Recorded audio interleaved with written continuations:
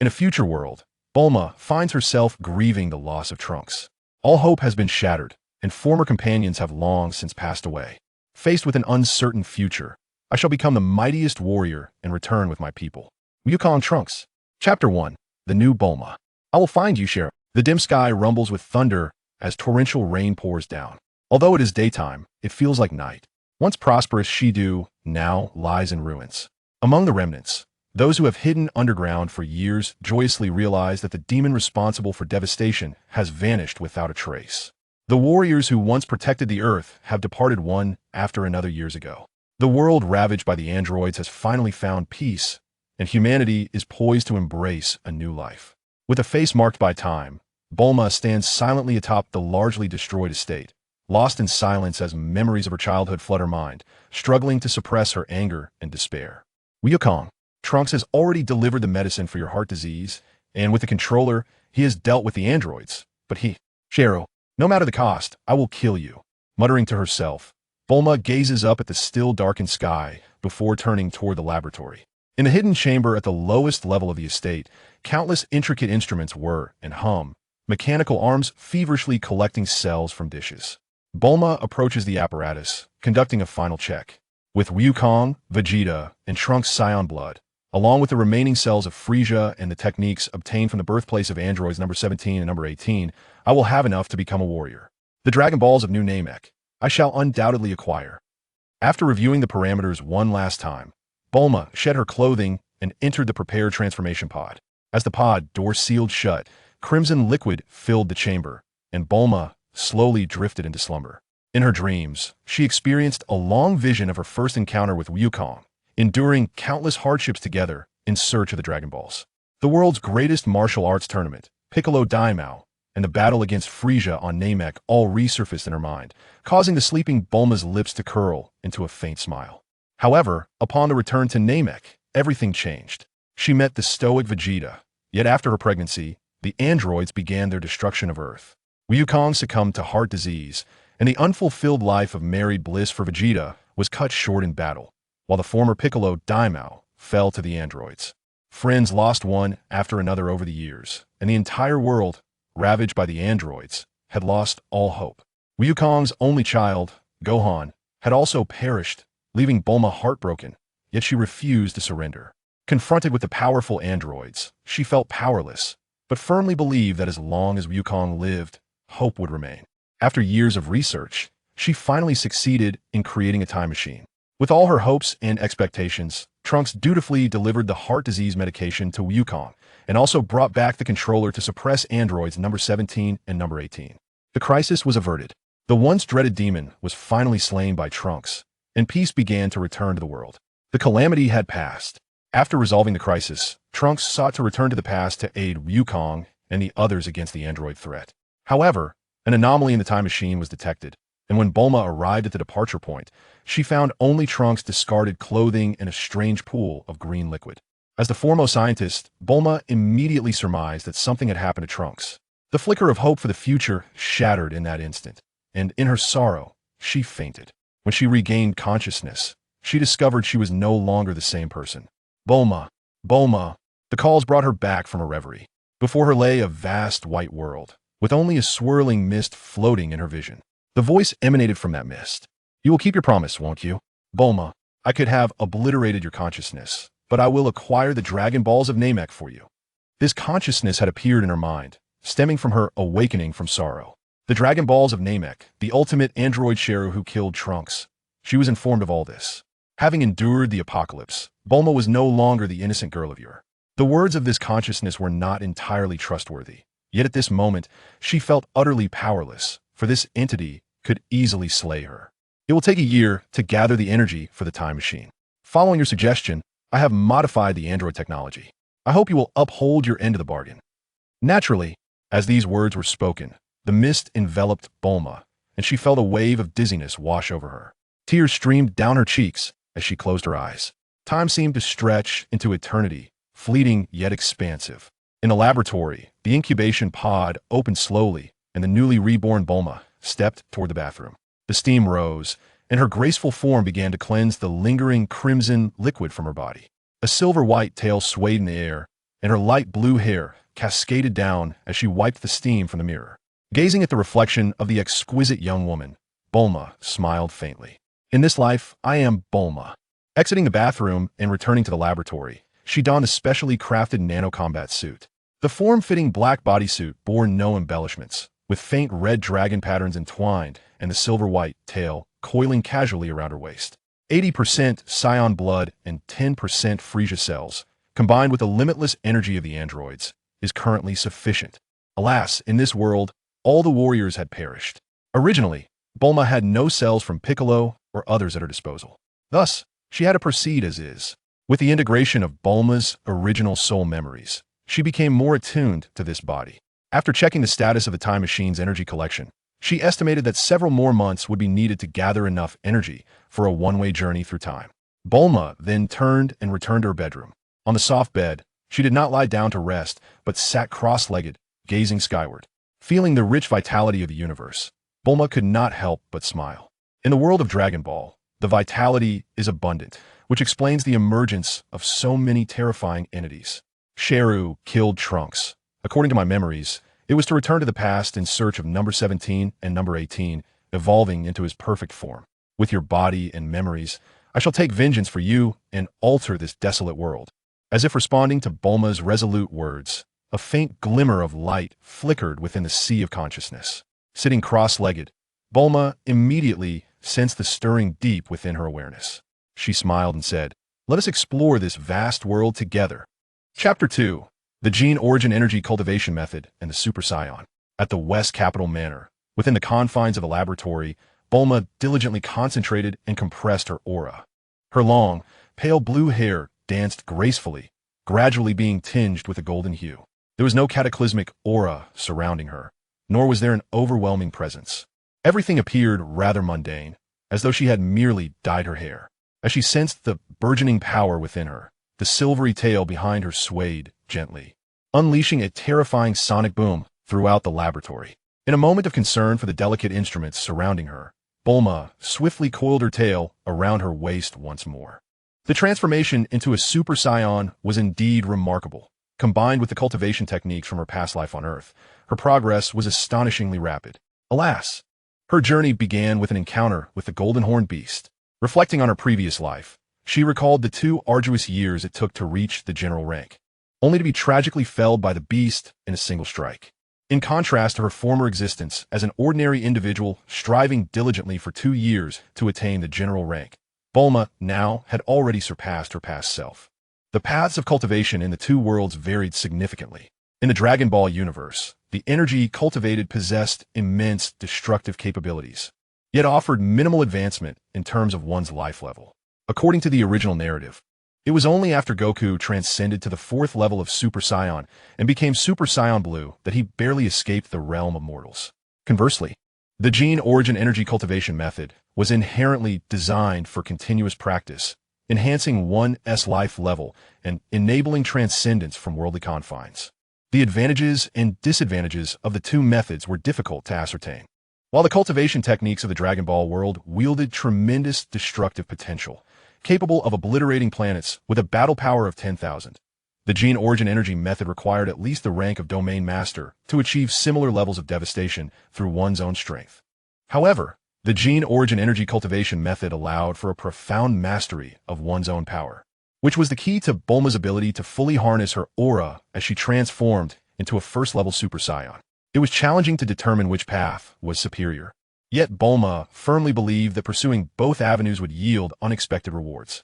With only a few days remaining until the time machine's energy would be sufficient, Bulma, having diligently cultivated her abilities, felt a surge of restless anticipation. After activating the protective mechanisms of the entire manor, she soared into the sky like a streak of light, venturing towards the horizon. The disappearance of androids 17 and 18 had instilled a sense of hope in the hearts of the despondent populace. The cities once ravaged were beginning to show signs of revival during Bulma's training period. Although remnants of devastation were still visible, the landscape had improved significantly compared to before.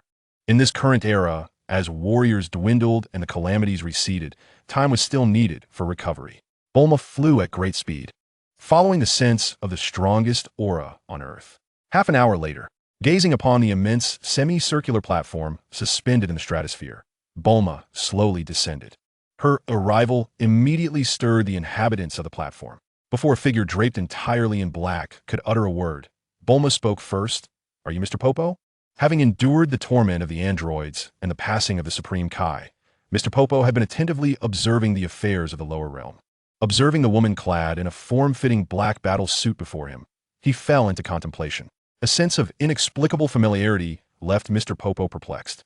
"I am indeed Mr. Popo. Might I inquire what brings you here, beautiful miss?" Mr. Popo found himself at a loss, despite the woman's seemingly unthreatening demeanor. Her earlier speed indicated that she could very well be more formidable than the androids. "I am Bulma. I wonder if Goku has ever mentioned me?" Upon hearing Goku's name, Mr. Popo's eyes brightened, and his gaze softened, his worries dissipating. After all, Goku had been gone for quite some time, and few remained who remembered him. This realization reassured Mr. Popo that Bulma was not a malevolent presence. "Miss Bulma, Goku did not speak of you. May I ask what brings you here today?" The Earth had recently endured calamity, and Bulma had come to inquire if Mr. Popo knew the whereabouts of the new Namek. Mr. Popo fell into deep thought. After a moment, he replied, "Namek appears to be the planet Goku and his companions once visited. The Supreme Kai was also a Namekian, if I recall correctly." "Indeed. I apologize, Miss Bulma," Mr. Popo said with a hint of regret, "but I do not know the location of Namek." Anticipating this outcome, Bulma was not disheartened. "Very well then," she continued. "Might I ask if the cat sage, Karen, still lives?" Mr. Popo sighed, "Alas. Karen has long been destroyed by the androids, as has the cat sage." Upon her arrival, Bulma had already noticed that the temple, which should have connected with Karen, bore no structures beneath it. Now this was confirmed. "Please accept my condolences, Mr. Popo. Are there still sins of beans on Earth?" "Miss Bulma, what do you need sins of beans for?" Although androids 17 and 18 had been dealt with, the ultimate android, Cell, still posed a constant threat to Earth. "Currently, I am the sole warrior left, so I wish to borrow some sins of beans just in case." In truth, Bulma, having integrated android technology, had cells within her body that were infused with infinite energy. The restorative properties of Senzu beans were of little significance to her now. However, the principle of energy conservation remained. Her infinite energy was merely due to the energy core within her cells continuously drawing life force from the cosmos, outputting energy without exceeding its limits. Thus could indeed be termed infinite. Yet, as Bulma's power grew in the future, this balance would undoubtedly be disrupted. The purpose of implanting the energy furnace is to expedite the mastery of the gene origin technique. As the saying goes, it is better to be prepared than to be caught unawares. Whenever she recalls the perilous scenes from her memories, where Goku and his companions faced formidable foes, struggling due to the lack of sins of beans to restore their strength, Bulma feels a deep sense of unease. Upon hearing Bulma's words, Mr. Popo's heart sank, prompting him to inquire about the ultimate android. "Is it formidable?" "It far surpasses androids 17 and 18. Silence ensued. An extended silence. Mr. Popo refrained from further questioning and turned towards the interior of the temple. Shortly thereafter, clutching a small cloth pouch, he approached Bulma. "This is the last of the Senzu beans. I am unable to offer much assistance. I hope, Miss Bulma, that you exercise utmost caution." Without hesitation, she accepted the pouch, weighed it in her hands, estimating it contained around 100 beans, and stored it away. "Thank you, sir." Bulma expressed her gratitude with notable politeness, considering Mr. Popo's status as an attendant to the Earth's deity. In Bulma's plans, she envisioned aiding in the training of a new Earth deity in the future. "You are too modest, Miss Bulma. This is the only contribution I can make. You mentioned that the ultimate android, Cell, is exceptionally powerful. Although I am unaware of your capabilities, Miss Bulma, should the need arise, there exists a room of spirit and time within the temple, where 1 year inside equates to merely a day outside. It could provide you with ample opportunity to cultivate your strength." Bulma was certainly aware of the room of spirit and time. However, it did not seem particularly urgent for her at this moment. "Thank you, Mr. Popo. Should the need arise, I shall certainly inform you. Until we meet again." As she watched Bulma swiftly depart, Mr. Popo pondered for a moment, then turned to gaze at the empty temple. The Earth is in need of a new deity. Chapter 3. Cell. Time flies. In the estate, after packing the entire laboratory into a space capsule, Bulma arrived at an open area. Casually, she tossed out a space capsule. With a resounding bang, the prototype time machine, originally crafted by Bulma, materialized before her. Having endured the devastation wrought by the androids, the Earth lay in ruins. Had resources permitted, Bulma could have effortlessly constructed a new time machine. She could even create a spaceship, which would be a mere trifle for her. Alas, the Earth's resources have been depleted. Even with Bulma's original prowess, the saying holds true: a clever woman cannot cook without rice. It takes a full year to gather enough energy for time travel, which is currently the limit for Earth. To be on the safe side, Bulma wore a space capsule around her neck, containing her entire laboratory. This journey through time is one way. To return, she must first reach her destination and gather energy once more. After inserting the collected energy rod into the time machine, she set the time to the location Trunks originally intended to visit. Bulma then stepped into the time machine. As she pressed the red button, the time machine erupted with a dazzling radiance. The fabric of space shattered in an instant, and Bulma found herself enveloped in a dazzling array of colors, swiftly transported into a resplendent passage. Gazing through the window of the time machine, she beheld a surreal and kaleidoscopic spectacle unfolding outside. Regaining her composure, Bulma realized that the time machine had landed. So soon? As its creator, this was her inaugural journey aboard the time machine. With a slight furrow of her brow, she pressed the button to open the craft. Surrounding her was a lush landscape, accompanied by the harmonious chorus of cicadas. Expanding her mental energy, she sensed formidable presences emanating from the south. Unsure if her destination was accurate, she resolved to embrace the moment, retracting the time machine into a capsule. Without hesitation, she soared southward. In the far southern reaches of Earth, upon a secluded island, Trunks gazed at the arrogant visage of Vegeta, his heart aflame with urgency and anger. He could not allow Cell to achieve his perfect form. He had to be stopped. Without a moment's hesitation, Trunks raised his hand, gathering energy instantaneously, launching a powerful energy wave that struck the unprepared Vegeta. Caught off guard, Vegeta plummeted towards the ocean like a shooting star.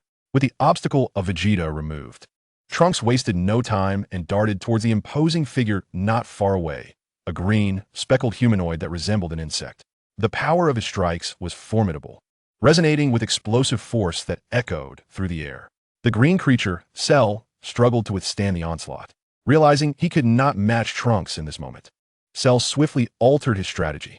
Utilizing the momentum from Trunks' punches, he absorbed a few blows before retreating. Leaping into the sky, he raised his hands to align with his brow. Solar flare. A blinding brilliance filled the atmosphere. Eager to defeat Cell, Trunks momentarily lowered his guard, and in an instant, he was engulfed in a dazzling white light. He had to halt his assault to evade the radiance. Seizing the opportunity, Cell pivoted and swiftly appeared on the opposite side of the island. He unleashed an energy blast that shattered a nearby rock formation, revealing three concealed figures: a diminutive bald man, a towering muscular individual, and a stunning woman with golden hair and exquisite features. Cell's expression morphed into a sinister grin. Android 18, allow me to absorb you. Aware that the solar flare would only buy him a brief reprieve, Cell was determined not to waste any time. He propelled himself towards the golden-haired Android 18 with remarkable speed. Run 18. The towering man immediately positioned himself in front of her, raising his hand to block Cell's advance. 16. You're no match for me. With a single punch, he sent the bald man flying hundreds of meters away, and with another kick, he propelled the towering 16 away as well. Witnessing the chaos unfold, Android 18's eyes widened in terror. In her moment of despair, Cell closed in, and in the face of imminent danger, Android 18's survival instincts ignited. With fists and feet unleashed simultaneously, the initial trepidation in his heart, compounded by the immense disparity in strength, rendered his attack effortlessly thwarted by Cell. During the skirmish, Cell's tail surged upwards, its tip unfurling like a trumpet, enveloping Android 18. The bald-headed warrior and Android 16, sensing the sudden shift, rushed forward to intervene. Yet the overwhelming power gap forced them to helplessly witness Android 18 being gradually consumed by Cell. Android 18. As the figure of 18 vanished, Android 16 emitted a thunderous roar, charging forward only to be flung aside by Cell as casual flick, landing in the depths of the ocean. With the absorption of Android 18, a terrifying aura erupted from Cell. A white blaze ascended, darkening the skies as thunder rumbled and lightning flashed, shaking the very foundations of the Earth. The planet trembled under the weight of Cell's menacing presence. A dread so palpable that even distant realms in the cosmos could sense the fearsome energy emanating from Earth. Bulma, en route to the southern island, similarly felt the overwhelming aura, particularly the chaotic vibrations intertwined with a deep-seated revulsion from the depths of her soul. In an instant, she discerned the identity of her adversary. Cell, you shall pay for this. With a fierce exclamation, Bulma accelerated her speed, racing southward. Meanwhile, atop the island, Cell, having completed his transformation, began to retract his formidable presence. The once grotesquely large creature underwent a striking metamorphosis. His towering figure now resembled that of a human. His formerly deep green skin now gleaming with a radiant sheen. Dappled spots sparkled brilliantly as his shell and tail diminished significantly. As his aura subsided, his increasingly human visage revealed a confident and composed smile. Raising his hand to feel the power coursing within, Cell was engulfed in elation. He repeatedly swung his fists, marveling at his newfound strength. Concurrently, Vegeta, having been struck down into the sea by Trunks, re-emerged upon the island. Standing aloft in the void, he surveyed the transformed Cell with disdain. He has shrunk considerably. His power seems significantly augmented. Yet, he remains a monster. Though taken aback by the might of this perfected form of Cell, Vegeta retained his confidence, believing that with the strength of a Super Saiyan, he could vanquish the creature before him. The bald-headed warrior, who had previously attempted to prevent Cell from absorbing Android 18, now stared in disbelief at the scene unfolding before him. Just moments ago, a living woman had been consumed in the blink of an eye. Enraged, he charged at Cell with reckless abandon, but Cell, akin to disregarding an insignificant insect, stood still, savoring the strength within him as the bald man's blows landed futilely upon his body. Infuriated by this contemptuous dismissal, the bald-headed warrior's rage surged, revealing a glint of murderous intent in his eyes. Creating distance, he raised his right hand above his head. Energy blade, a colossal circular energy surged forth, resembling a continuously spinning, razor-sharp blade poised to sever the neck of Cell. Yet, he remained utterly oblivious, unperturbed by the imminent danger. Observing the impending decapitation of Cell, the bald-headed man revealed a glimmer of delight upon his countenance. However, in the next instant, as the formidable energy approached, capable of cleaving mountains and shattering gold, it suddenly disintegrated upon contact. How could this be? The bald man could scarcely fathom the reality before him, his expression one of utter astonishment. At that moment, Cell, who had endured the onslaught, abruptly turned around. The instant his gaze fell upon the bald man, he vanished from sight and reappeared at his side in a flash. Raising a foot, he struck the bald man's head with tremendous force. With a cry of anguish, the bald man was sent hurtling several meters away. Crashing violently to the ground, his neck twisted at an unnatural angle, plunging him into unconsciousness. Upon regaining his senses, Trunks, disregarding Cell, hurried to the side of the bald man.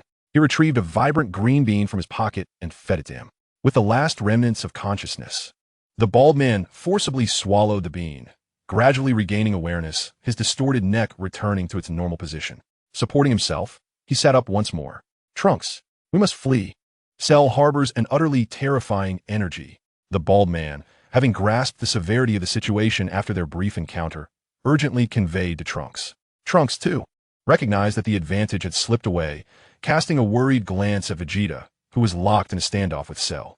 To his surprise, Vegeta appeared rather smug, surveying the fully formed Cell with an air of arrogance. It seems that your full form does not possess much strength, Cell remarked with a faint smile. Then, Mr. Vegeta, shall we engage in a warm-up exercise? Absolutely. I shall eliminate you during this warm-up, Vegeta declared, his words punctuated by an eruption of energy as he transformed into a Super Saiyan, a golden aura enveloping him. He launched a powerful punch toward Cell's face, which was effortlessly blocked. Immediately following, he executed a split kick, only to have it similarly thwarted by Cell. Vegeta was momentarily taken aback by the disparity in power compared to Cell's pre-transformation state. Without hesitation, he became a blur, dashing towards Cell with blistering speed, unleashing a flurry of strikes aimed at Cell's vital points. Yet, Cell stood immovable, defending his critical areas while permitting Vegeta to unleash his assault, retreating steadily. For a time, it appeared that Vegeta held the upper hand. However, the bald man and Trunks, observing from the sidelines, wore expressions of grave concern. Though lacking in strength, the bald man possessed keen insight and quickly discerned the underlying issue, exclaiming in alarm, "Vegeta is destined to fail." Trunks, witnessing Vegeta's apparent dominance, questioned in uncertainty. How can this be? Cell is merely defending, seemingly passive yet completely unharmed. As Vegeta's relentless assault continued without yielding results, he grew increasingly anxious. Seemingly validating the bald man's concerns, Cell suddenly raised his arm after being pushed back a few meters by one of Vegeta's punches. A surge of energy, akin to a fleeting ray of light, swept across Vegeta's cheek, instantaneously ravaging half of the island. Startled by Cell's sudden display of power, Vegeta felt a pang of anxiety, prompting him to abandon all restraint and adopt a serious demeanor. His aura swelled once more, enveloping him in a pale, golden glow, and his speed surged dramatically. Soaring into the air, he gathered countless energy waves in his hands and unleashed them like a torrential downpour upon Cell. In the face of this onslaught, Cell remained unfazed, allowing the energy waves to collide with him without flinching. The cacophony of explosions reverberated through the air, billowing clouds of dust that obscured the view. Realizing that such attacks were futile against Cell, Vegeta plunged into the smoke, engaging in close combat with unreserved ferocity. "This is all you've got, Vegeta?" he thought. Not long ago, Vegeta had pushed Cell into a corner, but now the tides had turned. Cell observed Vegeta with keen interest, allowing a blow capable of rending mountains to strike him, seemingly impervious to its impact. How could this be? The once indomitable Super Saiyan, standing at the pinnacle of the universe, found it hard to accept this reality, his heart racing with disbelief. In the next instant, Cell seized upon a moment of vulnerability, grasping Vegeta's wrist and flinging him aside. As he soared through the air, Vegeta exerted his energy to counteract the force of the throw and landed with a thud. He heard Cell's indifferent remark, "If this is all you can muster, then how utterly dull. I, Prince Vegeta, shall never be bested by a mere monster." Meanwhile, Trunks, watching the battle unfold, felt a heavy weight in his heart. He was filled with a desire to assist, yet he hesitated, mindful of Vegeta's pride, and prepared himself to intervene at any moment. Observing the disarray in Vegeta's demeanor, Cell sneered, "The warm-up is over. This tiresome game must come to an end." With that, he vanished from sight, reappearing beside Vegeta and sending him hurtling away with a powerful kick. In an instant, Vegeta felt a sharp pain in his chest as he involuntarily flew backward. His speed was reminiscent of a meteor, shattering rocks in his wake before plunging into the sea. "This is impossible. It cannot be. How could a Super Saiyan lose to a monster?" The icy waters engulfed him, and Vegeta's heart burned with indignation as he suppressed the pain in his chest.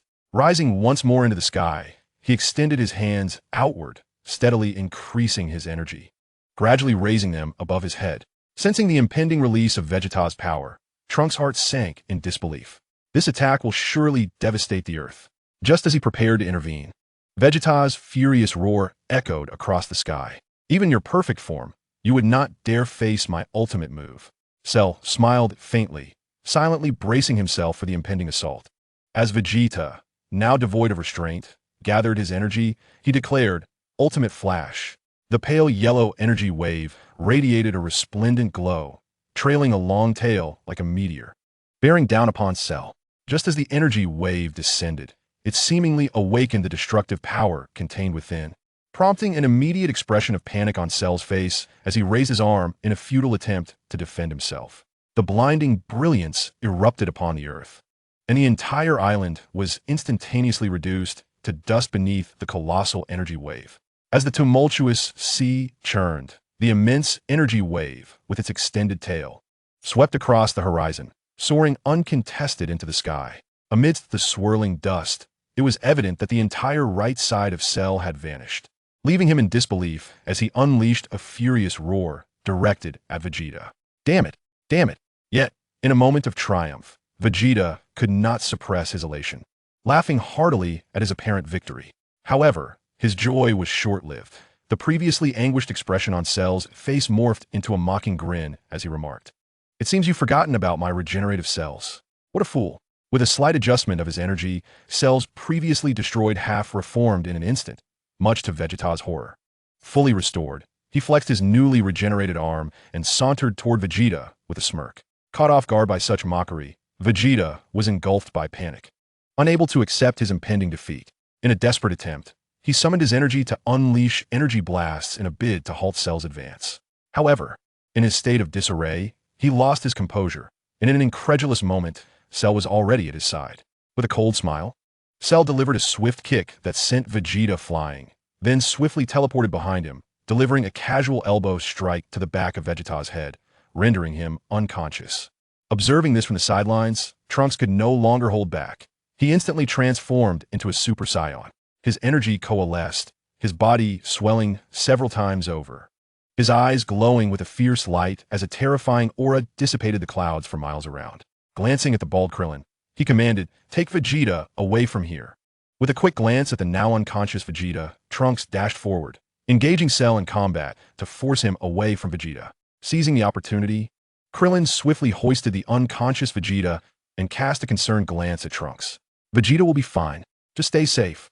Without looking back, Krillin fled the battlefield.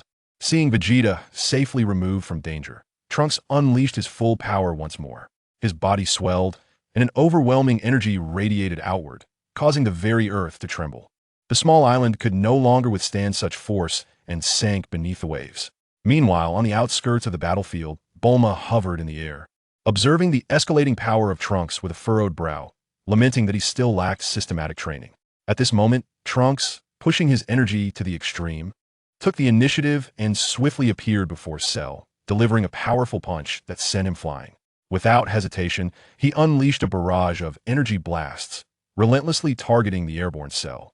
A cloud of dust and debris erupted, but unbeknownst to Trunks, Cell had already materialized behind him. Sensing the imminent danger, Trunks instinctively countered, seizing Cell's wrist. The two engaged in a fierce close-quarter struggle, their hands pressed together, contesting their strength in midair. A pale yellow aura surged around them, as both Cell and Trunks emanated boundless energy, dimming even the sun itself.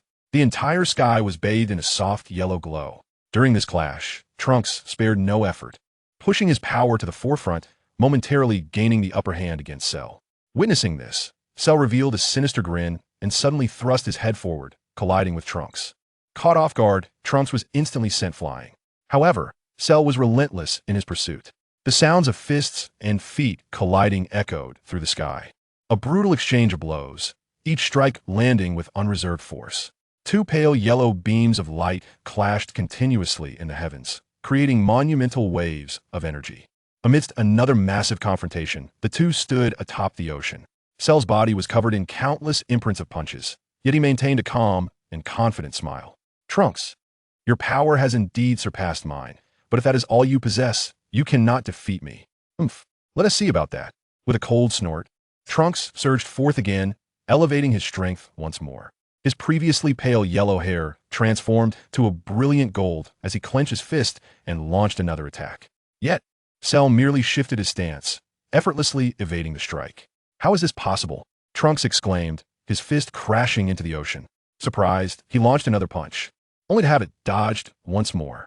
Unyielding, Trunks continued his assault, prompting a quiet sigh from Bulma, who was observing the battle.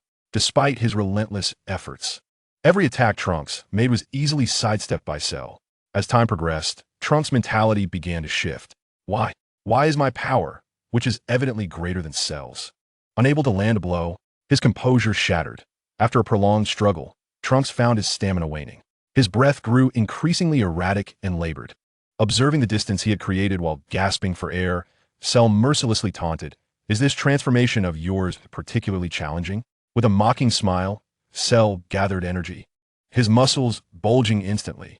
As sparks of electricity danced around him, he slowly explained to Trunks, "Though your transformation grants immense strength, the size of your muscles hampers your speed, and the energy drain is excessive. No matter how much your power increases, in this state, you will never be able to harm me.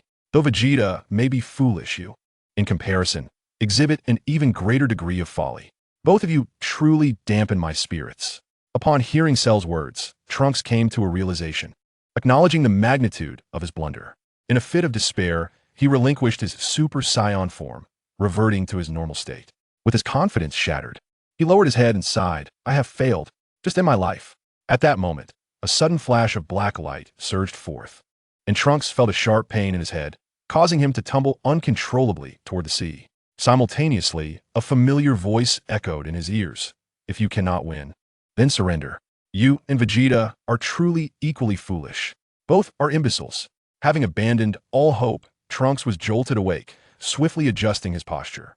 In disbelief, He stood atop the water, gazing up at a figure with flowing light blue hair above him.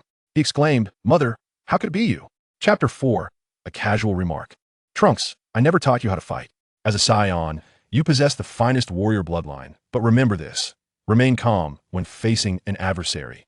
Clad in a sleek black battle suit, with long light blue hair cascading down to her waist and a silvery tail standing tall behind her, Trunks could hardly fathom that the woman before him, so reminiscent of his mother Bulma, was indeed his true mother. "Mother, how did you come to be here?" With a fleeting glance at Trunks, she replied, "I had no choice but to come." Her cold gaze bore an infinite malice as she fixed her eyes upon the fully transformed Cell, slowly posing a question that rendered Trunks unable to accept. "Cell, did you kill Trunks? Did you steal his time machine?" Her indifferent words left Trunks aghast, and he rushed to Bulma's side. "Mother, what has transpired? When did Cell kill me? Get away!" Bulma exclaimed, delivering a swift slap that sent Trunks flying. She fixed her gaze steadily on Cell, awaiting his response. In a moment of realization, Cell chuckled, "Ah, Dr. Bulma, I thank you and your time machine for enabling my successful evolution into perfection." "Indeed," Bulma replied with a chilling smile, seemingly relieved. In the next instant, she had closed the distance to Cell, her right hand raised high. "You could die now." With a powerful punch, she struck Cell in the chest, catching him off guard. A wave of immense pain surged through him as he plummeted into the sea. Having landed a decisive blow, Bulma refrained from further assault, quietly observing the surface of the water below.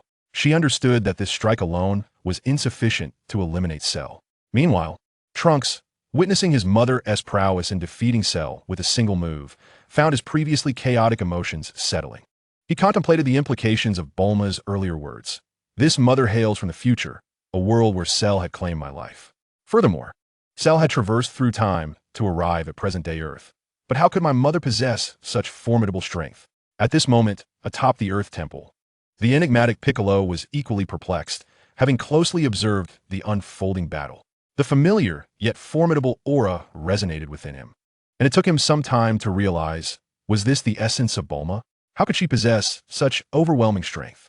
In disbelief, Piccolo immediately peered through the temple's spatial realm towards Bulma's estate in West City.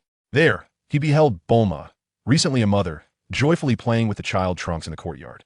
Coincidentally, at that moment, Krillin returned to the temple, carrying the unconscious Vegeta.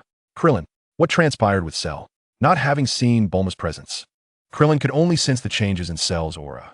With gravity, he relayed that Cell had evolved into his perfect form and that Vegeta was no match for him.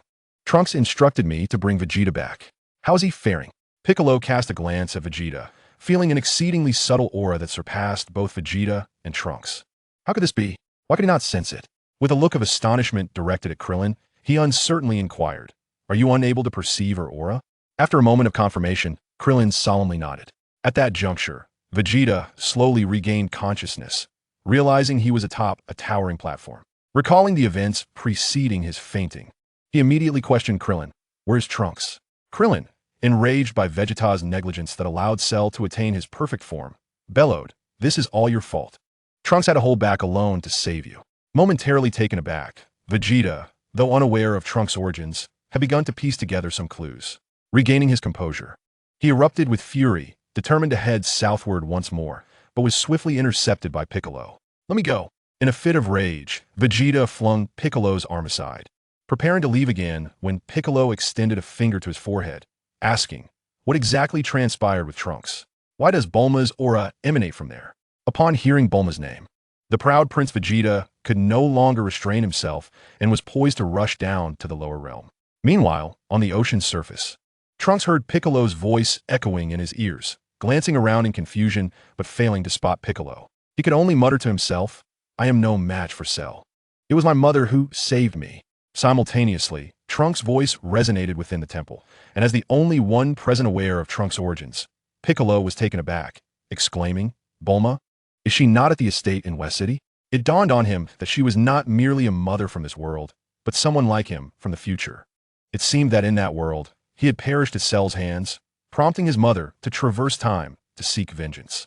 A tempest of emotions surged within Vegeta, and the slightest doubt vanished in an instant. He shouted at Piccolo, "How could Bulma stand against Cell? Trunks, you must protect her. I am on my way." With that declaration, he set forth, rushing heedlessly towards the underworld, Vegeta's concern for Bulma's safety astonished Piccolo, who had witnessed his journey from his first arrival on Earth to the fierce battle against Frieza on Namek. Observing Vegeta's retreating figure, Piccolo immediately informed Trunks that Vegeta had already rushed ahead and urged him to hold the fort. However, Trunks, with an expression of bewilderment, remarked that Cell did not seem to be a match for his mother. Not far away, above the surface of the sea, Cell emerged from the depths, relentlessly swinging his fists and targeting Bulma's vital points. In the face of his onslaught, Bulma remained composed, evading his attacks with the grace of a leisurely stroll. Each of Cell's strikes met only air, and the once confident, complete form of Cell began to falter. Impossible.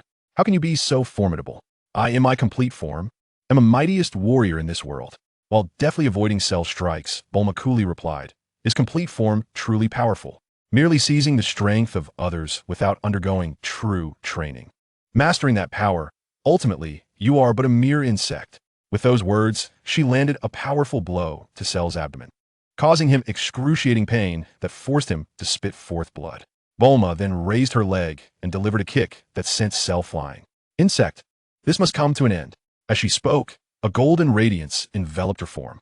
Unlike Vegeta and Trunks, whose presence could devastate the world, Bulma exuded a calm. Unasuminyoha. Gathering her energy, she unleashed a punch into the air.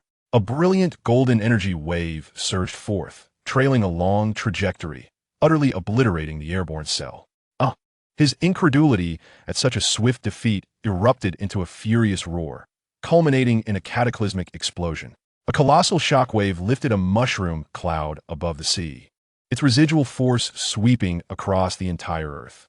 The ground trembled as Bulma, watching the dissipating figure of Cell amidst the smoke, gradually reverted from her Super Saiyan form. Chapter 5. A severe beating for Vegeta. Resuming her normal state, Bulma paid no further heed to Cell. She had meticulously calculated her earlier strike countless times while observing the battle. There is no doubt about Cell's formidable strength as the ultimate android, yet for Bulma, who had traversed time, the core located atop his head was his most fatal flaw. It was hard for Trunks to believe that Cell had been so effortlessly vanquished. After a while, he regained his senses and realized Bulma had approached him. The memory of his mother, who had once been a constant presence in his life, now seemed devoid of her former tenderness. The silver tail, coiled around her waist, revealed to Trunks the truth of their situation. Mother, how did you come to be here? And how did I meet my demise? Bulma regarded Trunks thoughtfully, her tone softened by the remnants of her original self, as she explained. The time machine traverses not only time, but also space. When you alter the past, the future inevitably changes. Yet you exist in reality. So even if you have resolved the matter of the androids in this world, the future remains unchanged. Your actions have given rise to countless alternate timelines. In some of these, you or Gohan might have single-handedly vanquished the androids and saved the world. In others, you may have both failed, leading to the utter destruction of Earth by the androids. Just as in my future, where you fell to the hands of Cell. With the time machine, Cell has spawned numerous divergent timelines. These details are inconsequential. What matters is that you safeguard the world you inhabit. Aware that the individual before him is not the Bulma of his timeline, Trunks is nonetheless struck by her cold demeanor, prompting thoughts of his own world. He wonders if he were to perish, would his mother transform into the woman before him, stealing himself? Trunks inquires whether his mother has modified herself using the technology of the androids. I utilized the genes of Goku, Vegeta, and yourself, along with cloning techniques, to enhance the android technology, thus becoming what you see now. This is of little significance. Cell is dead, and the androids 17 and 18, whom he absorbed, have also been annihilated. Our mission here is considered complete. Trunks, although a Super Saiyan now, has not undergone systematic training. Becoming a Super Saiyan is not the conclusion, but rather a new commencement. In the future, there may arise foes even more fearsome than the androids. So remember, never cease your training. Having arrived in this timeline, it will be prudent to train diligently with Goku for a while before returning. The Bulma before him holds Goku in high esteem, a sentiment evident in her words. In his memories, his own mother often spoke of Goku, yet rarely mentioned his father. After spending time with Vegeta, Trunks has gained some understanding of his father's character. Driven by curiosity, he cannot help but ask, Mother, why must I train with Mr. Goku instead of father? Vegeta? Bulma chuckles lightly, her gaze drifting into the distance as she replies, Vegeta is an exceptional warrior, but he is not a skilled martial artist. If you are unwilling to train with this world's Goku, then upon your return, you should journey to Namek to seek the Dragon Balls and resurrect our fallen comrades, including Gohan. As a matriarch, Bulma feels somewhat unfamiliar, despite being Trunks' mother, leaving him puzzled. Just then, Vegeta's aura approaches with intensity, causing Bulma to frown slightly. The sound of a sonic boom resonates across the sea as Vegeta arrives, his eyes scanning the surface frantically. Unable to locate Cell, his gaze narrows upon Bulma, standing beside Trunks. "You are Bulma?" he inquires, recognizing her instantly. Indeed, quite admirable, in a tone marked by indifference. Bulma's demeanor did not escape Vegeta's notice. Although the woman before him bore a striking resemblance to Bulma, her aura was distinctly different. In Vegeta's eyes, she bore a remarkable similarity to Android 18, particularly when his gaze fell upon the silvery tail coiled around her waist. A glimmer of cold light flashed in Vegeta's eyes. "Are you the Bulma of the future? What has become of Cell?" "I killed him." Vegeta stared incredulously at Bulma, whose energy was subtly concealed, unable to fathom that the very Cell who had effortlessly bested him moments ago had been vanquished by this woman. "Trunks, is she telling the truth?" "Yes. Mom really did kill Cell." Upon receiving confirmation, a wave of despondency washed over Vegeta, momentarily leaving him dazed. The next instant, his energy surged dramatically as he transformed into a Super Saiyan. "Do not think that your resemblance to Bulma will deceive me. Show me the strength with which you defeated Cell." The proud Saiyan Prince's aura flared with a faint golden hue, leaving Trunks bewildered. He immediately spread his arms, positioning himself between the two. "Mr. Vegeta, it is true that Cell is dead. Mom is not lying. Please don't do this. Step aside. Step aside." Both Bulma and Vegeta exclaimed in unison, exchanging a brief glance, disregarding Trunks completely as they launched at each other with clenched fists. Their fists collided, sending shockwaves through the air, and Trunks, caught in the crossfire, was swept away by the resulting force. As Bulma felt the weight of Vegeta's might, a cold smile graced her lips. Was this the extent of the proud Saiyan Prince's strength? Had he truly been so thoroughly defeated by Cell? Testing the waters, Vegeta began to comprehend Bulma's capabilities. The tingling in his arm filled him with profound humiliation. "You cannot win against me. Is that so?" Bulma had long found Vegeta's arrogance intolerable, watching him foolishly allow Cell to grow stronger and evolve into his perfect form. To put it kindly, he was overly confident. To be blunt, he lacked self-awareness, failing to recognize both his enemy's power and his own limitations. With a thought, Bulma enveloped herself in a radiant golden light, her light blue hair transforming into shimmering gold.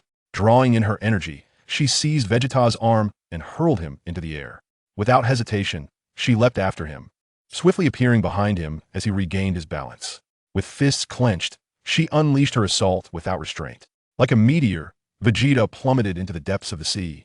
Yet Bulma showed no signs of relenting. She pursued him into the water, and in that moment, Vegeta found himself at the mercy of the elements, helplessly screaming in agony, devoid of any means to fight back. Trunks, caught in a state of turmoil, watched the scene unfold, uncertain of which side to support. All he could do was stand there, silently hoping that his mother would not strike too harshly. Ruthlessly ravaged, the proud Prince Vegeta's fury intensified. Despite having fathered Trunks with Bulma, he never envisioned that he would find himself utterly defenseless against her, even the Bulma from a future timeline. As the collisions continued, Vegeta's body and spirit teetered on the brink of collapse. When Bulma once again kicked him from the depths of the sea, Vegeta's wrath erupted. A golden aura surged upward, obscuring half the sky, forcing his battered body to halt its ascent. Vegeta, bruised and barely recognizable, disregarded the consequences and concentrated his energy. "Damn Bulma, I, Prince Vegeta, shall never be defeated. You will not withstand this attack." Ultimate Flash. Observing the situation, Bulma recognized the fire ignited within him and remained unfazed. Gazing at the expanding energy sphere in Vegeta's hands, her expression sharpened, and she took him seriously.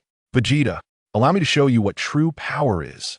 Channeling her genetic potential, the energy core within her cells surged to full capacity.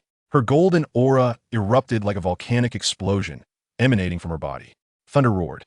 Ominous clouds gathered, and lightning struck relentlessly around her, her golden hair growing denser while her eyes radiated a golden glow. No longer suppressing her overwhelming aura, she unleashed her full power. The very earth trembled under the weight of her might, fractures spreading across the ground, seawater gushed backward. and towering mountains crumbled in the wake of her energy. The planet resembled an apocalyptic scene, instilling an indescribable sense of oppression in Piccolo, Krillin, and others within the temple. Observing the explosive transformation of Bulma, Trunks could hardly believe that this was once his gentle mother. The sea beneath him had evaporated under Bulma's terrifying presence, exposing the long-dormant seabed. The ground quaked and split, and Trunks realized that Vegeta stood no chance against this formidable version of his mother. "Mother, please stop. If this continues, the Earth won't withstand it." Ignoring Trunks' pleas, Bulma raised her arm, gathering her entire essence, aimed directly at Vegeta. "Vegeta, you are far too arrogant. Super Saiyan is merely the beginning, not the pinnacle. A 50-fold increase rests upon the foundation of your base power. This is my first stage of Super Saiyan. Can you withstand it?" At that moment, Vegeta was utterly astonished, unable to comprehend the vast disparity despite both being Super Saiyans.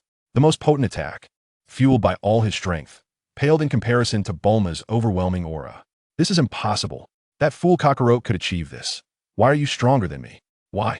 His inner pride was ruthlessly trampled, and disregarding everything, Vegeta unleashed his energy blast towards Bulma. As the blast hurtled toward her, Bulma remained steadfast, gathering her hands and slightly bending forward. Kamehameha wave. The blinding waves of light surged skyward, colliding as Vegeta's ultimate flash was effortlessly engulfed in an instant. The piercing brilliance approached head-on, and at last, Vegeta regained his senses. Yet it was too late.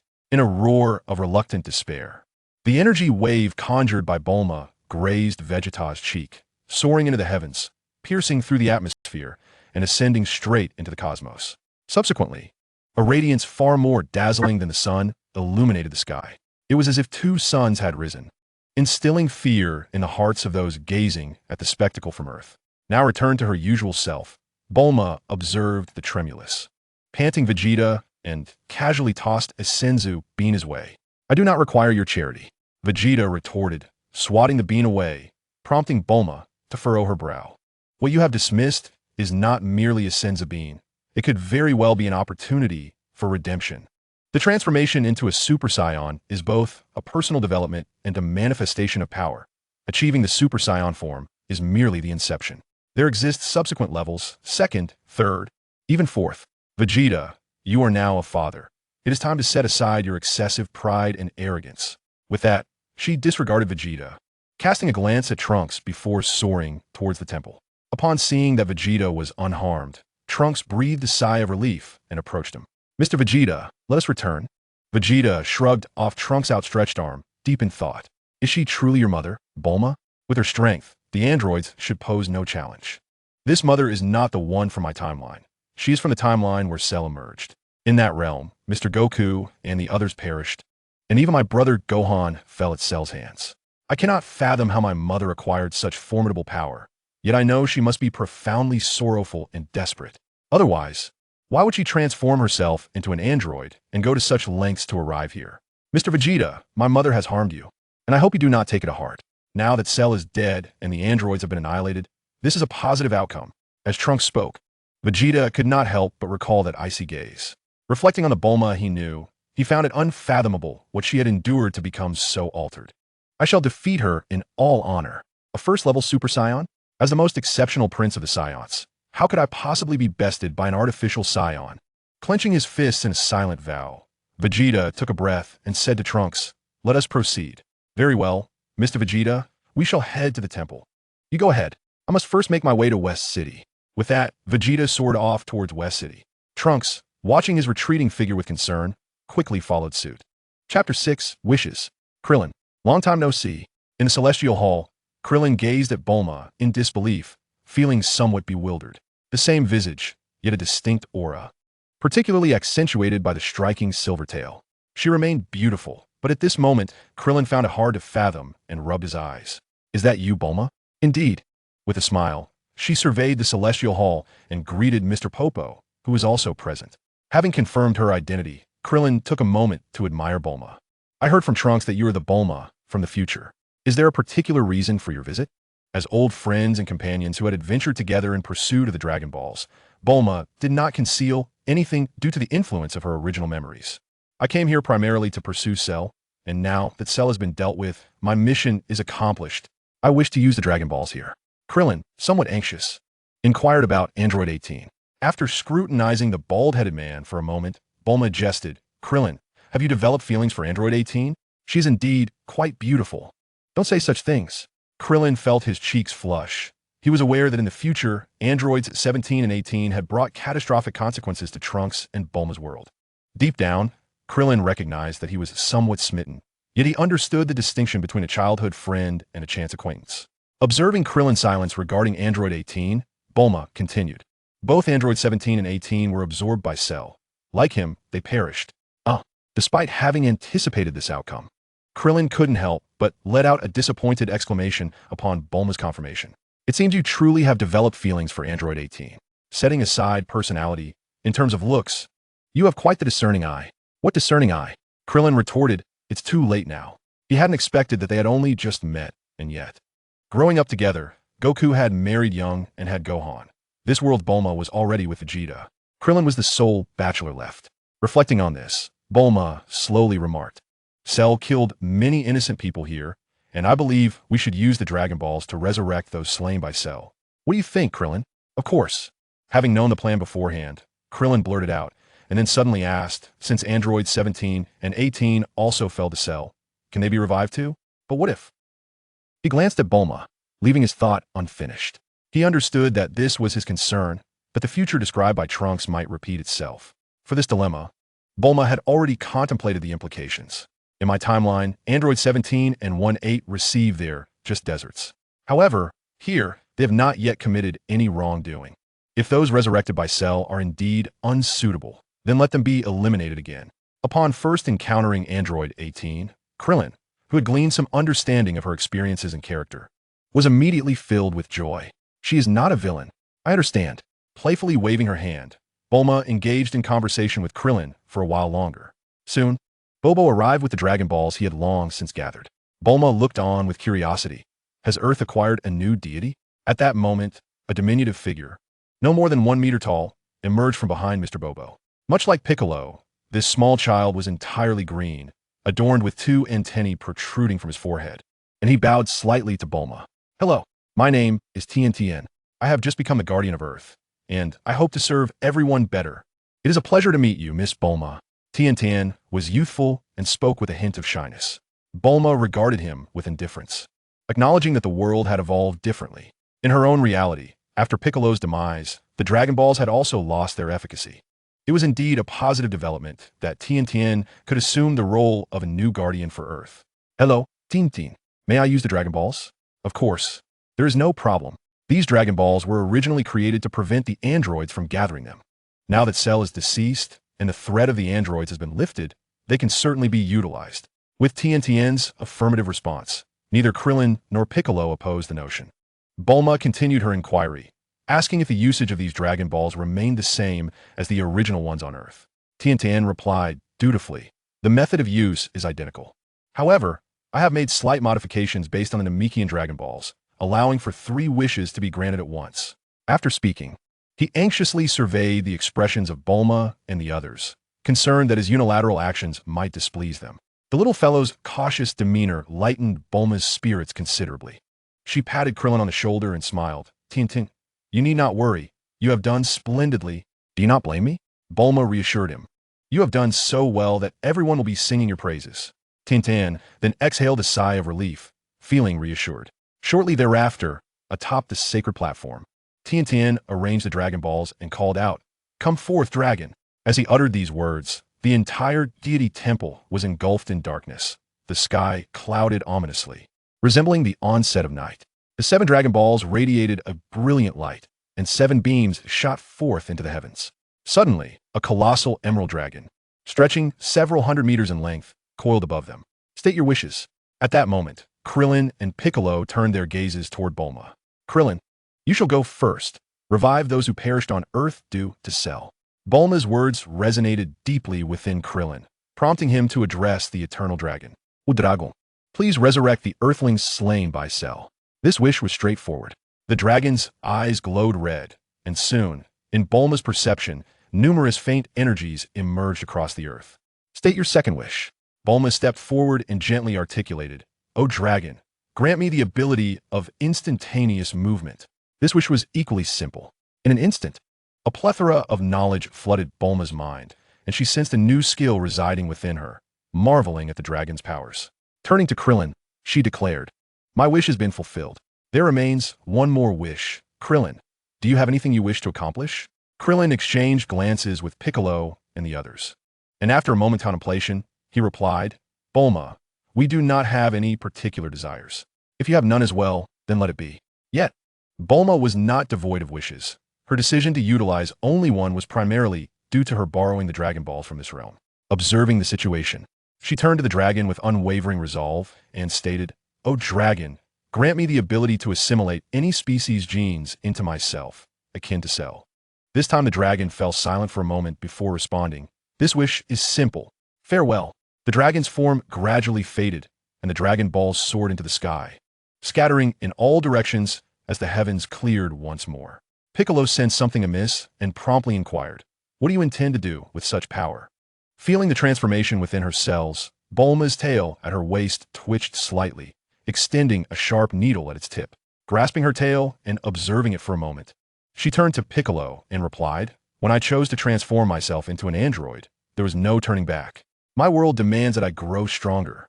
This response left Piccolo, who once embodied the role of a great demon king, perplexed. To him, Cell was merely a monster, not human. Bulma's actions were utterly incomprehensible. At that moment, Bulma extended her finger to her forehead, attuning herself to the essence of this world. Gradually, a myriad of light points emerged in her mind. These represented the life force inherent in every being. Her instincts whispered that by merely touching these points with her thoughts, she could reach them. Among the myriad of lights, she sought the essence belonging to this world's Bulma. Finally, she turned to Krillin with a smile, saying, "Androids 17 and 18 have been revived. Aren't you curious to see them? They should still be on that small island." With that, Bulma's figure vanished from sight. Krillin, coming to his senses, exchanged a glance with Piccolo and suggested, "Shall we go and see?" The two figures dove from the shrine, heading swiftly southward. Chapter 7, Trunks' Predicament. West City, Bulma's estate. In the courtyard, Bulma cradled little Trunks, curiously observing the distance while occasionally glancing at her husband, Vegeta. "Vegeta, what troubles you? Why do you keep staring at me?" Ignoring Bulma, he awkwardly turned his head away, seemingly indicating that the Saiyan prince was not gazing at her. This infuriated Bulma, who then glanced at Trunks, her companion from the future. What is happening? Why does Vegeta seem so strange upon his return? Trunks was at a loss for words. He could hardly confess that Vegeta had been bested by his future self. However, noticing the slight anger emanating from Bulma, he gathered his thoughts and smiled. "Perhaps, mister. Vegeta is simply missing you." Bulma rolled her eyes, well aware of Vegeta's character after knowing him for quite some time. Casting a sidelong glance at Vegeta, who was crossing his arms, she playfully remarked, "Missing me? That's quite amusing. What, Trunks? Have the androids been dealt with?" "They have been resolved. The crisis on Earth has been averted, and my mother has also arrived here. I believe she will come to see you," Trunks preemptively warned her, fully aware that Bulma was already cognizant of his identity. Informing her in advance was to avoid any misunderstandings later on. "Your mother is coming to see me? I must prepare a proper welcome." Bulma nodded, suddenly realizing the gravity of the situation. Shocked, she stared at Trunks and asked, "You mean your mother? The future me is coming to meet me?"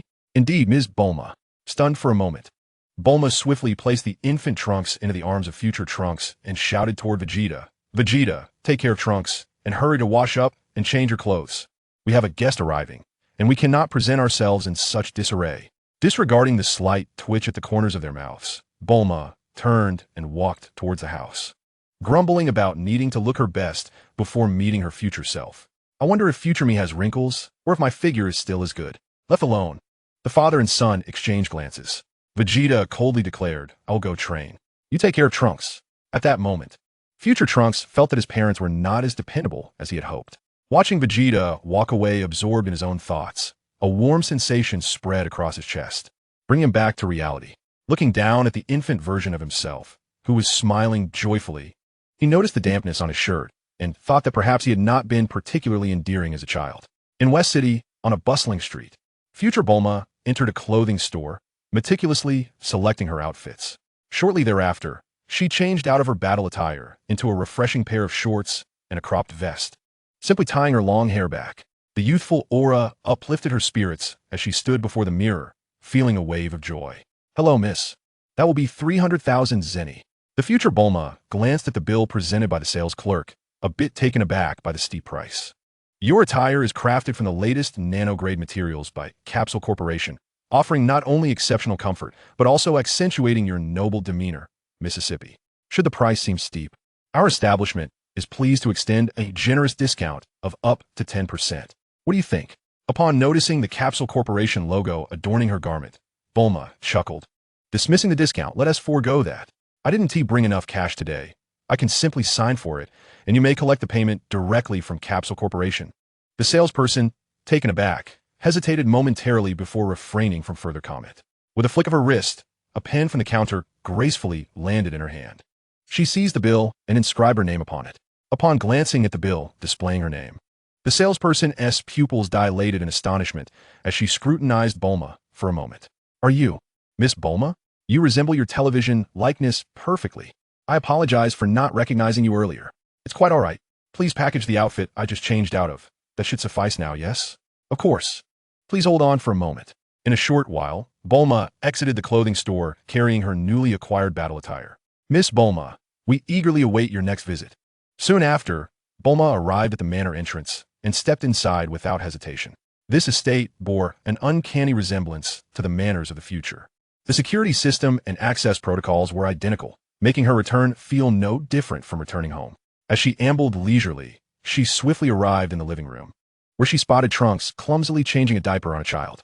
Observing his cautious demeanor, Bulma couldn't help but chuckle. "Trunks, do you require assistance?" At the sound of her familiar voice, Trunks turned around in delight, as if he had found savior. "Mom, you're here." Approaching Trunks, Bulma glanced at the serene child and scrutinized her future son. She smiled, remarking, "Why you have hair as blue as mine? This little one sports a delicate shade of lavender. Quite the distinction. Mom, this is Trunks from the present timeline. Please help me change his diaper." With a playful glance, Bulma responded with a light laugh. "Let him handle his own affairs. Trunks wet himself. What connection do I have to that?" This left future Trunks feeling quite embarrassed. Just then, the sound of footsteps echoed through the room. Turning to face the noise, he beheld the present-day Bulma, clad in a light purple gown with her short hair styled beautifully, approaching with a smile. The two Bulmas from different timelines seemed to share a silent understanding as their eyes met, and they exchanged a warm smile. Extending their arms, they simultaneously declared, "It is a pleasure to meet you. I am Bulma." After their handshake, the present Bulma turned her gaze towards the flustered Trunks, inquiring, "I heard little Trunks needs a diaper change. Is it done yet?" In the future, the mother disregards the child. Future Trunks, addressing Bulma from the present timeline, implores, "Please, can you assist me? I'm not yet ready."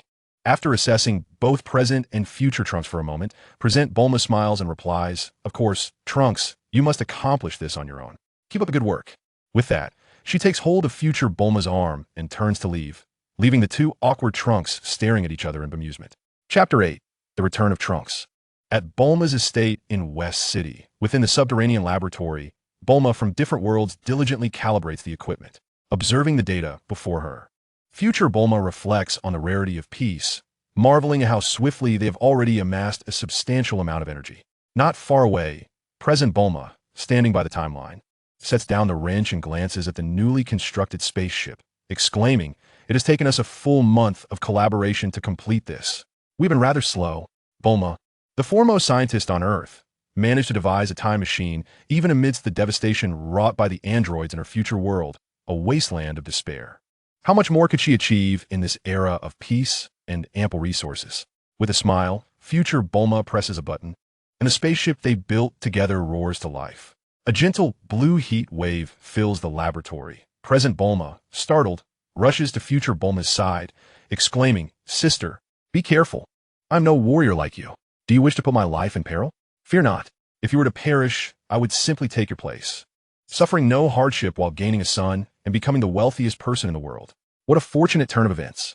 Having spent a month together, present Bulma has grown accustomed to their sisterly rapport, often referring to each other as sisters. Naturally, future Bulma assumes the role of the elder sister.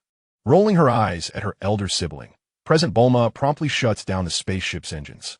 "Sister, this vessel is a modified battleship from the Frisia Force. Both in speed and durability, it is among the finest in the universe. Is there really a need for testing? Future Bulma, eyeing her skeptically, replies. I recall you saying something similar last time, and the ship exploded. That was an accident. Present Bulma stammers, hastily shifting the subject. Trunks has been training diligently for nearly a month now. I heard from Krillin that his strength now surpasses that of Goku. His talent is commendable. He merely lacked a proper mentor. Goku is the finest martial artist on Earth at present, so such a surge in strength is to be expected.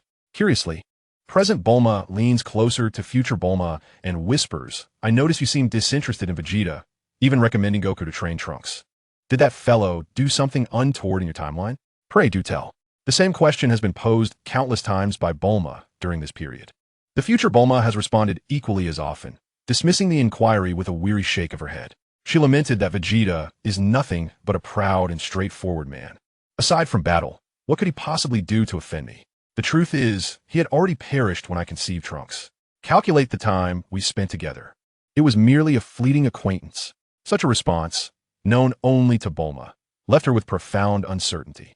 She pressed further, inquiring why Vegeta had retreated in his solitary training since her arrival, claiming that even her attempts to summon him were in vain. Confess, is this related to you? When this matter was broached, a flicker of guilt crossed future Bulma's face. Ever since she arrived in West City, she had not laid eyes on Vegeta again. It was through Trunks that she learned of her impending arrival at the West City Manor, after which Vegeta had secluded himself, evidently evading her presence. Turning to Bulma, she jested that Vegeta must have been soundly thrashed by her, feeling too embarrassed to show his face.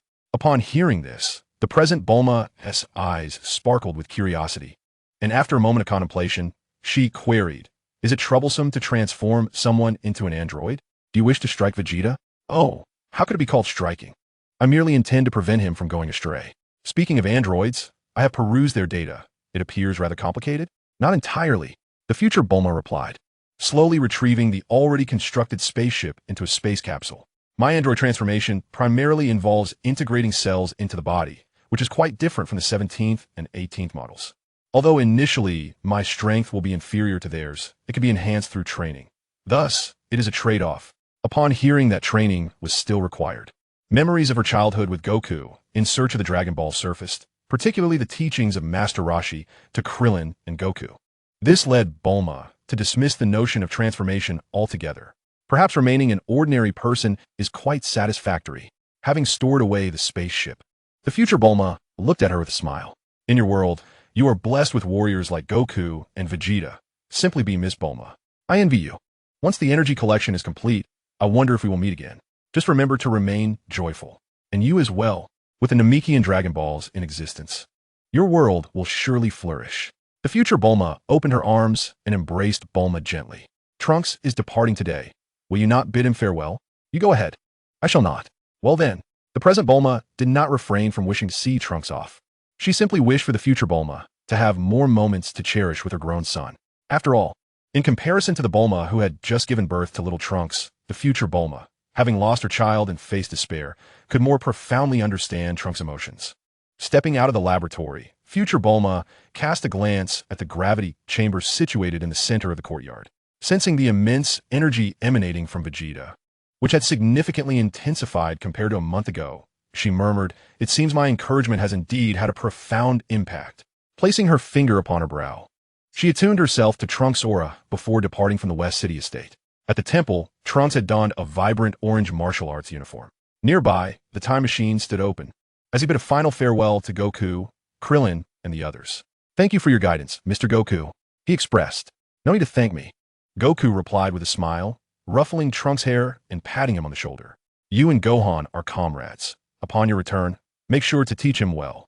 Hearing this, Trunks looked down at the small Gohan, who stood just over a meter tall, and bent down to lightly punch Gohan's shoulder.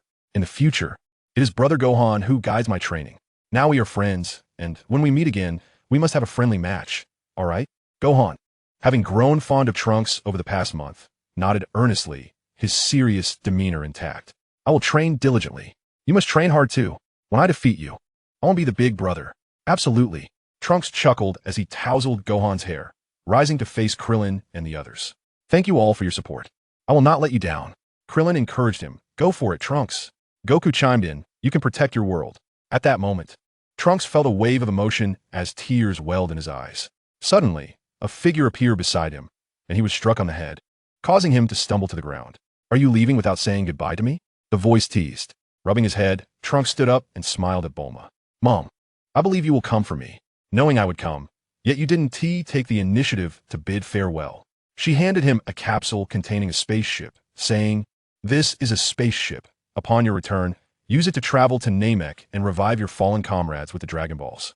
Surprised, Trunks accepted the spaceship. He had heard of Namek's existence in this timeline, and had initially planned to wait until he dealt with the androids in Cell before asking his mother his own world to help him construct a ship to Namek. He never anticipated that the Bulma before him had already considered this. Stowing the capsule away, Trunks bowed deeply to Bulma. "Thank you, Mom. Enough with the formalities. Your future needs your protection. Remember to take care of yourself." "Yes." He nodded earnestly, and amidst the bittersweet gazes of everyone present, Trunks activated the time machine. Returning to the world he was destined to safeguard. As he watched the time machine vanish, Bulma suddenly turned to Goku and inquired, "Trunks can transform into a Super Saiyan at the second level now, right?" Goku, somewhat puzzled, pondered for a moment before responding ambiguously, "Roughly, yes." Bulma could not restrain herself and slapped Goku to the ground, exclaiming in anger, "What do you mean by almost? If he's not strong enough, what if he gets killed by Cell? Wouldn't that be utterly despairing for me from that timeline?" Rubbing his slightly swollen head, Goku chuckled awkwardly. "I've taught him everything I know. By your estimation, his base fighting power has increased significantly. He shouldn't lose, right?" Rolling her eyes at the goofy Goku, Bulma suddenly had a flash of inspiration. "Did you teach him how to contact King Kai?" "Of course. You've asked me that countless times." With a sigh of relief, Bulma replied, "That's good." Noticing Bulma's expression, Goku's eyes sparkled with excitement, and he eagerly asked, "Bulma, you defeated Cell, so you must be really strong." In an instant, Bulma understood his intentions and smiled slightly. "I suppose so." Goku pondered for a moment and tentatively suggested, "How about we have a match?" Bulma, too, was curious to test Goku's current strength. Unlike Vegeta, while Goku was also a Saiyan, he had become a competent martial artist, and engaging in a spar with him would greatly benefit her training. "All right, Earth isn't the best place for us to fight. Let's head to the new Namek, shall we?" Upon Bulma's agreement, Goku was overjoyed and immediately placed his finger on his forehead, searching for the location of Namek. After a brief moment, he said, "Bulma, hold on to my arm." At this time, Krillin and others, who were keen to observe the upcoming duel, gathered around Goku. Surveying the crowd, Bulma smiled. "Then let's all go together." Grabbing Gohan's arm with one hand and placing the other on Goku's shoulder, Krillin and the others quickly held onto Gohan. In an instant, what had been a bustling scene in the Supreme Kai's temple became eerily quiet. Chapter 9. Bulma vs. Goku. The azure sky hung above like a piece of emerald, radiating vibrancy. The ground was lush and teeming with life, the air fragrant with the scent of flowers and herbs. The original Namek had been destroyed, yet the Namekians, having rebuilt their home after the catastrophic event, remained filled with boundless hope for life. Villages, large and small, dotted the planet, though fewer in number compared to Earthlings. They coexisted in peace and harmony. At the center of the largest village on the planet, atop the highest hill, stood a circular dwelling. The new Grand Elder of Namek was seated under the eaves, smiling as he recounted the history of Namek to the children beside him, suddenly pausing in his animated storytelling. The Grand Elder turned to a muscular Namekian beside him and said, "Neru, please welcome our guests." The Namekian named Neru looked puzzled and asked, "Guests?" In the next moment, a familiar aura appeared in Neru's perception, and he brightened with joy, exclaiming, "It's Goku." The Grand Elder nodded with a smile and said, "Go ahead." "Understood." As Nalu soared toward the perceived direction, on a vast island within the ocean of Namek, Bulma wore a solemn expression, her gaze firmly fixed on Goku, who stood not far away. At the island's edge, Gohan, Krillin, and Piccolo also regarded the confrontation with seriousness. In this moment, both individuals were intensely focused. Suddenly, their figures vanished from sight.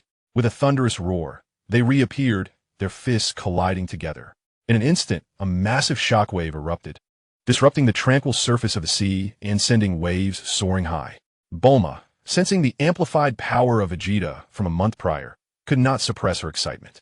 "Goku, be cautious." Without hesitation, she transformed into a Super Saiyan and launched a kick toward Goku's face. Goku, taken aback by Bulma's formidable strength in her normal state, retracted his slightly numbed arm and likewise transformed into a Super Saiyan. He retaliated with a kick. In an instant, two fleeting figures darted around the small island. Their clash generating a terrifying residual force that gradually spread across the entire planet. Meanwhile, Nalu, en route to the island, sensed the formidable aura of the combatants and felt a weight in his heart, a shadow of Frisia flashing through his mind. Could another powerful adversary have arrived on Namek? With uncertainty, he accelerated toward the island. Back on the island, Bulma grew increasingly exhilarated as her internal energy core surged. The force of her strikes intensified. With a punch, she forced Goku to retreat, their figures once again materializing. Goku's eyes shone with fervent battle spirit, enveloped in a golden aura, as he regarded Bulma. Despite being a Super Saiyan, emanated a significantly subtler energy. Curiously, he inquired, "Bulma, why does your Super Saiyan form appear somewhat different from mine?" The transformation into a Super Saiyan is, at its core, a manifestation of one's power, Bulma explained. It is akin to your Kaioken technique, though the cost is considerably lesser. We both achieve the first stage of transformation, harnessing 50 times our normal combat prowess. The aura surrounding us is a result of your energy leaking out. You should attempt to control it. Upon hearing her words, Goku closed his eyes to test her advice, and soon Bulma observed the golden flames erupting around him gradually diminish, ultimately vanishing completely. Witnessing this, she was awed by Goku's extraordinary comprehension. Her own mastery stemmed from the genetic potential of her training methods, allowing her to control her cells. Yet, Goku managed to achieve such control merely from a single suggestion, highlighting the disparity in their respective realms of understanding. Goku swung his fist, eager to explore this newfound capability. It seems I can fully harness the power within me. Bulma, your method is splendid. I shall refer to this stage as the complete Super Saiyan technique. This truly signifies the mastery of the power of the Super Saiyan transformation. A smile graced Goku's lips as he called out to Bulma once more. In the next moment, he charged toward her again. The thunderous sound of their fists colliding echoed like rolling thunder, reverberating through the heavens and the earth. The two combatants soared from the island into the sky, their golden silhouettes clashing and separating in a dazzling display. This spectacle allowed the onlookers to grasp the extent of Bulma's prowess. During the skirmish, Bulma sensed that Goku's strength had significantly increased compared to before. Initially enjoying the upper hand, she gradually found herself being pushed back by Goku's relentless assault. In a moment of distraction, Goku landed a powerful punch, sending her plummeting from the sky like a cannonball, crashing into the ocean below. A glint of danger flickered in Bulma's eyes as she concentrated her energy, her internal energy core whirring to life. Without hesitation, she unleashed a devastating energy wave towards Goku, who was high above. The explosions echoed in succession, forcing Goku to evade the overwhelming onslaught. However, in a moment of carelessness, he was struck by Bulma's energy wave, propelling him into the sky. Seizing the opportunity, Bulma's eyes sparkled with determination as she gathered her energy, placing her hands at her waist. The Kamehameha wave. A colossal energy blast surged upwards, trailing a long tail of light aimed directly at Goku. To Goku's surprise, Bulma had unleashed the Kamehameha. In the next instant, the immense energy sphere was upon him. With no time to ponder, Goku unleashed his own energy, golden lightning crackling around him. He braced against Bulma's energy sphere, momentarily locking them in a stalemate. With a surge of power, he forced Bulma's attack back, while simultaneously gathering his own energy. The Kamehameha. The same technique coalesced in an instant, and to Bulma's astonishment, the energy blast was gradually pushed downward. Realizing the gravity of the situation, Bulma ceased holding back, her aura blazing as she faced Goku amidst a tempest of lightning. It is often said, do not engage in a wave struggle with a member of the Sun family. Yet Bulma remained undeterred, continuously amplifying her strength. Gradually, the energy they both summoned became increasingly formidable. When Nezaru arrived at the island, he beheld Goku and Bulma, locked in an unyielding standoff. In this tense confrontation, Bulma remained calm. However, in the next moment, Goku's aura surged once more. As lightning crackled around him, his energy skyrocketed exponentially. Caught off guard, Bulma found herself enveloped by Goku's energy sphere in the blink of an eye. Unfazed, Bulma gritted her teeth, her genetic energy pulsating vigorously. She conjured a protective energy shield around herself. With a thunderous explosion, the ocean surged backward, and dust obscured the view. As the haze lifted, Bulma stood in the air, panting heavily. Her original crop top had vanished, leaving only a tattered undergarment, while her hot pants bore singe marks. Wiping the dust from her face, Bulma suddenly broke into a smile. Unexpectedly, Wukong found that you had ascended to the second level of Super Saiyan. In light of this, I must also take this seriously. Gathering her energy, Bulma let out a long howl towards the heavens. A golden luminescence emerged, and her aura began to surge. The originally silvery tail was now tinged with gold. The energy core within her was operating under duress, teetering on the brink of collapse. Crimson lightning flickered, and Bulma's momentum soared 100-fold. Wukong, with a decisive move, challenged fate. Very well. The two, in perfect harmony, unleashed the Kamehameha wave simultaneously. The cataclysmic force collided, causing the very planet Namek to tremble. Chapter 10. The fusion of the Kaioken and the Kamehameha wave. The heavens quaked and the earth shook, as the entirety of Namek quivered incessantly. The sky fractured repeatedly, heralding the ominous signs of destruction that had plagued the planet years prior. The inhabitants of Namek emerged from their dwellings, gazing upwards at the dimensional rifts appearing in the sky, confusion and terror etched upon their faces. Amidst the panic, the elder's voice resonated in everyone's minds. Fear not, there is no cause for concern. It is the heroes who once saved us. With the elder's reassuring words, the people's initial trepidation dissipated, replaced by astonishment. On the island, Bulma unleashed her full power, her aura soaring, adorned with crimson lightning.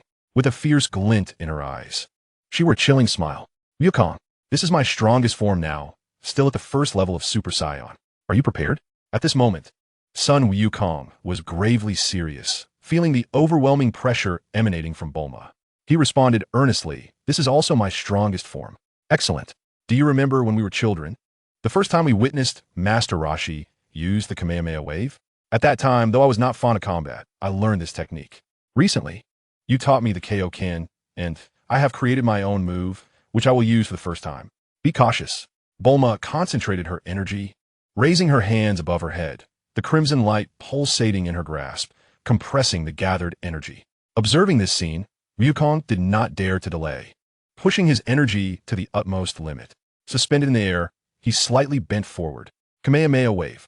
He unleashed it with full force, without reservation, sending a shockwave that struck terror into the hearts of Krillin and others watching, as well as the newcomer Naru. Without hesitation, Naru attempted to rush in to halt the battle, but was restrained by Piccolo. Let me go.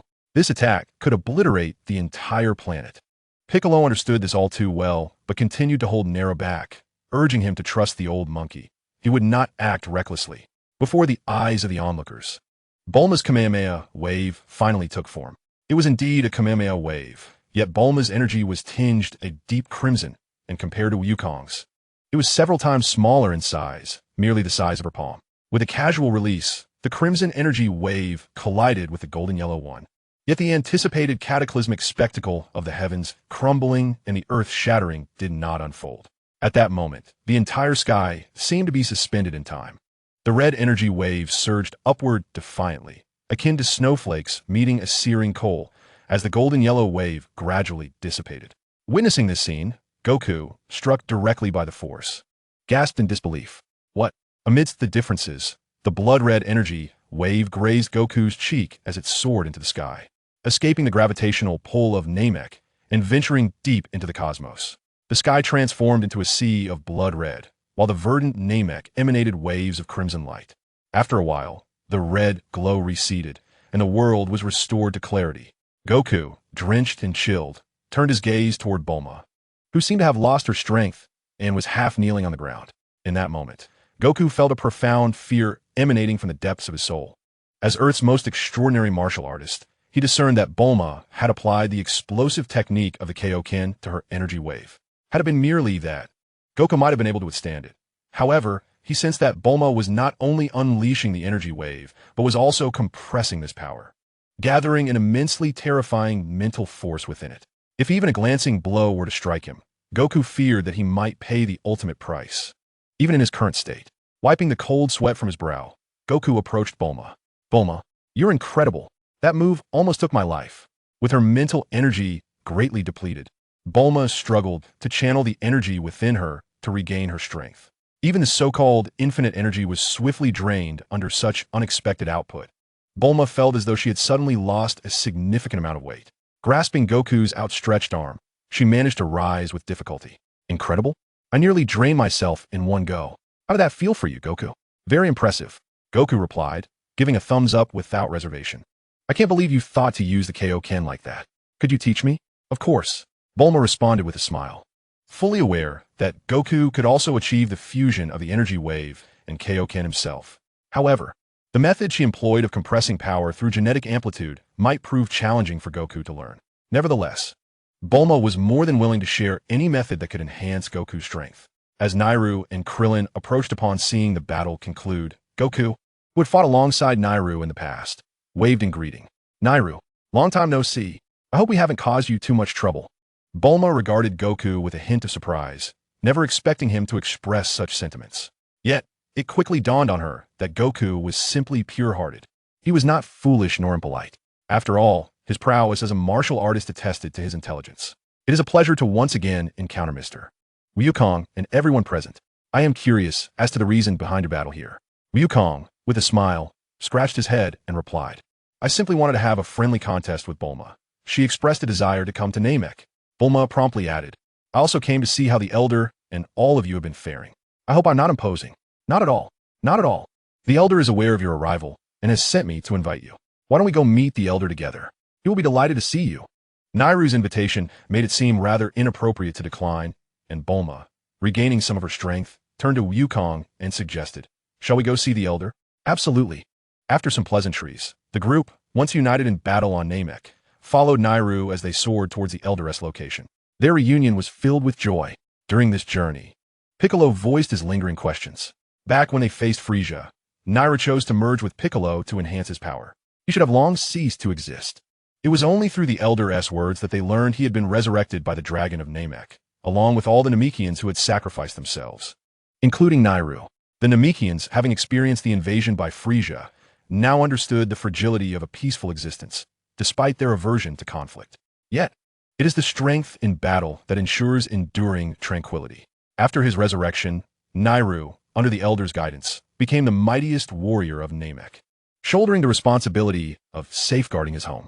The day concluded amidst laughter and joy, marking the end of this journey on Namek. Bulma acquired the essence of the Namekians and the coordinates of Namek, for in the future world, the distance between Namek and Earth is vast. Although a spaceship could reach it, instant teleportation is undoubtedly preferable. Chapter 11. Return. Earth, the Divine Realm.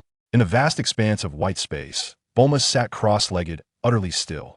Within the boundless ocean of consciousness, there existed only the most central point of light, akin to a singular radiant star within the infinite and expansive universe. The surface of the star was enveloped in a misty halo, resembling a luminous sphere. Through this halo, the true essence of the magnificent orb could be faintly discerned, composed of transparent crystals that converged into a celestial body. An intangible and ethereal energy perpetually radiated from the luminous sphere.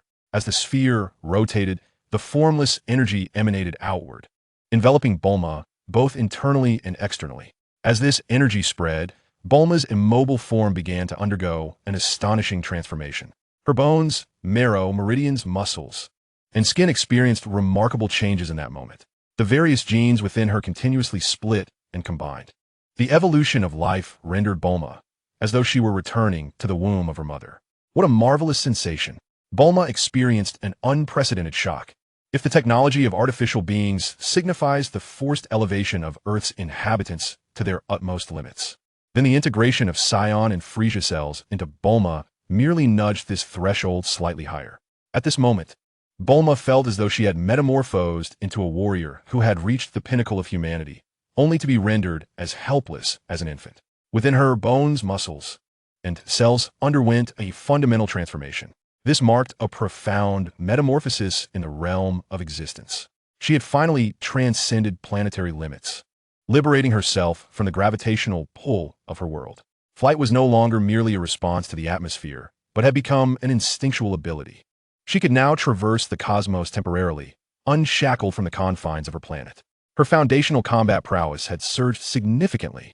It seemed the time had come to depart.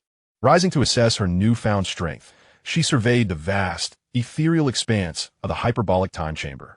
The scene before her had transformed from the initially colorless void into a vivid tableau, where she could now discern the myriad of ethereal shadows that danced around her, persistently tempting her. So, this was the essence of the hyperbolic time chamber. It existed in a dimension separate from Earth, characterized by its harsh environment, where a lack of focus could lead to hallucinations and disorientation. These intangible shadows were the very source of the illusions that ensnared its entrance. Paying no heed to these phantoms, Bulma concentrated for a moment and located the long-lost exit. The elevation in her life force corresponded with an ascension in her dimensional existence. In terms of the Dragon Ball universe, Bulma's current dimension had surpassed even that of Earth's deities. The cultivation of her combat abilities could not be neglected. This would be Bulma's greatest asset in the future, for upon her return, she would inevitably find herself fighting alone in a short span of time. Training, enhancing her own prowess, was her most reliable recourse.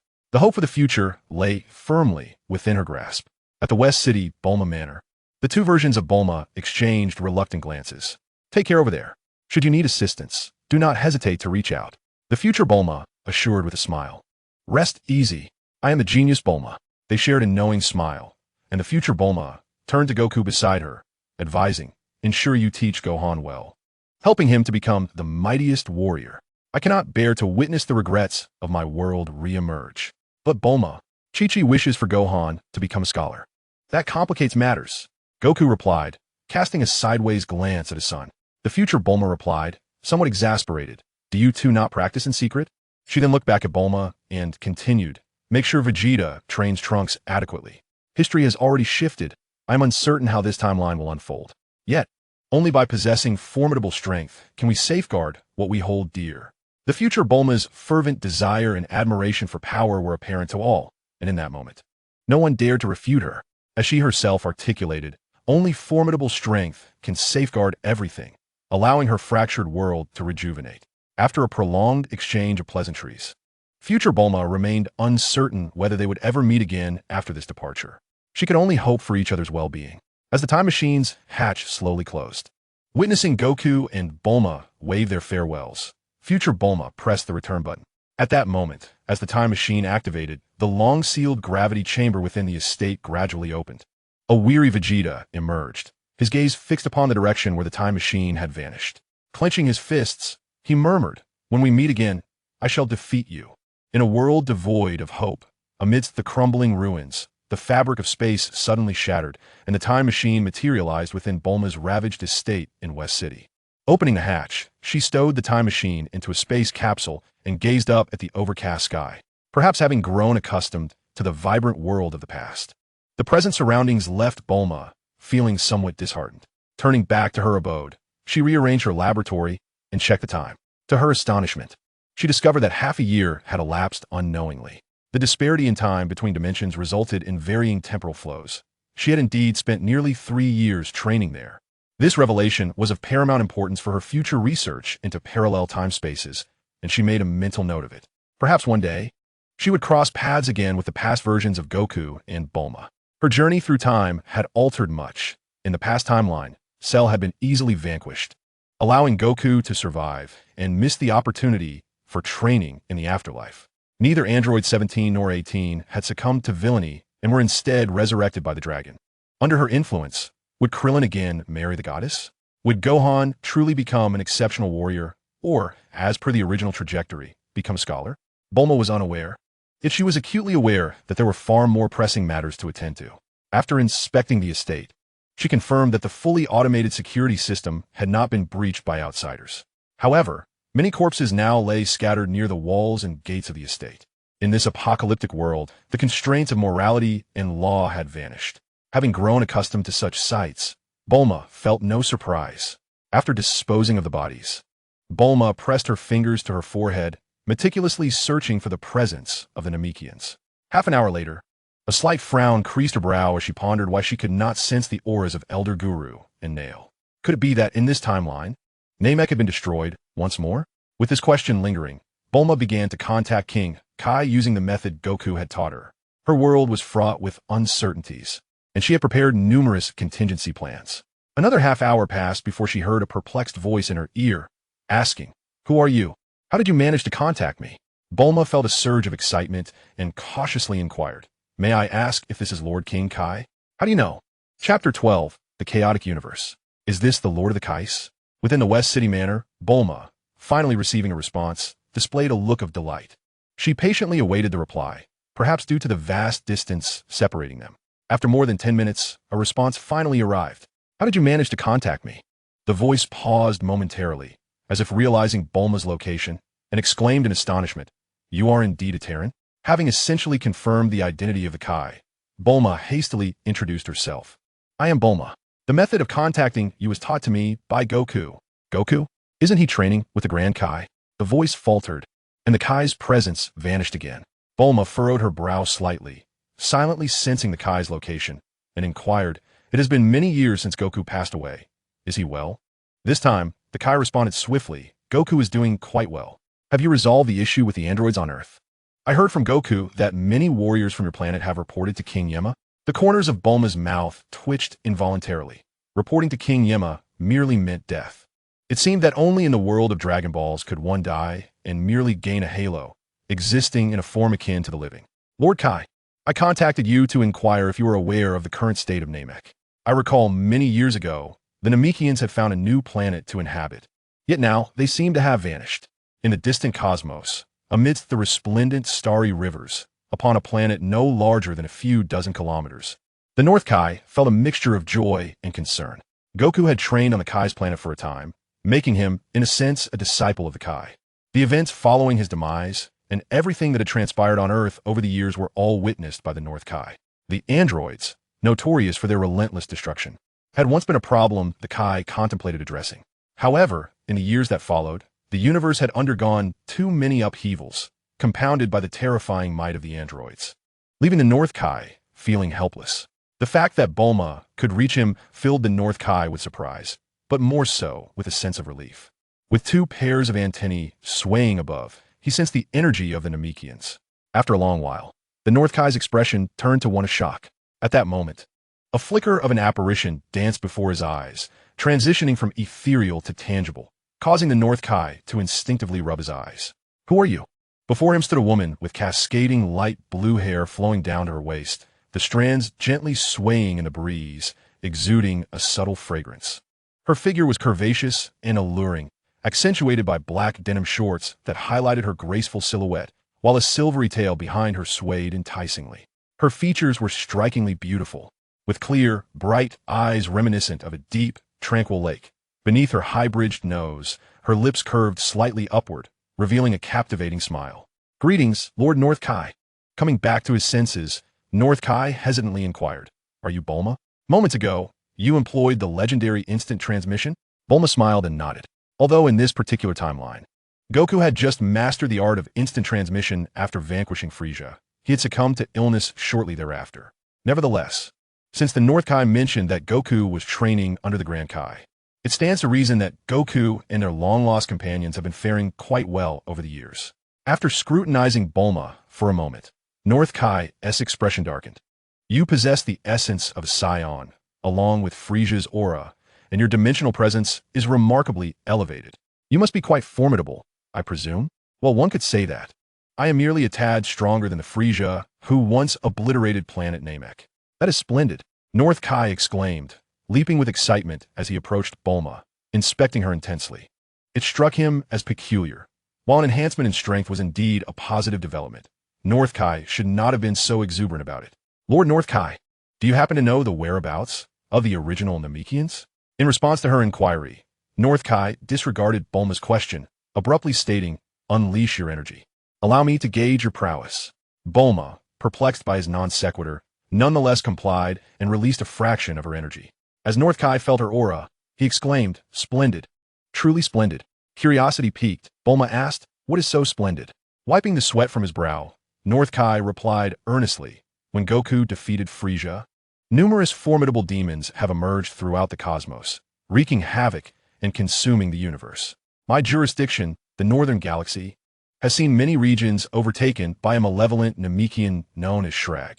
Furthermore, the Namek you seek has now become Shrag's stronghold, enshrouded by an overwhelmingly potent dark aura. I surmise you wish to locate the Namekians to utilize the Dragon Balls to resurrect Goku and the others. However, I cannot ascertain whether the Namekians have faced extinction under Shrag's rule, nor can I determine the existence of the Dragon Balls. They remain undetectable on Earth. When Bulma sensed the absence of Namekian energy, she had already contemplated that this timeline might have encountered a calamity regarding Namek. It was neither surprising nor disheartening. Bulma understood that aside from the Earth-S Dragon Balls and those of Namek, there existed the Super Dragon Balls in this realm. Yet, gathering the Super Dragon Balls would undeniably require considerable time. The facts lay before her. Overthinking would yield no benefit. Bulma delved into her thoughts about Shrag, becoming introspective. Shrag and Piccolo on Earth were both ancient Namekians sent away during the Planet S impending destruction, belonging to the same generation as the Grand Elder. While Piccolo arrived on Earth, Shrag found his way to Shrag Star, a name he adopted from the planet itself. Shrag, the malevolent Super Namekian, possesses a combat strength that, in Bulma's recollection, rivals that of Frieza. It has been many years since Frieza's demise, and Shrag has managed to establish dominance over New Namek. From this, Bulma surmises that his current prowess likely surpasses that of Frieza by a considerable margin. Observing Bulma's silence, North Kai mistakenly believes she is disheartened by the potential disappearance of the Namekian Dragon Balls. He hastily offers comfort, stating that he is uncertain of the specifics. But perhaps the Namekians are faring well, considering Shrag is one of them and would likely not act with such cruelty toward his own kin. Bulma, regaining her composure, smiles at North Kai and inquires, aside from Shrag, are there any other formidable beings in this universe? Noticing her undiminished fighting spirit, North Kai solemnly replies that the current state of the universe is in disarray. The North Galaxy is relatively unscathed, but the South Galaxy has been utterly devastated by a green-haired Saiyan. The South Kai is currently lamenting to the Grand Kai about it. The East Galaxy has fallen under the dominion of Frieza's brother, Cooler, while a Saiyan named Dales wreaks havoc in the West Galaxy, continually destroying life-bearing planets. The East Kai has already fallen victim to this individual, who bears a striking resemblance to Goku. It is perplexing how someone as virtuous as Goku could succumb to illness and pass away. Alas, in addition to these threats, the Sorcerer Babidi and the Demon King are also causing chaos. The Galactic Prison is likewise in turmoil, and the Grand Kai has reported these matters to the Supreme Kai. Bulma believes that soon, the Supreme Kai will restore peace to the universe. Bulma gasps upon hearing this news. The universe is indeed in disarray, and from North Kai's commentary, she can ascertain that the strength of these foes likely exceeds her previous understanding. After all, Dales has slain the East Kai and audaciously continues to terrorize the cosmos, indicating a power level beyond Bulma's comprehension. As for the Supreme Kai, Bulma does not anticipate him possessing the strength to resolve these crises.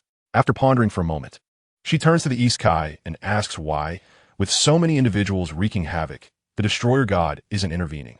At the mention of the Destroyer God, North Kai appears to have touched upon a forbidden topic, glancing nervously around before casting a fearful gaze at Bulma.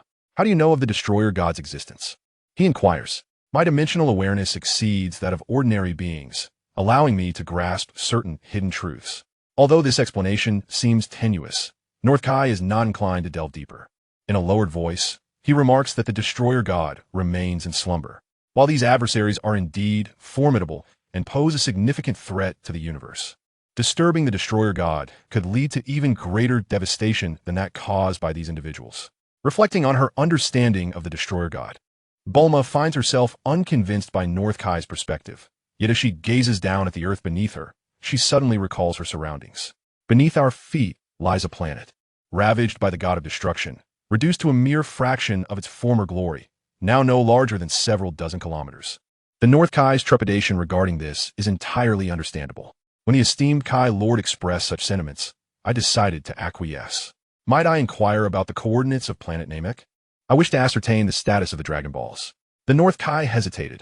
He was well aware of Earth's plight, recognizing that Bulma represented the last flicker of hope for the Earth's warriors. Recalling her recent utilization of instantaneous movement, the North Kai cautioned, I can provide you the coordinates. But should circumstances appear perilous, flee immediately. Safety is paramount. Thank you, esteemed Kai Lord. Chapter 13, The Powerful Slug.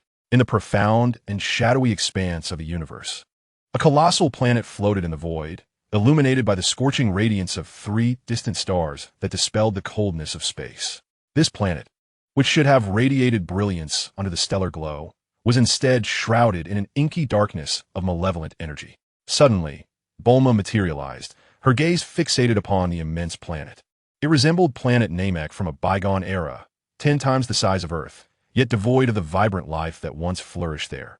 After a moment of sensing the internal conditions of the planet, Bulma's mental probing was thwarted by a murky energy. To glean the truth within, entry into the planet seemed imperative. Yet, she pondered, what if danger lurked inside? For Bulma, who possessed an adventurous spirit, such peril was not a source of dread. However, as Earth's sole remaining warrior, the hopes of Trunks, Gohan, and others rested upon her shoulders, a weighty responsibility that forbade her from recklessness. After contemplating for a while, Bulma raised her right hand, gathering energy in her palm. In an instant, the energy sphere had grown to the size of a football field. Without hesitation, she hurled it towards the planet enveloped in darkness. Bulma had calculated that this energy blast, while insufficient to obliterate the entire planet, was ample enough to induce tumultuous shifts within its tectonic plates. With the golden-hued energy sphere propelled by Bulma's exertion and the planet's gravitational pull, it descended like a massive comet upon the dense darkness. In an instant, the planet's atmosphere was violently torn asunder. The malevolent energy was ripped apart by the cataclysmic force, creating a fissure. The entire planet began to tremble, and through the gaping rift, Bulma sensed the land within fracturing relentlessly. The seas surged back, and what should have been a lush, verdant Namek now lay barren before her eyes. The faint glimmer of hope that remained was diminished further. Bulma's expression darkened. She fervently hoped that the Namekians still existed amidst this unforeseen calamity. Upon a towering peak that pierces the clouds, the current ruler of Namek, Shrag, raised his hand and unleashed a wave of energy, directing the descending energy orbs into the ocean below. His gaze penetrated the atmosphere, instantly locking onto the direction of Bulma. Eliminate her! With this command, countless figures surged into the sky across the planet. Simultaneously, several colossal spaceships lifted off from the surface, ascending towards the atmosphere. Standing outside the planet, Bulma observed the armored cosmic warriors with a cold smile. Raising her right hand once more, her mental energy spread like a vast net, enveloping an area of tens of thousands of miles. In an instant, she gathered energy, and countless energy paths fell like raindrops upon the planet. The figures beneath the deluge of energy orbs exploded continuously, and numerous bodies plummeted, showcasing the insignificance of life in that moment. As an android, Bulma's modified combat power was on par with that of androids 17 and 18. However, due to her unique genetic training method, her strength escalated rapidly, allowing her to surpass planetary levels during her training in the past timelines, far exceeding the power of Perfect Cell. Should she unleash her full strength, transforming into a Super Saiyan with a staggering 50-fold increase, Bulma's power had reached a truly astounding level. Facing the relentless wave of cosmic warriors, she resembled a reaper, mercilessly harvesting lives. Suddenly, several brilliant beams of light shot forth from within the planet, capturing Bulma's attention. Turning to look, she witnessed multiple spaceships converging vast amounts of laser energy, each beam possessing enough destructive force to obliterate a planet, aimed directly at her. Is this all Shrag is capable of? Bulma gathered energy once again, a golden aura emerging around her body for protection. She allowed the planet-destroying lasers to strike her without flinching. The blinding brilliance erupted in the cosmos, and, aboard the spaceship, Shrag's subordinates had not yet savored the triumph of hitting the enemy when countless energy waves burst forth from the radiant laser cluster. The void of space, which typically carried no sound, was filled with the echoes of explosions. For a full 5 minutes, unrestrained and empowered by the energy core, Bulma nonchalantly observed the multitude of fragmented corpses falling onto the planet. Countless meteors streaked across the sky, leaving numerous varying depths of craters on the surface of Namek. Testament to the brutality of war. Through the torn fabric of dark energy, Bulma's gaze swiftly fixed upon a visage atop the peak that bore some resemblance to Piccolo from her memories. In an instant, she transformed into a flash of light and darted towards the interior of Namek. Simultaneously, she heard the voice of King Kai. Bulma, I have discovered that there are still Namekians alive. This Shrag is formidable. Exercise caution. Relay their location to me. Not far from a location of the Shrag Palace. Bulma glanced at the coordinates provided by King Kai, contemplating her next move. She then soared directly towards Shrag, who was rapidly descending from the mountaintop. A radiant golden light cascaded from the heavens, colliding head-on with a stream of vibrant green energy. The impact produced shockwaves reminiscent of a planetary collision, instantly transforming the landscape.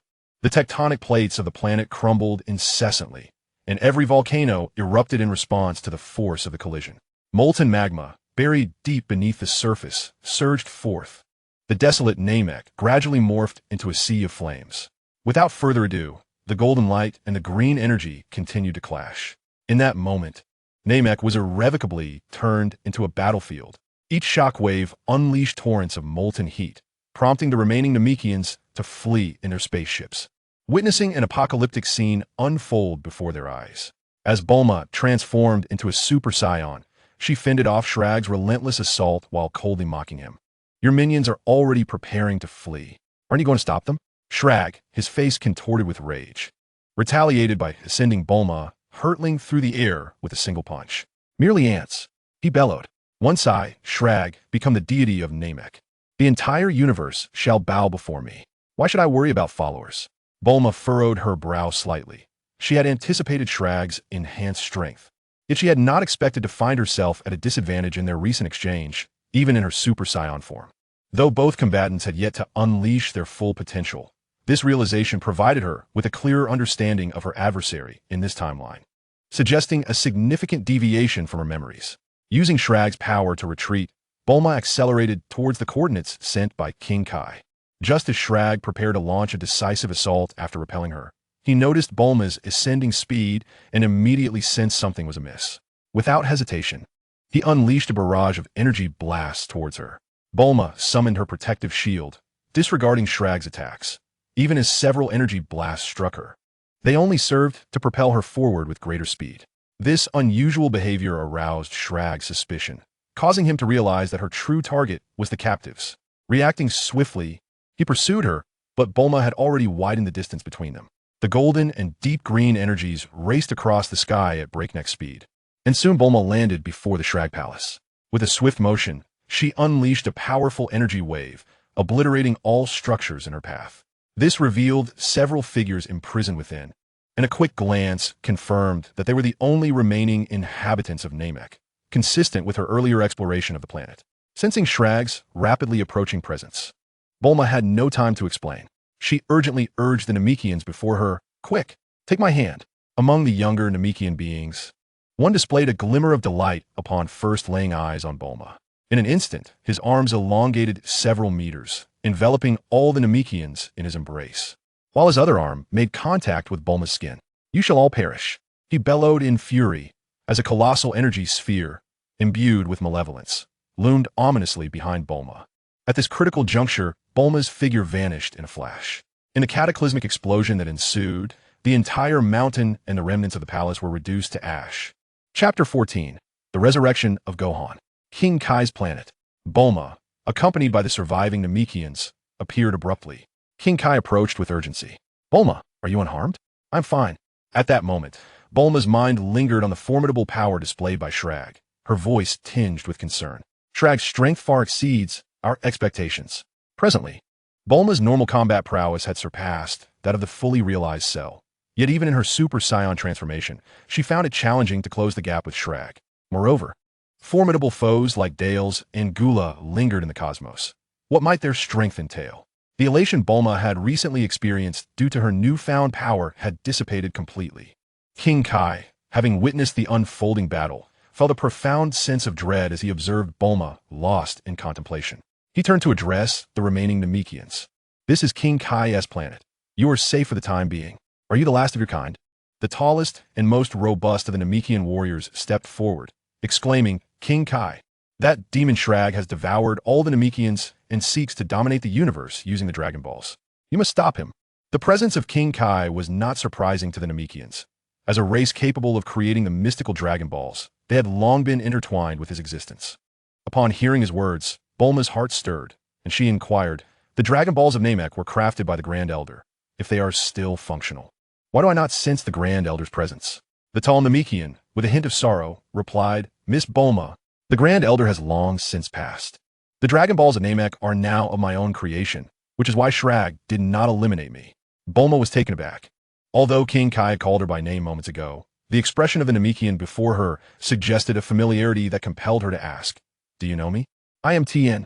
When Namek was destroyed, we were all on Earth, having been graciously hosted by you, Miss Bulma," as memories from years past resurfaced. Bulma's heart filled with joy. If Tien were indeed correct, it meant that the Dragon Balls of Namek were still operational and could be utilized. Why then? Had Shrag not yet made use of them? Tien exchanged glances with the other Namekians and slowly began to recount the events that had transpired over the years. In the aftermath of Frisia's obliteration of the once thriving planet Namek, the Namekians, with the aid of the Dragon Balls, discovered a new sanctuary. Shortly after the re-establishment of their home, Slug, accompanied by a formidable army from the cosmos, located the new Namek. This time, devoid of the support from Goku and the other Earth warriors, the inhabitants of Namek found themselves utterly defenseless against Slug.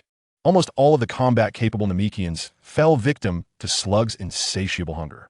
Subsequently, Slug utilized the Dragon Balls to wish for the restoration of his youth. Over the years, he relentlessly consumed and assimilated the Namekians while repeatedly invoking the Dragon Balls to fulfill his ambition of universal domination. Bulma listened intently, deep in contemplation, and suddenly inquired, "Do you know what wishes Slug has made over the years?" Tian shook his head and replied, "Aside from the initial wish for youth, we were imprisoned for the most part. Only when Slug required something would he select one of us to devour and assimilate. I'm unaware of his other wishes. However, he has indeed been utilizing the Dragon Balls consistently." At that moment, King Kai of the North suddenly exclaimed excitedly to Bulma, "Bulma, this is dire. Slug has used the Dragon Balls." In the desolate expanse of Namek, Slug furrowed his brow, gazing at the spot where Bulma and the Namekians had vanished. This was the instant transmission ability of Yardrat. Who is she to possess such immense power? In this universe, I am acquainted with nearly all of the formidable beings. Yet this female warrior remains a mystery. With these questions lingering in his mind, Slug discovered the chest that originally held the Dragon Balls amid the ruins of a palace. Skillfully, he opened the chest and summoned the Eternal Dragon. "Tell me, what is the information on the woman who just attacked me?" This wish was straightforward. The muscular Namekian dragon displayed a reluctant expression, its crimson eyes flashing with light, and instantly, Slug's mind was inundated with a wealth of information. As he meticulously perused the details, a sinister smile crept across Slug's lips. "She is from Earth. A woman who once fought alongside the Saiyans against Frisia on the original Namek. How intriguing." Slug lifted his gaze to the dragon, prepared to make his second wish when, unexpectedly, Bulma reappeared. Charged with energy, she unleashed a powerful ki blast directly at Slug. The scarlet energy wave, imbued with cataclysmic force, engulfed Slug in an instant. Caught off guard and wholly unprepared, Slug cried out in pain as he was thrust toward the far side of the planet. Although her ambush had succeeded, Bulma felt no joy. Her brow furrowed as she sensed that Slug's presence had not diminished in the slightest. Aware that the battle was far from over, she looked up at the dragon and, invoking the Namekian tongue she had learned while fighting alongside Goku against Frisia, she spoke slowly, "Eternal Dragon, please resurrect all those who were slain by the androids, number 17 and number 18, on Earth." As the Namekian dragon gazed upon Bulma, a crimson light began to emanate from its eyes. Bulma, feeling a sense of urgency, sensed that Shrag's energy was surging. With a swift motion, she pressed her finger to her forehead and reappeared on King Kai's planet, seizing the unsuspecting Tien before he could react, and once again stood before the dragon. Sensing Shrag's rapidly approaching aura, she coldly instructed Tien to keep an eye on the dragon, as there was one final wish remaining. At that moment, the red light in the dragon's eyes faded, and it spoke with an unexpected apology. "Your wish cannot be granted." How could this be? Bulma was taken aback. Tien, realizing the gravity of the situation, looked at the ruins around them and anxiously asked, "Miss Bulma, what wish did you make?" There was no time for explanation. Bulma immediately summoned her mental energy and conveyed to Tien, "Have the dragon resurrect the humans slain by the androids on Earth." "That is impossible," the Namekian dragon responded. "I can only revive one person at a time." Tien's reply momentarily stunned Bulma, as she recognized that the Namekian dragon in this timeline had not altered its rules like its counterpart in the past. With no time to ponder further, Bulma transformed into a Super Saiyan and shot towards Shrag's energy with incredible speed. Simultaneously, she communicated to Tien to have the dragon resurrect Gohan and bring him to Namek. As she flew at breakneck speed, Bulma poured all her energy into the effort, and a thunderous collision echoed throughout Namek. Tien, feeling the overwhelming force from afar, trembled despite the distance, suppressing his fear as he urgently conveyed 2 wishes to the dragon. A flash of crimson light flickered, prompting the dragon to instinctively look towards the direction of the battle between Bulma and Shrag. Your wishes have been granted. In the next moment, a man clad in an orange martial arts GI appeared beside Tien. The dragon then vanished, leaving behind 7 petrified Dragon Balls resting quietly nearby. Chapter 15. The Destruction of Namek. Astonished, Gohan surveyed the desolate ruins, feeling his own body and fixing his gaze upon Tien. Long-forgotten memories surged in his mind, and he asked in astonishment, "Are you a Namekian?" "Mr. Gohan, it's been a long time.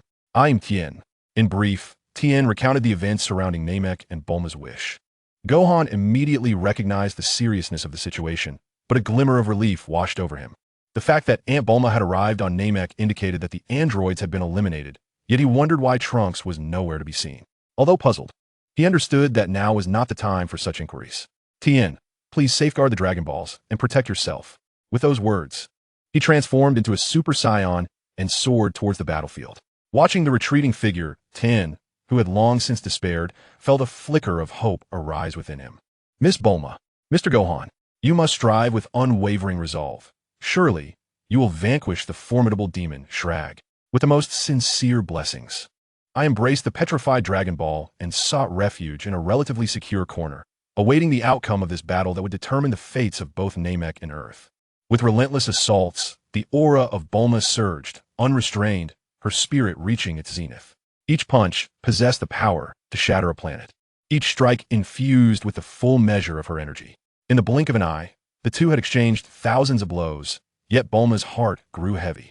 Having augmented herself with android technology and possessing an energy core, Bulma realized that her own aura had not waned over time.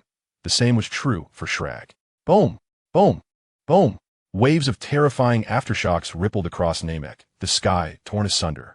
The dark energy enveloping Namek dissipated, revealing a planet ravaged and scarred, with volcanoes erupting and tides surging. The barren earth was cloaked in seething magma from the depths, casting a crimson hue over the entire globe. Amidst the fray, Bulma suddenly sensed the approach of Gohan's aura, her heart leaping with hope. Her movements faltered for the briefest moment, and in an instant, Shrag's fist struck her, sending her crashing into the magma. Without affording Bulma a moment to react, Shrag appeared beside her, seizing her form. He relentlessly slammed her into the ground. Caught off guard, Bulma found herself unable to resist, resorting to forming layers of energy shields around her body. The tremendous force reverberated through the earth, causing the land, once submerged in magma, to continuously collapse. In the depths of the pit, Shrag stood upon Bulma's chest, sensing Gohan's aura drawing near. With a cruel grin, he mused whether this was indeed the opponent that Frieza had faced, deeming her feeble as an ant. Casting a glance towards Gohan's approach, Shrag intensified his grip, amplifying his strength severalfold. "You are Bulma, are you not? Do you comprehend what true power is?" Bulma, who had remained silent, grasped Shrag's robust thigh with both hands. Enduring the pain in her chest, she sensed Gohan's presence growing ever closer. With a cold smile, she retorted, "Power? You know nothing of true strength." With unrestrained fervor, Bulma unleashed her full potential. Her genetic energy surged, golden lightning crackling around her. Kamehameha! She gathered energy in her hands and unleashed it along Shrag's powerful thigh, striking him with tremendous force. A cry of unbearable pain erupted from the cosmic tyrant as he was forcibly propelled into the air by the Kamehameha wave. Rising to her feet, Bulma raised her hands high above her head, once more gathering the Kamehameha wave while channeling her genetic energy. A scarlet aura coalesced in her palms, firmly locking onto Shrag, suspended in midair. Tenfold Kamehameha. The crimson aura surged skyward like celestial bodies, enveloping Shrag, newly arrived on the battlefield. Sun Wukong gazed in astonishment at Bulma, who soared from the abyss. In his memory, the visage that should have aged appeared as the Bulma auntie he remembered from his youth. Her long, pale blue hair transformed into a golden hue, emblematic of a Saiyan transformation, while a lengthy tail swayed gracefully behind her. The icy glint in her eyes, filled with murderous intent, made it difficult for Sun Wukong to reconcile the woman before him with the knowledgeable and resilient Bulma auntie of his recollections. A deafening explosion reverberated through the sky, causing the very ground of Namek to tremble under the aftermath of the strike. Bulma gazed at the obscuring clouds of smoke, her heart growing heavier. She turned to Sun Wukong and, in an instant, appeared by his side. Bulma, Auntie. Sun Wukong had yet to utter his words when Bulma seized his arm. Shrag is not dead. We must leave. Activating her instant transmission, they swiftly arrived at the trembling and concealed Tenten. With the two of them, she vanished within the confines of Namek. As Bulma departed, the tormented Namek quaked violently. The energy accumulated within its core over countless years began to erupt, propelling the air within the planet into the cosmos. Once the dust settled on the battlefield, Shrag's dismembered form lay revealed, with a single eye remaining on a head that was nearly severed. The scattered pieces of his body began to coalesce, and green life energy surged forth. In no time, Shrag reappeared in the sky, restored to his former state. His perception enveloped the entire planet, yet he could not discern Bulma's presence. How naive to think you can kill one who possesses immortality. Gathering energy in his hands, he unleashed a massive energy sphere, measuring 1,000 meters, upon the impending doom of Namek. Instantly, it erupted like a colossal firework in the cold expanse of space. In that fleeting moment, the entire planet of Namek was reduced to ashes, vanishing completely. In the vastness of the universe, Shrag coldly surveyed the void before him. Anger erupted within him, radiating an orange glow. His previously verdant form transformed into a striking golden hue, his formidable presence penetrating the depths of the cosmos. Earthling, you cannot escape. Deep within the universe, as Shrag's energy exploded, numerous powerful figures turned their gaze toward the northern galaxy. On a planet entirely enveloped in ice and snow, a terrifying creature, resplendent in gold, retracted its aura. Looking up into the depths of space, it murmured, "Northern Galaxy? Shrag, it seems you have encountered an opponent. This splendid spectacle shall not unfold without my presence." Simultaneously, aboard a swiftly traversing spacecraft in the cosmos, a massive screen incessantly replayed the scenes of Namek's annihilation. A Saiyan clad in battle attire consumed a fruit that resembled an apple, lamenting the loss of such a splendid planet. A Saiyan? Shrag? Earth? This situation grows increasingly intriguing. Chapter 16. The Plan. On King Kai's planet, Bulma, accompanied by Gohan and Tien, had tumbled to the ground. Observing this, King Kai hurried over to assist the panting Bulma. "Bulma, this is grave news. Shrag has annihilated Namek. I just heard he seems intent on heading to Earth." As the energy furnace powered up, Bulma regained some strength. Although she could swiftly recover using the Senza beans, in this timeline, each bean was precious. She was reluctant to waste them unless absolutely necessary. "No need to panic. King Kai." Bulma turned to Gohan, who had been gazing at her intently. "Gohan, you witnessed the battle. Do you believe you could defeat Shrag?" Gohan's mind was rife with questions, particularly regarding Bulma's transformation and identity, which left him perplexed. Yet, reflecting on the cataclysmic battle and Bulma's displayed prowess, he shook his head and replied, "Aunt Bulma, Shrag's power far exceeds that of the androids. I am no match for him. However, should he attempt to invade Earth, I will not allow him to succeed." "I am delighted to hear you express such resolve." In truth, Bulma had hesitated when using the Dragon Balls, contemplating whether to resurrect Gohan or Trunks. The Namekian Dragon Balls, unaltered by the past timeline, could only revive one individual at a time. This limitation meant that to restore Goku and Vegeta, they had to rely on the Earth-S Dragon Balls. She recalled that to combat the androids, Piccolo and Kami had fused, and the Earth-S Dragon Balls had lost their efficacy during the Android Saga. If Piccolo were revived, whether he could restore the Dragon Balls remained uncertain. Moreover, Shrag, Gula, Dales, and the Saiyan who obliterated the entire West Galaxy, according to Bulma's speculation, were likely the legendary Saiyan Broly. Facing such formidable adversaries weighed heavily on Bulma. Regardless of Shrag's might, she could not allow him to reach Earth. A single misstep could lead to the planet's complete annihilation, rendering all hope utterly futile. To defeat Shrag, the only individual capable of rapidly enhancing his strength, aside from herself, was Gohan. Although Trunks was equally commendable, he lacked the resilience and steadiness possessed by Gohan in this timeline. In the past, Gohan had faced the androids alone, enduring the loss of his arm and ultimately his life. Trunks' impulsiveness had played a role in those events. Right or wrong had long ceased to matter. Reviving Gohan ahead of time was also Bulma's way of compensating him. The original plan was to take Gohan to Namek, where they could join forces to utterly vanquish Shrag if necessary. However, upon witnessing Shrag's seemingly indomitable regenerative abilities, Bulma realized that this battle was futile. Regardless of whether she or Gohan could defeat Shrag, the prospect of facing an opponent capable of ceaseless recovery suggested that both she and Gohan might ultimately be worn down and perish. Although it appeared that Bulma had bested Shrag, nearly bringing about his demise, she could sense that he had been toying with her all along, holding back his true power.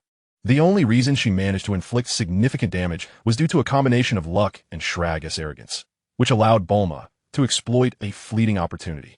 Aunt Bulma, what on earth has transpired since my death? Have the androids on Earth been eradicated? Why are you on Namek? And where is Trunks? Gohan, overwhelmed by a torrent of questions, could no longer contain himself. In response, Bulma recounted the events that had unfolded on Earth since Gohan's demise, albeit omitting the details of her and Trunks' journey through time. She merely informed Gohan that Cell had been slain by her own hand. This omission was not due to a lack of trust in Gohan, but rather a recognition of the taboo surrounding time travel. The ability to traverse time and space is inherently perilous, and the fewer who are aware of it, the better it is for both the Earth and Bulma. Trunks was actually killed by Cell? Gohan was taken aback to learn that Bulma had augmented herself using android technology, a task he believed was not meant for her. After Goku's passing, Gohan's mother, Chi-Chi, had also fallen victim to the androids. For years, in a world steeped in despair, Aunt Bulma had remained an ordinary person who never relinquished hope. Time and again, she had aided Trunks, saving him and fighting against the androids alongside him. The support Bulma provided, coupled with her unwavering determination, served as the spiritual foundation for both Gohan and Trunks to persevere. He could scarcely fathom the depth of Bulma's sorrow upon learning of Trunks' death, yet he understood that within her heart resided a profound pride. The necessity for her to transform herself was a sight that moved Gohan to tears. Seeing this, Bulma chuckled softly, "Little Gohan, you still cry so easily. But now is not the time for tears. We must first deal with Shrag." Wiping away his tears, Gohan composed himself and declared, "Aunt Bulma, I know what to do. Since you have brought me back to life, you must have a plan." Upon hearing this, Bulma turned to King Kai and said, "I would like to ask you to teach Gohan how to train. He is Goku's son and possesses extraordinary talent. In recent years, lacking systematic training, I firmly believe he must be an exceptional warrior. I implore you not to refuse. The entire universe has descended into chaos, and the North Kai is deeply concerned." Observing Bulma, he nodded in agreement without hesitation. As for the North Kai's earlier condition of sharing jokes while teaching Goku, he refrained from mentioning it in the presence of Gohan. After all, in this realm of despair, as the ruler of the North Galaxy, he found no humor amidst the turmoil. Gohan, gazing at the Kai, recalled Bulma's words and the fact that his father once trained here. Thoughts of the androids and Shrag flooded his mind, prompting him to bow respectfully before the Kai. "Please, my Lord Kai, teach me." The Kai promptly helped Gohan to his feet, exclaiming, all right, I agree." Seeing the Kai's consent, Bulma turned her attention back to Tian. The Dragon Balls of Namek require some time before they can be utilized again. Tian, may I inquire if you can create Dragon Balls? Despite the dwindling population of Namekians, the fact that the Dragon Balls could still be used indicated that at least one Namekian remained bound to the current Dragon Balls. Tian pondered for a moment before responding. The Dragon Balls of Namek were originally crafted and passed down by the Grand Elder, and I am familiar with the method of their creation. I can certainly give it a try. Receiving a definitive answer, Bulma inquired further, how long until the next gathering of Namekian Dragon Balls? Approximately a year, Tian replied, then quickly added, if converted to Earth time, that would be about 130 days. Having visited Earth after the destruction of the old Namek, Tian was aware of the time discrepancies between the two planets. Everything remains under control. Bulma then said to Gohan, focus on your training here. I will take Tian to Earth, allowing him to temporarily assume the role of Earth's deity and procure the Dragon Balls. Gohan nodded solemnly, contemplating the possibility of Shrag heading to Earth. He asked, with Shrag's formidable strength now en route to Earth, if the Dragon Balls are restored, could they assist in reviving my father, as well as Vegeta and Trunks? Bulma shook her head non-committally. Restoring the Dragon Balls will require time. And even if we have sufficient time, whether Goku can be revived after his passing due to illness remains uncertain. Even if revival is possible, considering the years that have elapsed, I am certain Goku's strength would have significantly increased. However, whether he can adapt to his body and manifest his combat prowess post-revival is another matter entirely. Rather than placing our hopes solely on this singular possibility, I prefer to prepare thoroughly. Utilizing instant transmission, she sensed Shrag's energy and discovered he was approaching Earth at an astonishing speed. After a brief calculation, she realized he would arrive within 3 days at most. Time was of the essence. Bulma decisively addressed the Kai. My Lord Kai, as a deity, you should be able to contact the deceased Vegeta and Goku. Please inform them that I will find a way to revive them, and ask them to prepare themselves. Rest assured, Bulma. Chapter 17, Majin Buu. Upon returning to Earth, Bulma promptly took Tian Tian to the Supreme Kai's temple. Mr. Popo was startled by the sudden appearance of Bulma and the child. Miss Bulma, you have returned. Without hesitation, Bulma introduced Mr. Popo. This is a Namekian, as you know. They visited Earth before. I wish to inquire, are the Dragon Balls still here? The Supreme Kai, being of Namekian origin, was well aware of the Dragon Ball's history. Since the death of the Supreme Kai, I have kept the Dragon Balls safe, Mr. Popo replied, turning to Tian Tian. Can you restore the Dragon Balls? Tian Tian, gazing at Mr. Popo, who resembled a figure covered in black soot, responded, the elder taught me how to create Dragon Balls. I can certainly give it a try. Please wait a moment, Miss Bulma.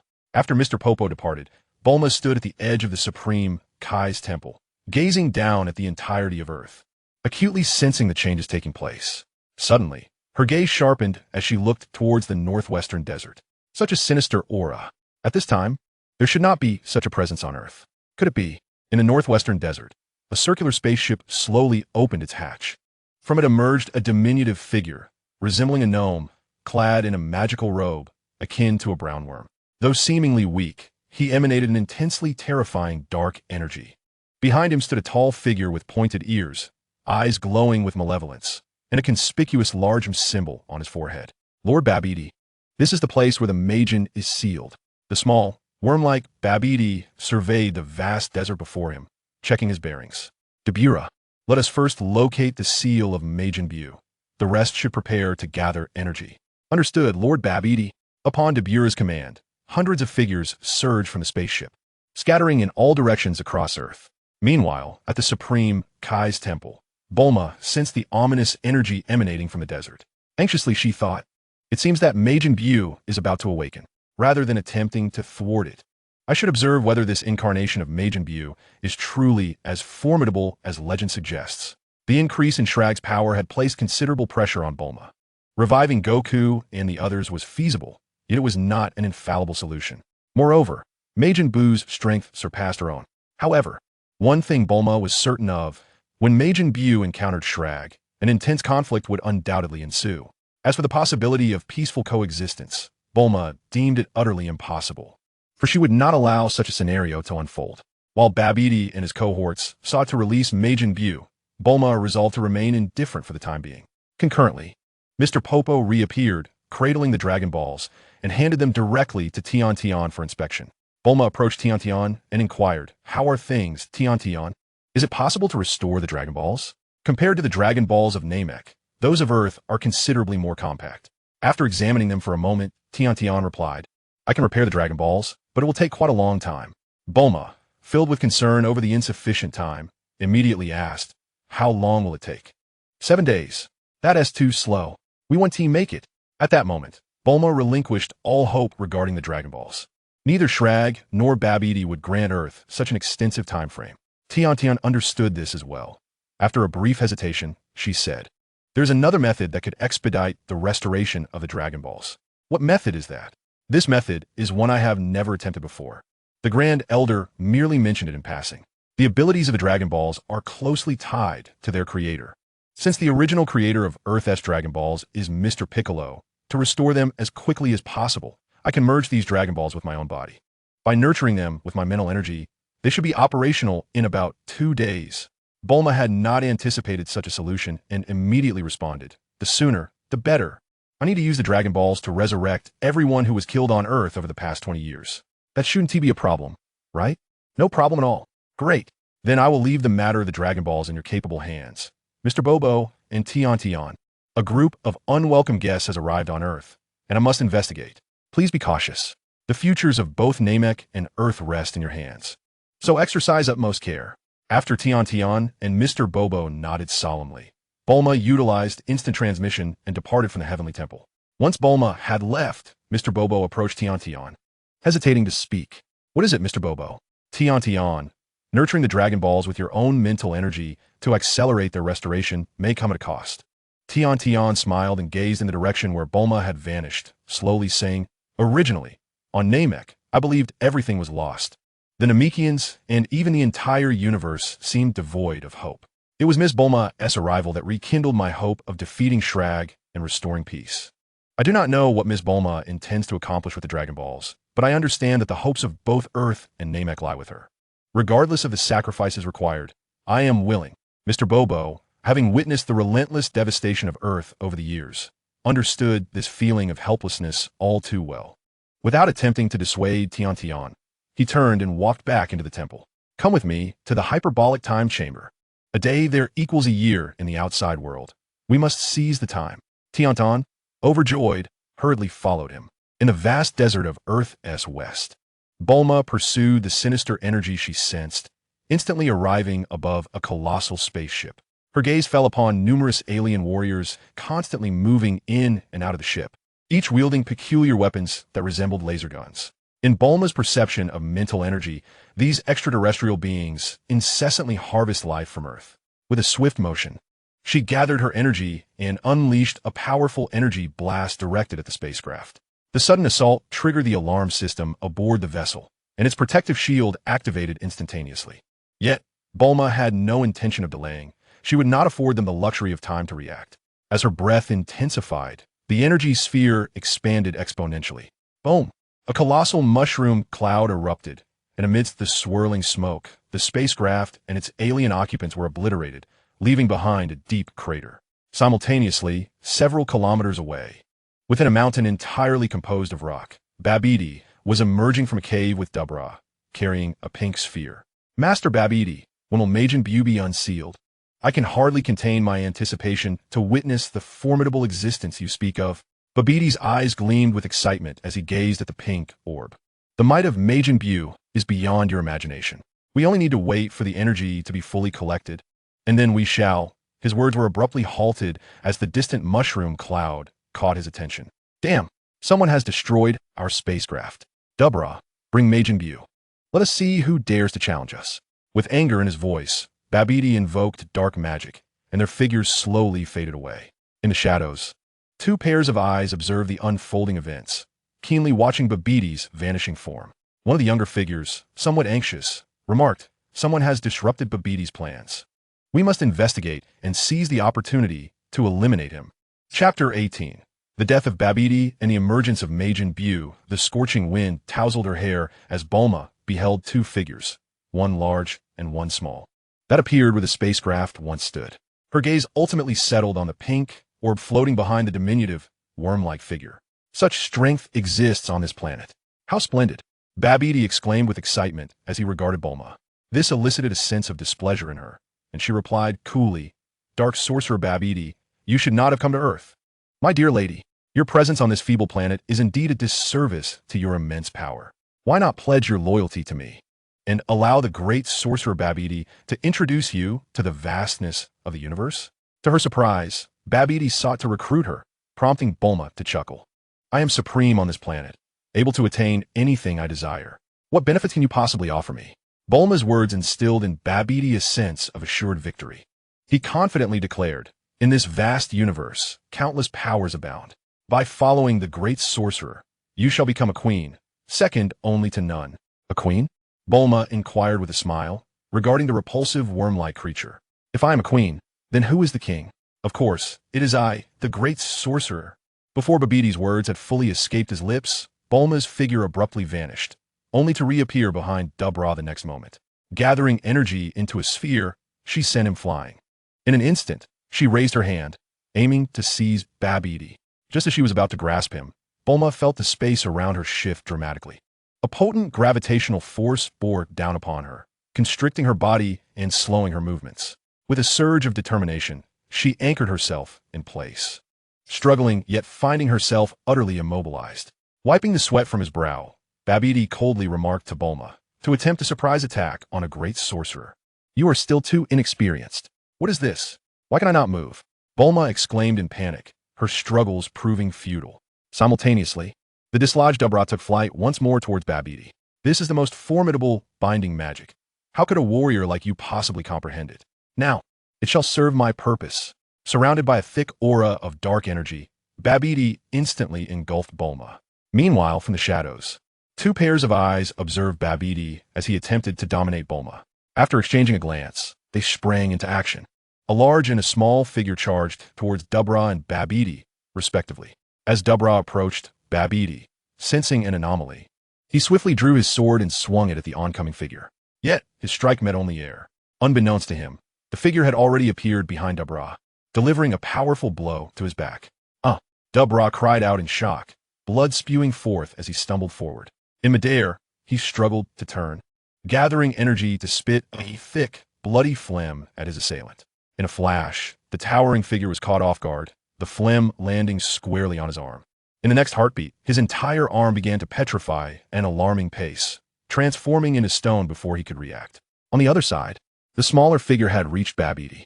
With a radiant burst of light, he struck the dense dark energy surrounding Babidi. The ensuing explosion altered the space, and a bizarre tendril of darkness lashed out, striking the assailant and sending him crashing to the ground. At that moment, the one who had turned to stone caught sight of his petrified companion, his face morphing into one of alarm. King Kai, you are truly too weak against the great sorcerer Babidi. Dabra, eliminate him. With that command, Dabra, having dispatched his opponent, lunged at the panicked King Kai like a fierce tiger descending from the mountain. Just as the situation reached a critical point, Babidi, who was relentlessly attempting to control Bulma with his dark energy, let out a cry of anguish. How can you possess such formidable mental strength? In disbelief, golden energy erupted, dispersing the dark aura as Bulma transformed into a Super Saiyan, seizing Babidi by the neck and tightening her grip.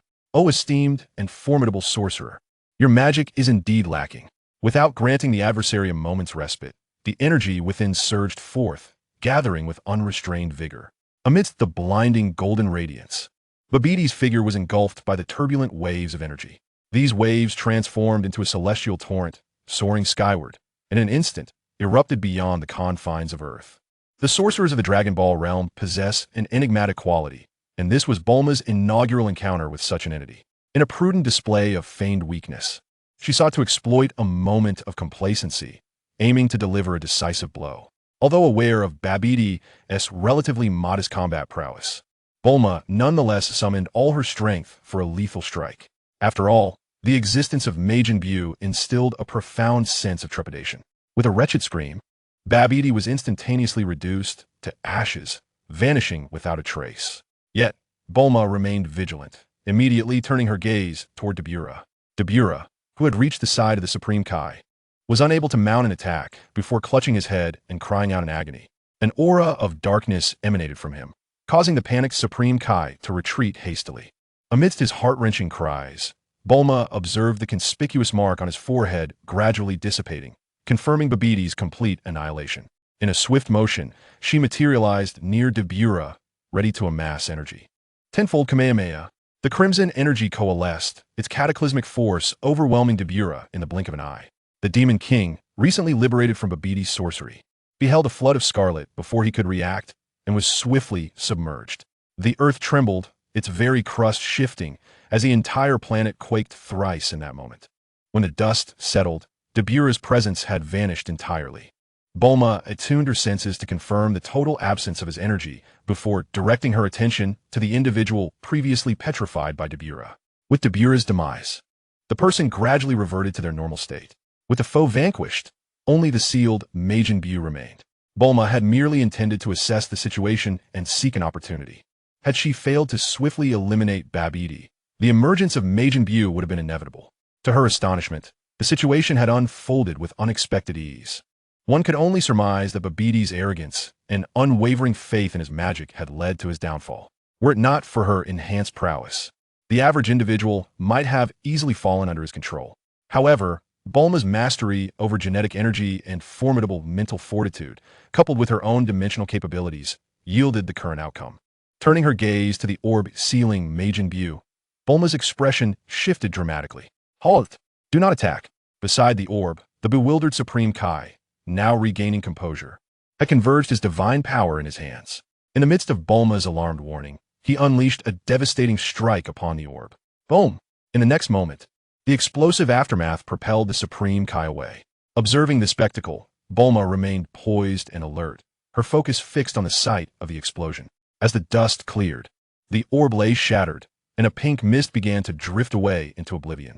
The Supreme Kai, witnessing this scene, joyfully rose from the ground. Marvelous! Majin Buu has finally been vanquished. Upon hearing this, Bulma frowned, casting a sidelong glance at the naive Supreme Kai. You are utterly oblivious. As her words fell, the pink mist began to coalesce, transforming into a plump figure that materialized before Bulma. In Chapter 19, Who is the God of Destruction? The Supreme Kai looked incredulously at the sky, beholding the endearing and seemingly harmless pink figure. Majin Buu, I have inadvertently released Majin Buu. I am a sinner. The towering figure, freed from petrification, approached the Supreme Kai, gravely observing the pink creature locked in a gaze with Bulma. Supreme Kai, the event has transpired. You cannot falter. Leave this to me, and you must escape.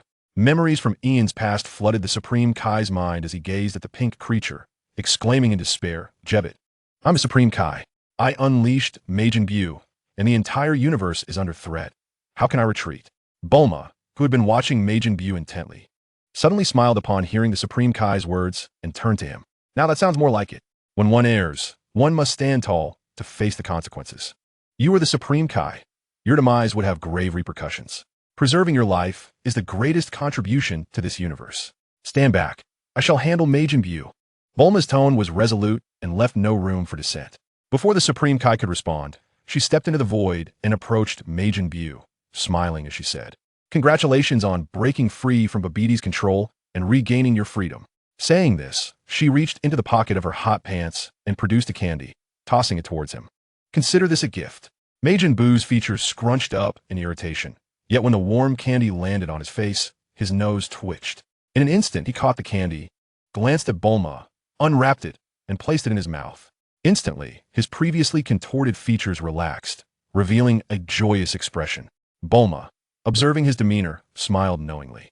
At that moment, a sudden energy blast hurtled towards Buu. How bothersome! Bulma exclaimed, some annoyance creeping into her voice as she stepped protectively in front of Buu, deflecting the energy with a swift motion.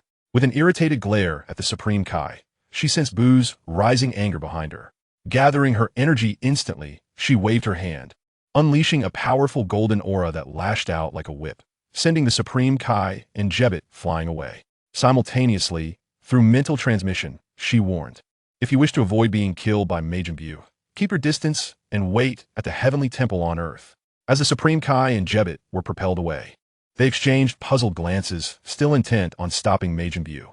Meanwhile, the North Kai, who had been observing the events on Earth from the Kaishin realm, could no longer contain himself and transmitted to the Supreme Kai. Supreme Kai, this is the North Kai. Trust in Bulma. She will undoubtedly find a way to resolve the issue with Majin Buu. At this moment, the Supreme Kai was in a state of utter turmoil. As a deity perched atop the cosmic hierarchy, he had not only suffered humiliation at the hands of Babidi, but had also been scorned by Bulma, a mere mortal. Though angered, the Supreme Kai, having regained his composure, knew he was no match for Majin Buu. Otherwise, the once mighty Grand Supreme Kai would not have been consumed by Buu. Turning to Jebbit, he declared, let us head to North Kai's planet. Very well, Lord Supreme Kai. Grasping the Supreme Kai's wrist, the two vanished from Earth in an instant. Simultaneously, North Kai relayed this news to Bulma. After all, the divine aura was something Bulma was yet incapable of perceiving, even the non-combatant Supreme Kai. With the dimensional disparity laid bare, highlighted not merely a difference in combat prowess, but rather a chasm in the essence of life itself, one that Bulma was currently unable to traverse. Once assured of the Supreme Kai's departure, Bulma felt a sense of relief. The fact that Buu had not ambushed her indicated that he held a favorable view of her. Despite her cautious demeanor, it suggested that perhaps she could persuade Buu to ally with her. There's no need for you to be angry, Buu. Those two have already been chased off. Majin Buu, with a dissatisfied thump on his chest, released a powerful aura. Bulma, perceiving this as akin to soothing a child, retrieved a space capsule from her pocket and tossed it onto the ground. Instantly, a veritable mountain of snacks appeared at their feet. You've been sealed for so many years. Buu, why not indulge a little? We'll talk later. Before Bulma could finish her sentence, Bu had already dove into the pile of treats. At this moment, the chubby Bu, having absorbed the Grand Supreme Kai, found his benevolent inclinations in the ascendancy. To Bu, Bulma, the one who vanquished Babidi, was not an enemy, albeit not yet a friend. She was far more agreeable than the Supreme Kai. Observing Bu, who resembled a child delighting in a feast, Bulma returned to her usual self, a smile gracing her face. Perhaps the utterly destructive little puppet was indeed beyond redemption, but the chubby Bu before her possessed a certain charm. Innocent as a child, he might not grasp the concepts of right and wrong, good and evil. He merely disliked being controlled by Babidi and resented others targeting him, which led him to eliminate those individuals. Gently landing beside the rotund Bu, Bulma tentatively patted his plump belly. The contented Bu, enjoying his culinary bounty, cast a curious glance in her direction. After pondering for a moment, he picked up a piece of cake and extended it toward Bulma. "Are you offering me cake?" Bu nodded enthusiastically. "Thank you," Bulma replied with a smile, accepting the cake and taking a bite. "It's delicious. You should try some too." Once again, the cake was directed towards Majin Bu, who unhesitatingly opened his mouth and devoured the cake that Bulma held in her hands. This left Bulma feeling a bit drooly. Yet she did not find it unpleasant. At that moment, she regarded Bu as nothing more than a child. She reached into the pile of snacks, rummaging for a moment before extracting a packet of sweet cake. "This is delicious. You must try it, Bu." Meanwhile, on North Kai's planet, the Kaioshin Jebit and Gohan looked through the voided earth, where Majin Bu, under Bulma's guidance, had been utterly conquered by the delights of cuisine. It was hard to believe. Is this really Majin Bu? How can this be possible? They recalled the fierce battles of millennia past against Bu, and now witnessed him beside Bulma, joyfully behaving like a child. The Kaioshin could not help but slap himself in disbelief. Gohan, informed by North Kai about Bu's terrifying nature, gazed upon this strange yet reasonable scene and reflected on how Bulma had ultimately resolved the issues with the androids. He couldn't help but exclaim, "Aunt Bulma is truly remarkable. If she can have Bu help protect Earth, then perhaps Slug won't be a problem at all." The Kaioshin, puzzled, inquired how Slug could possibly compare to Majin Bu. North Kai shook his head, explaining that in comparison to the current Kaioshin, he had existed for far longer. Observing Bulma, who treated Bu as if he were a child, he recalled someone Bulma had mentioned in the past. Turning to the Kaioshin, he asked, "My lord, if you wish to confront Majin Bu, why not summon Lord Beerus to intervene?" Upon witnessing the terrifying power that Slug had unleashed on Namek, North Kai reconsidered Bulma's suggestion to awaken the god of destruction. After all, the universe had grown exceedingly chaotic, filled with formidable beings far beyond estimation. Perhaps only a god of destruction could restore peace to the cosmos, even if it meant annihilating countless planets. Such a sacrifice would be worthwhile. However, the next word from the Kaioshin left North Kai in utter disbelief. Who is this god of destruction? Does such a deity truly exist in the universe? Chapter 20. The Realm of the Kaioshin.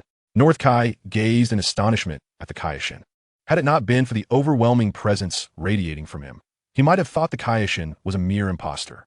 He patiently explained, "The god of destruction is the most powerful deity in the entire universe, an invincible existence." Jebit, having never heard of this title, pressed further. "Do you know where the god of destruction resides?" North Kai, feeling somewhat at a loss for words, replied, "Only you, my lord, have a means to reach the god of destruction in this vast universe." They were left speechless, each grappling with their thoughts. The Kaioshin, reflecting on his millennia of existence, shook his head and admitted, "I have never heard of the god of destruction." Until now, the North Kai finally comprehended the chaos that had engulfed the universe. The reverence he once held for the Kaioshin evaporated in an instant, as he bellowed in frustration, "You fool! How could you possibly be unaware of such a significant matter? What sort of Kaioshin are you? My Kaioshin planet is in this deplorable state because of Lord Beerus. Have you not heard of the god of destruction? What business do you have being a Kaioshin?" On Earth, Bulma, having satisfied the appetite of the plump Majin Bu, arrived at the sacred world of the Kais, where Mr. Popo had been waiting patiently. Upon her arrival, he promptly exclaimed, "Miss Bulma, Trunks has already entered the hyperbolic time chamber. I believe it won't be long before the Dragon Balls can be utilized." It was then that Bulma realized that in her timeline, the hyperbolic time chamber was still operational. She had assumed that the destruction of Earth rendered it unusable, and she instinctively chastised herself, thinking, "How foolish of me." She then pointed at the rotund Bu and said, "This is also a future ally of Earth. Let us get acquainted. I have come to bid farewell." Once the Dragon Balls are restored, please ensure that Goku and Vegeta are revived, along with androids 17 and 18. Although they brought untold calamities upon Earth, we now require formidable warriors. With some hesitation, Mr. Popo looked at Bulma. The actions of androids 17 and 18 in this timeline had rendered them unforgivable in the eyes of humanity. However, considering Bulma's insistence, he ultimately nodded in agreement. After arranging matters on Earth, he transported Bulma and the plump Buu to the Kaioshin realm in an instant. Upon their arrival, a palpable tension filled the air as the Kaioshin and Jebbet observed the enraged Buu standing behind Bulma. Their vigilance heightened. Buu, still seething from the Kaioshin's assault on him back on Earth, narrowed his eyes at the two, clenching his fists tightly. Bulma, witnessing the scene unfold, quickly moved to the Kaioshin's side. Before Jebbet could react, she delivered a swift slap that sent the Kaioshin into the ground. What a disgrace for a Kaioshin. If you dare to assault Earthlings again, I will ensure that Beerus himself breaks your legs. In that moment, everyone, except for Buu, stared in shock at Bulma. Jebbet trembled, pointing at her, contemplating charging at this audacious woman, but hesitated in the face of her formidable power, unfazed by the gazes directed at her. Bulma's attention shifted to the North Kai. Kaioshin, how is Gohan's training progressing? The North Kai was utterly astonished. He had initially thought that reprimanding the Kaioshin was a significant achievement in itself. Little did he expect to be in awe of Bulma, who treated the Kaioshin as if he were a mere child. He quickly replied, Gohan is quite intelligent. He has already begun learning to control his own power. In this world, Gohan had transformed into a Super Saiyan out of sheer sorrow following the deaths of Piccolo and Krillin. However, due to the absence of systematic training, he could only navigate his path through battles against the androids. Moreover, having previously lost an arm, his strength was not particularly formidable, comparable to that of Trunks when he first encountered him in the past timeline. To enable him to learn to harness his power and, consequently, enhance his own strength, a considerable amount of time would be required. After assessing Gohan's situation, Bulma continued, the Dragon Balls on Earth will soon be restored. King Kai, please inform Goku and Vegeta to prepare. Once they are resurrected with the Dragon Balls, ensure they enter the hyperbolic time chamber promptly to integrate the training results from their years in the afterlife. Majin Buu and I will do our utmost to buy them time. Buu, somewhat puzzled, patted Bulma's shoulder. By time? He suddenly exclaimed, startling Bulma, who quickly regained her composure. Well aware of Buu's intelligence, especially given that he had merged with old Kaioshin, making his ability to speak entirely unsurprising. Looking at Buu, she explained, there is an exceedingly powerful enemy approaching Earth, and I must stop him. Will you join me? However, Fat Buu shook his head, declaring, I want to eat. I am hungry. Bulma rolled her eyes and tossed a space capsule. In an instant, Buu dove into a mountain of snacks, joyfully indulging in a feast. This is my last bit of food. Shrag is far too powerful. If you choose not to go, that's fine. Just remember, if Earth is destroyed, you might never have these treats again. I hope you can remain carefree forever. This sentiment was akin to a blessing. Throughout her time in this world, Bulma had never truly relaxed, be it in the past timeline or a current one. She could only mask her anxiety with a facade of indifference and determination, fully aware that she could not afford to lose, not even once. The memories of her past self subtly influenced her, particularly when confronting Shrag, as she had made the grave miscalculation of resurrecting Gohan with the Dragon Balls, underestimating Shrag's strength. She was the first to resurrect him, driven by Trunks' impulsiveness, which had led to Gohan's demise at the hands of the androids. Granting Gohan this opportunity was, in a sense, an act of reparation. Reaching down, she pulled the Kaioshin from the ground and turned to Jebbet. Take me to the Kaioshin realm. What do you need to do in the Kaioshin realm? Jebbet inquired, but Bulma, uninterested in elaborating, slapped the Kaioshin's face, exclaiming, this generation of Kaioshins is utterly useless. I need to find someone to teach him how to fulfill his role properly. Of course, you may refuse, but that would leave me no choice but to eliminate this lofty deity. Such words, reminiscent of a supervillain, sent shivers down Jebbet's spine, prompting him to seek help from North Kaioshin, who turned away, completely disregarding both Jebbet and the Kaioshin. I have limited time. You would do well to hurry, Bulma exclaimed, delivering yet another slap. The pent-up emotions within her found an outlet, and her mood seemed to brighten considerably. Jebbet, observing the unconscious Kaioshin, rapidly contemplated a strategy. However, after much deliberation, he realized that, in the face of Bulma's formidable strength, he was at a complete loss. Gritting his teeth, he stated, I can take you to the Kaioshin realm, but you must not harm Lord Kaioshin. His life holds no value in my eyes. Chapter 21. The Old Kaioshin. Verdant and lush, as far as the eye could see, a vibrant expanse of greenery flourished, suffused with a rich aura of life that enveloped the entire land. This continent, seemingly limitless, floated in the depths of a universe. In a flicker, Jebit, along with Bulma and the Kaioshin, materialized upon the land. As Bulma trod upon the grass, she sensed the life force in the air and could not resist the temptation to greedily absorb the pure life energy surrounding her. Her innate genetic potential began to awaken, and she felt an overwhelming sense of ease wash over her. This is the Kaioshin realm. Release Lord Kaioshin. Jebit's words startled Bulma, causing her to loosen her grip on the Kaioshin. Indeed, the Kaioshin realm stood as the pinnacle of cosmic life. Merely this land was no less expansive than the entirety of the Milky Way. The Kaioshin, now liberated from his previous constraints, no longer maintained his lofty demeanor. Both Majin Buu and Bulma had profoundly shocked him, presenting an insurmountable strength that shattered his millennia-old understanding of the universe. Observing Bulma, who merely stood there as life energy from all around converged upon her, the Kaioshin finally recognized that he was merely born into nobility and was not significantly more powerful than these beings he had once created. Bulma's dimensional essence far surpassed that of a mere human. Given sufficient time, she might very well reach the level of a Kaioshin or even transcend it. Reassessing everything, the Kaioshin came to the realization that Bulma did not seem to harbor any ill intentions towards him. Her arrival in the Kaioshin realm surely had a purpose. Reflecting on the information he had received previously on North Kaioshin's planet, he pondered briefly before bowing slightly to Bulma. Miss Bulma, this is the Kaioshin realm. May I inquire about your purpose in coming here? Take me to retrieve the Kaioshin sword. This was indeed Bulma's objective. In the timeline of future Trunks, the Kaioshin sword was drawn by Trunks, but did not release the old Kaioshin, who was sealed within by the god of destruction. This led to the Kaioshin sword being destroyed in the hands of Dabura, and as a result, the god of destruction, Beerus, in that future timeline, met an untimely demise in his sleep for no apparent reason. A series of coincidences ultimately culminated in tragedy. In contrast to confronting the threat posed by Shrag, the matter concerning the old Kaioshin held far greater significance. The current Kaioshin, despite bearing the title, lacked both the strength and the understanding of the universe. For the sake of a more promising future, it was crucial to find him a mentor. Upon hearing Bulma's words, Jebite, who held himself in high regard, immediately sneered.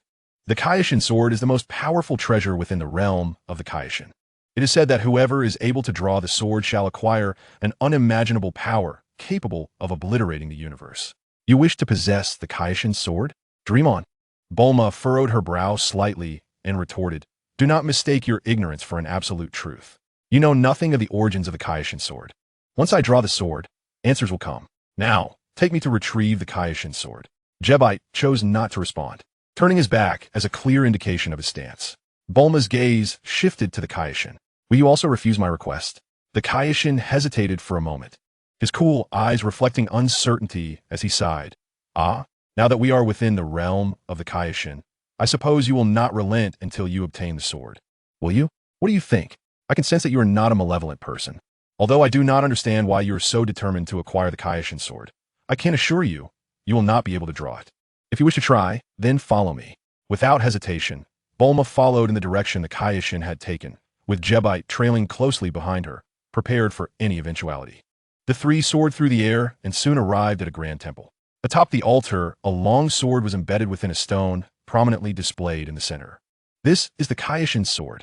No one has been able to draw it throughout history. You may give it a try. The Kaioshin's confidence elicited a scoff from Bulma. With deliberate steps, she approached the altar, gradually transforming into a Super Saiyan. A golden aura enveloped her, and the overwhelming energy made it difficult for both the Kaioshin and Jebite to breathe. Jebite gazed in disbelief at Bulma. With unwavering determination, grasped the sword's hilt. Was this truly her full power? How could it be more terrifying than that of Majin Buu? The Kaioshin could not help but recall his earlier certainty, realizing that her strength surpassed that of Majin Buu. No wonder she seemed indifferent towards Buu, even contemplating subduing him. However, the adversary she held in such high regard, Shrag, must possess strength beyond measure. Unbeknownst to Bulma, Jebite and the Kaioshin were lost in their thoughts. Clenching the sword's hilt firmly, Bulma's aura surged to its zenith. Her formidable golden energy resembling flames of gold. With immense strength, the very ground surrounding the altar trembled for hundreds of kilometers. "Rise!" she shouted. In the astonished gaze of the Kaioshin's sword, which had remained unmoved for millennia, was slowly wrenched free by Bulma as sheer will. Gradually calming her energy, Bulma returned to her normal state, examining the Kaioshin sword in her hands. She swung it a few times. Aside from its extraordinary weight, it seemed unremarkable. As I glanced towards the position of the Supreme Kai, I realized that both he and Jebit had been pushed back several hundred meters by my earlier aura. With a decisive step, I transformed into a series of fleeting shadows, arriving at the side of the Supreme Kai. Casually, I tossed the Supreme Kai's sword at their feet. "Is this the divine sword you spoke of?" "It appears no different." The Supreme Kai attempted to pick up the sword, but upon grasping it, his expression soured as he struggled to lift it, finding it exceedingly burdensome. He could only muster the courage to declare that, although the sword lacked miraculous powers, it remained the sharpest blade in the universe, capable of slicing through all matter. Words alone bore no weight. One must put to the test. Jebit, reluctant to accept the notion that a sword guarded by generations of Supreme Kais could be utterly useless, immediately summoned a massive square of metal, the hardest substance in the cosmos. Without hesitation, Bulma snatched the hilt of the sword from the Supreme Kai's grasp, channeling her energy to deliver a decisive strike. The resounding crack echoed, shattering the last illusions held by the Supreme Kai and Jebit. Upon impact, the Supreme Kai's sword splintered into two halves, white smoke billowing from the remnants. Anticipating this outcome, Bulma discarded the broken sword and watched the swirling white mist with quiet contemplation. How could this be? How could the Supreme Kai's sword have shattered? The Supreme Kai stood frozen, murmuring in disbelief at the scene before him. As time passed, the white mist coalesced into the form of an elder, adorned in garb strikingly similar to that of the Supreme Kai. Upon materializing, he promptly delivered a resounding slap to the Supreme Kai's head. "You useless fool! It took you this long to release me." Awoken by the sting of pain, the Supreme Kai gazed up at the elder hovering above him, sensing an aura and dimension akin to his own. In disbelief, he inquired, "Are you also a Supreme Kai?" The elder, visibly irate, unleashed a flurry of punches and kicks upon the Supreme Kai. Meanwhile, Jebit observed the two deities in combat, hesitating and uncertain whether he should intervene. Bulma, unwilling to squander time, conjured an energy blast, separating the two Supreme Kais. "We can afford to settle this later. Elder Supreme Kai, I have released you to see if you can help me unlock my potential. My planet is besieged by formidable foes, and time is of the essence. I implore your assistance." The Elder Supreme Kai, panting heavily, paused to regard Bulma. In an instant, he flashed beside her, seizing her arm with a smile. "Beautiful young lady, I am well aware of the enemy you mentioned. Although I have been sealed away for many years, I remain acutely aware of the happenings in the universe." Bulma felt an unsettling chill as the old man began to caress her hand. Her initial instinct was to retaliate with a punch, but recalling her need for the elder's support, she exerted force to withdraw her hand from his grasp. Upon witnessing Bulma's reaction, the old Kai chuckled softly, turning to face the Supreme Kai, his expression suddenly turning to one of anger. "Look at the chaos that has befallen this universe. Truly, each generation seems to be less capable than the last." After expressing his frustration, the old Kai turned to Bulma with a smile, saying, "Dearest girl, your strength is already formidable. I cannot assist you in unlocking your potential." Frowning slightly, Bulma pondered why, unlike Gohan who had managed to unleash his potential, she found herself unable to do the same. Seemingly sensing her confusion, the old Kai explained in a deliberate manner, "My dear, you are a human from Earth, and your bodily structure has been altered by external forces. This is a man-made transformation. I can only awaken the inherent genes within the human body. Moreover, your innate potential as an Earthling has already reached its limit. It is only due to your higher dimension that you appear so powerful." Bulma, upon hearing this, realized that to enhance her strength, she could only rely on herself. Very well then. Chapter 22. Strengthening One's Power. The old Kai observed Bulma's nonchalant acceptance of this reality and grew anxious. "Aren't you going to inquire if I have any means to assist you?" Bulma glanced at the old Kai and rolled her eyes, saying, "Though Shrag is indeed powerful, I am not entirely without confidence. It's just that his immortality, granted by the Dragon Balls, presents a bit of a challenge." Her earlier apprehension seemed to have vanished entirely. The more casually Bulma spoke, the more irate the old Kai became. Young lady, while I cannot help you unlock your potential, I can merge the mechanical structure within your body completely with your being. This way, not only will you absorb energy at an astonishing speed, but you will also gain complete mastery over your own body. Given your dimensionality, enhancing your power should not be arduous. The role of the Supreme Kai is to oversee the universe, create life, and guide cosmic civilizations toward the right path. In contrast to the God of Destruction's formidable annihilative abilities, the powers of the Supreme Kai are distinctly unique. Bulma quickly comprehended that the old Kai was referring to the infinite energy core within her. With the cultivation of her genetic primal energy, her standard combat power had surged rapidly. The energy core could no longer maintain equilibrium with her output, rendering the notion of infinite energy moot. Initially, her decision to incorporate the energy core into her being was intended to bolster her foundational combat strength. Thus, even if Bulma remained merely at the first tier of Super Saiyan, her exceptionally high base combat power, augmented 50-fold, had propelled her strength to an unimaginable level. In the original narrative, the strength of Fat Bu could easily rival that of a Super Saiyan 3. However, in Bulma's eyes, now that she had ascended to a planetary level, there was still a discernible gap between her and her full-power self. As for Shrag's prowess, it far exceeded expectations, yet remained within an acceptable range. Had it not been for his immortality, he would have perished at Bulma's hands long ago on Namek. The energy core in its early stages had positioned Bulma's starting point far above that of a typical Saiyan. However, her growth is now constrained, as the energy stored within the energy core is undeniably limited. An excessively powerful output cannot be sustained for long. The transformation into a Super Saiyan is an explosion of one's own energy, with the energy core's fixed upper limit. Bulma is hesitant to attempt transforming into Super Saiyan 2 or even Super Saiyan 3. If the energy core within her were to explode, it would result in her utter annihilation. Yet, extracting the energy core is within Bulma's technical capabilities. However, doing so would adversely affect her combat ability in her normal state.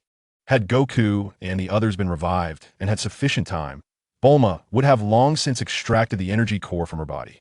Alas, what she lacks most at present is time. How long will it take for the old man to integrate the mechanical structure within my body into my cells? Little girl, are you so certain I will assist you? With a smile, Bulma replied, given your extensive existence, you certainly have the option to decline my request. However, if I were to lose to Shrag, I would have no choice but to bring him to the Kaioshin realm for you to resolve personally.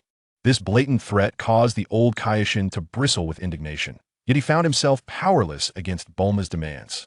Shaking his head with a sigh, he lamented how the youth of today are utterly lacking in manners, resorting to threats at the slightest provocation. The Kaioshin of the North, who had been enduring Bulma's persistent threats, could no longer contain his frustration and interjected, the Kaioshin realm stands at the pinnacle of the universe. Outsiders cannot enter without the guidance of a Kaioshin or their attendants. Bulma did not argue, instead raising her hand to her forehead, her mental energy expanding. And in the next moment, her figure vanished before the Kaioshin's eyes. On the North Kaioshin planet, Son Gohan, who was meditating in an effort to enhance his own power, suddenly opened his eyes. To his surprise, he beheld Bulma's lovely visage. Aunt Bulma, I heard from Lord North Kaioshin that you had left with the Kaioshins. I have returned to take you to a certain place. Come with me. Grasping Gohan's shoulder, Bulma once again disappeared from the North Kaioshin planet. At that moment, the Kaioshin felt a burning sensation on his cheek. Upon Bulma's reappearance, she was accompanied by a young man clad in an orange martial arts uniform. The Kaioshin was all too aware that he had been publicly humiliated, and Bulma's earlier words were substantiated. The old Kaioshin, disheartened, observed Bulma and instructed, little girl, extend your hands. Understanding that the old Kaioshin had agreed to assist, Bulma promptly complied. As Bulma extended her hands, the old Kaioshin mirrored her gesture. Their fingers intertwined, and Bulma felt an overwhelming surge of power coursing into her body through her arms. The Gene Original Energy Cultivation method activated instantly, attempting to absorb this influx of energy. In Bulma's mind, a luminous planet radiated a glowing aura, while the Kaioshin realm was engulfed by a tempest. An inexhaustible flow of life, energy, surged toward Bulma. Within her body, cells incessantly divided and regenerated, and Bulma felt as if she were enveloped by an invisible force. The objects before her began to blur, transforming into a dazzling array of starlight. The cells continuously absorbed energy, and the energy core within Bulma gradually melted away under this unseen power, ultimately vanishing without a trace. The newly formed cells replaced the old ones. At that moment, were there a colossal microscope capable of observing Bulma's interior? One would be astonished to discover that with the rebirth of cells, each one within her seemed to transform into a furnace of energy. In her consciousness, the constantly rotating celestial bodies diminished in size during this cellular renewal until they reached their limit, at which point a brilliant radiance burst forth, akin to the emergence of a star. This intangible force permeated both the interior and exterior of Bulma, cleansing her body of impurities, leaving her feeling as weightless as a feather soaring through the air. After an indeterminate amount of time, Bulma slowly opened her eyes, only to find the old Kai, drenched in sweat and panting, half kneeling before her. "You mustn't do this." She instinctively reached out to assist him, then turned to Gohan beside her. "How long has it been?" Gohan, perplexed, replied, "Aunt Bulma, it's only been a few seconds, but this old gentleman seems quite exhausted. What exactly has transpired?" Upon hearing this, Bulma sensed the power within her body, and in an instant, a peculiar force radiated outward, rendering Gohan and the old Kai motionless. As the energy continued to expand, it finally ceased 3 meters away, unable to extend further. "Is this my domain?" It seemed as if everything in the surrounding space lay within her control. With a mere thought, a rift in space emerged, engulfing the old Kai. In the next moment, he appeared 3 meters away, staring at Bulma in disbelief. "Is this the power of time and space? Your dimensional prowess has risen so rapidly," he exclaimed in astonishment. Curious, Bulma attempted to retract her domain, gazing inquisitively at the old Kai. "Is this a space-time domain?" "Domain?" The old Kai pondered, then nodded. "That name suits it well. Within the purview of this power, you are akin to a creator deity, though your current dimension is roughly on par with that of North Kai." "Thank you, Lord Kai." Bulma bowed respectfully, but the elder waved it off, saying, "I can see what's occurring on Earth. Were it not for your intervention with Majin Buu, that little one would have truly been doomed. At that point, our universe would have faced utter annihilation. Your adversary is nearing the solar system. You must go." Bulma understood that this elder had existed for countless years and possessed vast knowledge. However, all matters would have to await resolution of the Shrag issue. Glancing at Gohan, Bulma suddenly inquired, "Lord Kai, would it be possible to awaken Gohan's potential?" Casting a fleeting glance at Gohan, the old Kai nodded wearily.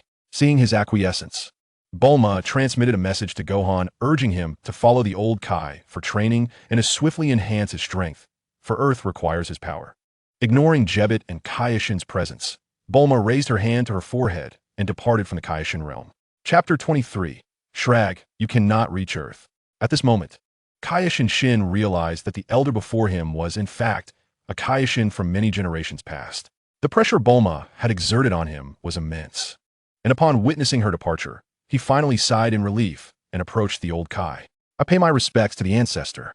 Enough with the formalities. Shortly, I shall awaken the potential of that boy in orange clothing, and you may simply observe," the old Kai declared.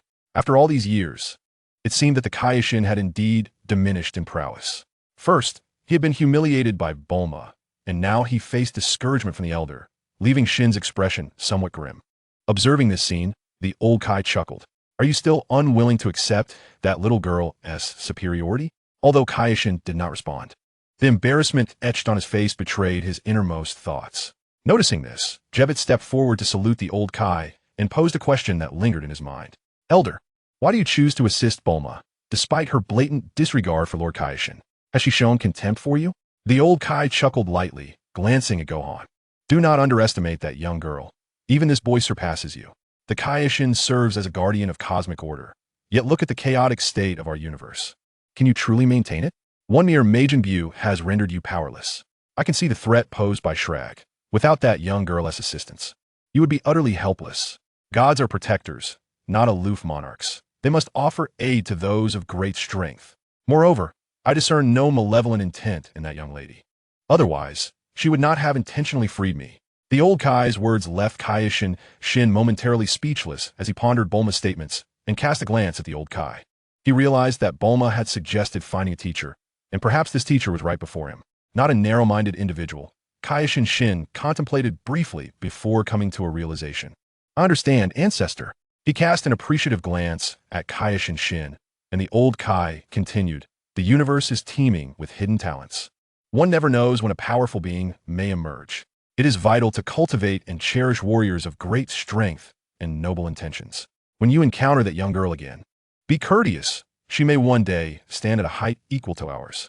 Little did I know that her current dimension surpasses even that of the North Kai.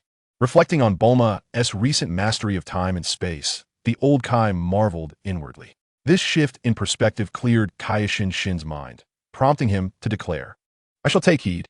Very well. The affirmation from the old Kai filled the Supreme Kai with immense joy. As the saying goes, an elder in the family is like a treasure. This holds true even for the Supreme Kai, who stands at the pinnacle of the universe. Jebet, having grasped the essence of the matter, curiously inquired of the old Kai, "Ancestor, might I ask why you have been in the realm of the Supreme Kai all these years without our knowledge of it?" As if stirred by unwelcome memories, the old Kai paused mid-step, hovering in the air. After a moment, he slowly turned to Jebet and replied, "You will learn of this in due time." The cold glimmer in his eyes caused Jebet's heart to leap into his throat. Nodding repeatedly, Jebet was taken aback, too intimidated to meet the gaze of the old Kai. After sending the two younger ones away, the old Kai's attention shifted to Gohan. "Young one, unleash your most formidable power. I wish to witness your strength." Gohan understood that Bulma, the one guiding him, was not an ordinary individual, and he promptly complied. In an instant, he gathered his energy and transformed into a Super Saiyan, a golden aura surging forth, its formidable presence drawing the attention of both Jebet and the Supreme Kai. Yet, the old Kai remained unfazed, scrutinizing Gohan and shaking his head. "You pale in comparison to that young girl, and moreover, you have strayed from the path. The enhancement of one's power is a matter of elevating the essence of life. Solely pursuing combat prowess will ultimately lead you astray. Follow me." The old Kai began to walk away slowly, and though Gohan only partially comprehended his words, he hurried to catch up. Meanwhile, on North Kai's planet, the North Kai was engulfed in frustration and urgency, fervently wishing for Bulma's swift return.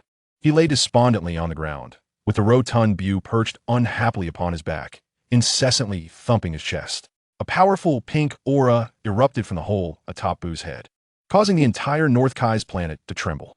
"Bulma, Bulma, Bu is hungry. Bu is hungry." Upon instantaneously teleporting to the Kai's planet, Bulma was rendered speechless at the sight before her. "Bu, stop causing a ruckus. You're going to crush the North Kai." Upon seeing Bulma return, Bu joyfully rushed to her side, tugging at her arm. "Bu is hungry. Bu wants to eat." With a wry smile, Bulma replied, "Unfortunately, I have no food here at the moment. Please bear with me. Once we return to Earth, I will get you something to eat. All right?" Though Bu was somewhat reluctant and a bit miffed, a furtive glance at Bulma suggested she was sincere, and he reluctantly nodded in agreement. Having settled Bu, Bulma's gaze fell upon the North Kai, who had just managed to rise with great difficulty. "My sincerest apologies for the trouble, Lord Kai. I will seek out Shurag shortly. Please keep an eye on the direction of Earth, and ensure Goku and the others are safe." Knowing the challenge that lay ahead with Shurag, Bulma felt uncertain, but some matters must be addressed regardless of one's confidence. "Go at once," he said earnestly. "We will support you." "Thank you, Lord Kai." With a smile, Bulma seized Bu and activated instant transmission, vanishing from King Kai's planet. The universe is vast and boundless, countless galaxies converging to form this vibrant world. At the edge of the Milky Way, situated on the periphery of the cosmos, lies the solar system. Countless meteors have gathered, creating a desolate realm inhospitable to life. The scorching solar winds converge here, raising the temperature far above that found within the solar system. Bulma gazed at the swarm of meteors before her and casually selected a larger one, landing atop it with Bu. Bu, displeased with the surroundings, yearned for food. Realizing they had not returned to Earth, the pudgy Bu unhappily shrugged off Bulma's arm. "Whether you can enjoy a feast depends on my ability to defeat Slug. If you're unhappy, just watch. If I falter, you must leave the solar system, understood?" Bulma spoke with a gravity that seemed to resonate with Bu's senses. No longer complaining, he plopped down on the edge of the meteor, turning his back to Bulma in a display of indifference. With a knowing smile, Bulma's gaze drifted into the distance, where she sensed an overwhelmingly powerful energy approaching rapidly. "Slug, you shall not reach Earth." A flash of determination crossed her eyes as she began to gather her energy. In an instant, she transformed into a Super Saiyan, her golden aura blazing fiercely as she continued to amplify her power. For a full 10 minutes, she erupted with energy, seemingly reaching a critical point. Golden lightning materialized from the void, entwining around her. An invisible pressure radiated outward, stretching into the depths of the cosmos. Super Saiyan, 2nd grade, receive my challenge, Slug. Tenfold Kamehameha. A blood-red energy wave surged forth, and the entire meteor field began to collapse under the tremendous recoil. The blinding brilliance pierced the dark expanse of the universe, racing toward the formidable energy that Bulma sensed. Chapter 24. Shattered Remains of Slug. Lord Slug, in just one day we shall arrive at Earth. In a dark-hued, spherical spaceship. A three-eyed alien trembled as he bowed before Slug, who sat upon his throne. Too slow. Full speed ahead. But, my lord, our ship is already traveling at maximum velocity. Any further acceleration risks disintegration. A displeased expression crossed Slug's face as he raised a finger, unleashing a beam of light. The three-eyed alien collapsed to the ground, silenced. Since the destruction of Namek, Slug had commandeered this mining vessel belonging to the three-eyed aliens. The memory of Bulma, nearly ending his life, was vivid in his mind. This time, Slug was resolute. He would utterly annihilate Earth to cleanse his shame. Soon, the extraterrestrial beings with 3 eyes swiftly dealt with the fallen corpses. Slag observed this scene and coldly commanded, "Proceed at full speed. Reach Earth as swiftly as possible."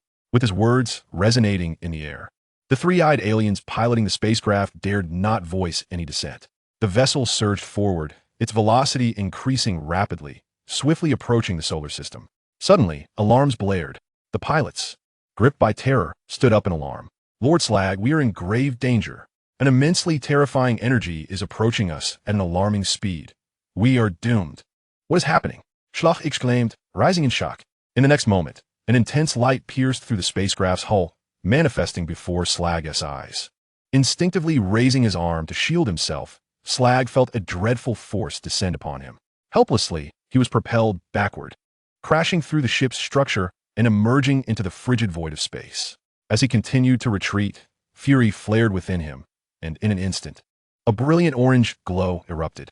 Terrifying energy surrounded Slag as he forcefully unleashed a punch toward the source of the threat. Boom! The space trembled, and amidst the blinding radiance, an invisible ripple emanated outward. Everything within the vast expanse of the universe disintegrated into dust. With a furious glare, Slag beheld his once mighty spacecraft, now vaporized by that horrifying energy. Recognizing the familiar technique, Slag could not contain his rage, roaring, "Damn it! Bulma, I will surely annihilate you."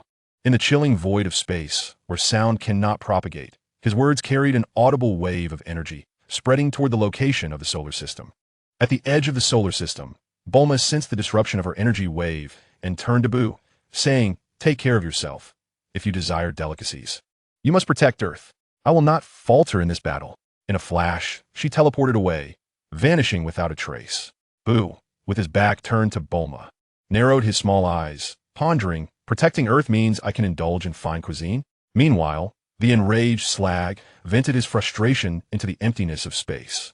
Suddenly, a familiar aura manifested behind him, causing him to tense up in an instant. Instinctively, he turned and swung a fist, but as he pivoted, a sharp pain pierced through his right arm. Grasping Slag's robust arm, Bulma delivered a precise strike, severing it cleanly. Following through with a sweeping kick, Slag had no time to react, and he was sent hurtling into the depths of the cosmos. Bulma, unwilling to squander the opportunity, used her silvery tail to ensnare the severed arm. At the tip of her tail, a sharp bone spike pierced into the arm, greedily siphoning its energy and cells. Simultaneously, she transformed into a streak of light, relentlessly pursuing Slag.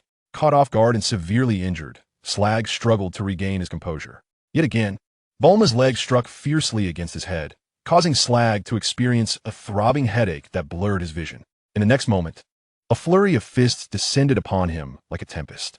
With great difficulty, he managed to resist the onslaught with the last vestige of his strength.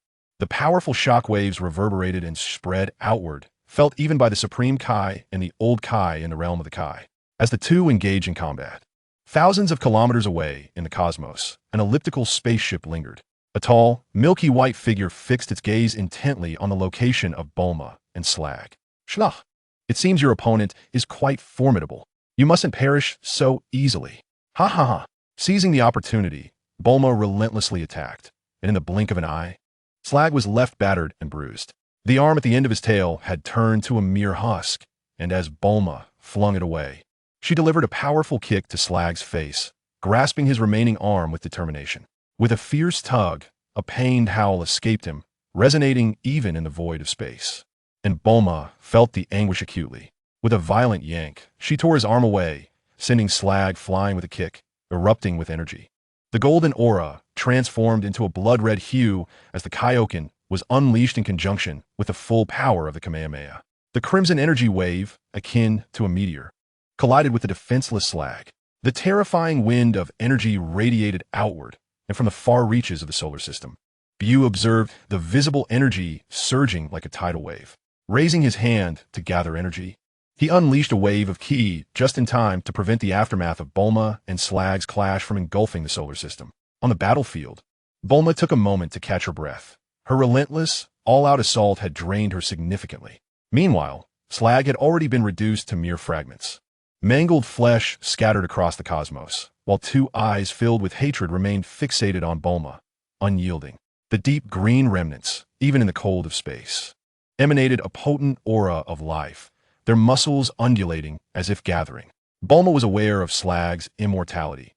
Even after obliterating him, she dared not let her guard down. Gasping for air, she soared through the cosmos, her silver tail tirelessly absorbing the scattered cells of flesh. The vigor she had expended in her intense assault was rapidly replenishing. In contrast, despite Bulma's swift movements, Slag's body began to coalesce anew with each breath, gradually taking shape. Bulma could not permit his revival. She raised her hand and unleashed another ki blast, shattering Slag once more into fragments. Time was of the essence, and she would not relent. Every time Slag's body began to reassemble, Bulma would obliterate him again. With each absorption, she sensed a transformation within herself. The silver tail behind her grew sturdier, and a layer of green spots began to emerge gradually. The tail, once reminiscent of a Saiyan's, had unknowingly grown to match the length of Bulma's body, its base thickening to the girth of a bowl. Green spots converged as her body began to expand at an astonishing rate. The hot pants she once wore disintegrated into tatters under the strain of her transformation. A verdant exoskeleton emerged, resembling a form-fitting suit of armor, gradually enveloping her entire being. The genetic energy surged within her, integrating Slag's cells into her own. With a relentless influx of vital energy, Bulma remained undistracted, continuously seizing the tissues of Slag's body. In that moment, the immortal form seemed to be a curse, leaving Slag, even in his shattered state, with a lingering consciousness. Each piece of flesh that Bulma claimed felt akin to 1,000 torturous cuts, as Slag sensed the gradual erosion of his soul. In the depths of excruciating agony, he found himself powerless, a fate worse than death encapsulating his experience. In the blink of an eye, the scattered flesh was devoured by Bulma, consuming more than half. Just as she intended to continue her feast, a terrifying dark crimson energy orb surged toward her from a distance. Like a colossal star plummeting, Bulma's gaze sharpened, her breath erupting with intensity. The tenfold Kamehameha wave unleashed a scarlet energy burst that collided with the dark crimson orb. In an instant, pain shot through her arms, and a wave of overwhelming pressure bore down upon her, sending her uncontrollably spiraling away alongside the orb. A pair of crimson eyes watched Bulma, slowly being enveloped by the dark energy, a cruel smile curling at the corners of his mouth. "Schlah, is this your opponent? You have thoroughly disappointed me."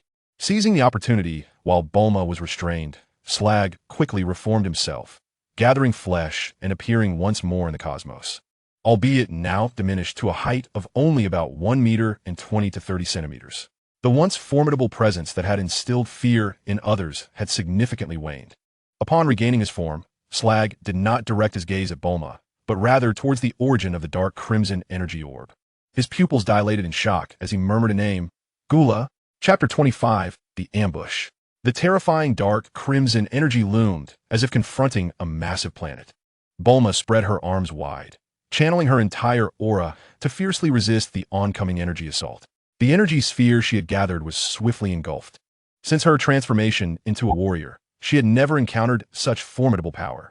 Behind her lay the direction of the solar system, and Bulma had confidence that she could teleport away before the energy orb consumed her. Yet, the vast expanse of energy descending into the solar system posed a grave threat. Even at a considerable distance from Earth, it was sufficient to obliterate the planet within the cosmos amid the ensuing cataclysm. Channeling her rage, she pushed her Super Saiyan 2 form to its absolute limit, golden lightning crackling around her. Bulma let out a pained scream, but alas, in the vastness of space, sound could not traverse. Otherwise, at this very moment, the entire space would be filled with Bulma's anguished cries. Her arms trembled under the immense force. The emerald green shell on her body began to crack, and her golden hair danced wildly as she was gradually engulfed by the energy blast. With a thunderous roar, a colossal explosion shattered the dimensions of the universe, unleashing countless dimensional rifts that permeated the entire expanse. An overwhelming light radiated, momentarily igniting the entire solar system. The solar winds, gathered over countless years, were instantly dispersed by the aftershock. A multitude of meteoric clusters, formed from countless meteors, were vaporized, and the two most distant planets in the solar system erupted in an instant. Countless fragments of celestial bodies transformed into a massive swarm of comets, hurtling towards the inner solar system. In the outer reaches of the solar system, Majin Buu stood firm, positioning himself to shield Earth from the impending wave. He unleashed energy blasts to fend off the aftermath while obliterating the fragments of planets that threatened Earth. Meanwhile, within the heavenly temple on Earth, a figure held the recently restored Dragon Balls, feeling the immense energy fluctuations in the universe with a worried glance at Mr. Popo. Miss Bulma is facing a formidable foe. We cannot afford to delay. We must act swiftly. Mr. Popo observed the unfolding events with calm composure, taking the Dragon Balls from the figure's hands. Arise, Shenron. In an instant, darkness enveloped the earth, and from the 7 Dragon Balls, starlight burst forth as a colossal 5-clawed azure dragon spiraled out from the void. State your wishes. The figure gazed at the emerging dragon, a look of relief washing over them. This was Bulma's most cherished desire, the hope for both Earth and Namek. They promptly conveyed to Mr. Popo, I have modified Shenron. Like the Dragon Balls of Namek, he can grant 3 wishes. And there is no limit to the number of people revived, as long as it remains within Shenron's power. Mr. Popo, Miss Bulma is still fighting. We must begin. Mr. Popo immediately addressed Shenron.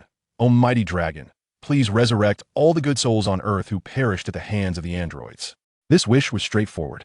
Shenron's blood-red eyes gleamed, and in the next moment, those who had fallen in battle, like Vegeta and Piccolo, were resurrected on a small island in the southern part of Earth. The planet was now infused with numerous faint life forces. Mr. Popo sensed the energy and confirmed that everyone had returned. Simultaneously, in the gardens of Bulma's estate in West City, Trunks gazed at his hands in disbelief. Wasn't I killed by that green monster? How am I alive again? Is this hell? Just as Trunks pondered these questions, a strange voice echoed in his ears. Trunks, I am King Kai. Miss Bulma is fighting for Earth in the cosmos. You must immediately go to the Heavenly Temple and unite with Goku and the others.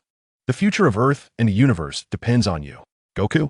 Although unaware of who the North Kai is, Trunks, filled with curiosity upon hearing that Goku is indeed alive, sensed the 2 most powerful energies on Earth soaring with fervor. Meanwhile, on a small island in the southern part of the Earth, the North Kai, through telepathy, summoned Piccolo, Vegeta, and others to converge at the Heavenly Temple. State your second wish. In the Heavenly Temple, Mr. Popo, having endured years of despondency, slowly uttered, Dragon, please resurrect Son Goku. The dragon's eyes glowed with a crimson light, only to be met with the disheartening news that this wish could not be fulfilled. As the one responsible for reforming the dragon, Tien immediately inquired why Goku could not be revived. Son Goku passed away due to heart disease, hence he cannot be resurrected. Mr. Popo, having accompanied the Earth's Kai for centuries, was aware of the reason. The dragon can only revive those who have died unexpectedly. Goku's demise, attributed to natural causes, rendered him irretrievable. Promptly, Mr. Popo continued, please grant Son Goku 100 years of life. This time, the dragon's eyes flashed red, and upon hearing of Earth's plight, Son Goku instantaneously appeared in the Heavenly Temple. Mr. Popo, it has been such a long time. Goku greeted with a smile. Though years had passed, he remained as vibrant as ever, stirring tears in Mr. Popo's eyes. State your third wish.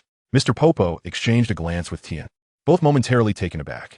Bulma had only mentioned the resurrection of Goku and the Earthlings, without further elaboration on the wish.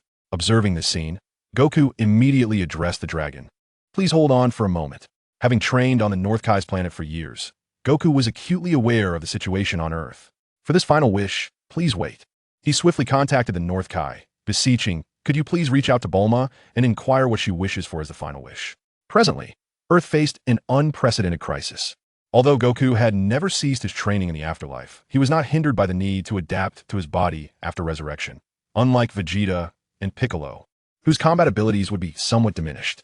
However, Bulma was now battling in the cosmos, and the Earth warriors lacked the capacity to survive in the universe, let alone assist her. Thus, consulting Bulma's opinion was imperative. Though Goku possessed a pure heart, he was not foolish. Every step taken now could determine the outcome of the battle and demanded utmost caution. Meanwhile, on the North Kai's planet, the North Kai hesitated briefly before responding, all right? I will try to inquire. In the cosmic battlefield, the recovering slug gazed at the sudden appearance of a figure, fear evident in his eyes. Long before Frieza's demise, Slug had clashed with Cooler. Over the years, he had sought rejuvenation through the Dragon Balls, having consumed and assimilated nearly the entire Namekian population. Having faced Cooler and suffered defeat, he had remained on Namek, hoping to enhance his power through the Dragon Balls before seeking vengeance against Cooler. Unexpectedly, at this very moment, we find ourselves face to face. With a hint of trepidation, I inquire, Gula, what brings you here?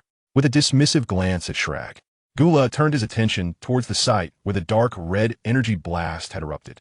There, amidst the cosmic void, stood Bulma, battered and bruised, her arms conspicuously absent. Cold sweat trickled down her form. Her essence weakened significantly. Chapter 26. Bu is hungry. Bu wants food. In the realm of the Kaioshin, the elderly Kaioshin sat slumped on the ground, hands raised above his head, while Son Gohan sat beside him, meditating to sense the changes within his body. Not far away, Kaioshin Shin and Kibito were gathered around a crystal ball, their eyes fixated on the unfolding scene within. As the dust settled and revealed Bulma's dismembered state, they were taken aback, their expressions a portrait of shock. Kaioshin Shin, in particular, felt his strength wane, collapsing to the ground. Kaioshin, Kibito rushed forward, attempting to assist him, when the voice of the elder Kaioshin echoed in their ears. Young man, why are you so flustered in the face of adversity?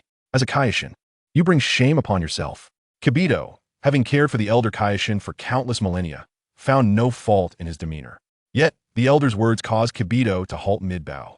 Frozen in place, Shin's face flushed with embarrassment, and he rose to his feet, glancing at the elder Kaioshin, suddenly filled with dread. Observing the elder, whose eyes remained tightly shut and whose posture was unwavering, hands still raised above his head. It was only the sound of snoring and the drool escaping the elder's lips that hinted at his slumber. Fearfully scanning their surroundings, Shin was oblivious to any oddities. He could not help but gaze again at the elder, questioning tentatively, Ancestor, how can you discern my fright with your eyes closed? In response, the elder's voice resounded once more.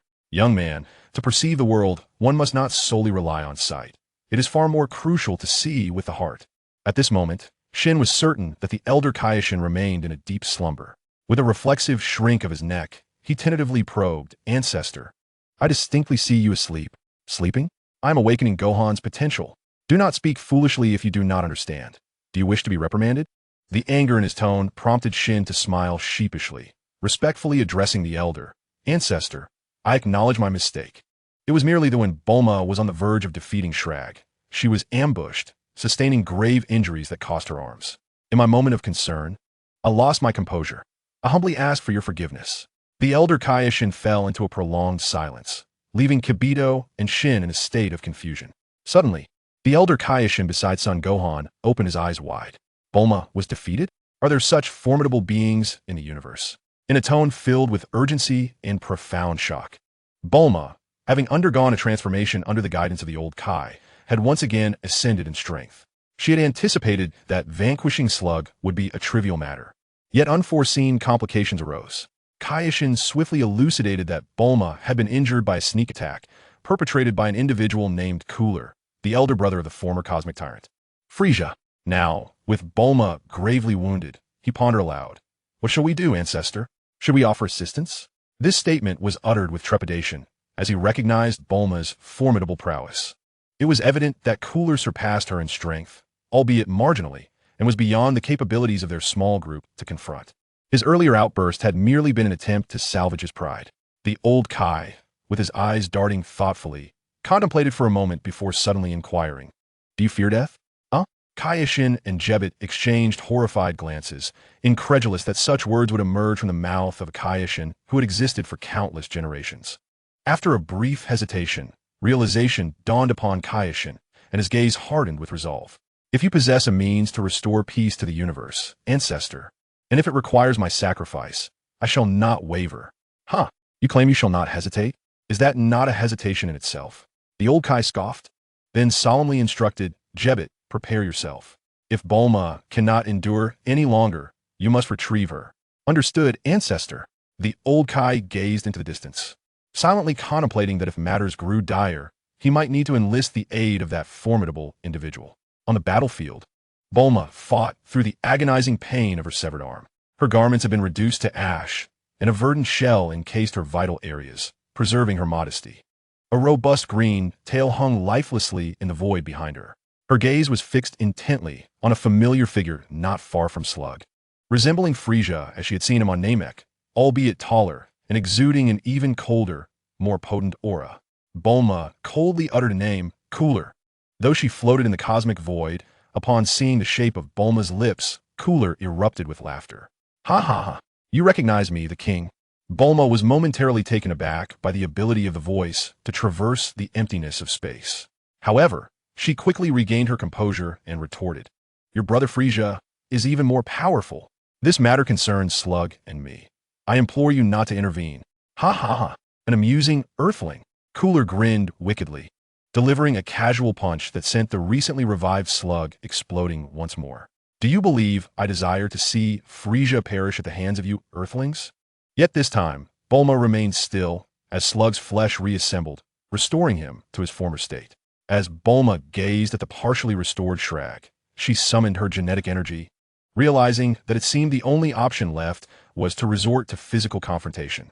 In the next instant, the crimson flesh writhed, and the arm that had once vanished began to regrow slowly. A cold smirk crept across Cooler's lips, a sight Bulma could not help but witness. Alarm bells rang in her mind. In her moment of tension, Cooler suddenly appeared behind her. The damp warmth of his breath sent shivers down her spine as he leaned closer, whispering, "You wish to continue fighting? Do you truly believe I would grant you that opportunity?" Paralyzed by fear, Bulma sensed the terrifying energy coalescing in Cooler's hand, pressed against her back. Chilled to the bone and unwilling to show any sign of weakness, she hastened the acceleration of her recovery using her genetic energy. Suddenly, she laughed and said, "Mighty Cooler, I wonder if you're in need of a capable assistant?" "You overthink things," Cooler retorted mercilessly, unleashing an energy blast that struck Bulma's back, causing her to cough up blood. In the next moment, Cooler's powerful left leg descended upon her mercilessly. Although Bulma's arms had regained their strength, she found it challenging to resist. She was tossed about the void like a mere plaything, desperately protecting her vital areas while attempting to telepathically reach the nearest Majin Buu. "Buu, hurry!" Just as she uttered the words, a purple energy beam pierced the air and struck Cooler's back. The violet energy enveloped him like a binding shroud. Realizing the peril, Cooler unleashed his aura, striving to tear through the purple energy. Yet, no matter how vehemently he struggled, the violet energy only grew brighter, stretching the moment into an eternity. Once the purple light fully blossomed, to Shrag's incredulous gaze, Cooler's towering form transformed into a chocolate replica of himself. Witnessing this, Bulma swiftly retreated, distancing herself from the chocolate Cooler. Almost immediately, she collided with a soft, cotton-like substance. The next moment, the somewhat portly visage of Majin Buu appeared before her. With a broad smile, Buu embraced Bulma, exclaiming, "Buu is hungry. Time to eat." Bulma, looking at Buu with a wry smile, could only respond, "I fear there won't be anything to eat. I'm injured." Buu's tiny eyes darted toward Shrag. "Did he do this? I suppose so. Put me down. The battle is not yet over." Buu gently set Bulma down and pointed at the chocolate Cooler, extending his tongue like a long serpent towards it. The moment his tongue made contact with the chocolate, an electric shock coursed through him, igniting his fury. He retracted his tongue immediately and, in a flash, appeared before the chocolate Cooler. "Buu is hungry. Buu wants to eat." Chapter 27. The anger transformed Buu. Buu opened his gaping maw and devoured the chocolate created by Gula. Bang! Almost simultaneously, Buu's body was sent flying, with Gula's chocolate following like a meteor. It relentlessly collided with the corpulent form of Bu, sending him soaring through the vast expanse of the universe like a volleyball. Bulma, witnessing the chaos, realized that Bu was no match for Gula. The earlier energy blast had left her significantly injured. Her gaze fell upon Shrag, who had been reduced to half his original size. With a swift motion, Bulma placed her fingers on her forehead and instantly appeared beside Shrag. Drawn in by the battle between Bu and Gula, Shrag was caught off guard, and before he could react, a silvery tail ensnared his neck. In the next moment, a golden aura surged forth, transforming the tail into a vibrant green. Encased in golden lightning, Bulma focused her energy into a sphere and struck Shrag squarely on the head. Boom! The cells of his body, already diminished by Bulma's previous consumption, were now drastically weakened. In a moment of distraction, Shrag's head disintegrated into ashes. Unconcerned with the gathering flesh and blood that emanated from Shrag's severed head, Bulma willed the stout tail behind her to extend a bony spike. Raising it above her head, she revealed a dark aperture at its center. A fleshy, viscous liquid began to drip, and the hole widened, engulfing Shrag's headless body entirely. As she absorbed Shrag's considerable mass, Bulma experienced an intense and uncomfortable swelling sensation, as though a foreign object had been inserted within her, causing unprecedented discomfort. Although Bu had transformed Gula into chocolate with his magic, he could not withstand the overwhelming power for long. In a different timeline, Bu would have easily defeated Gula.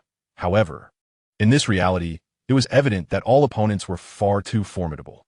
Despite Bulma's battle prowess exceeding that of the fully formed Cell, and enhanced further by her transformation into Super Saiyan 2, she had still been bested by Gula.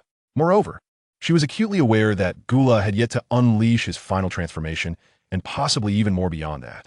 Presently, Goku and the others on Earth were likely nearing resurrection. Yet, in the face of such a powerful adversary, they would be of little assistance.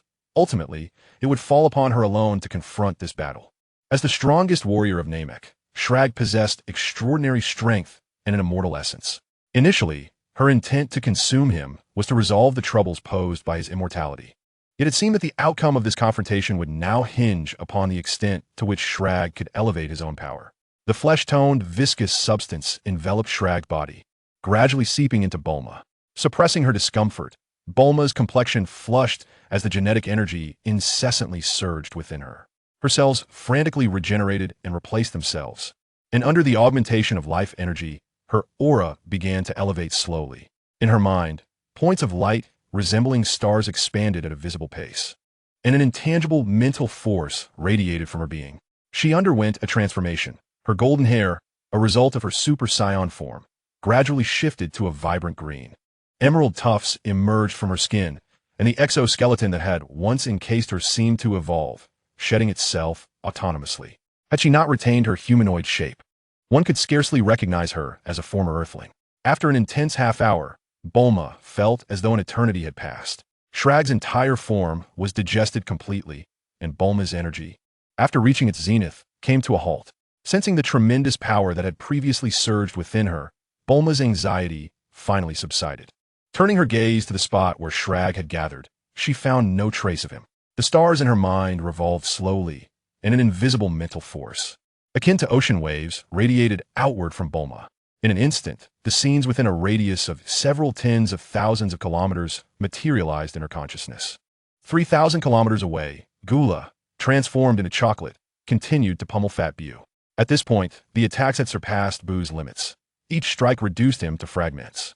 Fortunately, his extraordinary regenerative ability allowed him to reassemble almost instantly, enabling him to endure. Yet, Bulma could distinctly sense that Fat Bu's emotional state was on the brink of collapse.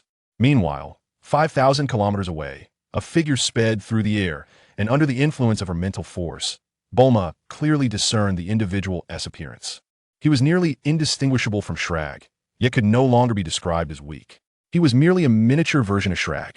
Casting a glance at the still pummeling Bu, Bulma contemplated briefly, placing her finger on her forehead. Activating her instantaneous movement, she appeared before the fleeing Shrag. Terrified, Shrag, who had been thoroughly frightened to his core by Bulma, was constantly vigilant for any pursuers. However, in the next moment, his entire being collided with an invisible barrier, sending him hurtling backward, and a chilling voice echoed in his mind. "Little one, where in such haste are you off to?" in a desperate bid for survival. Shrag steadied himself and looked up, only to find a humanoid creature of vibrant green, its pupils dilating in shock. Utilizing mental communication, he implored, "My lord, spare me. I am but an ordinary cosmic warrior. Over there, Lord Gula is engaged in battle, and I merely sought to distance myself. I did not mean to collide with you. I beg for your forgiveness."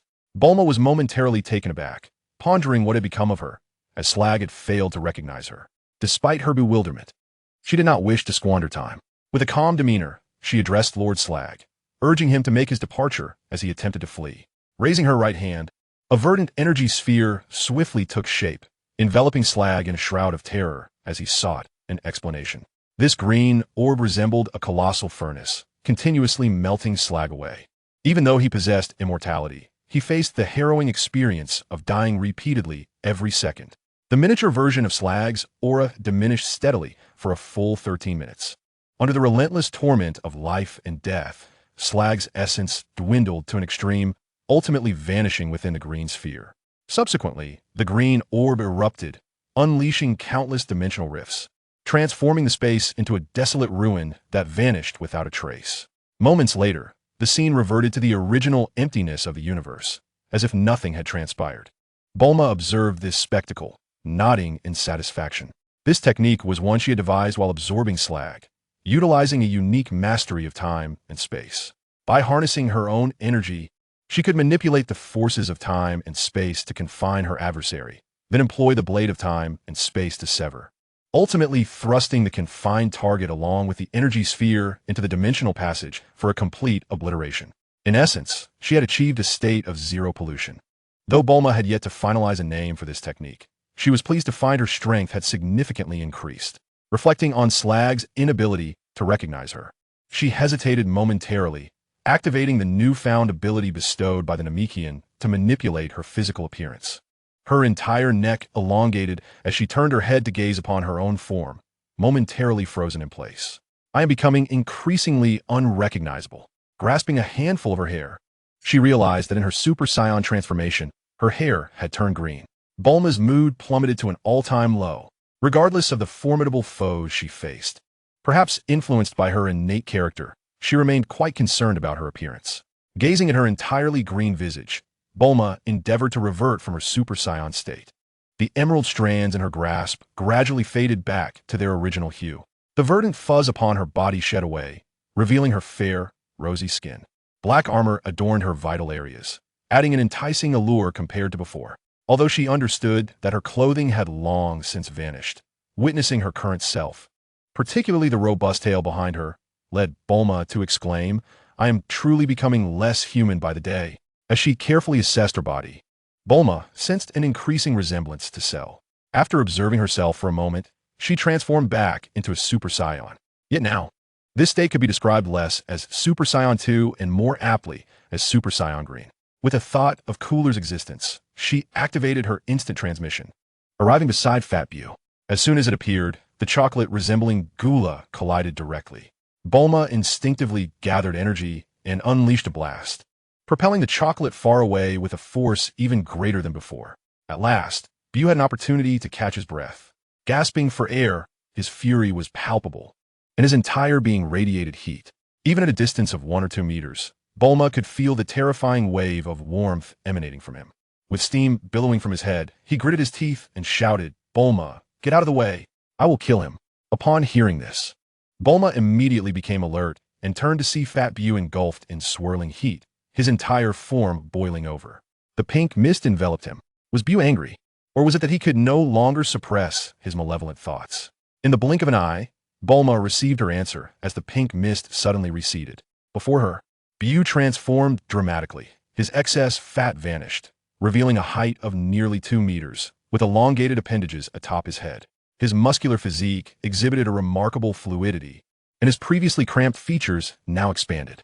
Although still entirely pink, according to Bulma's aesthetic, this version of Bew appeared far more handsome than before. Their gazes met, and the fiery intensity in Bew's eyes made Bulma wary. In the next moment, Bew took a step forward, positioning himself beside Bulma. "You must not interfere. I will kill him."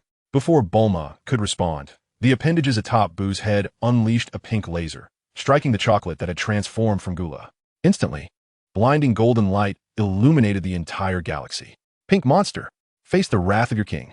Chapter 28. The terrifying golden gula. Golden, a color that signifies nobility on Earth. Before Bulma's eyes, the dazzling gold illuminated the entire galaxy.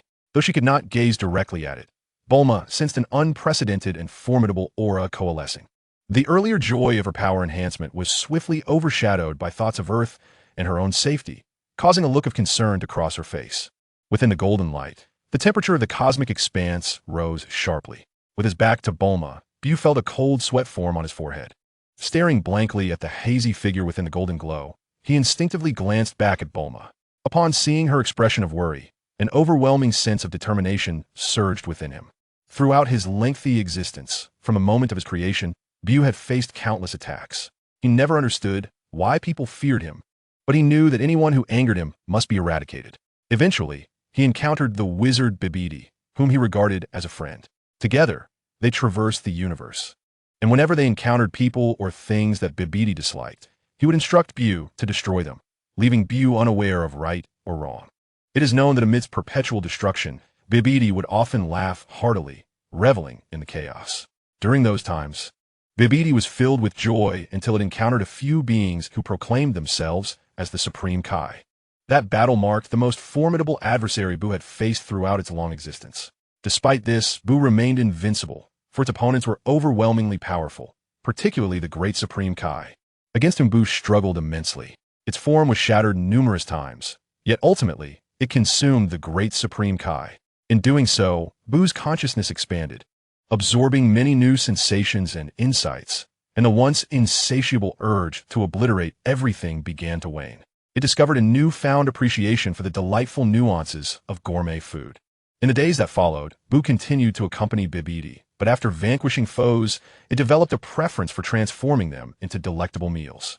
However, one fateful day, while Bu slumbered, Bibidi seized the opportunity to seal it away. Bu could not fathom the reason for this betrayal. It loathed the sensation of confinement, and consequently, its affection for Bibidi faded.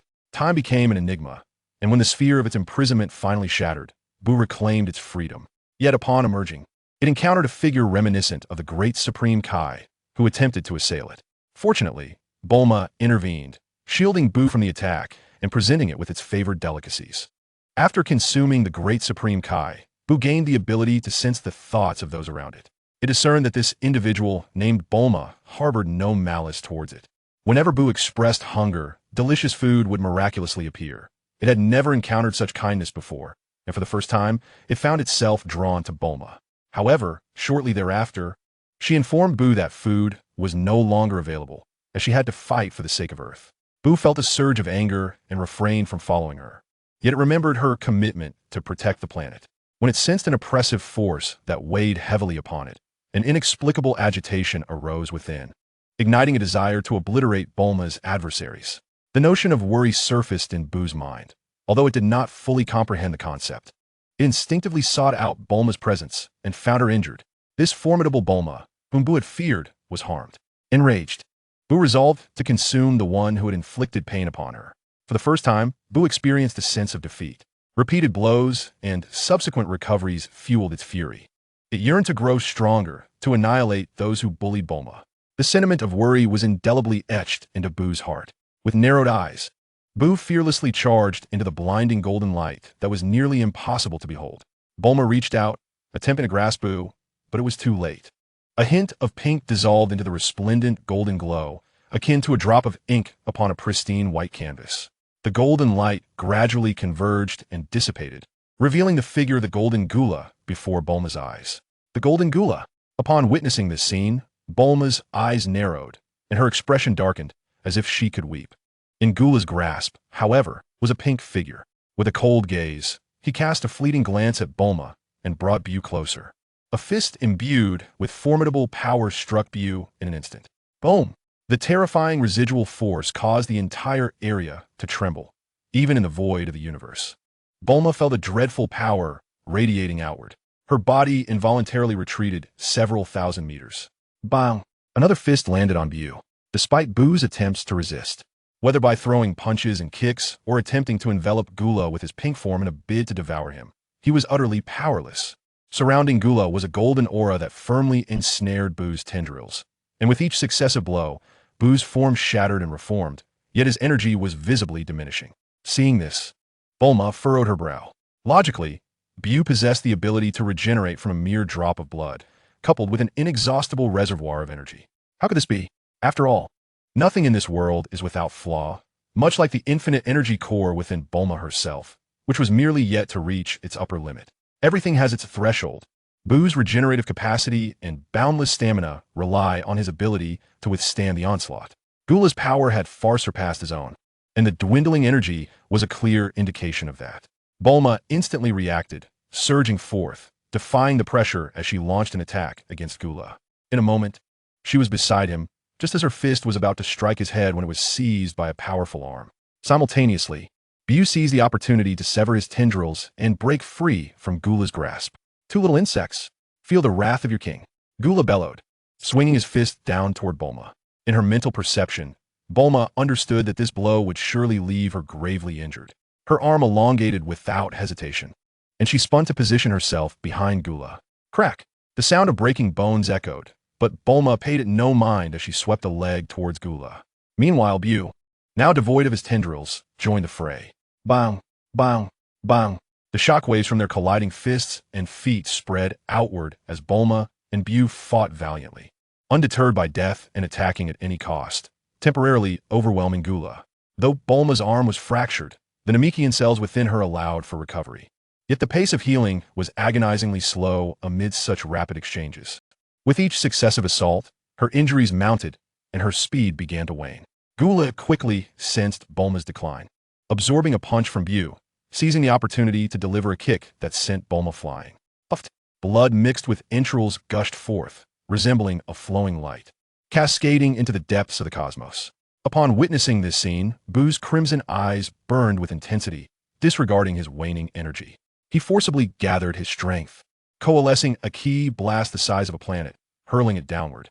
Gula did not retaliate against Bulma, instead fixating on the approaching ki blast. Slowly extending his right hand, he gently deflected it. To his astonishment, Buu's ki blast came to a halt. Such feeble power was truly inadequate.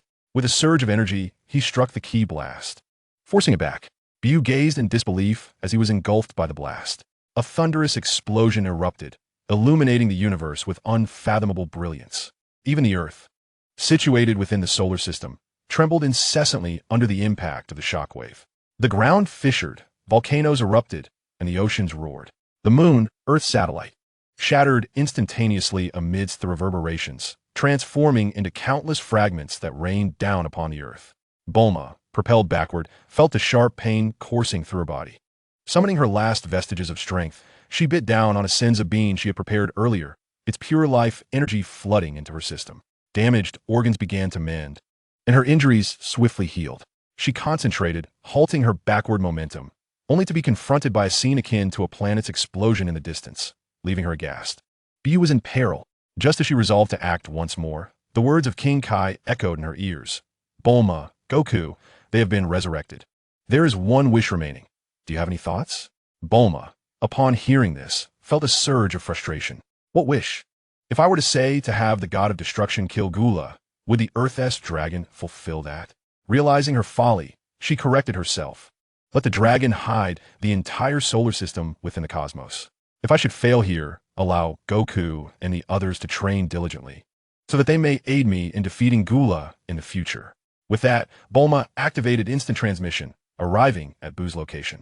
Before her, the pink energy enveloped the space. Yet Buu's presence had already vanished.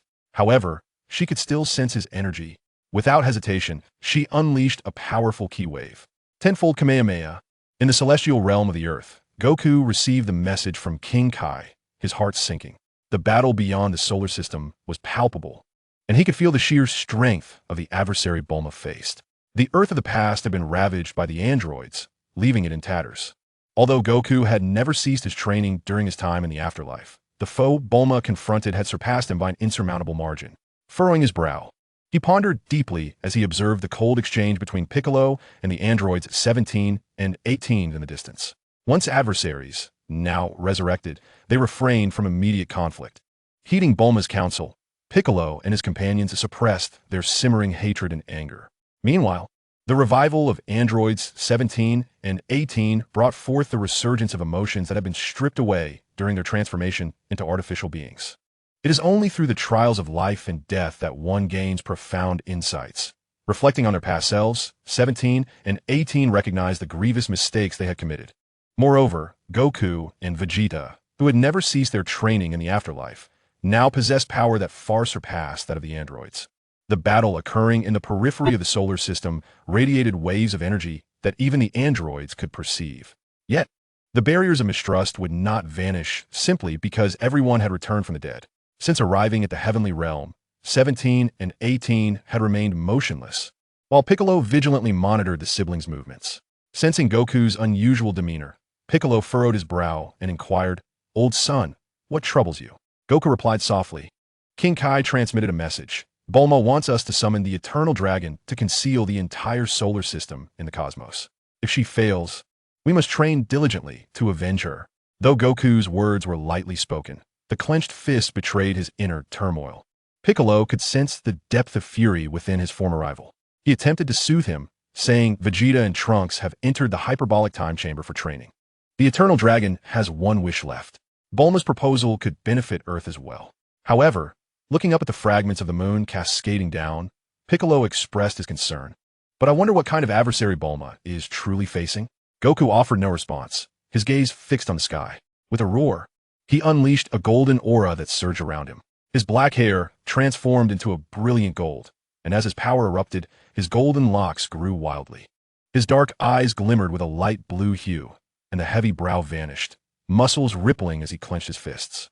He struck the sky with a powerful punch, sending countless energy blasts hurtling towards the descending meteors. The resounding explosions echoed as the sky above the earth was enshrouded in dust and debris. The warm sunlight faded, casting a pall over the entire planet. Feeling the power within him, Goku gritted his teeth and declared, "This strength is still insufficient. Far from enough. There must be another way."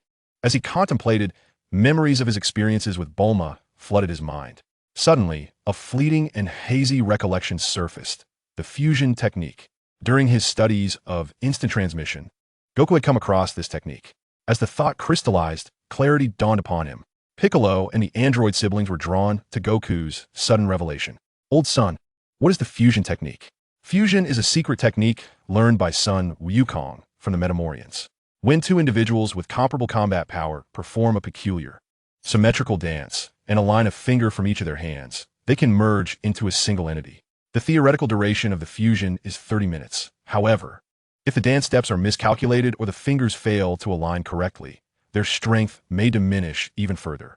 After merging, their combined power significantly exceeds the sum of their individual strengths, though Sun Wukong is uncertain of the exact amplification. Upon hearing Sun Wukong's explanation, Piccolo pondered for a moment and remarked that currently, the only two beings on Earth with the highest combat power are Sun Wukong himself and Vegeta. If they were to fuse, he suggested that Wukong and Vegeta could form one unit, while there were still two others. Piccolo then turned his gaze toward the siblings, Android 17 and Android 18. On the battlefield, Bulma reappeared, launching her most formidable attack. Golden Cooler raised his hand indifferently, unleashing a deadly beam.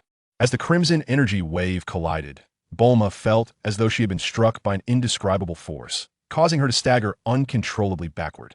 "Insects! It was beings like you who caused Friesia's demise. How utterly disgraceful!" Golden Cooler sneered coldly, and as his golden aura surged, Bulma's energy wave was relentlessly compressed under the weight of his formidable presence. With death looming over her, Bulma's arms trembled as she strained to muster her inner energy. Just as the deadly beam was about to descend, she declared, 20 times Kaioken. Cornered by imminent doom, Bulma, in her Super Saiyan form, forcefully executed the Kaioken, causing numerous cracks to appear on her body. A surge of immense power welled within her, threatening to burst forth as her body expanded and her muscles bulged violently. The excruciating pain compelled Bulma to act swiftly. She quickly swallowed the senzu beans she had prepared earlier, as a powerful aura erupted from her. Cooler's incredulous gaze witnessed the sudden amplification of her crimson Kamehameha wave, which increased exponentially. An overwhelming energy wave surged upward, engulfing Cooler. What is this? Caught off guard and enveloped by the destructive aura, Cooler, with eyes wide in disbelief, could only raise his hand in a futile attempt to shield himself. Bulma, having consumed one senzu bean after another, quickly exhausted her supply. With a mouthful of blood and her body riddled with cracks, she could no longer withstand the overwhelming energy wave that consumed Cooler, and she collapsed. At that moment, a pink arm appeared before Bulma's eyes. The warmth of the embrace brought a flicker of surprise to Bulma, whose consciousness was fading. Turning her head, she saw Bu. His gaze fixed intently on the energy wave that had engulfed Cooler, his expression grave. Sensing Bulma's gaze upon him, Bu looked down and smiled broadly, revealing a radiant grin. Above his head, a pink aura coalesced, and a beam of light descended upon Bulma. Suddenly, a refreshing breath of life surged through Bulma, revitalizing her weary body, which was on the brink of collapse from employing the Kaioken technique. Her cells began to grow at an astonishing rate, and the fissures on her body mended instantaneously, while much of her expended energy was restored. Observing Bulma's recovery, Bu seemed to exhale a sigh of relief. He gently released her from his embrace and pushed her aside, directing his gaze towards the location of Cooler. Although the previous attack had been formidable, both Bulma and Bu could distinctly sense that Cooler was not dead. As Bu watched the energy sphere diminish, he began to gather power, his rationality fading. A dangerously ominous aura began to brew, sending shivers down Bulma's spine as she stood closest to him. What do you intend to do, Bu? As if he heard her words, Bu turned and revealed a sinister smile. A torrent of pink energy erupted, enveloping his entire form, and his once towering figure visibly shrank at an alarming rate. Witnessing this transformation, Bulma realized Bu was about to unleash the same desperate power that little Bu had once wielded. However, she remembered that little Bu's strength was not particularly impressive, only comparable to that of Super Saiyan Goku. The true challenge lay in his terrifying regenerative abilities and his utter lack of humanity, driven solely by instinctual destruction and pure malevolence. In the original trajectory, he had been the only enemy completely eradicated by Goku's spirit bomb, which had combined the energy of all Earth's inhabitants. As Bu's transformation unfolded, Bulma instinctively distanced herself from him. Suddenly, the pink aura dissipated, and an energy sphere hurtled towards her. She raised her fist to strike it down. Instantaneously, a chill ran down her spine as she turned to find Bu had already appeared behind her. In that fleeting moment, an ethereal pink silhouette loomed close, prompting Bulma to strike instinctively. Bang! Her hasty punch seemed to land upon cotton, for Bu's form had shrunk significantly, revealing a sinister grin, his eyes glimmering with danger. Bulma's fist pierced through Bu's chest, but before she could withdraw, an immense force suddenly ensnared her arm, rendering her immobile. In the next instant, a viscous pink liquid materialized before her, enveloping her entirely like modeling clay. You wish to consume me, Bu? How presumptuous! In her struggle, Bulma erupted with fury, forcibly shaking off the sticky substance of Bu's being. Just as she was about to retaliate, a golden figure appeared in the distance, propelled by boundless rage. Bang! Bang! Bang!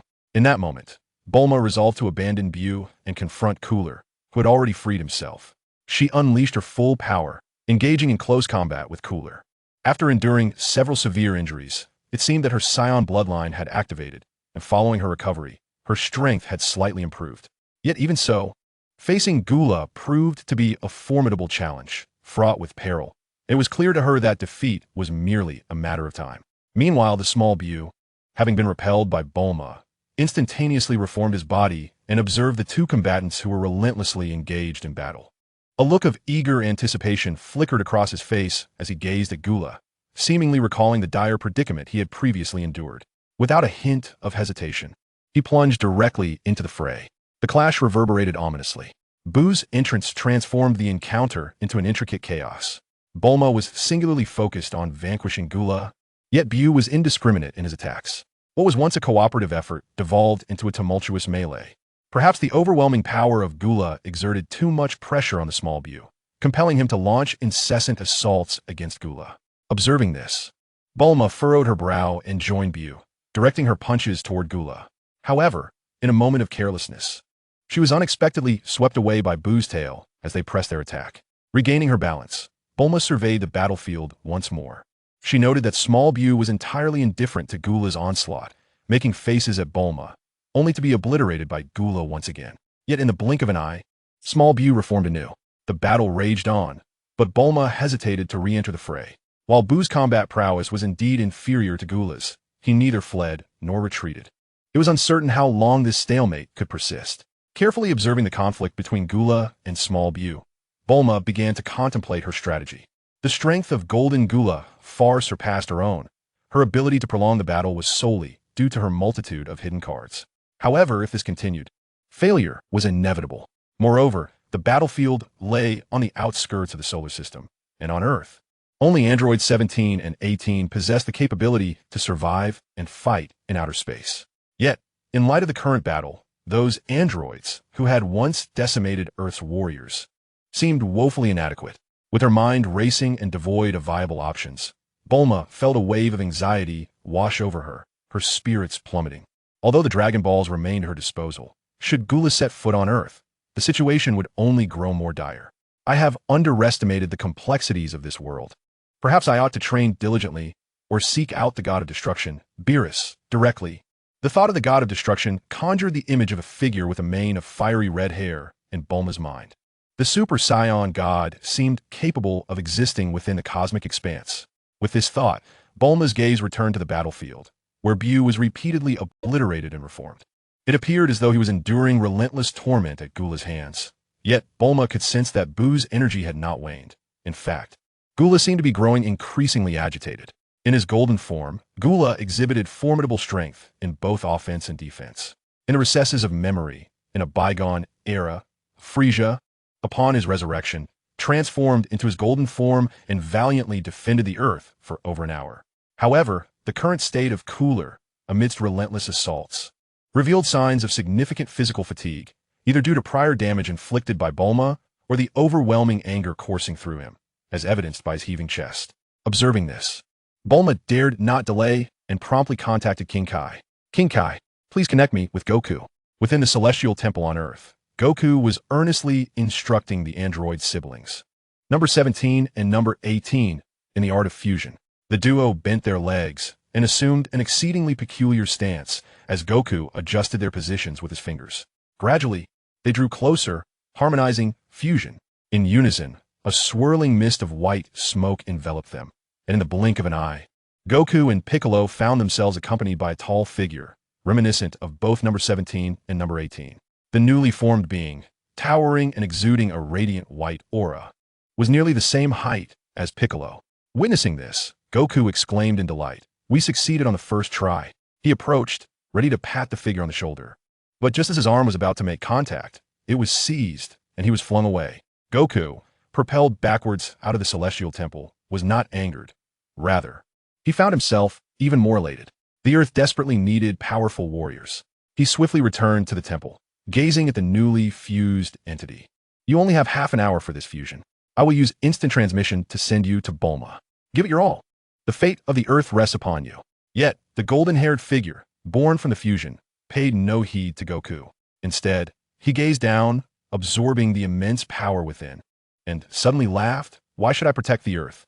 What name should I be given, born from this fusion?" Piccolo, furrowing his brow, coldly regarded the back of the new android and replied, "Since number 17 and number 18 have fused, you shall be called number 35. "Very well," accepted the newly named android, number 35, as he raised his palm to gather energy. Unexpectedly, a transformation occurred. Goku instantly ascended to Super Saiyan 3, his formidable aura causing the very earth to tremble. Piccolo was already poised for battle. At that moment, the voice of King Kai resonated in the ears of those present. "Goku, Bulma wishes to speak with you." Before Goku could respond, Bulma's voice echoed, "Goku, it's been a long time." The phrase "it's been a long time" transported Goku's thoughts back to his youth many years ago. "Bulma, it has indeed been a while." With those words, Goku reverted from his transformed state, yet his gaze remained fixed on number 35, bearing a warning expression. Even Piccolo, his longtime rival, recognized that Goku was exceptionally serious at this moment, conveying a clear message. He must not be disturbed during his conversation with Bulma, or else he would be quite displeased. Upon witnessing this scene, number 35 smiled, and the energy sphere in his hand vanished without a trace. "Goku, the Earth is facing a calamity far more terrifying than the androids. The adversary is named Gula, the brother of Frieza. I have summoned you for a specific task. What is it, Bulma? Goku inquired, aware that Bulma would have to confront the battle alone. After a brief hesitation, he glanced at number 35 and replied, Bulma, we are also devising a plan. With number 35 here on Earth, we should be able to assist you. Number 35? In the cosmic battlefield, Bulma, who had been closely monitoring the battle between Gula and Bu, momentarily paused upon hearing that name. After a moment of contemplation, she inquired, has number 17 fused with number 18? To Bulma's surprise, Goku's astonished voice echoed, you're quite perceptive. Indeed, it is a new warrior born from the fusion of number 17 and number 18. Bulma recalled the devastating scenes of number 17 and number 18 annihilating Earth, her lips twitching slightly. She could only conclude that Goku possessed an extraordinary sense of optimism. Initially, Bulma had resurrected these two with the intention of attempting to have them absorb each other in a critical moment to enhance their chances of victory. However, Goku's interference led her to abandon that notion. Fusion necessitates two individuals to unite their wills and focus their hearts. The willingness of number 17 and number 18 to fuse clearly indicated that Goku had imparted his teachings to them, suggesting that they were not the emotionless killing machines they had once been after their resurrection. In truth, Bulma felt a deep sympathy for the android siblings. With her knowledge of android technology, she understood all too well the agony endured during the experimental phase of human modification. She could not help but jest. If I were number 35, the first thing I would do after fusion would be to give you a good thrashing. Goku. The individuals in the Heavenly Palace overheard Bulma's words distinctly. Number 35 couldn't help but chuckle, while Goku awkwardly scratched his head. Hastily shifting the topic, he said, Bulma, I will use instant transmission to send number 35 to your location shortly. Please exercise caution. All right, we don't know how long Bu can hold out. Let us have number 35 come over. After finishing her statement, Bulma continued, Goku, aside from you, Vegeta, Trunks, and Gohan, are there any other Saiyans on Earth? To manifest the Red Super Saiyan God, we need 5 Super Saiyans to channel their energy into one individual. Even with Bulma, who has been modified through technology, it still falls short. However, Bulma recalled that Vegeta had a brother who might be of assistance. Yet, Goku's next words filled Bulma with delight. Bulma, have you forgotten about Goten? Goten? Bulma was certainly aware, but at this moment, after Goku's passing due to heart disease and the subsequent destruction of Earth by the androids, she was uncertain if Goten had even been born. Goku then revealed, Goten is the child that Chi-Chi gave birth to before I died. Originally, before Goku's demise due to heart disease, Chi-Chi was already with child. Following Goku's death, Earth's warriors fell one after another at the hands of the androids. Kiki, not wishing for Goten to follow in Goku's footsteps as a warrior, chose to raise him alone. Even Gohan remained unaware of his younger brother's existence. As a non-warrior, Goten struggled to survive in this apocalyptic world, yet fortunately, Saiyans are endowed with inherently robust physiques. During this time, Goten met a girl, and they had a daughter together. Unfortunately, in a tragic incident, Goten was slain by an android, but thanks to Bulma's use of the Dragon Balls to resurrect those killed by the androids, Goten was brought back to life. This was also what Chi-Chi revealed to Goku upon his resurrection. As for Goten, Goku, as a father, was completely unaware of his whereabouts. Bulma, upon hearing this, felt both relieved and incredulous. She recognized Chi-Chi as a devoted wife and mother. After Goku and Piccolo's deaths, Gohan spent years entrenched in training and combat, rarely returning to see Chi-Chi. Bulma had initially believed Chi-Chi had met her end at the hands of the androids, and, concerned for Gohan's feelings, had refrained from mentioning it. Little did she know that under Chi-Chi's guidance, Goten had not become a warrior amidst the apocalypse. Bulma could empathize with Chi-Chi's perspective, considering Goku's long absences as a warrior. Ultimately, Gohan, having witnessed the death of loved ones from a young age, fought valiantly against the androids. As a mother, Chi-Chi feared that Goten would meet a similar fate as his brother and father, targeted by the formidable androids. Whether this approach was right or wrong, Bulma refrained from commenting, but one thing was clear. If Goten were alive, the strength of Earth would become significantly greater. Goku, you must immediately find Goten and his child. Earth's survival hinges upon Goten and his offspring. The legendary Super Saiyan God is said to be the mightiest warrior in the universe. It only requires 5 pure-hearted Saiyans to channel their energy into one body for the Super Saiyan God to manifest. With Goku, Vegeta, Trunks, Gohan, Goten, and his child, they perfectly form a group of 6. Goku, it's up to you.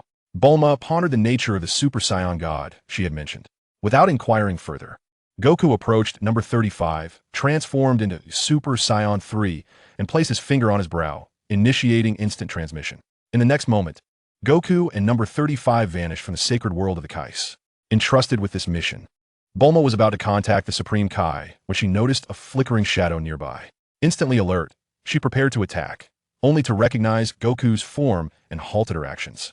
"Goku, is that him, number 35? Bulma asked uncertainly, pointing at the golden-haired woman beside Goku. In the vast expanse of the cosmos, Sun Wukong found himself somewhat disoriented, his body drifting uncontrollably. Bulma reached out, grasping his outstretched arm and pulling him closer. Observing the distant battle, where Gula was entangled with Bu, Sun Wukong furrowed his brow. Feeling the immense power radiating from Gula, he was about to respond to Bulma when an overwhelming surge of energy erupted within him. A suffocating sensation caused his complexion to redden, engulfing him in agony. Noticing his distress, Bulma urgently cautioned, "You cannot survive in the vacuum of space. Return to Earth immediately."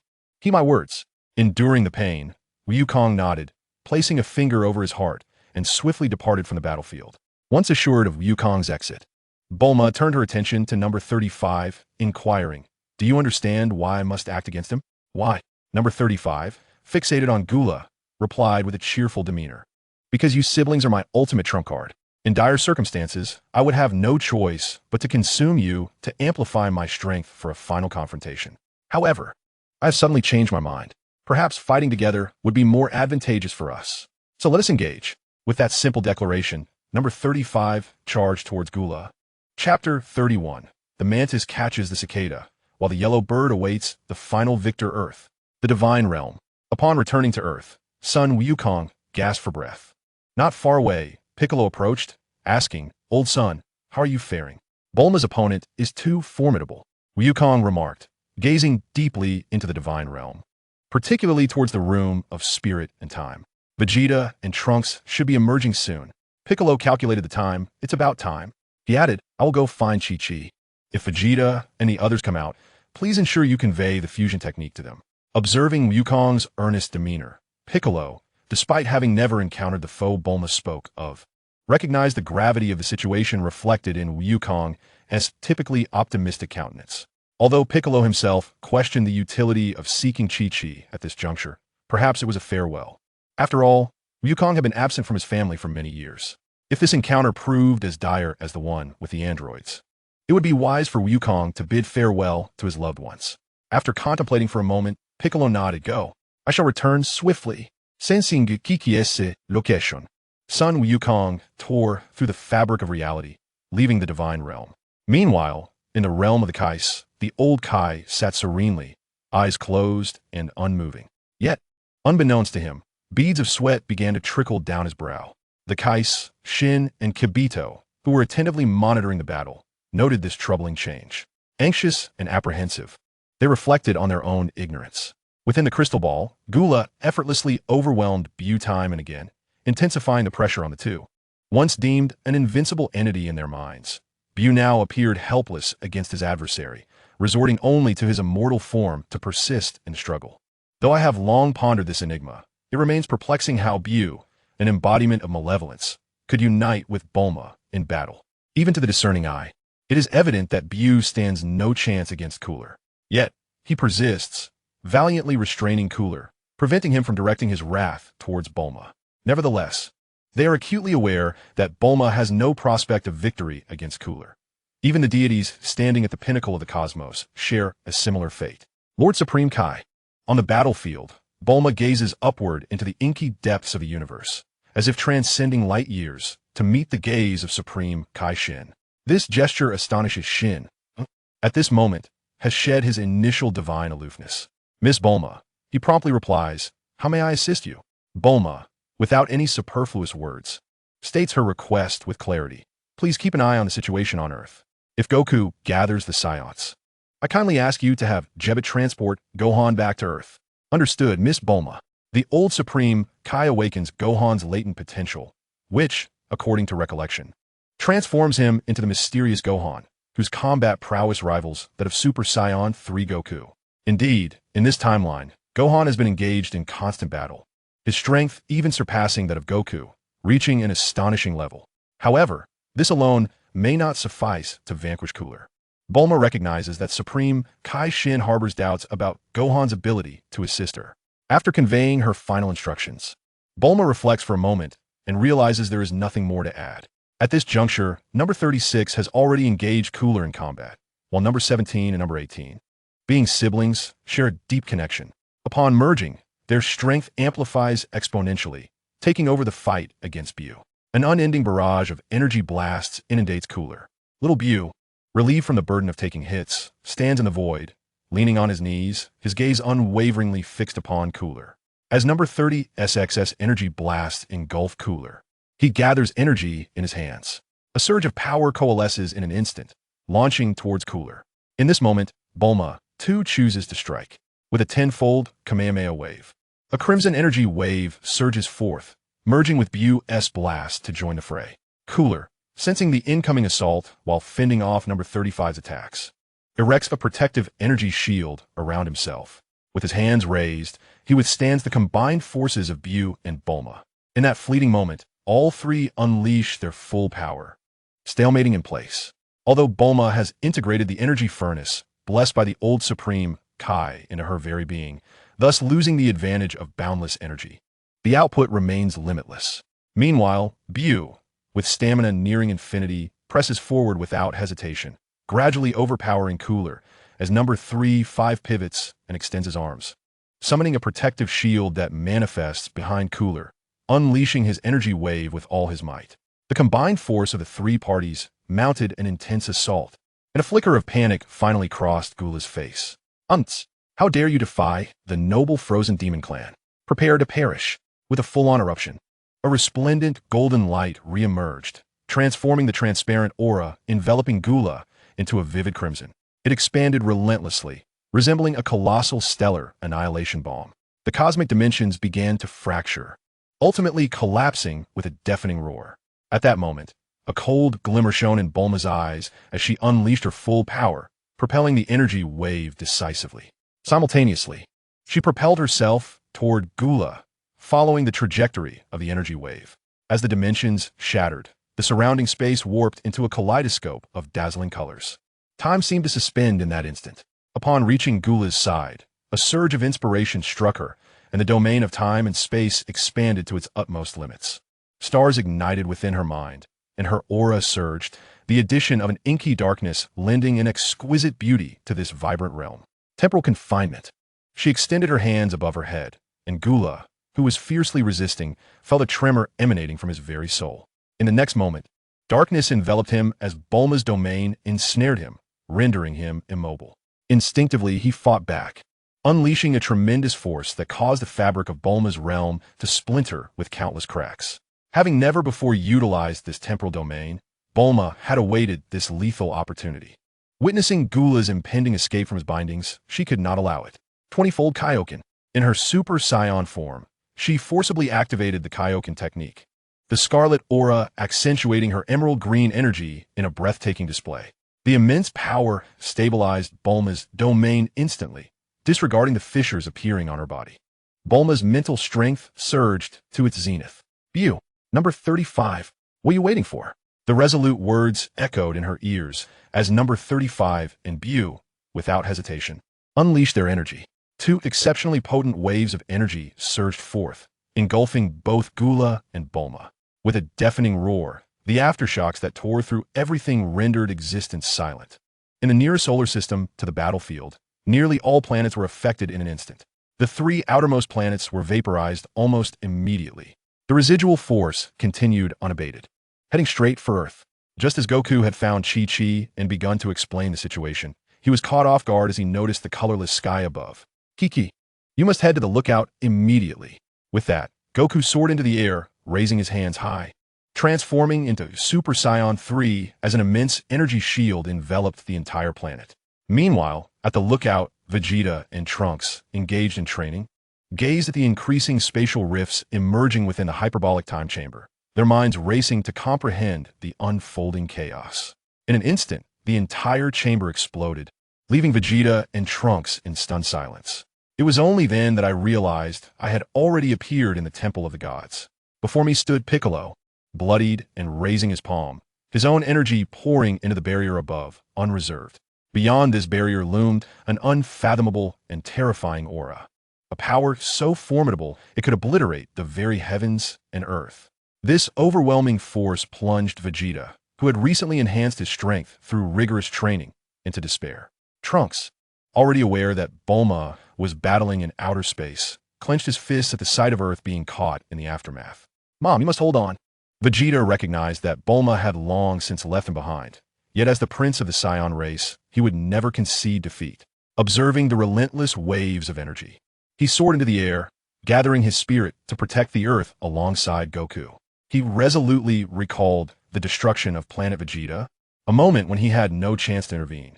This time, he vowed that he would not allow Earth to perish before his eyes. Trunks, witnessing Vegeta confront the pressure head-on, was deeply shaken. He also realized that his own demise had forced his mother to fight personally, a cruel burden to bear. "Mom, please be safe."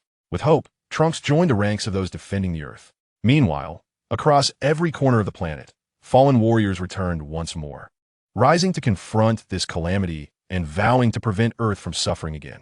Krillin, Teen Shinhan, Master Roshi, countless heroes stood united, facing this impending destruction, no longer fleeing. In the cosmic battlefield, as the dust settled, Bulma was left with her body marred by cracks, her limbs having vanished. Beside her, Cooler had reverted to his ordinary form, half of his body obliterated, leaving only his head with a single eye, fixated on Bulma, who had ensnared him with her tail. Despite having a multitude of words to express, Bulma appeared almost frenzied in that moment. Enduring her injuries, she opened the flesh-colored portal at the end of her tail, forcibly consuming Cooler's shattered form. For the second time, as a foreign entity invaded her body, and compounded by the strain of using the Kaioken, Bulma spat out a mouthful of blood. Within the emerald tail, Cooler struggled incessantly, attempting to breach Bulma's body. Meanwhile, number 35 had long been swept away by the residual energy, and the presence of Bu was nowhere to be found. To prevent failure, Bulma focused her mind. Activating her genetic energy, bearing the pain, she endeavored to completely engulf Cooler. "Earth, Bulma, I shall return." Cooler's final fury echoed within Bulma before fading into silence. At last, Bulma exhaled a sigh of relief, her body collapsing into the void of space. Just then, a pink mist, seemingly emerging from nowhere, enveloped Bulma, and in the next moment, the mist coalesced into a small doll, appearing where Bulma had just been. Contentment washed over him as he patted his belly. Meanwhile, the artificial being designated as number 35, pushed into the solar system by the aftershocks, chanced upon this scene. Bulma, an excited surge of energy, caught the attention of Majin Buu, who immediately turned to face number 35. Their eyes locked. Despite being an android, and once having been controlled by Trunks to his demise, number 35, upon seeing Majin Buu, instinctively threw a punch. However, just as he was about to reach Buu, his expression shifted, and in the next moment, he split into androids 17 and 18. Little Bu grinned at this sight and swiftly kicked, sending the android siblings flying deep into the solar system. The ultimate victor, Little Bu, gazed upon the one planet in the solar system that remained unshattered, Earth. "Let destruction reign upon the very place that had sealed me for millennia," he declared without hesitation, raising his hand to gather energy, forming a colossal energy sphere the size of a planet in an instant. Chapter 32 is, in the realm of the Kais. King Kai watched as, in the blink of an eye, only Majin Buu remained, collapsing onto the ground. At that moment, the Elder Kai also opened his eyes. "What is the panic? Maintain your composure. Do not forget you are Kai," he chided King Kai, slowly rising to inspect the crystal ball. His expression soured instantly as he pulled closer. "Where's Bulma? Why is it only Bu left?" "Ancestor." Miss Bulma defeated Cooler, but just moments ago. She was ambushed and consumed by Bu. "What?" The Elder Kai gasped in shock, his body swaying dangerously close to collapsing. Within the image, Bu's energy sphere continued to expand, and the Elder Kai calculated grimly. With a sigh, he spoke the most despairing truth. "The solar system is doomed." At that moment, Gohan awoke, furrowing his brow upon hearing the Elder Kai's words. "What is wrong? What do you mean doomed?" He approached the crystal ball. Jebbet hesitated before clarifying. "Miss Bulma has been consumed by Bu. There is no one left to withstand the power of Majin Bu in the solar system." With this strike, the entire solar system may vanish from the cosmos. What? Gohan could scarcely believe it. He had thought Aunt Bulma, after much hardship, had finally resurrected everyone. Yet, the outcome was tragically different. Overwhelmed by sorrow and rage, Gohan cried out. His resounding roar echoed throughout the entire Kai realm, as if the universe itself could not contain Gohan's grief. A white aura surged around him, emanating a powerful presence that momentarily startled Bu, who lingered at the outskirts of the solar system. The intensity of Gohan's fury caught the Elder Kai's attention. He turned to Jebbet. Send this boy back to Earth. The fate of the solar system now rests on his shoulders. As Sun Wukong gazed at the old Supreme Kai, he gradually regained his composure. Thank you, esteemed old Supreme Kai. The old Supreme Kai offered no further words, turning away and gesturing for Sun Wukong to depart. At that moment, Jebbet let out a sigh. Addressing Sun Wukong, Mr. Sun, it is not yet the end. I believe you will surely defeat Majin Bu. Despite uttering these encouraging words, Jebbet himself struggled to believe them.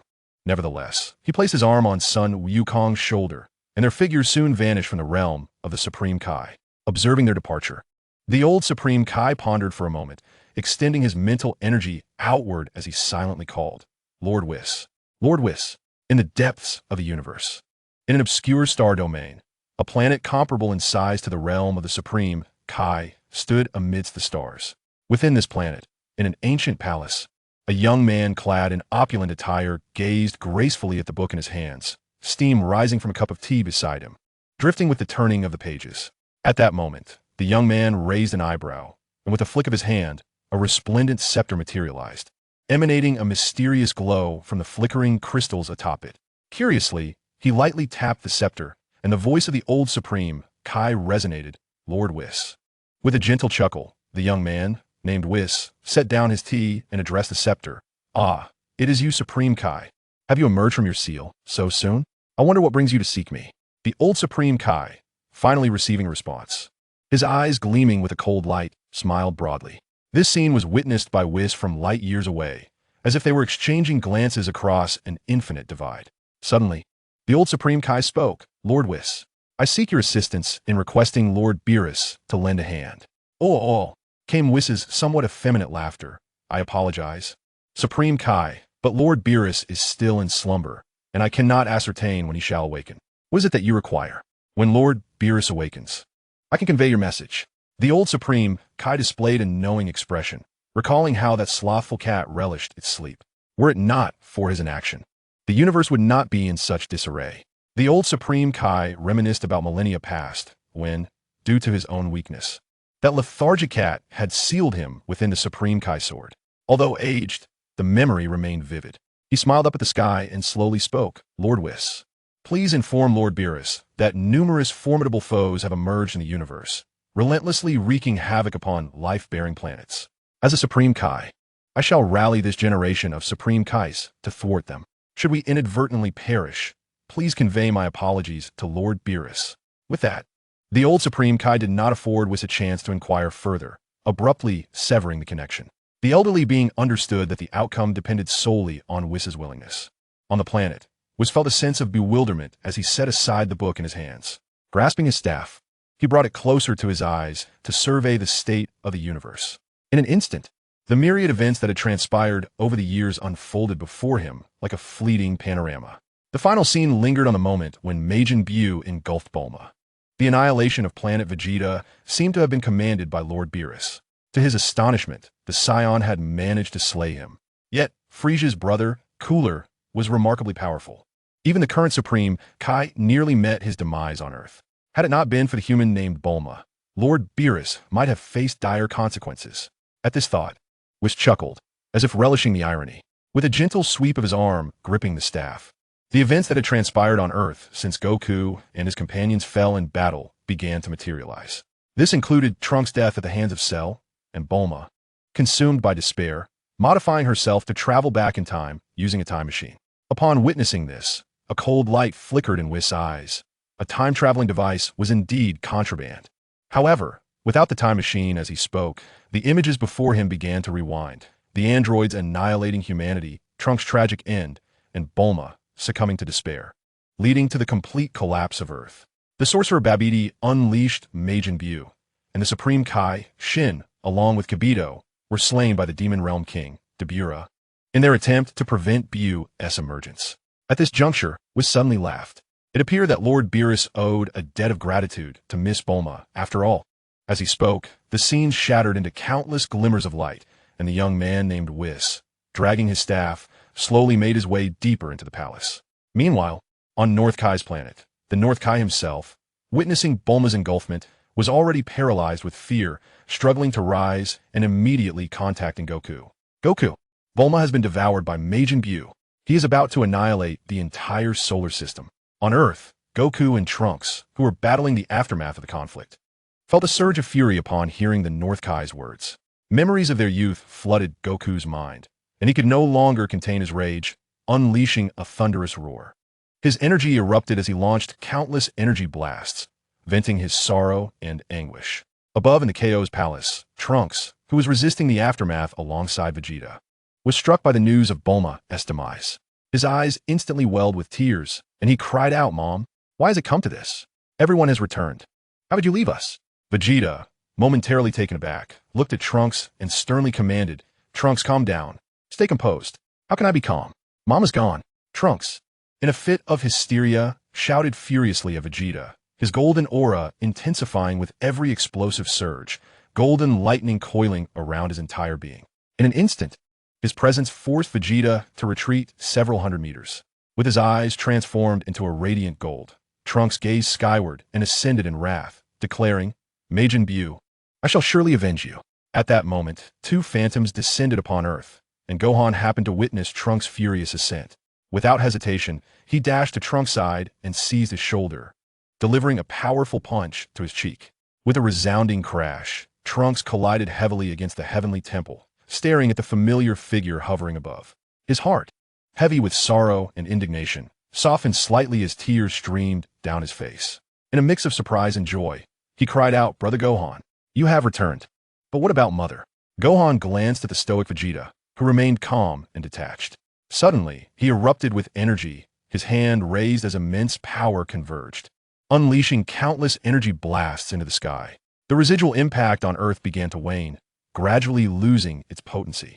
As he shielded against the aftermath, Gohan slowly retreated to Trunks' side.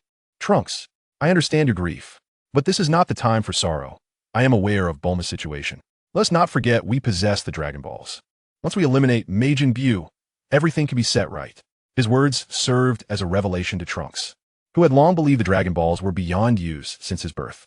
It was only from Bulma that he learned of their miraculous capabilities. Facing Gohan, he finally began to regain his composure, his expression darkening as he stood up. "Brother Gohan, according to Lord Kai, Majin Buu intends to annihilate the entire solar system?" Gohan inhaled deeply, turning to Vegeta, and stated, "Earth needs powerful warriors capable of battling Majin Buu in the cosmos. Aunt Bulma has informed us of our course of action. Everything will be all right." He patted Trunks' shoulder, and at that moment, Jebbet appeared, cradling two figures as they entered the heavenly temple. Upon seeing one of the youths, Trunks incredulously asked, "Are you Mr. Goku?" Gohan let out a wry smile, nodding slightly to Jebbet before approaching the young man. He extended his right hand, saying, "Hello, I am Gohan. It is a pleasure to meet you. You are Brother Gohan?" The youth, filled with excitement, seized the little girl from Jebbet's arms and scrutinized Gohan for a moment before shaking his hand. "My name is Goten. I never imagined our first meeting would be in such a manner." Trunks, observing the striking resemblance between Goten and Goku, asked with curiosity, "Are you also Mr. Goku's child?" Goten nodded, explaining, "I was born later. My mother did not want me to face the same dangers as my father, so I have not become a warrior." Having witnessed the entire process of the artificial being's devastation of the world, the once timid Gohan, who had little inclination towards combat in his youth, often felt a profound sense of regret during countless nights for not diligently learning the ways of cultivation while his father, Goku, was still alive. Looking at Goten before him, who should have been in the bloom of youth, he now bore streaks of gray at his temples, a testament to the hardships endured under the relentless oppression of the androids over the years. With a smile, Gohan inquired if he regretted not becoming a warrior. The brothers exchanged a glance, each perceiving a hint of resignation in the other's eyes. They both understood that Chi-Chi abhorred fighting. She was a devoted mother and a loving wife. Had been a time of peace, both Gohan and Goten would have embraced Chi-Chi's teachings wholeheartedly. However, the current state of the Earth demanded formidable warriors. Only through their might could they safeguard all that lay before them. In silent understanding, Gohan gazed at the little girl cradled in Goten's arms, a gentle smile gracing his features as he playfully asked her age. 2 years, Goten replied, unaware of how he had returned to life, though such details seemed trivial now. Once, in a moment of negligence, he had allowed the 2-year-old girl to fall victim to the androids, but now, given a second chance, he silently vowed never to let such a tragedy repeat itself. Reborn, he encountered a father he had never known, Goku, and now stood before his elder brother, Gohan. Goten felt an overwhelming sense of hope for the future, finally glimpsing the dawn of peace amidst despair. Lowering his gaze to his daughter, who was locking eyes with Gohan, he encouraged her, Xiaofang, call your uncle. Hello, uncle. The timid words rang in Gohan's ears like a celestial melody, enchanting and delightful. With a heart full of emotion, he extended his hand, gently caressing Xiaofang's forehead, and said, this time, the future of Earth shall be safeguarded by us together. Trunks, Goten, and Xiaofang's eyes shimmered with newfound light. At that moment, a cold voice interrupted. You little rascals, with the greatest Saiyan prince present, the future of Earth is far beyond your guardianship. Upon hearing this, Trunks felt a twinge of annoyance. His recent training in the hyperbolic time chamber had significantly brought him closer to his father. Yet, Trunks finally comprehended why his mother often reminisced about Goku. While scarcely mentioning his father, Vegeta's pride was overwhelming, bordering on arrogance. The noble Saiyan hierarchy had long been ingrained in his very being. Following the destruction of planet Vegeta, his immense pride compelled him to mask his emotions through his formidable strength and an indifferent demeanor towards everything around him. Observing Vegeta's stoic expression in light of Bulma's tragic fate, Trunks suddenly remarked, of course, there's also Mr. Vegeta and Mr. Goku in the far reaches of the solar system. Majin Buu grinned menacingly, his eyes radiating a frenzied demeanor as he raised his hands high. The colossal sphere of destruction, akin to the size of a planet, had finally taken form amidst the battered remnants of the solar system, where countless fragments and meteors lay scattered. Under the oppressive weight of his power, everything within the solar system seemed to freeze at that moment. Amidst the maniacal laughter, Bu pressed his hands downward, the immense energy sphere slowly locking its trajectory towards Earth. At this instant, the deities of the King Kai realm, standing at the pinnacle of the universe, fixed their gaze upon the enormous energy sphere. A sense of despair enveloped the cosmos, and the sphere surged forward with alarming speed. Wherever it passed, everything was rendered null, and the entire solar system began to fade into oblivion. King Kai Shin observed this unfolding calamity, seemingly catching a glimpse of the future of countless galaxies within the universe. In utter despair, he sank to the ground. King Kai of the North, trembling in fear, buried his head in the ground, unable to bear witness to the impending doom about to befall Earth. Unbeknownst to them all, immediately after Majin Buu launched the energy sphere, the once exuberant Bu suddenly clutched his abdomen, frozen in place. His eyes fixated on the trajectory of the sphere, devoid of any color. He floated silently in the cosmic void, as if lifeless, utterly still. This bizarre scene went unnoticed by everyone. Meanwhile, deep within the cosmos, in an ancient temple, Whis held his staff, observing with keen interest the image displayed within the crystal atop it, an immobile Majin Buu. It appeared that the lovely Miss Bulma had not perished. Such an intriguing development could hardly be overlooked by our beloved Lord Beerus. As he spoke, his gaze fell upon the bed before him, where a massive, hairless cat, clad in pajamas, lay sprawled in deep slumber. In its dreams, it seemed to savor delicacies, its soft tongue occasionally licking its paws, revealing a hint of delight. What a greedy cat! Whis chuckled softly, swinging his staff to deliver a sharp rap on the cat's head, and then vanished without a trace. Amidst the yowl of protest, a purple light burst through the temple's roof, causing the entire planet to tremble at that very moment. Chapter 34. The God of Super Saiyans. Warm as spring, the scene unfolded into a peculiar, jagged landscape, enveloped in a world of pink hues. The myriad pathways resembled elongated trails, leading to unknown destinations. Having fully absorbed Gula, Bulma returned to her usual form, marveling at the extraordinary sight within Majin Buu. Unlike ordinary beings composed entirely of flesh and blood, Bu possessed not a single drop of blood. He seemed to be formed from countless pink cells, resembling a corporeal body, yet fundamentally different. Being consumed by Majin Buu proved to be a fortuitous event. Behind Bulma, her silvery tail gracefully swayed, curling around her front, grasping its own tail. A bony spur slowly emerged, expanding gradually, revealing the flesh-toned inner walls before her eyes. Continuously devouring Slug and Gula, Bulma's combat prowess experienced a significant enhancement. She became increasingly unrecognizable as a human. The sensation of this foreign entity within her transformed from initial discomfort to a subtle pleasure and anticipation after consuming Gula, which left Bulma feeling alarmed. As she explored the interior of Buu, she attempted to utilize her mental energy to probe Buu's bodily structure. However, each time her psychic force brushed against the inner walls, it would shatter instantly. Consequently, she could only rely on her eyesight for investigation. Proceeding cautiously, guided by intuition, she soon discovered a relatively larger open space resembling a jungle, where countless tendrils extended from the pink inner walls, piquing Bulma's interest. As she stepped gingerly into the area, a searing pain shot through her foot. Due to the battle, her clothing and shoes had already been destroyed, leaving Bulma in a state of complete undress. Sensing something amiss, she immediately enveloped herself in psychic energy and levitated into the air. Observing her surroundings, she noted the countless tendrils moving autonomously, swaying throughout the space. After considerable contemplation, she formed a bold hypothesis regarding this anatomical structure. Could this be Buu's stomach? A chamber for digesting swallowed food? With lingering questions, Bulma inspected the area for an extended period, yet her conjecture remained unverified. However, deep within the layers of writhing tendrils, she spotted the rotund Buu ensconced in a cocoon of countless appendages. Buu?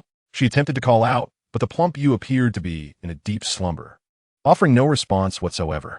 The diminutive Buu, having consumed the Grand Kaishin, transformed into the portly Buu, thus acquiring a fragment of benevolence. Yet, the origins of the diminutive Buu remain shrouded in mystery. Nevertheless, its pure destructive instinct is an undeniable truth. During her confrontation with Gula, Bulma discerned that the little Buu was not entirely devoid of extremes. Faced with the formidable Gula, it recognized its inferiority, hence cooperating with Bulma's actions. Throughout the ordeal, it maintained the guise and demeanor of the plump Buu, leading Bulma to believe it was indeed the same entity. Initially, Bulma found this behavior peculiar. Given her perception of the little Buu as a purely malevolent being, a belief she held steadfastly. In the original narrative, the only adversary perishing beneath the spirit bomb, aside from the little Buu, was none other than the malevolent Frisia.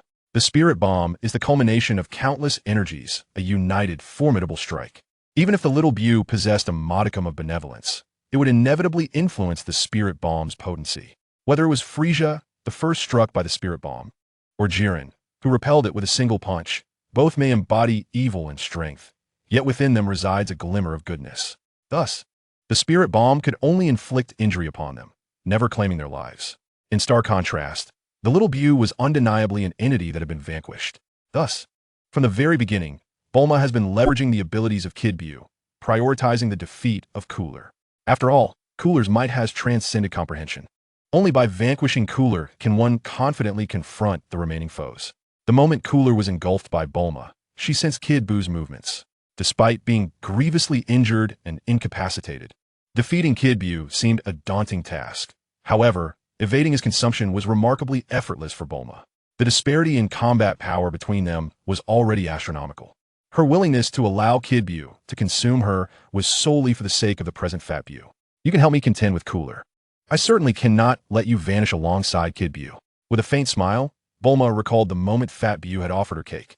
Gathering energy in her hands, she unleashed a ki blast instantaneously.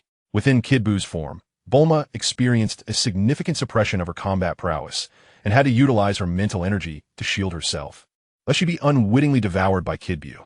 This strike, though modest in power, merely carved a narrow passage through the surrounding tendrils. Acting on instinct, she swiftly maneuvered to fat Buu, who was ensnared by the tentacles.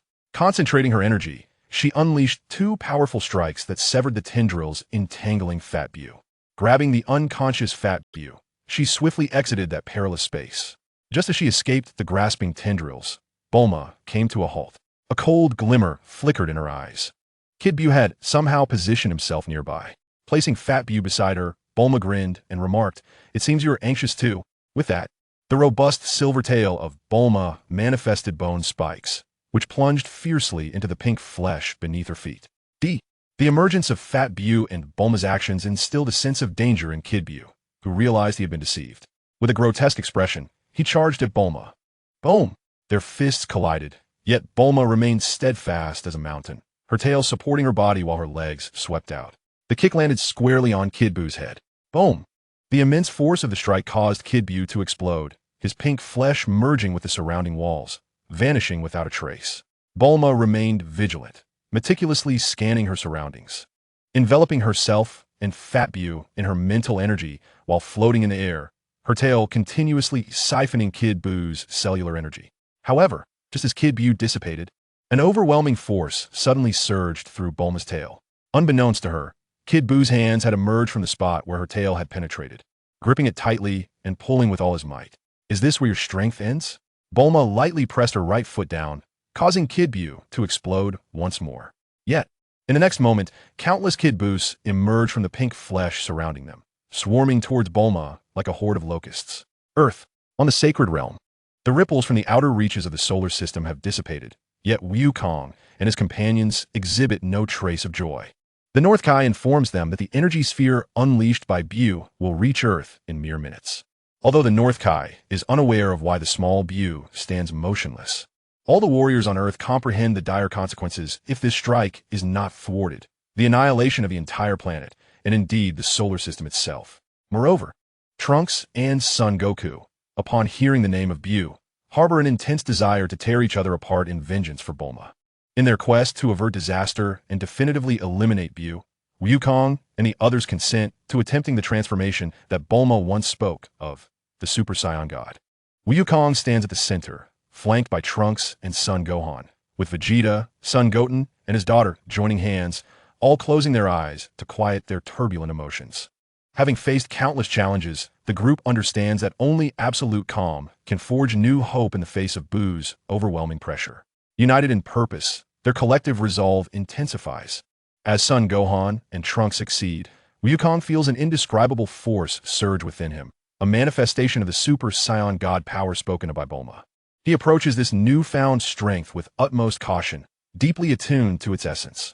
This spiritual energy, unique and extraordinary, embodies the hopes, admonitions, and desires of all. In an instant, Wukong perceives the inner thoughts of everyone present, witnessing the myriad sufferings Earth has endured over the years. He sees Vegeta's frustration at his inability to defeat Wukong, as well as the profound despair experienced by Gohan, Trunks, and Goten during the horrors of the android crisis. He senses his granddaughter, Xiaofang's yearning for a peaceful life of study and joy. The collective consciousness converges into Wukong, elevating his spirit and transcending dimensions, until he perceives a grand door to a new world. With a sudden push, the door swings open. A crimson energy radiates outward, and Wukong appears to have shed some of his bulk, his previously explosive muscles vanishing, leaving behind a form that is both harmonious and proportionate. His customary black hair transforms into a brilliant red, and as he opens his eyes, a pair of vibrant crimson irises meet the gaze of all present. Son Gohan, astonished by the seemingly diminished stature of his father, exclaims, "Dad, why can't I sense your energy?" Meanwhile, in the Kaioshin realm, the old Kai watches this transformation unfold, his eyes gleaming with excitement. There is hope for the Bu crisis. He exclaims, transmitting to Son Gohan, "This is the essence of a god. Those lacking sufficient dimensional awareness cannot perceive it. Bu's energy sphere is nearly upon Earth. What are you waiting for? Act swiftly." As Gohan remained silent, Goku suddenly chuckled and inquired, "Are you the esteemed King Kai?" "Father, how could you hear the voice of the King Kai?" It was only natural for Gohan, having been personally instructed by the old Kai, to perceive the elder's words. However, Goku's behavior was utterly unexpected. With a grin, he remarked, "If I wish to hear, I shall." Having spoken, he gazed upward, and in the blink of an eye, Goku's figure vanished without a trace. Astonishingly, none present, including the proud Vegeta, noticed how Goku had departed. Trunks, too, was taken aback, yet when he turned to his father, he found Vegeta's fists clenched tightly, muscles tensed, and eyes filled with a sense of discontent. Sighing inwardly, Trunks, though having little interaction with Vegeta, deeply understood his father's pride. He was also aware of the bond shared with Uncle Goku. However, times had changed, His mother was now the mightiest warrior. Trunks dared not contemplate what might transpire between Bulma and Vegeta once all was said and done.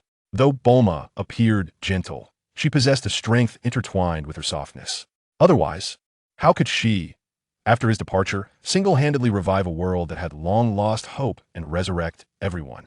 Meanwhile, beyond Earth, in the vast expanse of space, a figure enveloped in crimson energy soared like a comet, colliding with a destructive energy sphere that had shattered the dimensional fabric of the solar system.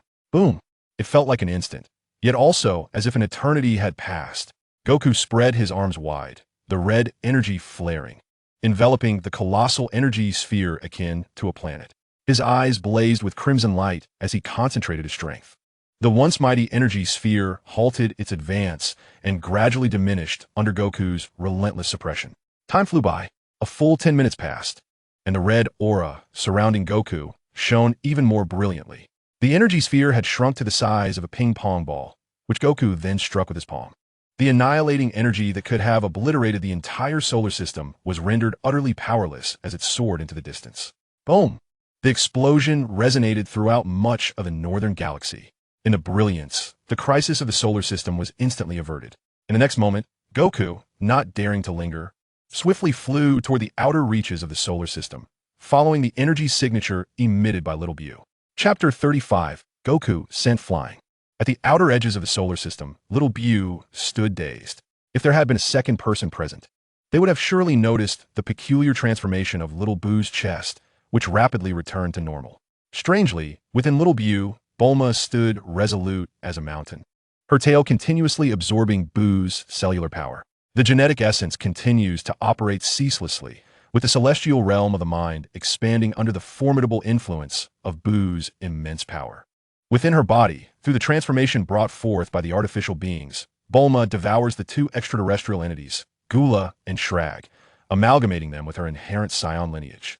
This metamorphosis, augmented by Bu's cells, catalyzes a further evolution in Bulma, whose form has gradually begun to embody characteristics akin to Cell. The exoskeleton produced from consuming Shrag slowly dissipates, revealing skin that transitions from a vibrant green to a delicate pinkish hue. Her waist-length hair, now reminiscent of an artist's palette, is a dazzling tapestry of black, green, blue, and striking pink, cascading in layers of breathtaking brilliance. Her already statuesque figure, accentuated and voluptuous, becomes even more pronounced. The robust tail that extends from her back begins to retract, reshaping into a form akin to that of a typical Saiyan tail, albeit with the fur transformed into a soft pink. Furthermore, Bulma's combat prowess ascends once more. Previously stifled within Bu's confines, she now effortlessly counters the diminutive Bu, who resembles a locust in its reckless abandon. As their strengths fluctuate, the once manic small Bu finds itself gripped by an unfamiliar dread of mortality. Having succumbed to the realization of its waning power, confronted by Bulma's formidable presence, it is rendered helpless, resorting to frantic assaults as a means to express its burgeoning fear. Desperately yearning for a miraculous turnaround, beneath Bulma's feet, the plump Bu remains in a deep slumber, a faint smile gracing its lips, suggesting it might be lost in a delightful dream. As she absorbs Bu, Bulma simultaneously perceives the distinctiveness of Bu's cells. Unlike ordinary life, forms constructed of flesh and blood, Bu cells are extraordinarily resilient, comprising a mass formed solely from countless cells without a single drop of blood. If one were to draw a comparison, Bulma could only liken it to modeling clay, omnipresent, capable of reshaping itself at will, and able to envelop anything organic, ultimately digesting it until it becomes one with Bu. The magnificence of Bu is indisputable. However, due to its nature as a conglomeration of cells, it lacks the ability to think and exercise self-judgment like conventional species.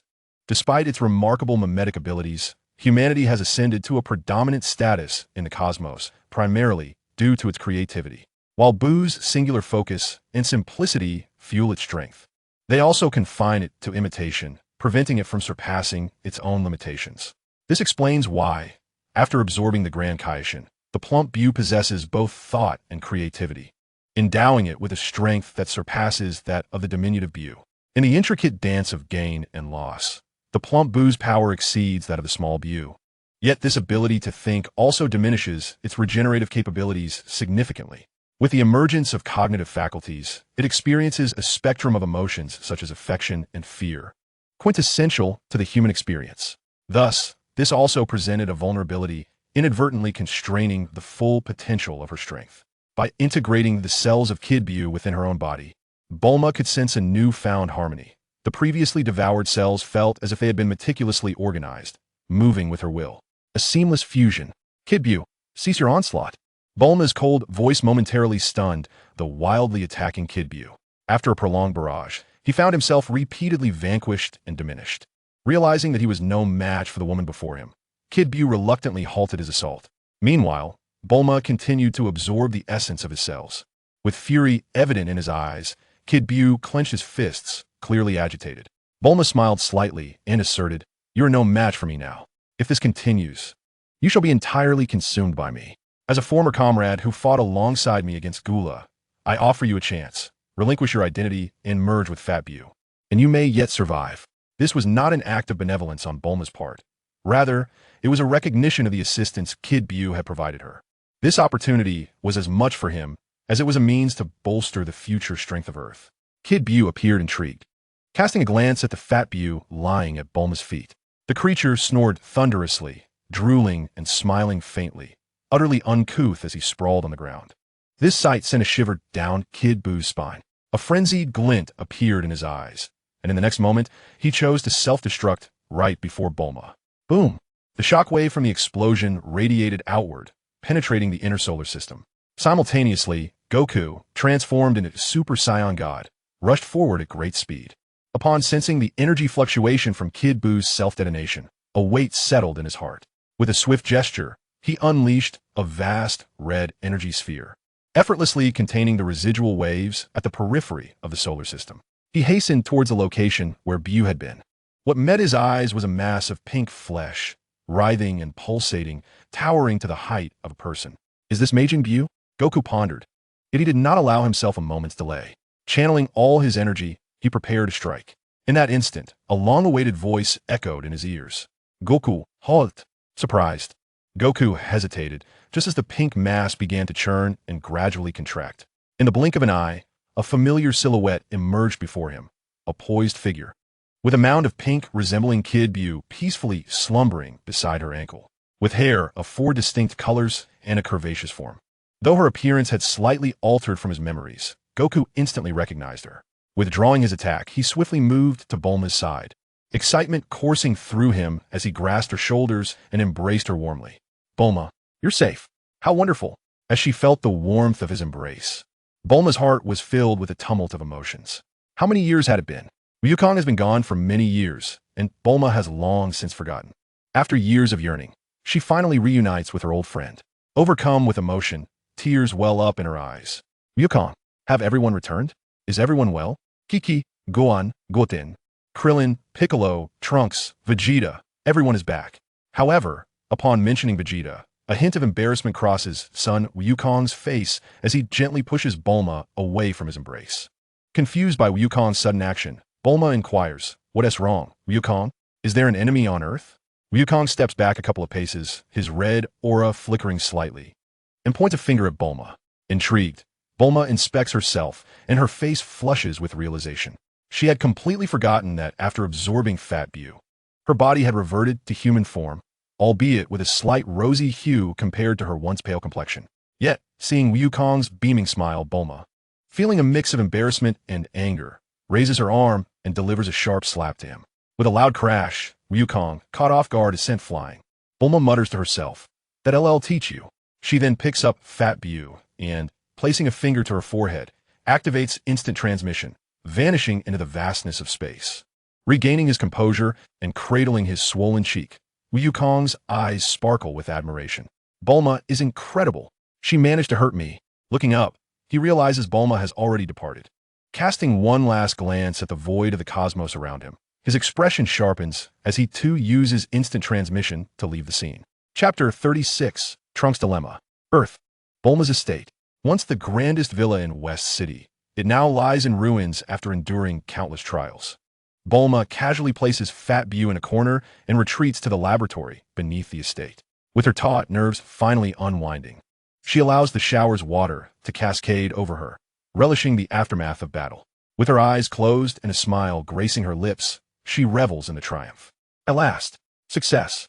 A simple declaration of victory reflects on her past, from transforming herself into an android, traveling through time to confront and eliminate Cell, to enhancing her strength, journeying to Namek, facing Majin Buu, defeating Shrag, and battling Cooler.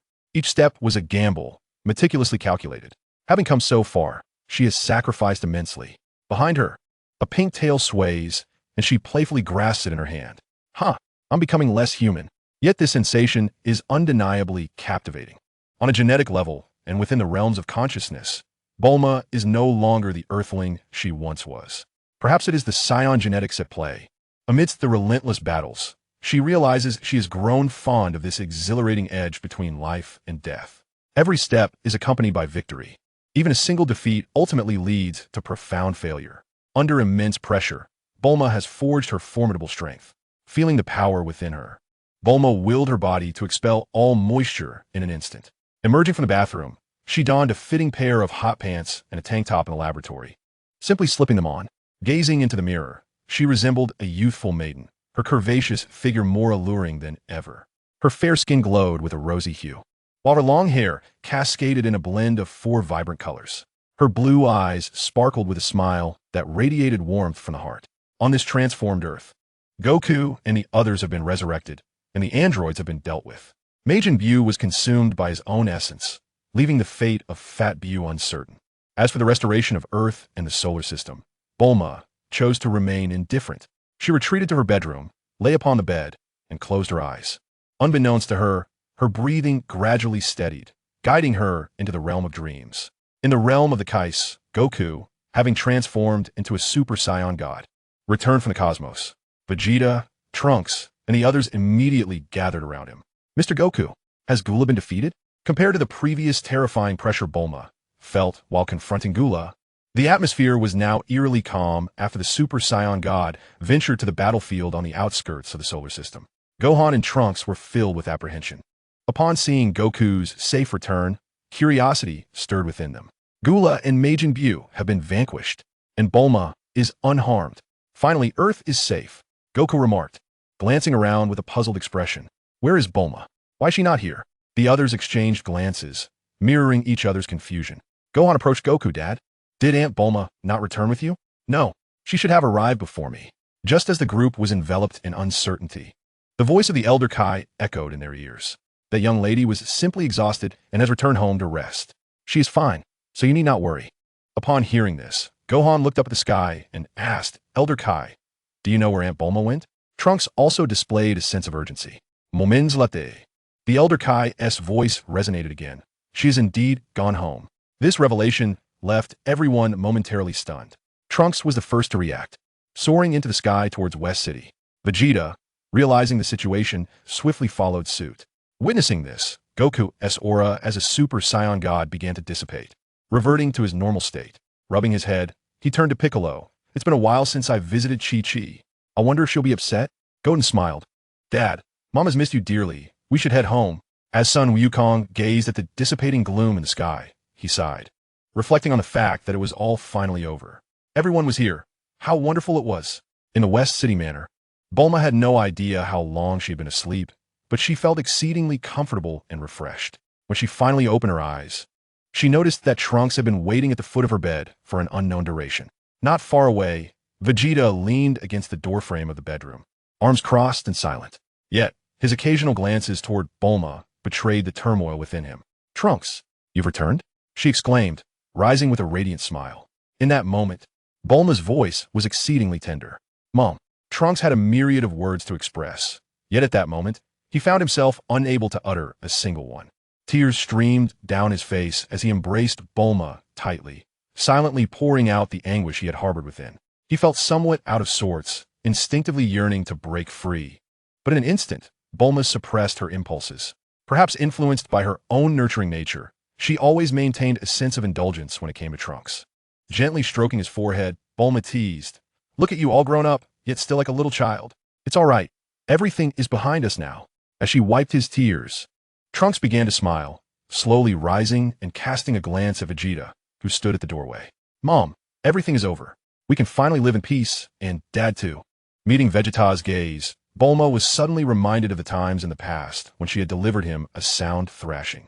Vegeta, it has been a long time. Oomph. You are strong, but I will surely defeat you. Vegeta's attitude and words caused Bulma to furrow her brow slightly, stealing a glance at Trunks, who appeared awkwardly to be signaling Vegeta. A cold smile crept across Bulma's face. After all these years, Vegeta remained unchanged, still as proud as ever, maintaining his princely demeanor in front of everyone. But who cared? Years had passed, and the memories of the 2 to 3 years spent with Vegeta after Frieza's demise had faded considerably in Bulma's mind. In comparison to Goku and Gohan, the present Vegeta felt less familiar to her than the one with whom she had fought alongside against Buu. Put away your so-called pride, Vegeta. This is my home, not a stage for you to flaunt your princely status. Now, please remove yourself from my sight. A flicker of astonishment crossed Vegeta's eyes, while Trunks sensed the tension and immediately attempted to mediate. Mom, this is a matter between me and Prince Vegeta. It does not concern you. Bulma warned Trunks, her gaze fixed intently on Vegeta. The unexpected turn of events and words caused Vegeta's expression to darken significantly. What do you mean, Bulma? Is my meaning not clear? I wish to have no relationship with you. You are indeed Trunks' father, but we are not acquainted.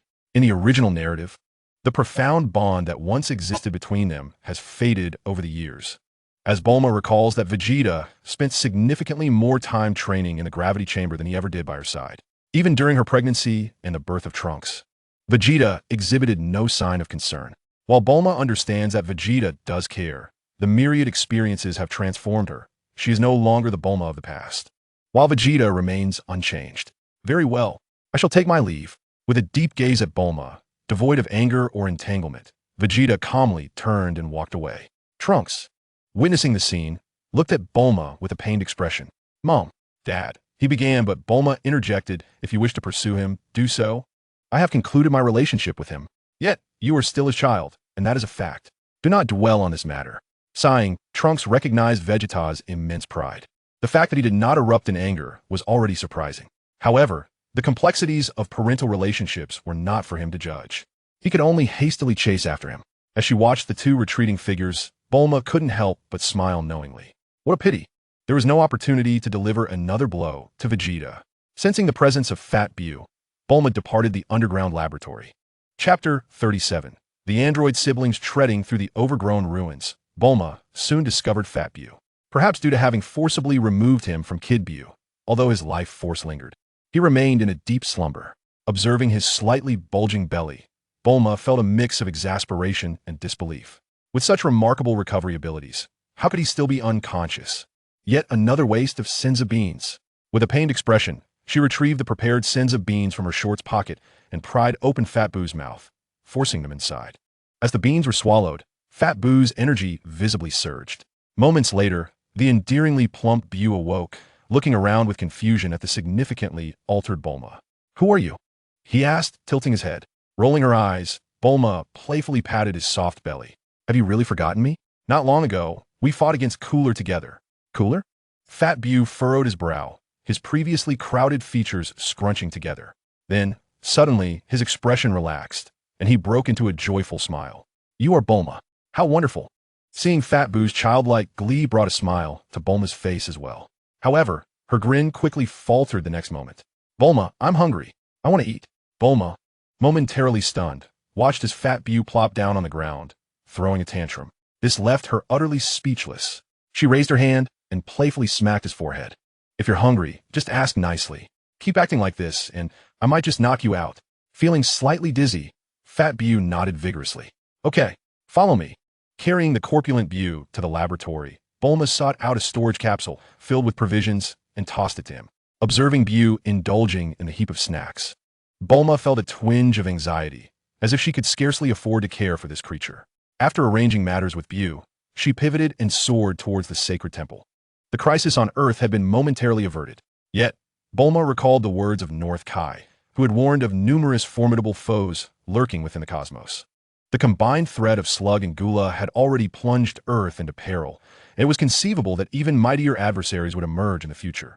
Thus, her own strength necessitated enhancement. However, before that could be addressed, certain matters required her immediate attention.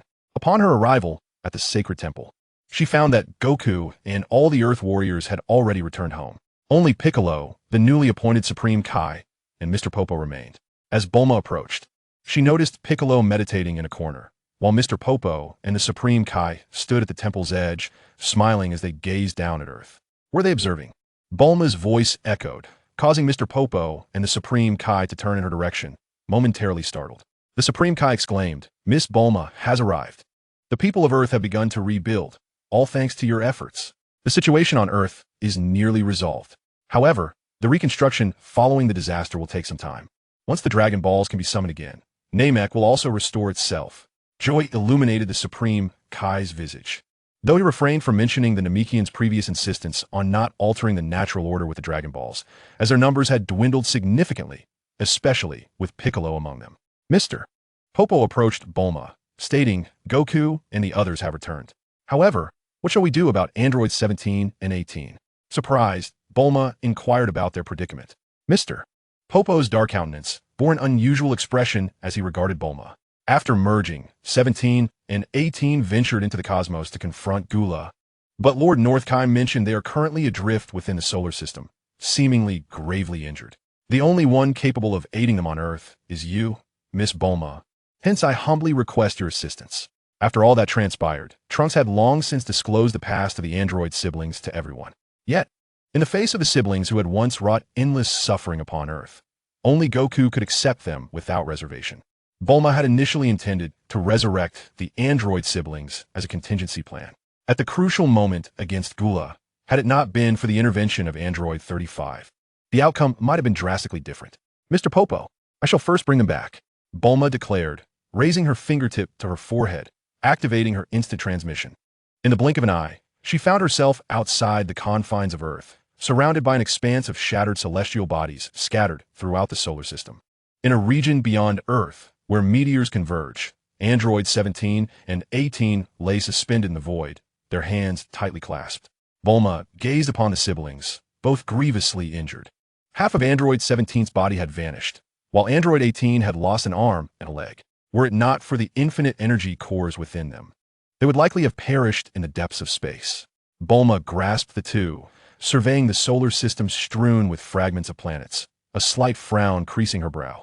This posed a significant dilemma. Activating instant transmission, she returned directly to the laboratory at the West City Estate. She retrieved 2 senza beans, administering them to the siblings, who gradually regained their vitality. She rummaged through Trunks' clothing, tossing a garment to Android 17, while offering a piece of her own attire to Android 18. Bulma spoke plainly, stating that while the past was behind them, the sins remained. Should they revert to their former ways, she would not hesitate to end their lives herself. Android 17 scoffed dismissively, choosing to ignore Bulma. In contrast, Android 18, now clad appropriately, remarked, "I am aware. Over the years, we have taken many lives. Your act of resurrecting us surely harbors ulterior motives. Nonetheless, it is a fact that you have brought us back, and Earth is our home." The androids, revived by the Dragon Balls, had developed a semblance of emotion, a realization Bulma acknowledged. Looking at Android 18, she said, "Well, I take your word for it. Earth requires reconstruction. You both shall reside here with me. Whenever possible, lend a hand in rebuilding our home." The fragments of planets beyond Earth posed a considerable threat. She would devise a solution. "Very well. Thank you." Android 18 expressed her gratitude, though Bulma dismissed it nonchalantly. After sending the siblings on their way, she fell into contemplation. The fragments of planets constituted a significant problem, with Earth ceaselessly under the threat of meteor showers. The Dragon Balls would not be available for another year, and Earth could not afford to wait. Although Bulma possessed the capability to obliterate these meteors, the Namekians also required a new sanctuary. An epiphany struck her. Why rebuild Namek when she could create a new Namek directly within the solar system? With this realization, Bulma immediately thought of the Supreme Kai and swiftly vanished from Earth. Chapter 38. Whis and Beerus. In the Supreme Kai realm, the complete annihilation of Cooler and Majin Buu brought immense joy to the Supreme Kai. The Elder Supreme Kai also sighed in relief, preparing to send Jebbet with the Supreme Kai to restore the planets shattered by the recent battle. Just then, a gigantic beam of multicolored light descended from the heavens. The Elder Supreme Kai, witnessing this spectacle, felt memories from years past resurface, a smile twitching at the corners of his mouth. Meanwhile, Jebbet and the Supreme Kai grew alert, watching warily as two figures emerged from the radiant column. Supreme Kai, congratulations on your newfound freedom. A voice, laced with a subtle femininity, emanated from the tall figure wielding a staff. The elder Kaioshin, upon hearing this, adjusted his demeanor and chuckled wryly. Lord Whis certainly has a sense of humor. Beside Whis, a large, hairless cat of deep violet hue, with a somber expression, gazed at the Kaioshin, suddenly interjecting, "Is that truly amusing?" The coldness in its tone made the Kaioshin break into a cold sweat, as he regarded the imposing feline with caution. The weight of its presence, though conveyed through a mere utterance, left the Kaioshin momentarily paralyzed. Observing this scene, the elder Kaioshin remarked, "It has been quite some time since I last saw Lord Beerus. What brings you to this old man's abode?" A glint of cold light flashed in Beerus' eyes as he scrutinized the elder Kaioshin, remarking, "It seems the current generation of Kaioshins is lacking. I have heard that the latest Kaioshin intends to engage in battle. Is this a threat against me?" Lord Beerus jests. The elder Kaioshin replied with composure. As a guardian of cosmic balance, the Kaioshin cannot flee when faced with formidable foes threatening the universe. His unabashed assertion incited Beerus' fury. Pointing at the elder Kaioshin, he retorted, "How powerful could these adversaries possibly be? If they cannot defeat them, wouldn't they come seeking my assistance? This child possesses strength akin to that of an insect. Is this a death wish? I believe sealing the Kaioshin away once more would be the more prudent course of action." As he spoke, he approached the Kaioshin, raising his arm, a sphere of purple energy coalescing in his grasp, sending shivers down the elder Kaioshin's spine. Suddenly, Whis interjected, "Lord Beerus, do not be hasty. It appears that the enemy the Kaioshin mentioned has already been vanquished." "Vanquished? By whom?" Beerus scoffed. Gathering his courage, the Kaioshin responded, "I admit my strength is lacking. It was Miss Bulma from Earth who defeated both Gula and Majin Buu. But who are you to question me?" The elder Kaioshin, drenched in sweat, rushed forward and delivered a sharp slap to the back of the Kaioshin's head. "Little one, how can you speak in such a manner? This is Lord Beerus, the god of destruction, tasked with eliminating powerful foes and destroying planets devoid of potential. Apologize at once." The elder Kaioshin smiled at Beerus, saying, "Forgive the child. He is still young and has much to learn." Whis, witnessing this exchange, could not suppress a chuckle, which darkened Beerus' expression instantly. At that moment, Whis' gaze flickered, and a striking figure appeared in the distance.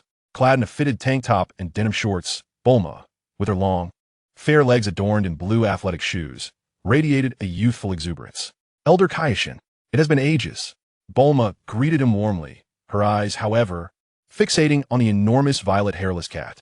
In Bulma's perception, the cat exuded an overwhelming aura of terror, far surpassing the ordinary. It resembled an unfathomable abyss, an inexhaustible reservoir of dimensional energy, exuding a presence capable of annihilating the very heavens and the earth. To the untrained eye, it might merely be perceived as an ordinary hairless feline humanoid. Yet, in Bulma's discerning gaze, the life energy pulsating within the Kaioshin was distinct from that of Beerus. The latter emanated an utterly unadulterated force of destruction, a formidable aura potent enough to obliterate the universe itself. Casting a fleeting glance, she waved at Whis, who stood behind Beerus, as a gesture of acknowledgement. Bulma was well aware of the identities of these two individuals, yet their unexpected encounter did not bode well. Hastily changing the subject, she addressed the Kaioshin, stating that since he had guests, they should attend to their matters, and her concerns could wait. The old Kaioshin was about to introduce Bulma when she abruptly made her way to a nearby patch of grass. Without a hint of hesitation, she seated herself and retrieved a spatial capsule from her attire, tossing it before her. With a resounding thud, an impressive array of food and beverages materialized, resembling a small mountain within the realm of the Kaioshin. Whis raised an eyebrow at this spectacle, a subtle smile gracing his lips. "Lord Beerus, please converse with Lord Kaioshin while I attend to Miss Bulma," he said, ignoring the ominous darkness in Beerus' eyes as he approached Bulma. The old Kaioshin, observing this scene, gestured towards Bulma, who had already set up a barbecue grill, and remarked, "Lord Beerus, this is Miss Bulma. We owe her a great debt for assisting in the defeat of Buu and Cooler. Otherwise, our impetuous young Kaioshin might have returned in a less than fortunate state. As a Kaioshin from 15 generations ago, how should I reward this young lady?" "Beerus, already teetering on the brink of fury, found the old Kaioshin's every word to be met with a smile, yet laced with mockery, each remark seemingly a critique of Beerus's inaction, tinged with an undercurrent of menace. How could the god of destruction, reigning at the pinnacle of the cosmos, endure this? Old man, do not presume upon your age and provoke my wrath. What can the Kaioshin do? I will do as I please. Before he could finish, he was interrupted by the old Kaioshin. I find this young fellow Shin quite irksome. Perhaps I should enlist Miss Bulma's assistance in dealing with him. At this, Jebit and Kaioshin Shin instinctively recoiled, hastily increasing the distance between themselves and the old Kaioshin and Beerus. In their eyes, Bulma's prowess far exceeded that of Majin Buu, making the notion of killing a Kaioshin seem rather trivial. Despite his considerable annoyance, Beerus found himself powerless against the smiling old Kaioshin. Though the Kaioshin and the god of destruction stood on equal footing, their combat abilities were vastly disparate. They were akin to grasshoppers bound together by a single thread. Should the Kaioshin perish, Beerus would inevitably face repercussions, descending into an unending slumber. His awakening would hinge entirely upon the birth of a new Kaioshin. And this scenario was contingent upon no one else ascending to the role of god of destruction. Should a new Kaioshin emerge alongside a new god of destruction, the slumbering Beerus would be condemned to eternal unconsciousness, no different from death. The agitated Beerus surveyed the scene, with the old Kai and Supreme Kaioshin rendered immobile. In Beerus's eyes, Jebit was not worthy of his attention. His ultimate focus fell upon Bulma, who was engaged in lively conversation with Whis. Raising his arm, a fierce and intense energy of destruction coalesced almost instantaneously. With a grin, he remarked, "You all claim she defeated Majin Buu and Cooler, which indicates her strength. However, I wonder if she can withstand my strike." Bulma, ever vigilant of Beerus's movements, offered the skewered meat she had grilled to Whis. "Please enjoy. I'll just teach your pet a lesson. No problem. Right?" Accepting the skewer while delicately savoring a box of jelly, Whis cheerfully replied, "Miss Bulma, feel free. Lord Beerus has been asleep for quite some time. A little exercise will do him good." "Very well. Just don't be too heartbroken afterward," Bulma retorted coldly, swiftly appearing before Beerus.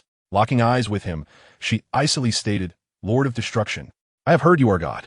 If you wish to attack me, are you prepared to face my wrath?" Miss Bulma, the Supreme Kaioshin, witnessing the sudden confrontation, recalled the old Kai's words about the unparalleled strength of the god of destruction, and, filled with concern, rushed to intervene. However, he was halted by the old Kai. "What are you doing, ancestor?" The old Kai glanced at Whis, who was enjoying his meal with a contented demeanor, with a glimmer of mischief in his eye. He smiled at Bulma, saying, "Miss Bulma, Lord Beerus is indeed formidable. Do exercise caution."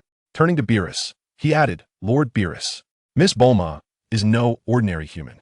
Her dimensions are quite impressive. I had originally planned to take her on as an apprentice, making her the future Supreme Kai. So do tread lightly. Old man, you may not get the chance to take her on as a pupil." Beerus sneered, and an immense wave of destructive energy surged towards Bulma. Just then, Whis appeared before Bulma, effortlessly dispersing the destructive energy with a mere wave of his hand. "Miss Bulma, your grilled meat is simply exquisite. After the fight, might you prepare another portion for me?" "Of course, Mr. Whis, you may try those snacks over there. They are delicacies from Earth. I haven't tea brought much, so please have a bite. We shall finish up here shortly." "That sounds wonderful." Beerus's mouth twitched in irritation, and he growled through gritted teeth, "Whis you." "Lord Beerus, my sincere apologies for interrupting your battle. It's just that Miss Bulma's cuisine is too delectable. I even saved a piece of grilled meat for you. Do sample it." As was handed over a half-eaten piece of grilled meat, Beerus was already seething with rage. However, the rich aroma wafted towards him, causing his nostrils to twitch involuntarily. He shot a glare at Whis, then accepted the grilled meat and devoured it in one bite. Chapter 39. The Anxious Beerus. The arrival of Beerus exceeded Bulma's expectations. Initially, in her efforts to confront Cooler and Slug, she had mentioned the god of destruction, Beerus, both intentionally and inadvertently. Her journey to the Kaioshin realm and the release of the Elder Kaioshin were precautionary measures. If defeating Cooler proved impossible, Bulma would have no choice but to safeguard the Kaioshin, allowing the Elder Kai to summon reinforcements.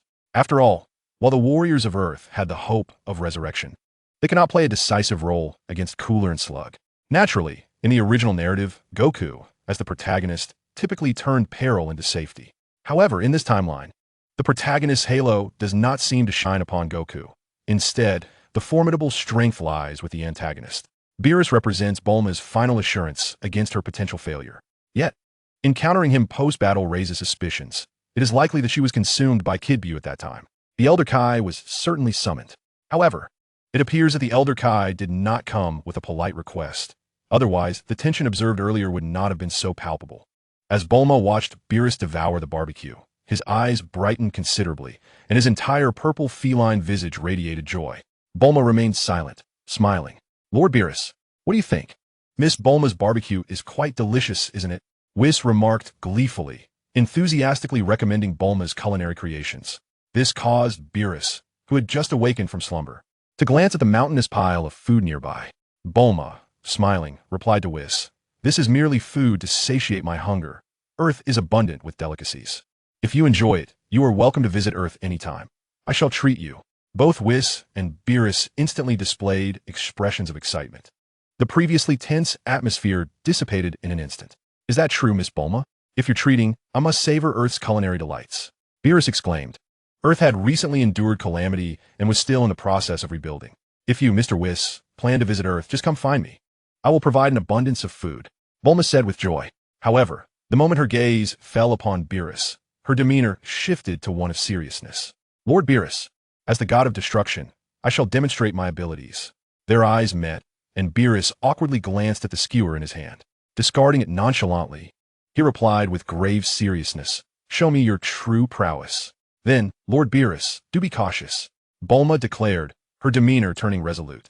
In an instant, her energy surged, her genetic potential activating at an astonishing rate, with the stars within her consciousness igniting fiercely. A terrifying pink aura erupted, her waist-length hair billowing around her. Her formidable mental energy manifested, materializing beside Beerus in an instant. She delivered a powerful kick aimed at Beerus's face. Such a formidable dimensional power. As a human, you have achieved an impressive level. With a casual gesture, Beerus raised his hand, unknowingly grasping Bulma's thigh, effortlessly neutralizing a force potent enough to shatter planets. A faint smile graced his lips as he prepared to hurl Bulma away. Yet, a sly grin appeared on Bulma's face. Alarm bells rang in Beerus's mind. Something was amiss. In the next instant, a pink tail suddenly emerged, coiling around Beerus's waist. Simultaneously, Bulma's thigh elongated. With a flurry of blows, Bulma unleashed a tempest of strikes, her fists raining down like a torrential downpour. Caught off guard, Beerus could only shield his head with his arms. However, Bulma seemed tireless in her relentless assault. The force behind her strikes grew ever stronger, all focused on a single point, causing even the universe's mightiest, Beerus, to feel a twinge of pain. Gradually, a dormant fighting spirit, buried within him for countless years, began to awaken. Planting his feet firmly, Beerus, with a smile, retaliated with a punch. Bulma, in the midst of her fervent attack, sensed that her strikes had been evaded. Realizing the gravity of the situation, it was too late. Beerus's fist connected with her waist. A thunderous sonic boom echoed across the landscape as Bulma shot away like a comet. "You have compelled me to exert 30% of my strength. Bulma, you are formidable." The initial intent to kill that Beerus harbored had dissipated. He now wished only to conclude the battle swiftly. As Bulma flew backward, she activated her genetic powers to stabilize her form. Rubbing the spot where Beerus had struck, she found that, thanks to Buu's cells, her injuries healed rapidly. Nonetheless, the pain was undeniably real. Such strength in the god of destruction, but have you retained all your power? In an instant, she teleported beside Beerus and unleashed an energy blast. With a mere flick of his hand, Beerus effortlessly deflected her attack. Turning with a smile, he remarked, "If this is all you are capable of, then this contest should draw to a close." Bulma's fighting spirit surged as she retorted, "I am humbled by your might. Lord Beerus, once I integrated Saiyan cells into my being, allowing me to transform into a Super Saiyan. However, after absorbing Kid Buu, the Saiyan blood within me has waned, preventing me from transforming. Yet, I have attained a new state. Would you care to witness it, Lord Beerus?" Her words piqued the interest of the Elder Kaioshin and Whis, particularly the Elder Kaioshin, who had previously expressed a desire to cultivate Bulma into a new Kaioshin, a protective measure. Whis, having already made arrangements to visit Earth, had a sense of the battle's outcome. Now, it remained to be seen how much of his power Beerus would unleash against Bulma. Their gazes locked. Beerus smiled nonchalantly, gesturing for her to proceed. Bulma's smile faded as she slowly closed her eyes, channeling her mental energy inward. A radiant pink glow enveloped Bulma, casting an ethereal light, accompanied by a presence that only a deity could perceive as the fabric of time and space enveloped her entirely. Was this the divine power of the Grand Kaioshin and the South Kaioshin? The current Kaioshin Shin, upon sensing the divine energy emanating from Bulma, widened his eyes in disbelief, watching as she was gradually submerged in the pink luminescence. Meanwhile, Whis, feeling the force of time and space, narrowed his eyes slightly, as if deliberating something profound. Kaioshin Shin's words were instantly noticed by Beerus, who turned his gaze towards him. How did the Grand Kaioshin and the West Kaioshin meet their demise? Did it relate to Bulma? The old Kaioshin was not entirely clear about the past events, and for a moment, all attention shifted to Kaioshin Shin. Under Beerus's scrutinizing gaze, Kaioshin Shin felt an overwhelming pressure, cold sweat instantly, soaking his back. Lord Beerus, years ago, the sorcerer Bibidi unleashed the malevolent Majin Buu upon the universe. The Grand Kaioshin led the 4 Kaioshins from the east, west, south, and north to resist him. Buu killed the west and north Kaioshins and devoured the south Kaioshin. In an attempt to protect me, the Grand Kaioshin was inadvertently consumed by Buu. As he recounted this, Kaioshin Shin seemed to be transported back to the battlefield. Deep trepidation reflected in his eyes as he gazed at Bulma, now enveloped in pink light. He continued, "Not long ago, Miss Bulma was consumed by Kid Buu during battle. I thought she had perished.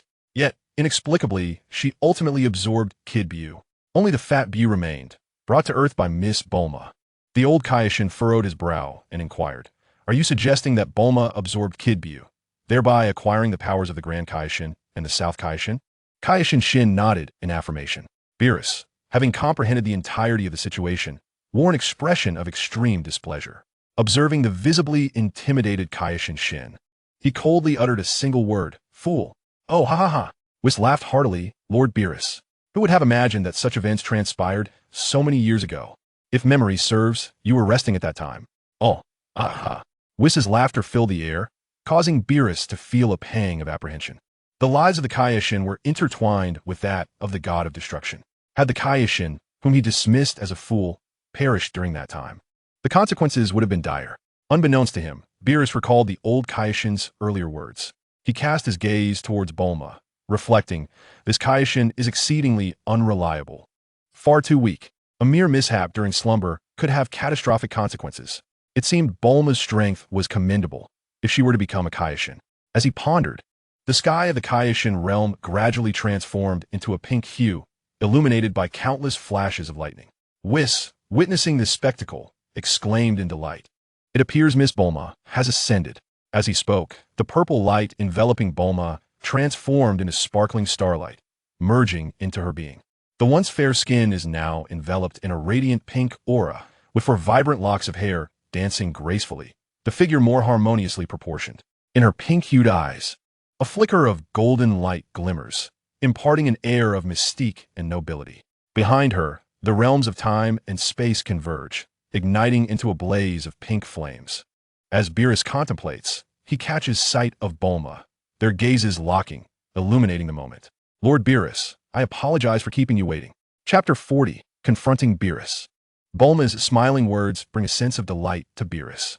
Observing Bulma's ascension to a level of dimensional energy just shy of the Supreme Kai, he nods in appreciation, exclaiming, "You are quite remarkable. That old man mentioned wanting to train you as the new Supreme Kai.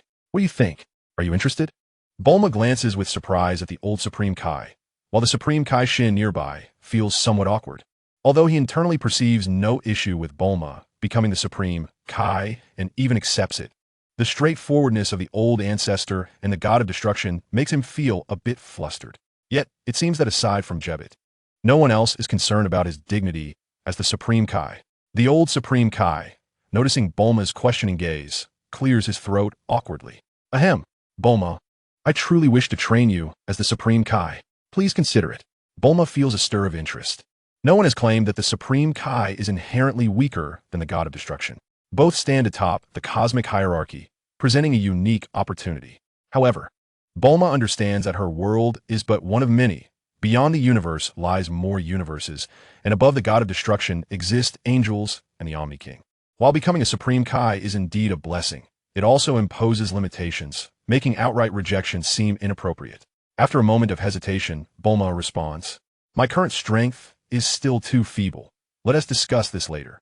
Turning her gaze towards Beerus, she adds with a smile, "Lord of Destruction. Right now, I merely wish to engage in a good fight to truly gauge my strength." Though she neither accepted nor declined, Beerus is confident that the allure of becoming a deity standing at the pinnacle of the universe is irresistible to anyone. He nods slightly, stating, "Very well. Let's fight first." This time, Beerus does not hold back as before. He launches a direct attack. His form vanishes, and in the next moment, a fist imbued with an overwhelming aura is already before Bulma. Unflinching, she retaliates with her own punch. The forceful collision reverberates, shaking the entirety of the Supreme Kai realm. In the following instant, Bulma attempts a kick, only to be seized by Beerus and flung aside. Immediately after, a purple energy ball follows suit. As Bulma is sent flying, her pink aura surges, her speed multiplying several times as she evades the energy blast and charges toward Beerus. Bang, bang, bang. The sound of fists and feet colliding reverberated throughout the cosmos, causing the Kaioshin realm to tremble incessantly. The aftermath of their confrontation radiated deep into the universe, resulting in the shattering of countless planets, reduced to mere nothingness by the clash between Bulma and Beerus. Amidst this turmoil, Bulma continuously sensed the divine power within her, gradually merging it with the realms of time and space. As her genetic energy surged wildly, she endeavored to consolidate her unique divine force. Initially, Bulma believed that divine power was merely related to mental strength and the tier of existence. However, after absorbing the essence of Small Doll, which contained the divine power belonging to the Great Kaioshin and the South Kaioshin, she experienced an epiphany. Divine power was the life force resulting from the elevation of one's own life tier, amalgamated with the cosmic laws bestowed by the divine status, thereby culminating in a new form of strength. Without sufficient dimensions, one could not possibly bear a divine rank that was too high, owing to the overwhelming nature of the law's power. Only with formidable mental strength and dimensional prowess could one navigate such forces. As Bulma's life tier ascended to the stellar level, the emergence of the time-space domain signified her crossing into the threshold of true divinity. The Kaioshin oversees the creation of life within the universe, and the divine power is imbued with an incomprehensibly potent vitality, allowing Bulma's strength to flow ceaselessly. Moreover, possessing the time-space domain enabled her to wield two distinct powers, both of which were typically reserved for the gods themselves. In the midst of their clash, Bulma's command over her abilities became increasingly effortless, and the potency of her attacks escalated correspondingly. Beerus, too, noticed this shift, and his own strikes grew progressively more formidable. With another collision, Beerus observed in astonishment the wound on his arm inflicted by Bulma's tail, his demeanor turning grave. As destructive energy coalesced, a violet aura enveloped Bulma, causing the energy sphere she launched to dissolve as if ice had met fire. Realizing that Beerus was now fully engaged, Bulma swiftly summoned her divine power. The time-space domain behind her converged instantaneously into her palms. The power of time and space gathered in her left hand, while life energy surged continuously in her right. Two energy spheres, under Bulma's meticulous manipulation, began to coalesce. "Lord Beerus, brace yourself." The force of time and space was unleashed instantaneously, and Bulma seemed to exist within countless dimensions. The sky was filled with numerous manifestations of Bulma, each channeling formidable energy towards Beerus. For the first time, he took the situation earnestly, raising his right hand to strike down the incoming energy spheres without even glancing at them. "Destruction," he proclaimed, unleashing the unique power of the destroyer, which collided with Bulma's life energy spheres. This clash of opposing forces represented the pinnacle of cosmic confrontation. For a moment, they stood locked in a stalemate. The myriad of Bulma's forms converged into one, and in the next instant, she appeared beside Beerus, reversing the trajectory of the energy spheres. Time-space confinement. In an instant, Beerus felt himself enveloped by an extraordinary energy, rendering him immobile. With a surge of power, the destructive energy unleashed, and Bulma's life force was instantaneously neutralized. However, at that moment, Bulma's slender, elegant leg descended upon Beerus's head. With a resounding thud, the embodiment of the universe's might, Beerus, was effortlessly propelled away. Bulma, drenched in sweat, exhaled a sigh of relief, placing her hands on her hips and slightly bending forward. The forces of time and life converged once more, culminating in the Kamehameha wave. A transformed, radiant pink energy wave locked onto Beerus, unleashed with unreserved vigor by Bulma. The outcome was imminent, as Whis, the old Kaioshin, along with Kaioshin Shin and Jebbet, anxiously observed the trajectory of the energy wave. Just as Bulma believed Beerus could only withstand her onslaught, a warm, humid breath brushed past her ear, accompanied by Beerus's voice resonating with authority. A commendable move. Alas, you still have room for improvement. In shock, she turned, only to find Beerus's hand descending swiftly toward her neck. Her vision began to blur. Bulma felt a dizzying sensation envelop her, and darkness overtook her as her body gradually slumped. Beerus extended his arm, catching her as she fell. Still too young. You must progress further if you wish to surpass me. Before his triumphant declaration could fully escape his lips, a long pink tail emerged from the void, wrapping around Beerus's neck. In the next moment, a surge of pink energy coalesced, forming a cage entirely composed of the power of time and space, enveloping Beerus. Bulma, once cradled in Beerus's arms, broke free and stood upright. Lord Beerus, you have grown overly complacent.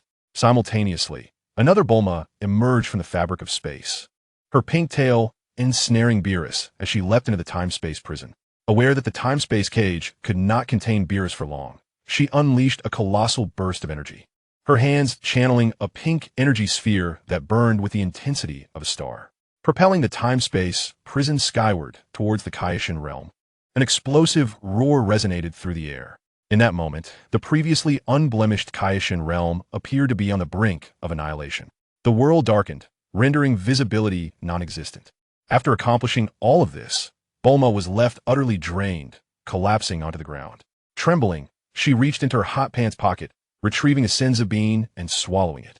Following the explosion, countless dimensional rifts shattered, and amidst the swirling dust, Beerus descended, a grim expression on his face, with purple blood trickling from the corner of his mouth. His gaze fell upon Bulma, who sat slumped on the ground, and he marveled, "You are indeed formidable, managing to draw out half of my power." Bulma waved her hand dismissively, looking toward Whis and smiling. Lord Beerus is truly powerful. I concede. Chapter 41. The Company and the Board. The might of Beerus is indisputable. Compared to warriors like Gula, the destructive godly power that Beerus wields is the most formidable force to contend with. Bulma, having absorbed a portion of Majin Buu, now possesses a fragment of divine power within her. This distinction lies in the different levels of existence and the essence of energy. To Beerus, facing a warrior who has yet to enter the realm of divinity resembles an adult wielding a firearm in a duel against a newborn infant. The only reason Bulma managed to gain a slight advantage was due to Beerus's oversight and Bulma's cunning. The combination of the temporal realm and divine power elevated Bulma's understanding of time and space. During the battle, she distorted the fabric of time, momentarily pulling a version of herself from 1 second into the future into the present.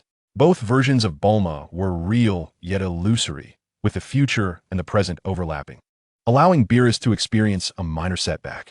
Recognizing the situation and perceiving Beerus's growing ire, Bulma immediately rose and smiled, expressing her gratitude for Beerus's restraint, stating that otherwise she might not have survived even a single blow from him. Wouldn't you agree, Old Supreme Kai? Upon being addressed, the Old Supreme Kai approached Bulma with a broad smile, silently positioning himself behind her. So, Lord Beerus, what do you think? Miss Bulma's strength is quite impressive. Isn't it? Beerus cast a sidelong glance at the Old Supreme Kai and coldly remarked that Bulma was merely slightly stronger than the worthless Kaioshin Shin. Having been insulted yet again, the Kaioshin felt a bit embarrassed. Observing this, Bulma quickly intervened with a smile, suggesting that since their battle was concluded, they should share a meal together. The mention of food instantly reminded Beerus of the delicious barbecue he had tasted earlier. He glanced at Whis, who was contentedly seated before a mountain of snacks, savoring a bowl of ice cream with a beaming smile. The sight of it made Beerus feel a sudden surge of eagerness, yet he remained mindful of his dignity as a god of destruction. He nodded slightly, acknowledging, "You are the first person in many years to have caused me injury. I shall grant you this favor." "Thank you, Lord Beerus. I am honored that you would sample my Bulma brand barbecue." With a smile, she returned to the barbecue grill, selecting some ingredients while also retrieving a cast iron pot to prepare a pot of instant noodles. Meanwhile, Beerus had somehow found his way to Whis' side. His gaze fixated on the ice cream in Whis' hands. Is that delicious? Whis, seeming to just realize Beerus' presence, turned and replied, Ah, Lord Beerus, you've finished your battle. That's wonderful. There's plenty of delectable food here. Bulma chimed in. These are merely some common foods from Earth. After the numerous calamities Earth has faced over the years, I only brought these as emergency rations. She continued, when Earth's reconstruction is complete, I would be delighted to invite both you and Mr. Whis to my home, where I shall have the finest chefs on Earth prepare a grand feast for you. As Beerus rummaged through the pile of snacks, he discovered a can of luncheon meat, and while opening it, he eagerly inquired, A grand feast, you say? Miss Bulma, I have savored the finest delicacies across the entire universe. Should you disappoint me, I shall not hesitate to wreak havoc upon your Earth. As he spoke, Beerus had already opened the can, and a peculiar aroma wafted forth, captivating his senses. Curiously, he brought it to his nose and took a tentative lick. His eyes widened in astonishment, and saliva began to flow. Witnessing this, Bulma could only shake her head and sigh. Lord Beerus, that is not how one consumes luncheon meat. Approaching him, she took the can from his hands, grilled a portion of the luncheon meat, and added another part to the nearly cooked instant noodles. What are you doing? Beerus inquired, leaning closer to Bulma, his eyes fixated on the pot, exuding a rich fragrance, nearly drooling into it. Bulma gently pushed his head away from the pot, saying, This is instant noodles. If Lord Beerus wishes to partake, I have prepared a serving for everyone. Whis, already intrigued by the noodles, promptly asked, Is there one for me? Of course. The old Kai, Supreme Kai, and Jebbit each have their own serving. Shortly thereafter, Bulma stood gleefully by the grill, preparing the feast. The surrounding area fell silent, save for the rhythmic sounds of chewing and slurping noodles.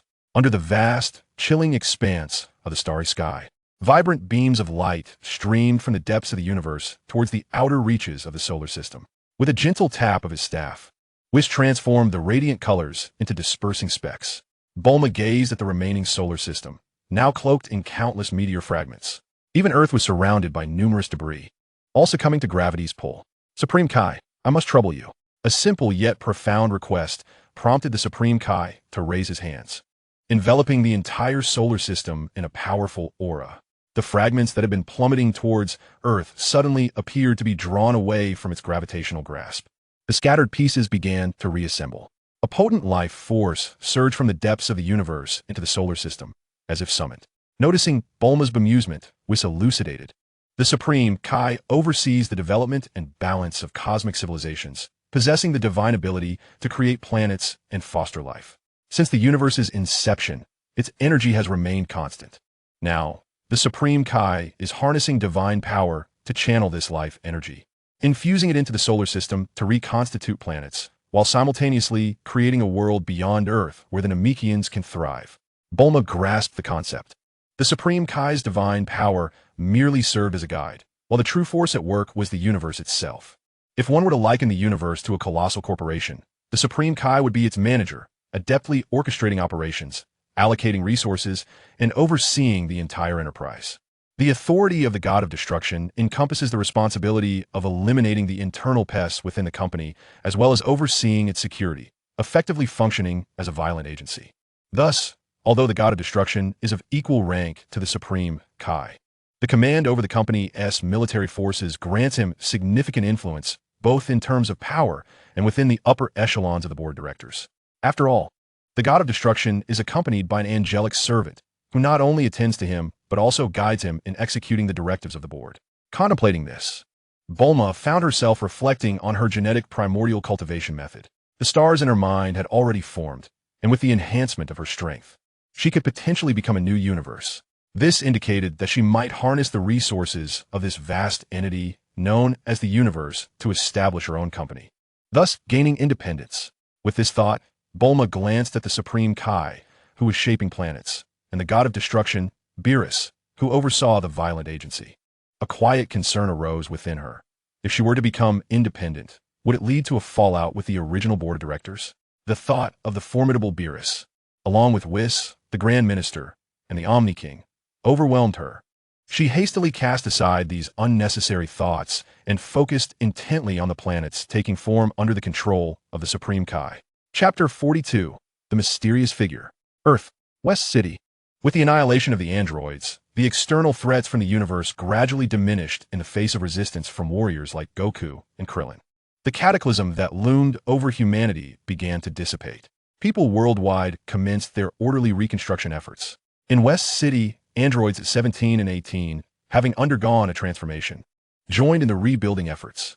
Amidst the hustle and bustle, not far from Bulma's estate, in a desolate ruin, a figure exuding an air of detached nobility observed a trembling child before him, a faint smile gracing his lips. He remarked, "I never anticipated that humanity on this earth, after enduring so much, remains unvanquished. Truly, they are resilient little ants, with green skin, flowing white hair, and orange earrings that swayed with his words." He seemed to await the demise of the life before him. At that moment, had Bulma been present, she would have been astonished by how the figure's facial structure, hairstyle, and attire bore an uncanny resemblance to that of the Supreme Kai. However, unlike the Supreme Kai, this figure emanated an even loftier demeanor and a disdainful gaze. The vibrant green of his skin contrasting sharply with the vitality typically associated with such a hue. With a graceful lift of his arm, he unleashed a multitude of energy blasts, sharp as blades. In an instant, the small space was stained crimson, and amidst the carnage, the figure vanished without a trace. Shortly thereafter, as blood pooled, it began to flow slowly from the ruins. Moments later, Android 17 appeared, breaking through the void. Before me, the walls were smeared with blood and flesh, and only the tattered garments strewn upon the ground hinted at the prior existence of humanity here, particularly that of children. Number 17 meticulously surveyed the area for a while, confirming there were no survivors, and could not help but furrow his brow. What a cruel method. Not even the children were spared. This had once been the source of terror for all of humanity on Earth. Reflecting upon it, 17 and 18 had previously reveled in killing, yet they had never before witnessed the brutal slaughter of children like this. For the first time, a surge of anger welled up within the reformed artificial human, number 17. As he turned to leave the ruins, 18 approached from distance. Noticing 17's agitation, the elder sister inquired with concern, "What is wrong? You seem quite upset." Out of the corner of her eye, she caught sight of the blood flowing from the ruins, and her heart tightened. Just moments ago, a massacre had transpired here. The children who once inhabited this place had all been slain. I did not sense the presence of the perpetrator at the scene. I will uncover the truth behind this. Upon hearing this, 18 felt a sense of relief wash over her, not out of doubt toward 17, but because their past actions against humanity had indeed been excessively cruel. This realization made 18, who had been granted a second chance at life, anxious, fearing that 17 might revert to his former ways. The circumstances now were unlike before. Apart from Bulma's formidable strength, even Goku, Trunks, and Gohan possessed the power to overwhelm the duo of androids. Although fusion techniques could amplify their strength manifold, 18 was resolute in her desire to avoid further bloodshed. While there was no one to validate 17's words, 18 understood that his willingness to explain indicated he was not responsible for this atrocity. 17, let us search further for any remaining clues. This matter holds significant weight. The Earth has yet to regain its former state and cannot endure any further turmoil. Silently nodding, the android siblings commenced their investigation of the surrounding ruins once more. In the outer reaches of the solar system, the 7 major planets, apart from Earth, had once again taken shape. Above the orbit of Mars, the once dark red colossal planet had transformed into a vast expanse of green ocean, following a distribution akin to that of Earth. 70% of the area was now covered in ocean, encircling 3 layers of verdant land. The new home for the Namekians had been fully established through the tireless efforts of King Kai-Shin. Beerus and Whis had long since become accustomed to all of this. It did not evoke much of a reaction from them. In fact, after Shin finished his work, Beerus, wiping the sweat from his brow, could not help but remark, "How terribly slow. The King Kai is becoming increasingly weak." Aware of his own limited strength, and having endured the events involving Majin Buu and Cooler, the once lofty attitude belonging to the King Kai had long dissipated. Shin offered no explanation, instead resolving within himself to diligently train and enhance his abilities in the days to come. In the near distance, was fixated intently on the meditative figure of Bulma, his eyes shimmering with brilliance. At that moment, Bulma remained oblivious to the world around her, deeply immersed in the recesses of her consciousness. A colossal star floated within her inner realm, ceaselessly rotating, while a slightly smaller point of light, under Bulma's guidance, gradually began to coalesce. The divine energy she had absorbed from her diminutive companion seemed to be summoned, flowing continuously into the luminous point. Upon closer inspection, one could discern a viscous pink liquid within the point, writhing as if it were alive. An intangible mental force emanated from the central star, orchestrating the entire process. Bulma felt as though she was enmeshed within this phenomenon, attuning herself to the rhythm of life, her heart growing ever more tranquil. Time became a nebulous concept, stretching into what felt like eons, yet also fleeting as a mere instant. Suddenly, the point of light expanded dramatically, forming a massive sphere, nearly 1/10 the size of the central star. In that fleeting moment, Bulma perceived that everything before her was akin to the tides of time. Life birthed from a single cell, gradually taking shape, only to ultimately fade away. In the cycle of existence and extinction, everything appeared as it once was, constant and unchanging, yet subtly transformed within the continuum of life and death. It was elusive, incomprehensible, yet Bulma profoundly sensed a whisper of change within her. With a gentle flutter, her closed eyes opened, and a serene smile graced her lips. Upon meeting Whis' gaze, filled with warmth and joy, she finally felt his presence, a depth akin to standing upon the earth and gazing up at the infinite cosmos. In that instant, Bulma understood that her journey had only just begun. "Ah, congratulations, Miss Bulma," Whis exclaimed, a knowing look gracing his features. "I never anticipated that in such a short span, you would elevate your dimensional existence to that of a trainee Supreme Kai. With sufficient divine energy cultivation, I believe we shall soon have another esteemed Supreme Kai in our universe." Upon hearing this, Beerus regarded Bulma with astonishment, nodding affirmatively. "Indeed, quite impressive. Far superior to that brat, Bishin." The disparity in essence between gods and mortals made Bulma acutely aware of the unimaginable strength possessed by Beerus and Whis. Countless formidable beings existed within the universe, and even her current self could not claim to be the strongest beneath the god of destruction. Turning to Whis with a smile, Bulma shook her head. "Regarding what the old Supreme Kai mentioned, I still feel I have much to learn. I need to cultivate diligently. As for becoming a Supreme Kai, I believe the current Supreme Kai is far more suited for that role than I." Bulma's humble refusal only elevated Whis' admiration for her. As an angel, his understanding of the universe transcended that of the Supreme Kai and the god of destruction. Instead of feeling disappointed, he smiled at Bulma and encouraged her. "The path of cultivation knows no bounds, Miss Bulma. If your aspirations do not lie in the position of Supreme Kai, perhaps you should explore this universe further. You may uncover unexpected treasures." "Thank you, Lord Whis." Bulma smiled as she turned to gaze at the now restored solar system, then pointed towards Earth, exclaiming, "Lord Beerus." "Lord Whis, since we have arrived in the solar system, why not experience the culinary delights of Earth at my home?" "That sounds wonderful," Beerus exclaimed joyfully, leaping into the air, and in the next moment, a rainbow beam shot forth, heading straight for Earth. Chapter 43, Kiki, West City, Bulma Manor. Whis observed the remnants of the estate before him, and, with a cheerful demeanor, inquired, "Miss Bulma, is this your residence?" "Such a style is indeed quite rare." Bulma chuckled nonchalantly. "I apologize for the state of my home in front of you and Lord Beerus. Earth has only just regained its peace, and it may take some time for everything to return to its former glory." The Kais, however, did not accompany them to Earth this time. In truth, the Kai was well aware of the situation on Earth. His absence was due to the recent calamity the planet endured, which left it in a state of desolation. He was concerned that Lord Beerus and Whis might be displeased and, in a moment of carelessness, could bring about the planet's destruction.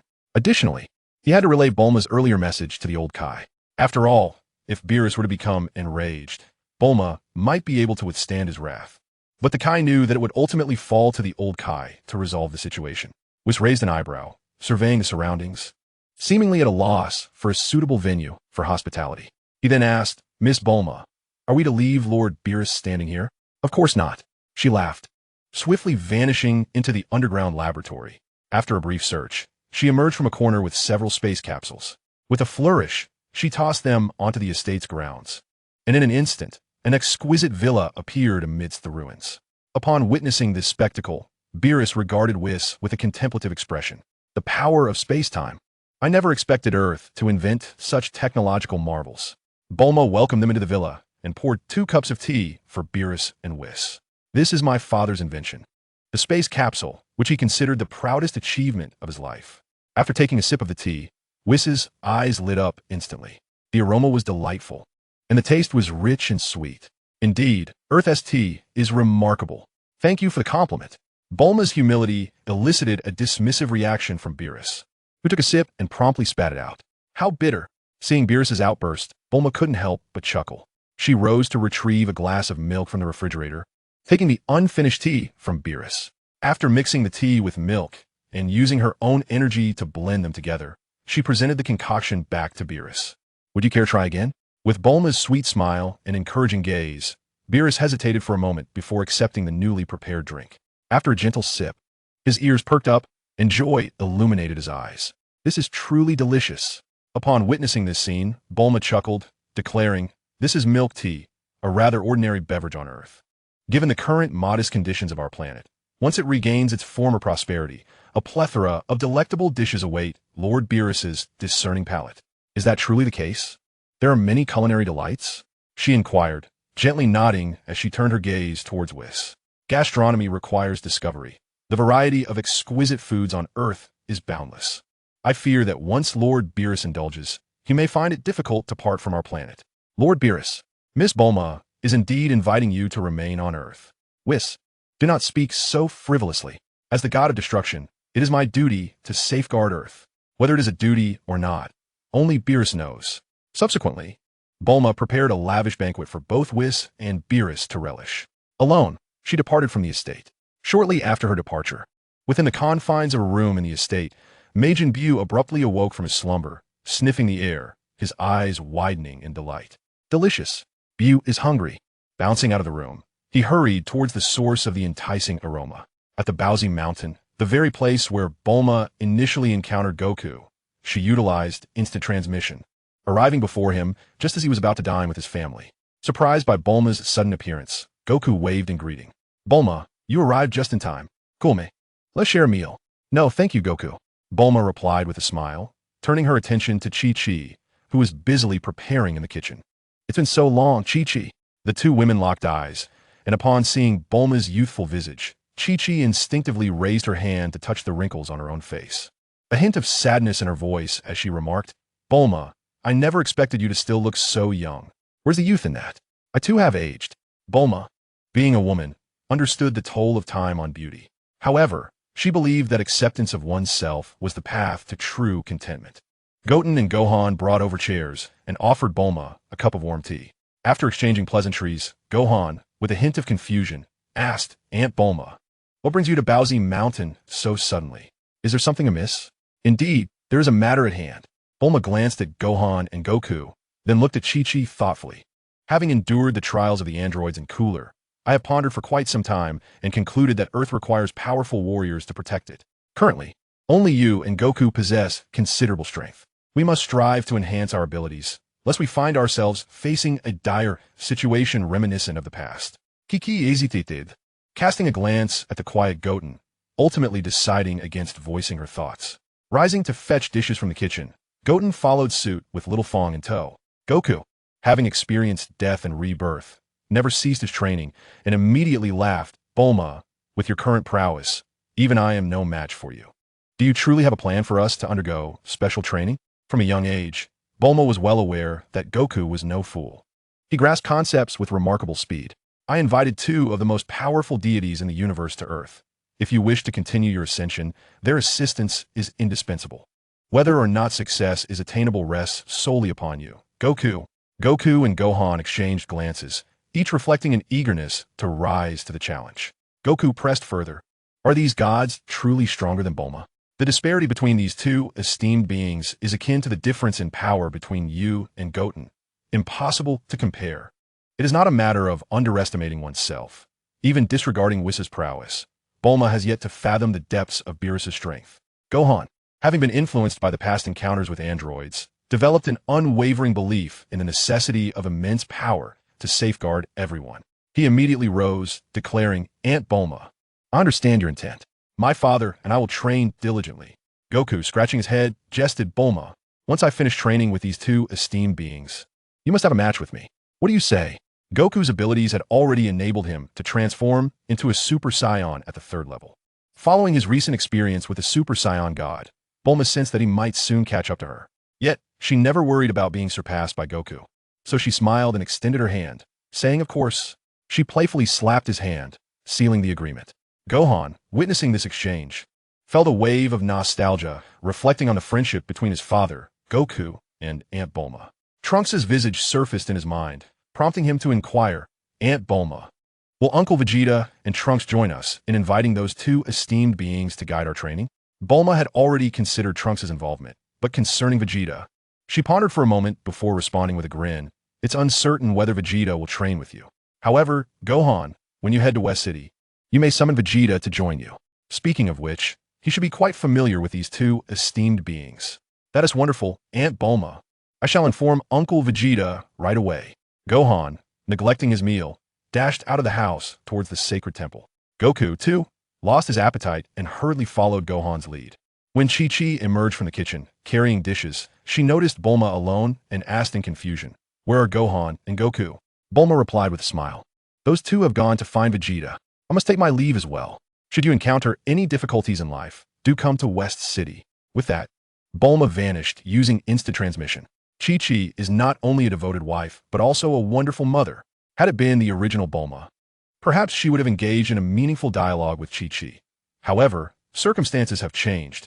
In Bulma's eyes, Chi-Chi's beliefs are excessively antiquated, and they share little common ground. After all, Chi-Chi is merely a devoted wife seeking a tranquil life. In an era of peace, she would indeed be the quintessential supportive spouse. Yet, having endured the reign of the tyrant Piccolo and the devastation wrought by the androids upon humanity, Bulma finds it incomprehensible that Chi-Chi would prevent Goten from training to become a warrior. The two women have long since diverged into different worlds, and their interaction is solely due to Goku's influence. Otherwise, their lives would have remained entirely separate. Bulma, disinterested in Chi-Chi, instantaneously teleported to West City, sensing the location of Android 18, and flew towards her. Chapter 44. Zamasu, the Sacred Realm. After being unceremoniously expelled by Bulma, Vegeta found himself without a destination, until Trunks fortuitously located him. The proud prince, even in the presence of his own son, exhibited a hint of tenderness. After some deliberation, the father and son ultimately decided to venture to the Sacred Realm at Trunks' suggestion. The choice of this location stemmed from Vegeta's desire to train earnestly. Having once been surpassed by Goku, which he deemed a great humiliation, he had trained diligently for years, convinced he had now eclipsed Goku. Yet, upon returning to life, he was first struck by Bulma's immense strength, prompting him to reassure himself that she was merely his wife and Trunks' mother, and surpassing her was not of paramount importance. Nevertheless, Bulma's cold demeanor, coupled with Goku's recent transformation into a Super Saiyan God, made Vegeta acutely aware that his pride as a prince seemed inconsequential to everyone around him. Only by surpassing Goku and Bulma could he reclaim his lost pride. Within the Sacred Realm, each punch Vegeta threw was imbued with formidable power as he attacked Trunks. As Vegeta's sparring partner, Trunks bore the burden in silence. With the strained relationship between his parents, Trunks found himself caught between two worlds. His father, taciturn and singularly focused on training, and his mother, Bulma, whose overwhelming prowess placed immense pressure on him. Especially poignant was the memory of that day in the estate when his mother had cast his father out. Trunks understood the profound impact this had on Vegeta. Enduring the weight of Vegeta's overwhelming strength, Trunks managed to smile and said, "Dad, how about we take a break?" "Break? That Goku fellow has already transformed into a Super Saiyan God. How can I afford to fall behind?" "Dad, Uncle Goku achieved that with the support of everyone around him. You don't need to carry such a heavy burden." "Trunks, your understanding of Goku is far too limited. Although Goku has only transformed once, I am certain he will soon achieve the Super Saiyan God transformation on his own. I must surpass him before that." Trunks gazed silently at Vegeta, seemingly coming to the realization of why Bulma exhibited such indifference towards the resurrected Vegeta. His father, cold and proud, was consumed by a singular obsession to surpass his adversaries. His ego was explosively inflated, but what could be done? He was still his father, and he had to yield to him. Trunks longed for his parents to reconcile, just like Uncle Goku's family, harmonious and blissful. How wonderful that would be. Today seemed to be quite promising. What one thinks often materializes. At that moment, Goku and Gohan arrived simultaneously at the sacred realm. Upon seeing them, Trunks immediately stepped forward to greet them. Uncle Goku, Brother Gohan. Gohan smiled and patted Trunks on the shoulder, saying, "You've grown stronger again. I believe soon you will surpass me." Knowing that Gohan had trained in the Kaishin realm and had significantly increased his strength, Trunks did not harbor the intense pride of his father. Instead, he felt genuine blessings, admiration, and respect. Brother Gohan, I will strive to improve. Goku, however, disregarded the two younger ones and directly approached Vegeta. Vegeta, did you know? Bulma has invited two exceptionally powerful deities, reputed to be the strongest in the universe, who can teach us to enhance our strength. Would you plan to consult these divine beings? Having never heard of this matter, Vegeta scoffed. Gods? They are feeble. Goku scratched his head, intrigued. I heard from Bulma that you know these two esteemed beings. You must help me speak with them, for I wish to grow stronger and defeat Bulma. Glancing at Goku, Vegeta was disinclined to engage with him. However, the notion of defeating Bulma piqued his interest. Are you suggesting that under their tutelage, I could defeat Bulma? I am not certain. Bulma mentioned that facing these two deities is akin to the disparity between me and Goten. Do you know who they are? Vegeta furrowed his brow, pondering for a long time, but yielding no results. He could only shake his head. Observing this, Goku said, "Then shall we visit West City?" After a moment of contemplation, Vegeta acquiesced to Goku's suggestion. West City. When Bulma found Android 18, she discovered her standing atop the ruins of a building. Not far off, Android 17 wore a grim expression, piecing together many bloodied scraps of cloth, gazing at the still-drying bloodstains.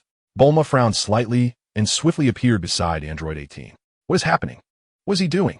The sudden appearance of Bulma startled Android 18, and upon noticing her somber demeanor, she hurried to explain, "We were originally assisting in the reconstruction, but we discovered that someone seems to be continuously hunting the gathered victims. Moreover, the methods employed are exceedingly brutal. The children were not spared, leaving behind nothing but skeletal remains. In the investigation led by number 17, there was not a trace of the perpetrator, as if the assailant had never existed. Thus, he sought to piece together the methods of the murderer using the garments of the deceased. Both number 17 and number 18 possessed formidable strength, yet even they could not detect the trace of the foe. This realization instantly heightened Bulma's vigilance. Having experienced the ordeal with Golden Cooler, she understood that in this timeline, many adversaries she was familiar with far surpassed her previous understanding of their capabilities. Therefore, how could she not take such matters to heart? She swiftly approached number 17 and inquired if there were any discoveries. Number 17, visibly troubled, shook his head without even glancing at Bulma. The killer showed no mercy, and I suspect their strength is far beyond my own. With such powerful enemies lurking on Earth, peace is likely a distant hope. Bulma examined the clothing, her brow furrowing in concern. Although number 17 and number 18 were formidable, their dimensions were not vastly different from those of ordinary humans. However, the garments before her emanated a potent divine energy, akin to the life force of the Kais. Observing this, Bulma immediately thought of someone. She gradually closed her eyes, her mental energy extending outward, continuously expanding. In a short while, scenes of much of the earth filled her mind. Simultaneously, within a vast refuge in West City, a figure strikingly similar to the Kais was ruthlessly slaughtering humans. At the moment Bulma's mental energy spread, that figure seemed to sense something. It immediately lifted its gaze, peering through the space towards Bulma. As she opened her eyes, she glanced at number 17, grasped his arm, and activated instant transmission to appear beside number 18. Zamasu, you cannot escape. Chapter 45, The Eager Vegeta. How intriguing that this Earth possesses such a formidable warrior, and a woman at that.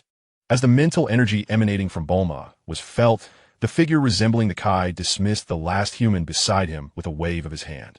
With disdain, he pulled out a handkerchief to wipe his hands, as if taking a life brought him immense pleasure. Wiping his hands clean was akin to awaiting a sumptuous feast to be served, confidently biding his time for Bulma's arrival. In an instant, a delicate fragrance wafted through the air, yet the man, still engrossed in cleaning his hands, did not lift his gaze.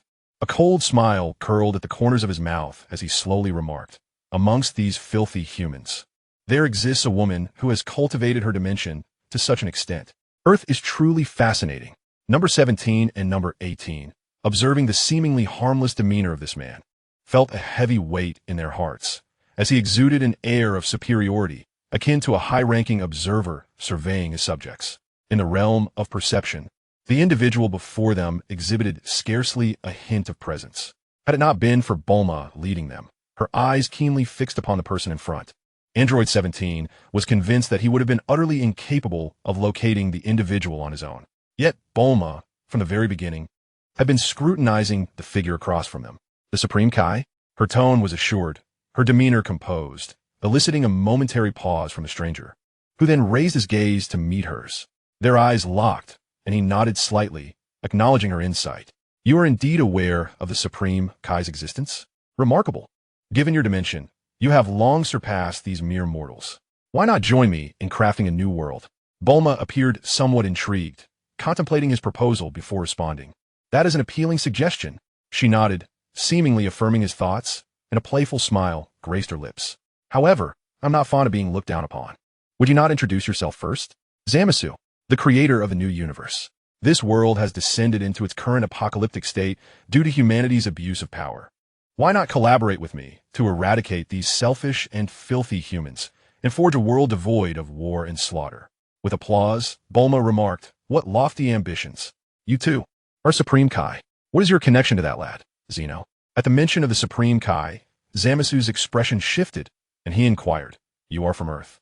Since you are aware of the Supreme Kai, you must understand that he represents the pinnacle of this universe, the true master of the cosmos. That is quite a non sequitur. Bulma replied with a wry smile, shaking her head as she turned to Android 17. You are correct. The Supreme Kai is indeed the apex of the universe. However, do you realize how despicable it is for a god to personally slay so many ordinary lives? You make it impossible for me to regard you with any esteem. Upon hearing her words, Zamasu erupted in fury, as if she had struck a nerve. He swung his hand, launching a blade of energy toward Bulma. Android 18 swiftly interposed herself before Bulma, deflecting the energy blade with a raised hand. Look at you. How can you claim to create a new world in such a manner? Bulma laughed casually, gesturing towards Androids 17 and 18. These two are also from Earth. Once, they shared your desire for destruction, but compared to you, they merely took lives, whereas you, in my eyes, you are even less than that. I have located the murderer for you. Do you still require my assistance?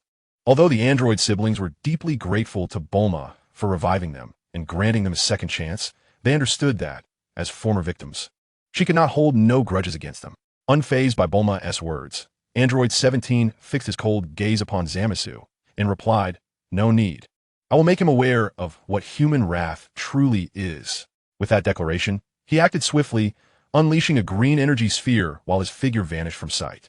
With an air of arrogance, Zamasu effortlessly swatted aside the energy blast, scoffing that such an attack merely tickled him. However, unbeknownst to him, Android 17 had already closed the distance, delivering a fierce kick imbued with a torrent of fury that caught Zamasu off guard as he barely managed to raise his arm in defense. His legs buckled slightly, nearly causing him to kneel in defeat. Damnomans, how can they be so powerful? Feeling provoked, Zamasu quickly flicked his wrist, seizing 17's calf and flinging him away with all his might. Yet before Zamasu could launch a counterattack, the previously deflected energy blast soared back, engulfing him as 17 was sent flying. Let them pay for the lives of those children. In midair, 17 stabilized himself with determination, unleashing his energy as massive orbs of energy rained down upon Zamasu, completely overwhelming him. Observing from the sidelines, Bulma and Android 18 swiftly retreated from the ruins, as the tempest of energy blast caused the entire West City to tremble. Meanwhile, within Bulma's estate, Beerus, who was simultaneously kicking Majin Buu while holding onto one of his antennae, savored a delightful meal. Suddenly, he turned his gaze towards Bulma's location, sensing an unusual fluctuation of divine energy on Earth. Whis, enjoying Bulma's homemade feast, remarked without looking up, Lord Beerus, this is no ordinary divine energy. It is the power of the Supreme Kai. Earth is truly fascinating. With a casual swipe, he flattened Majin Buu and kicked him in Bulma's direction, expressing his mild displeasure. How bothersome it is to be disturbed while dining. Whis quickly finished his meal, eager to join him. Surprised, he turned to Beerus, pondering the newfound enthusiasm of the god of destruction. Beerus, not wishing to engage with Whis, cryptically stated, though Bulma does not desire the role of Supreme Kai, she is the most suitable candidate in the entire universe. Whis' eyes lit up with realization, chuckling, if Miss Bulma were to become the Supreme Kai, with her immense power, Lord Beerus could rest easy. Caught off guard by this revelation, Beerus felt a twinge of embarrassment. After all, the Supreme Kai's strength was inherently linked to the god of destruction, providing a sense of security should the former be powerful enough to tackle formidable threats that could disrupt the cosmic balance, thus alleviating Beerus of some burdens. Slightly irked, Beerus bellowed, "Hurry up and eat. Once finished, we shall go and investigate." In the skies above West City, Goku and Vegeta were on their way to Bulma's estate. Midway, they sensed the residual energy from Android 17's battle, causing them to halt in their tracks. Trunks and Gohan, well acquainted with both Android 17 and 18, felt their hearts tighten in unison. Trunks exclaimed, could it be that the androids are about to wreak havoc on Earth once more? Although Gohan was taken aback, he maintained his composure and furrowed his brow, asserting, that's impossible. Androids 17 and 18 are well aware of the consequences of their reckless destruction on Earth. He pondered, why can I not sense the energy of the opponent battling 17? What could be the reason for this? Having been killed by androids and resurrected since then, Goku's immense strength and Bulma's indifferent demeanor had ignited a fire of fury within Vegeta. Gazing towards West City, he remarked, what good is speculation? We should go and see for ourselves. With that, he soared directly towards the battlefield. Witnessing this scene, Goku turned to Trunks and inquired, when did Vegeta become so fervent? Chapter 46, Despairing Zamasu. A torrential downpour of energy blasts rained down relentlessly. Android 17 unleashed his fury with increasingly ferocious attacks. Amidst the rumbling earth of West City, Bulma gazed into a gaping pit, deep and unfathomable, that had existed for centuries. She turned to Android 18 beside her, asking, aren't you going to lend a hand? Why are you holding back? Android 18 could tell that Bulma had been testing the resolve of the two siblings all along, although 17 seemed to hold the upper hand.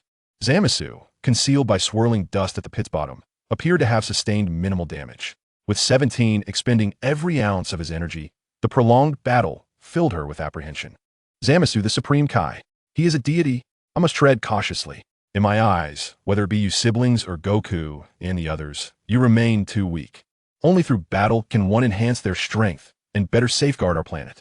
Bulma's perspective surprised her. She had initially believed Bulma harbored lingering resentment towards the actions of the siblings. However, it became evident that she was, in fact, testing 17's mettle. Bulma seemed to anticipate Android 18's thoughts and smiled. The past is behind us. No matter the transgressions committed, there exists a chance for redemption, and I hope you can seize it, even if this opportunity arose from my own impure motives, merely to consume you and bolster my own power. Bulma did not shy away from her convictions. In her view, the deeds of Androids 17 and 18 were a consequence of Dr. Gero's modifications, and they should not bear sole blame. Particularly after merging with the power of the Supreme Kai within Kid Buu, her dimensional elevation had transformed her perspective on matters. In her discourse, 17 had ceased his onslaught, realizing that such measures could not vanquish Zamasu. Almost instantaneously, a violet energy blade erupted from the depths of the pit, relentlessly locking on 17 and forcing him to retreat into the air. Meanwhile, Zamasu had somehow positioned himself behind 17, delivering a swift strike with his hand. Although 17 sensed the movement behind him, it was too late. He instinctively sidestepped to evade the blow. Boom! The entire figure plummeted to the ground like a cannonball, with Android 17's right shoulder grotesquely twisted and deformed. In an instant, Android 18 gasped in shock, unable to contain her exclamation. Bulma, witnessing this, felt a flicker of cold determination in her eyes. Android 18, you too. Yet, before her words could fully resonate, Android 18 had already rushed to her brother's side. The sibling androids, their eyes ablaze with fury, directed their gaze towards the lofty Zamasu, exchanging a knowing glance. With clenched teeth, Android 17 extended his left hand to seize his right shoulder, exerting a fierce force. A crisp sound of bones shifting echoed in Zamasu's ears, eliciting a cold smirk from the divine being. In the end, mere insects remain mere insects. To forcibly alter one's own structure, believing oneself to wield power, is nothing more than a slightly larger cockroach. Androids 17 and 18 disregarded him, instead focusing their attention on Bulma. Their eyes met, and Bulma instantly understood their intent. Turning to Zamasu, she quipped, Zamasu, there's a saying on Earth, an ant trying to shake a tree. I wonder if you've ever heard it? The sudden interjection from Bulma caused Zamasu to frown slightly, as he pondered the implications of her presence. which had merely been that of an observer until now. The disparity in dimensions between him and her was evident, nearing that of the Supreme Kai, indicating that Bulma was no ordinary individual. This realization prevented Zamasu from underestimating her, compelling him to remain vigilant. As he contemplated Bulma's words, he observed androids 17 and 18 below, raising their hands and executing peculiar motions. Zamasu sneered. Are you stalling for time on their behalf? You've seen through me. Bulma feigned surprise, glancing at the siblings who were nearing completion of their fusion. In truth, I need not delay. You should be able to sense it. My comrades on Earth, including Son Goku, are also approaching. The moment you set foot on this planet, your fate for today was sealed. At the mention of Son Goku, Zamasu's expression shifted noticeably. Bulma merely smiled, choosing to observe quietly. What can Son Goku do? I am a god. A god is inviolable. Is that so? A cold, authoritative voice suddenly resonated behind Zamasu. The unexpected sound, seemingly from a close proximity, caused his expression to change drastically. He turned around, eyes wide in disbelief, murmuring, Beerus, Whis, how could you possibly be here? Beerus cast a glance at the now fully fused android 35, stating coldly, You have interrupted my enjoyment of fine cuisine. A simple statement that sent cold sweat down Zamasu's spine. Realizing the dire predicament he was in, he promptly summoned his divine power. Vibrant colors emanating from his right index finger as a dark spatial portal materialized behind him. What can Beerus do? You cannot stop me. Is that so? As soon as Zama's words fell, a warm breath brushed against his face, accompanied by an intoxicating fragrance that sent chills down his spine. Unbeknownst to him, Bulma had arrived at his side, seizing his right hand. Her slender fingers clasped the wrist adorned with a radiant ring. A gentle shake ensued, unleashing an unbearable agony. With a heart-wrenching cry, Bulma forcefully tore Zama's right hand along with the entire arm from his body. Purple blood splattered forth, a gruesome scene that was witnessed by Goku, Vegeta, and others who had just arrived. An eerie silence enveloped the area. Oh, Miss Bulma, you're truly ruthless. That must hurt quite a bit. Wouldn't you say, esteemed apprentice Kaishin? Whis' laughter echoed as Bulma removed the ring from the severed arm. The time-space portal behind Zama's vanished without a trace. Holding the ring, Bulma smiled lightly, saying, Lord Beerus, I hope you and Whis find this amusing. This man has been rampaging on Earth. Is it too much for me to claim one of his arms? As the god of destruction, Beerus was no stranger to such scenes.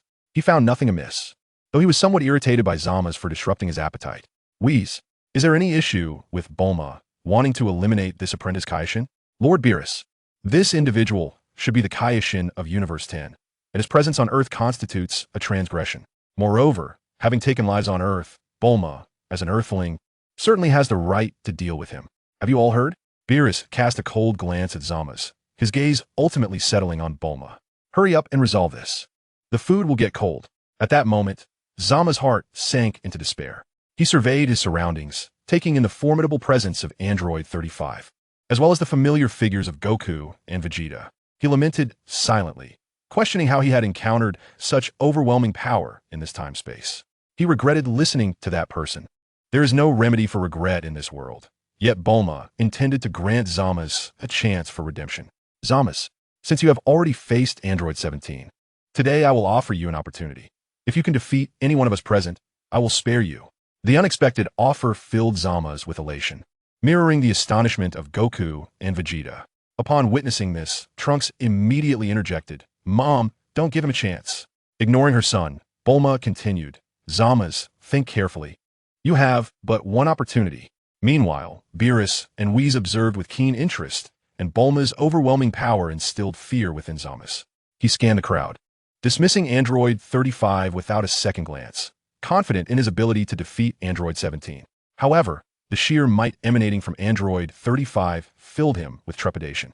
Zama's was all too familiar with Goku, and after much contemplation, he raised his remaining arm and pointed decisively at Gohan. I choose him. Bulma did not ponder Zamasu's thoughts, for to her, it mattered little whom they chose. Gohan, you are to engage this esteemed individual. The requirement is simple. Defeat him. The image of Bulma tearing off Zamasu's arm still lingered in the minds of Gohan, Vegeta, and the others. Upon hearing Bulma's call, son Gohan swiftly stepped forward without hesitation, exclaiming, Certainly, Aunt Bulma. The newly fused android 35, taken aback by the situation, stood frozen momentarily. Yet, observing Bulma's composed demeanor, it ascended into the air, clearing the battlefield for Gohan and Zamasu. Son Goku seemed to sense something amiss and approached Bulma's side. Fixated on the standoff with Zamasu, he inquired, "Bulma, why complicate matters? What if Gohan were to lose? If he loses, then he concedes." Bulma replied nonchalantly, "I merely stated I would spare him." Rubbing his head, Goku felt an unease he could not articulate, sensing Bulma's excessive caution towards Zamasu. Meanwhile, Vegeta's mind echoed with the image of Bulma ripping Zamasu's arm asunder. The displayed power was beyond his reach. The familiar visage of Beerus stirred long-buried memories within Vegeta, reminiscent of a fearsome presence from his childhood, one that compelled even his father, King Vegeta, to bow low. At this moment, that figure seemed intimately acquainted with Bulma, instilling in Vegeta a profound sense of estrangement from the world around him. It was as though fate were playing a cruel jest upon him, as everything he once knew had transformed. Observing Trunks standing beside Bulma, and recalling Goku's earlier mention of certain matters, Vegeta felt a surge of courage and ventured towards Beerus's location. Chapter 47: Parallel Realities. The blood had long since congealed, and the immense wound caused even Zamasu, endowed with divine power, to break into a sweat, vigilantly watching the seemingly unremarkable Son Gohan. He dared not underestimate the situation, casting a furtive glance at those around him. Gritting his teeth, he summoned all his divine energy and launched a punch at Gohan. With a mere flick of his wrist, Gohan effortlessly caught Zamasu's fist, his brow furrowing slightly as he involuntarily retreated several steps.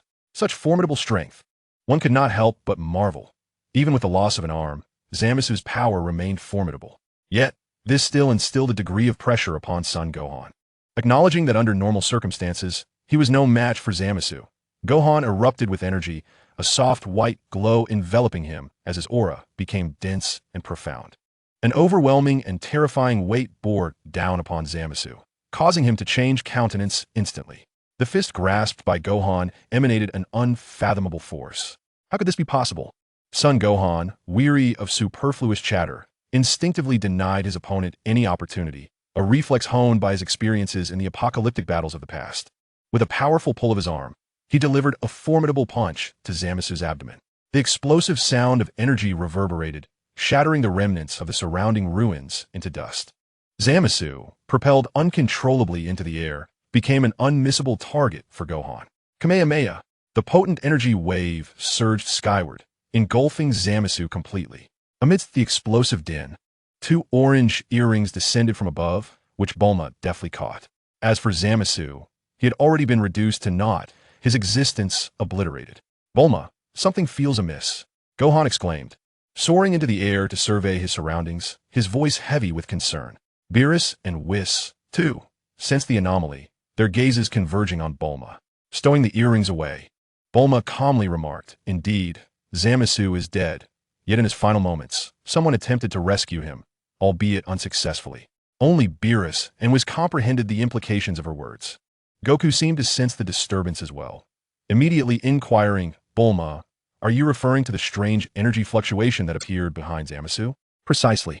That was no ordinary energy fluctuation. It stemmed from a force in another dimension. It appears we must hasten our quest for strength," Whis mused, narrowing his eyes as he scrutinized Bulma. With a light chuckle, he added, "Miss Bulma's prowess is truly unexpected. Wouldn't you agree, Lord Beerus?" Beerus's gaze fixed intently on Bulma, his demeanor suddenly serious as he inquired, "Have you traversed time and space?" The gravity of such an act was not lost on Bulma. She was acutely aware that time travel was forbidden. After she had slain Cell in a previous timeline, she had sealed away the time machine. To her astonishment, Beerus was privy to this knowledge. His tone conveyed an unwavering certainty, leaving Bulma to understand that denial would be futile. "Indeed, when Earth was ravaged by the androids and all perished, I began to explore time travel in hopes of altering history following Gohan's demise. However, I was unprepared for the reality that changing the past would set the course of our world on a divergent path, leading to the emergence of parallel timelines." Trunks, who had also traversed time, felt a profound resonance with Bulma's words. He rushed to her side. "Mom, did you return to the past?" With a smile, Bulma replied, "Yes. As the creator of the time machine, I bear significant responsibility for the creation of these parallel timelines." However, Beerus interjected, his tone growing increasingly icy. Time travel is strictly forbidden. Do you comprehend the consequences it entails? With a carefree smile, Bulma responded, I was once ignorant of the implications, but I understand now. Once a parallel timeline is birthed, it will perpetually evolve, with every choice made by either myself or Trunks giving rise to new worlds. When the parallel universes become sufficiently abundant, the incessant accumulation of countless variables disrupts the conservation of energy, leading to the birth of transcendent entities beyond the confines of time and space within this endless cycle, ultimately resulting in the obliteration of all universes. It is only at this moment that the synthetic being designated as number 35 realizes the profound implications wrought by the actions of number 17 and number 18. Unable to contain her voice, she addresses Miss Bulma, inquiring if there exists a remedy for this predicament. It is through my own cultivation of a fragment of temporal power that I have come to grasp this truth. The presence of temporal fluctuations emanating from Zamasu, although his power is rather modest, indicates that there are indeed individuals capable of traversing the myriad parallel universes. I am at a loss as to how to resolve this matter, yet I accept full responsibility for the consequences. Bulma shall bear the weight alone. Mama, und Bulma. While only Whis and Beerus comprehend the true gravity of what Bulma is about to confront, both Gohan and Trunks sense that the price to be paid for this situation may far exceed anyone's understanding. Goku, somewhat bewildered, approaches Bulma and says, "Though I don't quite grasp what you mean. Whatever it is, Gohan, and I will assist you. And of course Vegeta too." Vegeta, who stands quietly at a distance from Beerus, is tempted to strike Goku down for his naivety. However, upon being addressed, he can only bow respectfully to Beerus. Lord Beerus, regardless of the consequences, I implore you to grant us another opportunity. The normally aloof and prideful Prince Vegeta is unexpectedly humbled before Beerus, a sight that astonishes all present. Trunks observes his father bowing in deference and hesitates to speak, looking instead to Bulma.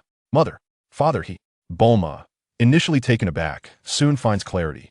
Among all the warriors from Earth present, perhaps only she fully understands the shadow Beerus casts over Vegeta. Casting a glance at Trunks, she asserts, "This matter is my responsibility. It concerns no one else." Turning to Beerus, she states, "Lord God of Destruction, the event has transpired, and I do not wish to delve into explanations.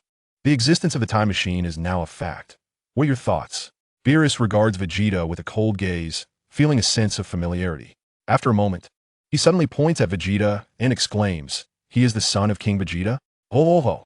Lord Beerus, your memory serves you well. This is indeed Prince Vegeta." Whis interjects with a chuckle. After scrutinizing Bulma for some time, Beerus questions, though he is considerably stronger than King Vegeta, "How did you come to choose him, Bulma?" Trunks is left speechless, while Vegeta feels a profound insult has been levied against him. He has always believed it a stroke of fortune that Bulma would unite with him.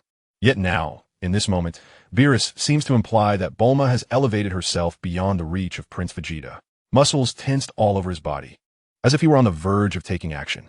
Bulma observed this scene and, feigning deep contemplation, remarked that he had seemed quite cool at the time. However, it later became evident to her that he was merely a stubborn individual, unwilling to compromise, and she deeply regretted her initial impressions. Her expression of remorse caught Goku, Trunks, and the others completely off guard. In the next moment, Vegeta, unable to contain his frustration any longer, straightened up and turned to Bulma, shouting, "What do you mean, Bulma?" "Nothing at all. I'm just speaking the truth." Bulma responded with a shrug and a smile, asking, "Aren't you exactly like that?" Vegeta, unable to strike back or articulate a rebuttal, flushed crimson, trembling with rage, startling Trunks, who hurried over to pull him aside, fearing a confrontation between his parents. Unbeknownst to Trunks, both Vegeta and Bulma were acutely aware that the other would not resort to violence. The exchange had successfully rattled Vegeta, lifting Bulma's spirits considerably. Observing the still sullen expression of Beerus, Bulma suddenly interjected, "Lord Beerus, let us discuss this matter later. Since we've lingered here for so long, why not come to my home for a bite to eat first, and then deliberate on how to proceed?" The mention of food piqued Beerus' interest, prompting him to glance at Whis and state, "Once we've enjoyed a meal, I must pay a visit to Universe 10, as Zamasu from the parallel universe has been causing chaos on Earth." "Very well, Lord Beerus," Whis replied. A flash of colorful light sparkled from Whis' staff as he turned to Bulma and said, "Miss Bulma, I will introduce you to a friend shortly. As for the Zamasu issue, may I kindly ask for those earrings?" "Of course."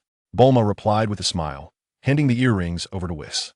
Subsequently, she invited everyone to join her for dinner at her estate. Meanwhile, in a desolate area outside the battlefield, they discovered the unconscious Majin Buu, who had been thrown out by Beerus.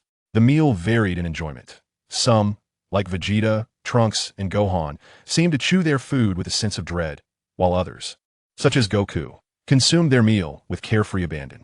Whis, Beerus, and Bulma engaged in lively toasts, creating a vibrant atmosphere.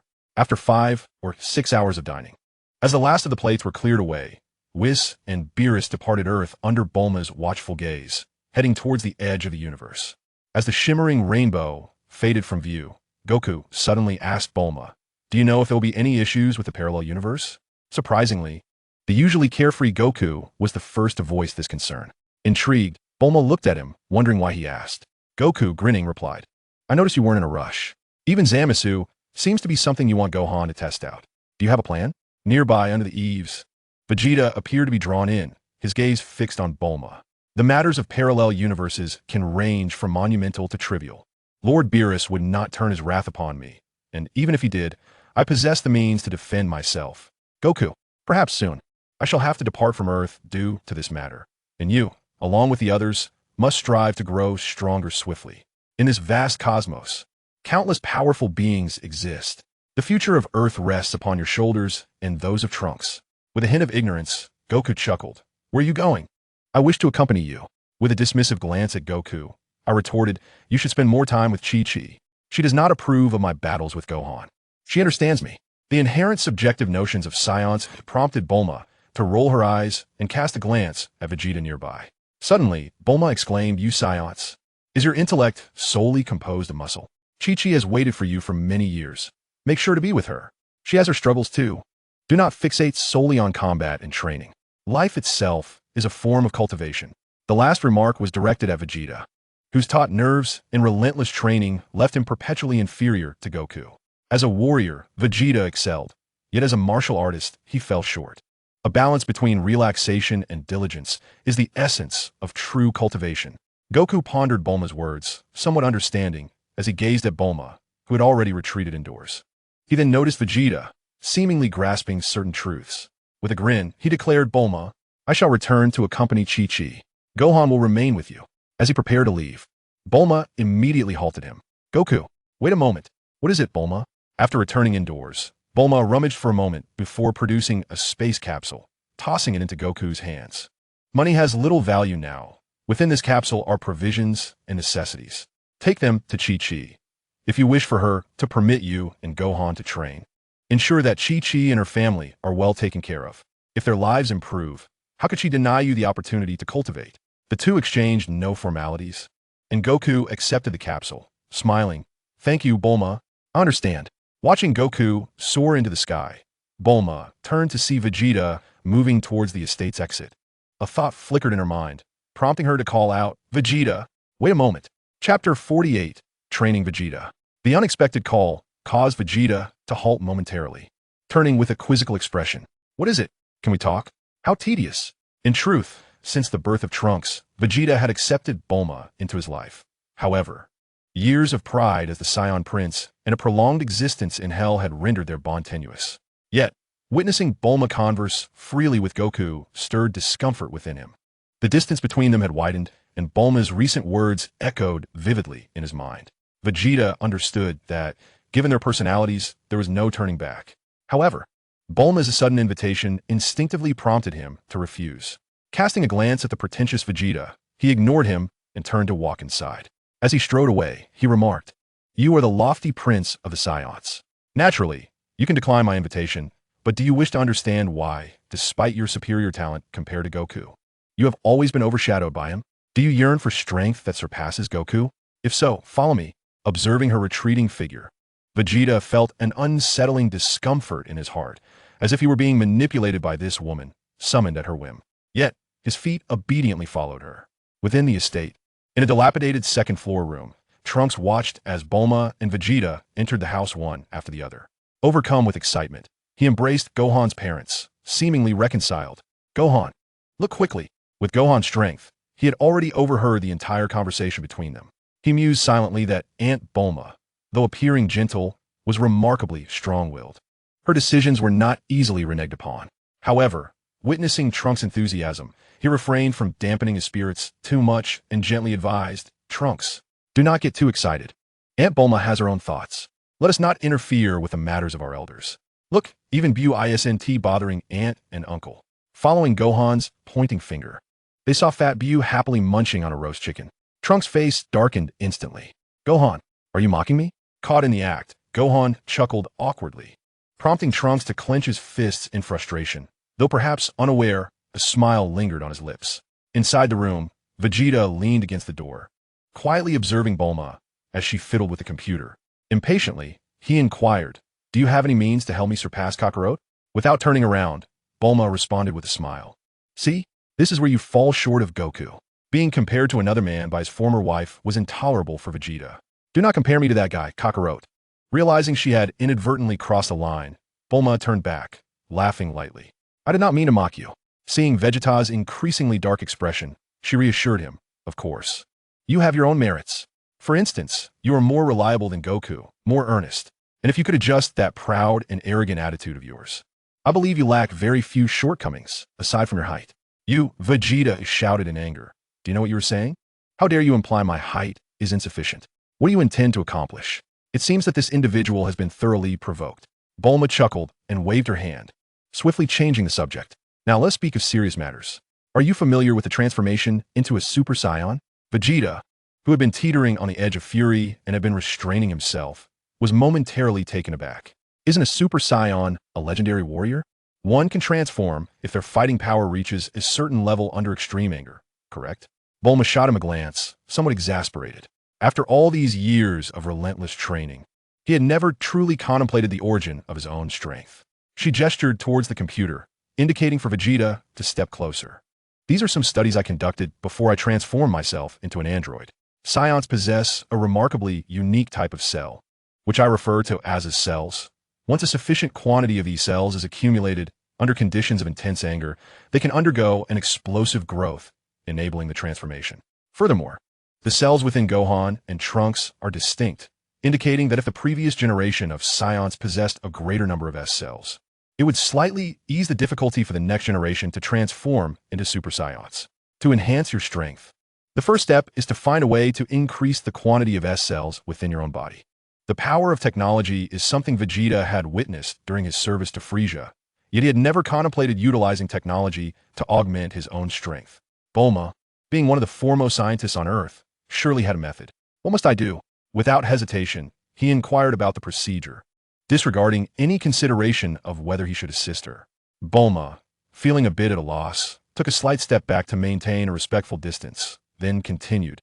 "Maintain a pure and steady heart. Simply adhere to a systematic training regimen to enhance the S cells within you. I will construct a new gravity chamber for your training. However, your subsequent training regimen must follow my methods. On Earth, there are many warriors with commendable potential, yet only Goku can be compared to Vegeta. Although Gohan's strength is considerable, as Goku's son, it is unsuitable for him to train here for an extended period, especially since Chi-Chi has finally managed to reunite their family." Vegeta remained silent for quite some time. Over the years in Hell, he had not ceased his training. However, his power continued to diverge from that of Goku. Upon his resurrection, witnessing Bulma, who surpassed Goku, initially astonished him. Though he felt a twinge of anger after being dismissed by her, deep down, Vegeta felt a flicker of happiness. After all, he could not match Kakarot, and his son Trunks was significantly weaker than Gohan, yet Bulma was immensely more powerful than Chi-Chi. Even the high and mighty god of destruction treated Bulma with a notable degree of respect. This alone is a testament to Bulma's formidable strength. Exchanging a glance, Vegeta hesitated briefly before nodding in agreement. "All right, I shall heed your guidance in this training. As you say," amid Bulma's words, a pink tail extended from behind her. Reaching towards Vegeta, Saiyans are naturally endowed with tails. Thus, let us commence with the one you severed. Seek out Trunks and wait for him in the laboratory. Additionally, have Gohan watch over Fat Bu, ensuring they remain stationed outside the lab and prevent anyone from approaching. While unaware of Bulma's intentions, Vegeta promptly turned to execute her instructions. Observing Vegeta's departing figure, Bulma remarked with a smile, He seem so unapproachable after all." Chapter 49. the embroidered Vegeta. Beyond the skies lies yet another realm. And beyond the cosmos, even more universes await. In the realm of the Supreme Kai of Universe 10, the arrival of Lord Beerus and Whis caught the Supreme Kai, Gaosu, by surprise. Gazing at the earrings placed upon the stone table, Gaosu furrowed his brow and inquired, "Did you say these earrings were acquired after the death of a Supreme Kai named Zamasu?" "Indeed. I suspect this Zamasu hails from a different timeline. Hence my inquiry regarding your knowledge of him," Beerus replied. Gaosu remained silent for a while, then turned to Whis, rising slightly and bowing. "Lord Whis, I do know Zamasu. He was once my disciple. However, but what?" Whis squinted his eyes and smiled. "There is no need for concern, Lord Gaosu. That Zamasu, who wreaked havoc in the 7th universe, has already been eliminated. No need to worry." Noticing Beerus' persistent discontent and dark expression, Gaosu sighed. "Alas, Zamasu was indeed my disciple and an apprentice Supreme Kai, excelling in his duties until recently. For reasons unknown, his disposition has shifted drastically. He has developed a profound disdain for humanity and even expressed intentions to eradicate them. As you are aware, our role as Supreme Kais is to guide the civilizations of the universe onto the righteous path. Zamasu's mindset deeply troubles me, and after numerous failed attempts to counsel him, I had no choice but to confine him for reflection until he finds clarity." Beerus glanced at Whis and suddenly asked, "Where is Zamasu now?" Gaosu understood that the inquiry from the god of destruction and angel of the 7th universe could have significant implications. Although this Zamasu might originate from another timeline, if true, it could implicate the Supreme Kai of time. Regardless, it was imperative to first establish the innocence of the Zamasu from Universe 10. "Please, my lords, follow me." Shortly after, under Gaosu's guidance, Beerus and Whis arrived at a temple. "This is where Zamasu is being confined. Please wait here, my lords." Gaosu summoned his Supreme Kai power, and soon, the temple doors opened of their own accord. Almost simultaneously, a figure appeared at the entrance. The visage was nearly identical to that of Zamasu seen on Earth. Upon the sight of Gawas, he immediately knelt on the ground. "Lord Kaioshin, I acknowledge my errors." Observing his disciple kneeling before him, Gawas felt a sense of relief. Turning to the esteemed deities, Beerus and Whis, "Zamasu is present here. Is there still any doubt?" Whis replied with a smile, "It's nothing serious. Just a confirmation.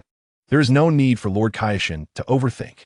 Beerus cast a deep, cold glance at Zamasu, stating, "I must request that this matter be kept confidential, Lord Kaioshin. Whis and I will continue our investigation. We appreciate your understanding in this matter." Extending his hand to assist Zamasu to his feet and patting him on the shoulder, Gawas, the god of destruction, remarked, "We all strive for the peace of the universe. There is no need to speak of disturbance." He then introduced Zamasu. "These two are Lord Beerus, the god of destruction of the 7th universe, and Mr. Whis." Rising, Zamasu, with traces of tears on his face, bowed respectfully to Beerus and Whis. Upon witnessing this, Whis suddenly smiled, saying, "Young individuals tend to make mistakes. Since Mr. Zamasu has shown remorse, and considering that Lord Beerus and I came without any gifts, I kindly ask Lord Gawas to lift his confinement." Gawas hesitated momentarily, but upon seeing Zamasu's hopeful gaze, he ultimately nodded in agreement. After some light conversation, Beerus and Whis departed the realm of the 10th universe in a radiant spectrum of colors. As Zamasu, now liberated, watched Beerus leave, he curiously inquired, "Master, what was the purpose of Lord Beerus's visit to our 10th universe?" "It's nothing. They merely came to check on you," Gawas replied casually as he turned to return to his residence, adding, "Zamasu, congratulations on your freedom, but remember not to repeat the same mistakes. Rest for now, and later, prepare me a cup of tea." Observing Gawas's retreating figure, Zamasu's eyes glimmered with a cold light as he recalled the individual who sought him out not long ago. He thought to himself, "Master, you have once again disappointed me. Are you still unwilling to believe me and choose to keep things from me?" Nevertheless, in the next moment, he bowed towards Gawas's back and cheerfully responded, "Of course, Master." Meanwhile, in the void, Beerus and Whis, who should have already departed, witnessed this scene unfold. Observing Zamasu's respectful departure, Beerus pondered, "This Zamasu seems to have significant issues. Lord Beerus, a Zamasu bearing a time ring is already troubling enough, not to mention the countless Zamasus in the vast parallel universes." At this point, Beerus slapped his forehead and suddenly asked Whis, "Is that time ring in Bulma's possession? Why haven't you retrieved it?" Whis, realizing the oversight, responded apologetically, "My apologies, Lord Beerus. I completely forgot." However, his expression betrayed no signs of forgetfulness, prompting Beerus to suppress the urge to comment. Ultimately, he refrained from voicing his thoughts. Seventh Universe. Earth. Bulma's manor. In the subterranean laboratory, Trunks observed Bulma, who was tirelessly adjusting her equipment. He hesitated, grappling with his thoughts, and finally inquired, "I sent this a bit inappropriate, Mom. What is wrong with it?" "I'm merely helping him enhance his abilities," Bulma retorted. "Helping him?" Trunks turned incredulously to Vegeta, who was not far away, awkwardly engaged in embroidery, his hands deftly holding a needle only slightly thicker than a hair. Trunks was at a loss for words, his expression one of disbelief. Vegeta was entirely engrossed, one hand clutching a needle while the other struggled with the thread, perspiration beading on his forehead as he muttered under his breath, "Damn Bulma. How could she make Prince Vegeta do such a thing? Unforgivable." The faint murmurs finally irked Bulma, who spun around and shouted, "Vegeta, be quiet. If you make another sound, I'll have you start over." Startled, Vegeta's wrist twitched, and a needle jabbed into his flesh. Fueled by rage, he met Bulma's gaze and immediately fell silent, lowering his head to re-thread the needle. Trunks wanted to interject, but Bulma suddenly turned to him and commanded, "You, go and embroider with him." Mom, I refuse." Trunks' protest was cut short as he was sent flying by a slap, landing beside Vegeta, whose face bore a distinct imprint of Bulma's hand. Vegeta felt a twinge of regret for allowing Bulma to assist him in enhancing his prowess. Chapter 50, Bulma drifting further away. Universe 10, the Kaioshin realm. After bidding farewell to Beerus, Goku returned to his abode. Soon after, Zamasu approached, pushing a cart laden with refreshments.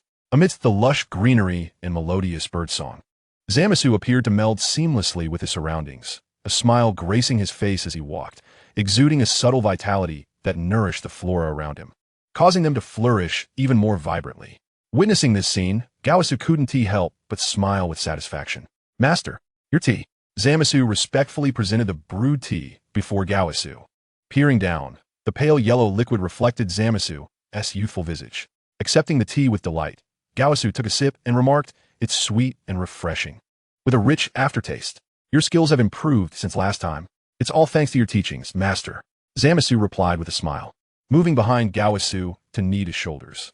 Gazing into the distant, boundless greenery, he contemplatively expressed, "Thank you, Master." "For what?" Gowasu inquired. "Thank you for your guidance, which has enlightened me on how to become a true Kaioshin. It has allowed me to perceive the world anew." With a satisfied smile, Gowasu set down his tea and gently patted Zamasu's slightly cold arm. "I'm glad you've come to understand," he replied warmly. Zama smiled softly, then said, "Master, there is something I have never shared with you, but now I wish to confide in you, hoping you can enlighten me." "What is it? Please do tell." Releasing Zama's arm, Guavas resumed sipping his tea, relishing this moment of tranquility.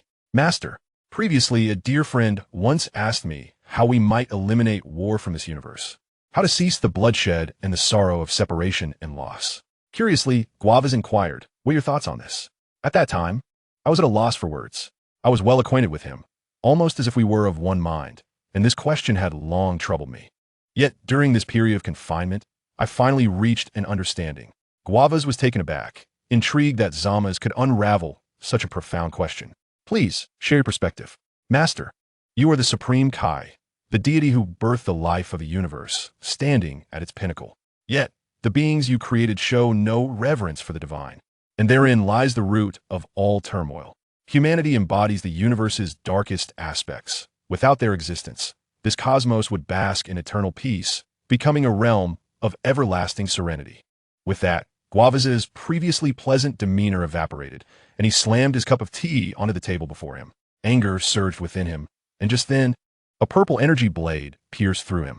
The pain in his chest paled in comparison to the anguish in his heart as he turned, incredulous, to gaze upon his beloved disciple. "Zamas, how dare you?" "Master, you understand, my only aspiration is to become the Supreme Kai. I'm truly sorry for standing in your way, and for the distress this has caused you." Zamas maintained a faint smile, yet at that moment, the life force emanating from him transformed into an overwhelming aura of malevolence, causing Guavas to momentarily lose focus. In the next instant, a familiar voice echoed in his ears. "Lord Guavas, Your disciple poses quite a significant problem. Whis, smiling, waved his staff, and a senza bean fell into Guavaz's hands. Meanwhile, not far off, Beerus clutched Zama's arm. Sneering, Zamas, you cannot escape your fate. Destruction. The god of destruction unleashed his power, enveloping Zamas in a torrent of purple energy. In disbelief, Guavaz sought to cry out for help, but he could not muster a single sound before Zamas vanished entirely. Watching his disciples utter obliteration, Guavaz was overcome with grief, collapsing to the ground in despair. Beerus observed this scene, casting a glance at the fallen Senzabine. Lord Guavaz, this Senzabine was specially prepared for you by Miss Bulma. You should consume it, as the Supreme Kai, if you were to lose too much blood and perish. He remarked, revealing a smirk of delight at Guavaz's sorrow. This prompted the grieving Guavaz to react, seizing the Senzabine and swallowing it. The wounds on his body healed at a visibly rapid pace, yet the scars on his heart lingered, refusing to fade away. Staring blankly at the place where Zamas had vanished, it was a considerable time before Guavaz spoke, expressing his gratitude to Lord Beerus and Mr. Whis. Admitting that he had misjudged the situation and regretted the trouble he had caused for the two esteemed beings. Whis, smiling gently, replied, Lord Guavaz, may you find solace. The matter concerning Zamas has been resolved, and there is ample time ahead. Do not dwell on it too heavily. Once he confirmed Guavaz was unharmed, Beerus grinned and inquired, Whis, did you send that scene from earlier to the god of destruction of Universe 10? Amused by Beerus's mischievous nature, Whis covered his mouth and chuckled. Rest assured. Lord Beerus, it has already been dispatched. That is splendid. It is time for us to take our leave. Very well, Lord Beerus. A magnificent spectrum of colors rose once more, but this time, Beerus truly departed from Universe 10. Within the radiant corridor, Beerus sat cross-legged beside Whis, deep in thought. Whis, what are your thoughts on the individual Zamas mentioned earlier? There is no need for you to concern yourself, Lord Beerus. To untie the knot, one must find the person who tied it. I believe Miss Bulma will be quite interested in this matter. At the mention of Bulma, Beerus felt a wave of relief wash over him. So, you mean that Zamas from the parallel timeline? Deities must refrain from intervening in mortal affairs. Bulma has yet to assume a divine position, but her capabilities should suffice. I never expected Lord Beerus to show concern for others. However, one point remains. If Miss Bulma is to address this matter, she must first inform the Supreme Kai of Time. Indeed, the time ring is in Bulma's possession. You did not request it back then, did you? That was for this very purpose, wasn't it? Whis? Lord Beerus is truly astute. Whis smiled knowingly at Beerus, adding, Yet I fear that this may prevent Miss Bulma from becoming the new Supreme Kai. Whenever this topic arose, Beerus couldn't help but think of Supreme Kai Shin, feeling a sense of helplessness. That fellow is far too weak. How can I possibly rest easy? There is no need for concern, Lord Beerus. Miss Bulma has already considered this. After all, there are several formidable warriors on Earth. In Bulma's laboratory, having adjusted the instruments. Bulma turned to the father and son duo who were huddled in a corner, engrossed in their embroidery. Vegeta, come here. Relieved from his task, Vegeta set aside his needle and thread, stepping forward, while Trunks hurriedly followed suit. Without further explanation, Bulma pointed to the nearby experimental platform and slowly stated, Your tail has not grown back since it was severed on Earth. Are you suppressing its growth with your energy? Vegeta, somewhat perplexed, nodded and awaited Bulma's clarification in silence. Good, then it's settled. Remove your clothing and lie on the experimental platform. Vegeta exclaimed, astonished at Bulma's command.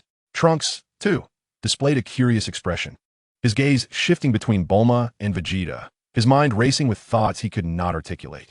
The tails of Saiyans do not cease to grow simply because they are suppressed. I intend to extract your tail once more. Of course, you may refuse, but in that case you need not study under me to enhance your strength. Vegeta, observing Bulma for a moment to ensure she was not jesting, silently approached the examination table and began to remove his garments. Trunks, witnessing this, leaned closer to Bulma and inquired, Mom, isn't the tail a weakness of Saiyans? Why would you extract Dad's tail again?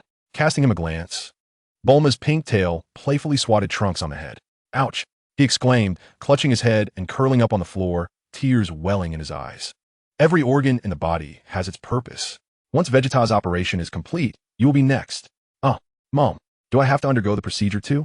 In the midst of their conversation, a pristine form had already appeared on the examination table.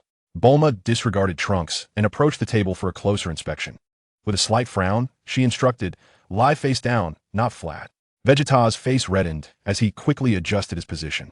Once he was properly aligned, Bulma began to manipulate the mechanical arm, extending a sharp scalpel that sliced open the flesh behind Vegeta's back, which had long since healed. As for anesthesia, Bulma deemed it unnecessary for a Saiyan. After incising the flesh and widening the wound, she pressed a red button nearby. Instantly, 5 straps rose around Vegeta, securely fastening him to the examination table. "Bulma, what do you intend to do?" Vegeta, feeling agitated, shouted, straining to free himself from the bindings. "No need to struggle. These are merely to secure your body. If they break, you'll have to exert yourself." A claw from the mechanical arm delved into the incision on Vegeta's body. Observing the imagery from the camera on the screen, Bulma tightened her grip on the claw. Vegeta seemed to sense Bulma's intentions, gritting his teeth and ceasing his resistance. The mechanical arm groaned and screeched as it gradually increased pressure, surpassing the limits of endurance. Yet, Vegeta's tail remained stubbornly hidden. Bulma, noticing this, furrowed her brow and swiftly approached Vegeta's side. He was drenched in sweat, unsure whether it was from pain or anxiety. "Bulma, how is it? How much longer?" "Almost there," she replied, raising her arm and delivering a punch to Vegeta's rear. With a resounding thud, the entire Bulma manor trembled, prompting Gohan, who had been vigilantly waiting outside, to glance anxiously toward the laboratory. "What are Aunt Bulma and Trunks doing? Why is there such a commotion?" Boo, in a fit of irritation, disregarded everything around him. Casting aside the now crumpled packet of potato chips and seizing a slice of cake to gnaw on. Meanwhile, in the laboratory, the entire testing platform lay utterly flattened. Vegeta, feebly sprawled on the ground, had his blood-stained tail suspended in the air by a mechanical arm. Witnessing this, Trunks felt a pang of dread, realizing he might be next. He glanced at his immobile father, and the once gentle and kind image of his mother, Bulma, shattered completely. He instinctively recoiled. Such a trifling agony could render him unconscious. Truly, after delivering a light kick to Vegeta, ensuring he had not been killed by his own punch, Bulma turned around only to find Trunks nearly at the laboratory door. In a flash, she positioned herself in front of him. "Trunks, it's your turn." "Mom, I don't think I need a tail. Look at me. I've been tailless all these years. If you pull out, I might struggle to adjust. It's fine. Just practice a bit, and you'll be all right. Trust me, it won't hurt." Grabbing Trunks by the collar, she marched towards the mechanical arm. Trunks felt as though the sky was collapsing. Internally, he lamented. "My mother once loved me dearly. How did it come to this?" Moments later, accompanied by a cry of pain, Bulma ejected both Trunks and Vegeta from the laboratory. Observing the unconscious duo sprawled at the entrance, Gohan peered curiously into the lab. "Aunt Bulma, what happened to Uncle Vegeta and Trunks?" "It's nothing. Just a little tail removal." "Gohan, do you want to try?" Gazing at the two unconscious figures, Gohan fervently shook his head, exclaiming, "No, no, Aunt Bulma. I'll take Uncle Vegeta and Trunks to rest. Call me if you need anything." With that, Gohan hoisted Trunks and Vegeta, unleashing his full strength to distance himself from Bulma's laboratory. Inside, Bulma glanced at the now unusable testing platform. Activating the cleaning function, countless small robots emerged from the ground, commencing the organization of the laboratory. Returning to the control panel, Bulma observed 2 tubes of blood extending from the apparatus. Cyberman bloodline. How fascinating. With a pink tail extending, the bony tip inserted into the glass tube, halting only when it had consumed less than a third of the blood. She then retrieved the arm she had torn from Zamasu. As the bony tip began to expand, the writhing flesh gradually enveloping the arm. An exquisite sensation filled Bulma's heart as the arm was completely consumed. She couldn't help but chuckle, realizing she was venturing further down a path far removed from humanity. Chapter 51. Super Saiyan 4 Vegeta. Once, in the orbit of Mars within the solar system, a planet slightly larger than Earth had now transformed into a new Namek. This was done to avoid disturbing the lives of the Earthlings and to remain undetected. Bulma deliberately invited King Kai to establish a protective barrier around the new Namek, ensuring that both detectors and the naked eye would perceive the entire Namek as it originally appeared, resembling the planet Mars in the solar system. Time passed swiftly, and over a month had elapsed since the resolution of Zamasu. The reconstruction efforts on Earth had commenced. The sudden revival of those who had perished had incited a wave of panic. Yet this turmoil was effectively quelled by the announcements from Capsule Corporation and the collective efforts of Goku and his allies. Peace, hard-won, was now cherished by those who had traversed the threshold of life and death, valuing the opportunity to live once more. The reconstruction of civilization would require a protracted period. After addressing the issues on Earth, Bulma traveled from North Kai's planet to bring the surviving Namekians to safety. As for Dend, he continued to perform his duties as the Earth's guardian. However, since no new Namekians capable of creating Dragon Balls had emerged, Dend naturally ascended to the role of the new Grand Elder of Namek. On the boundless expanse of grassland, Bulma smiled and declared, "This is the new Namek that I specially requested Lord Kai to create. From now on, this place is entrusted to you, Dend." Everything felt surreal as Dend gazed upon the environment, strikingly reminiscent of the old Namek, overwhelmed with emotion. "Thank you, Miss Bulma. At last, everything has come pass." Bulma responded with a joyful affirmation, glancing at Piccolo, who was engaging in light-hearted conversation with Vegeta and Trunks not far away. The Namekians remained few, and reviving them would likely take considerable time. "I would like to ask Piccolo to stay here temporarily as a helper. Would you and Piccolo agree, Dend?" Dend had no objections, recognizing that Piccolo was undoubtedly the strongest among the dwindling Namekians, akin to the former Grand Elder. Hearing this, Piccolo, who had been chatting with Gohan, paused in surprise before responding, "I can stay."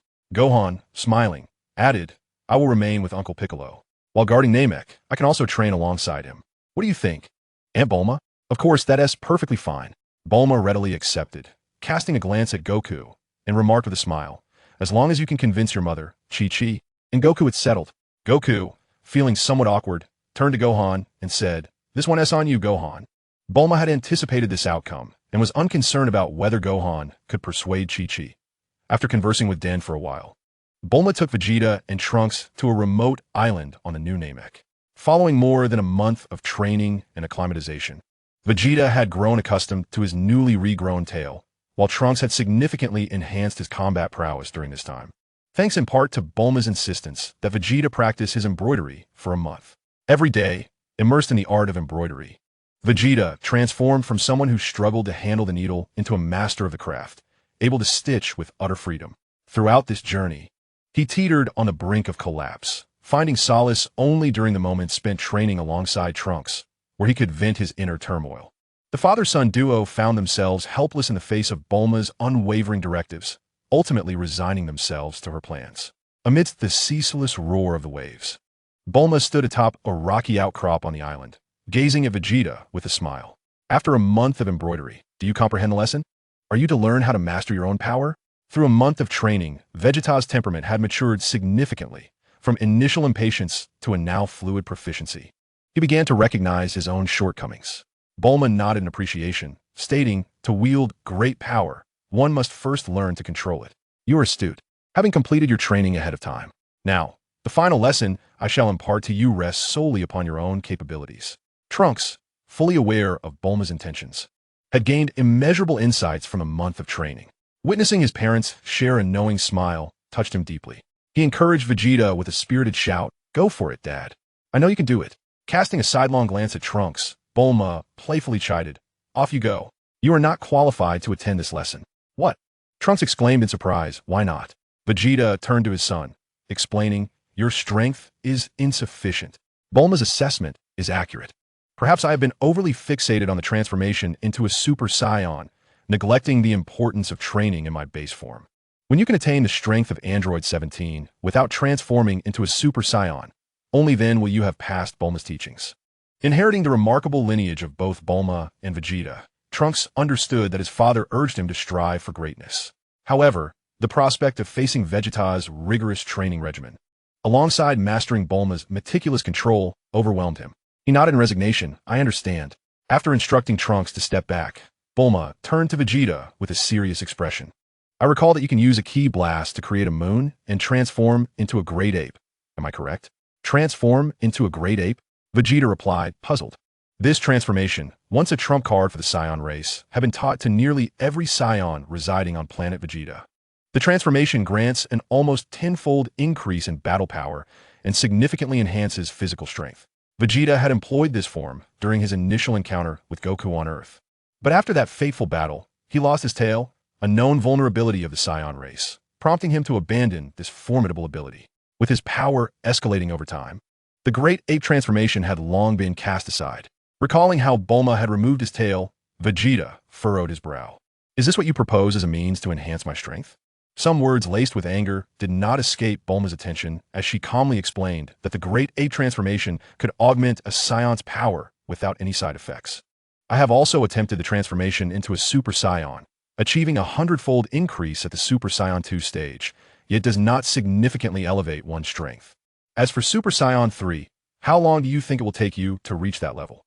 The power gap of Super Saiyan 3 is far greater than that between Super Saiyan 2 and Super Saiyan 1, although the surge of power is indeed astonishing. Upon witnessing the enigmatic Gohan, Vegeta recognized that despite the formidable strength of Super Saiyan 3, the energy expenditure during its intense bursts is overwhelming. Even if Goku successfully transforms, he cannot maintain it for long. As for Vegeta, he pondered deeply, questioning whether he could ever attain the power of Super Saiyan 3. I'm uncertain how long it will take, but I am confident I can achieve that level. That's final. Bulma scoffed, remarking that every step Goku took was through his own exploration.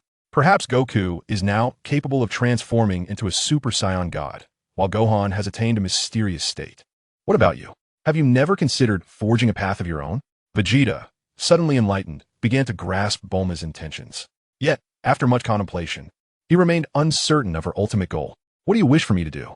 I want you to transform into a great ape, and from that foundation, ascend to Super Saiyan, all while compressing your inner power. Goku loses his rationality when he transforms into a great ape, but you need not have such concerns. Furrowing his brow and calculating the risks, Vegeta understood that this approach was fraught with peril. The great ape transformation not only enhances combat strength, but also increases body size. If one were to transform into Super Saiyan on such a foundation, a misstep could lead to an explosive release of power or even self-destruction. Yet, observing Bulma's serious demeanor, it was clear she was not jesting. After a moment of deliberation, Vegeta raised his hand and a sphere of energy shot into the sky.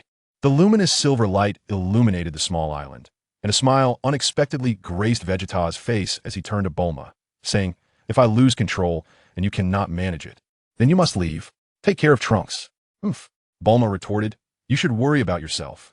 Even if you stack the great ape transformation with Super Saiyan, I could still sweat you down with a single blow." Indeed, without contesting Bulma's words, Vegeta lifted his gaze to the energy sphere floating in the sky.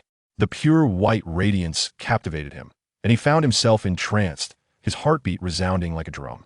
Even Bulma, though some distance away, could hear the dull thudding of his heart. In his perception, Vegeta exuded a savage and domineering aura, his battle power surging relentlessly. It felt as if he had breached a threshold, and soon his body began to undergo a transformation. His physique swelled visibly, the tight combat suit expanding alongside him.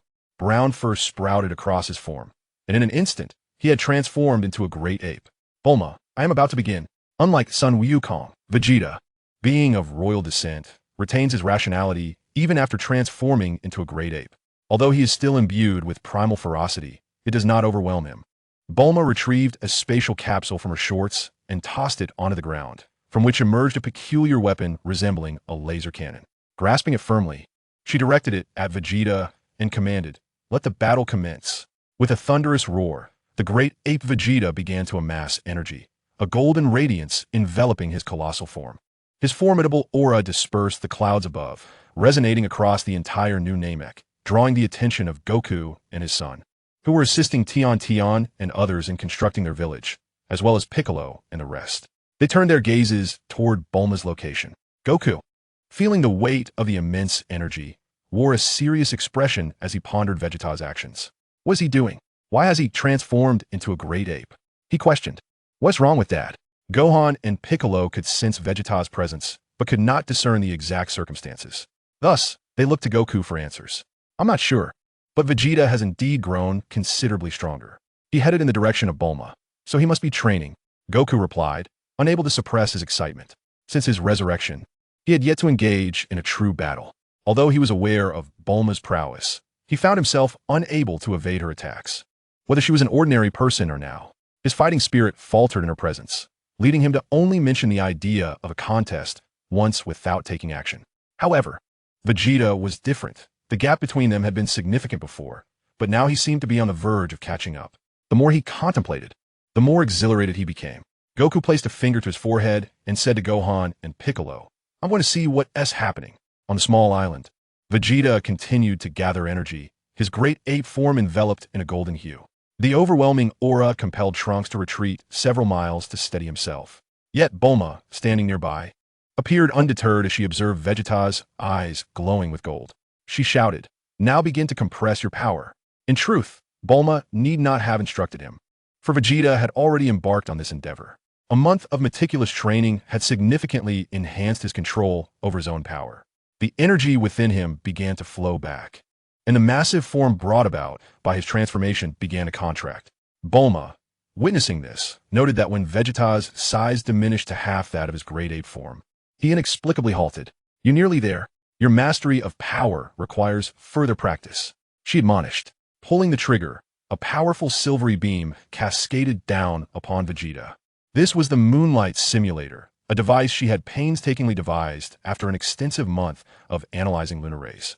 In my recollection, transforming into Super Saiyan 4 necessitates a substantial infusion of Bulma's energy waves. This has been Bulma's primary focus over the past month.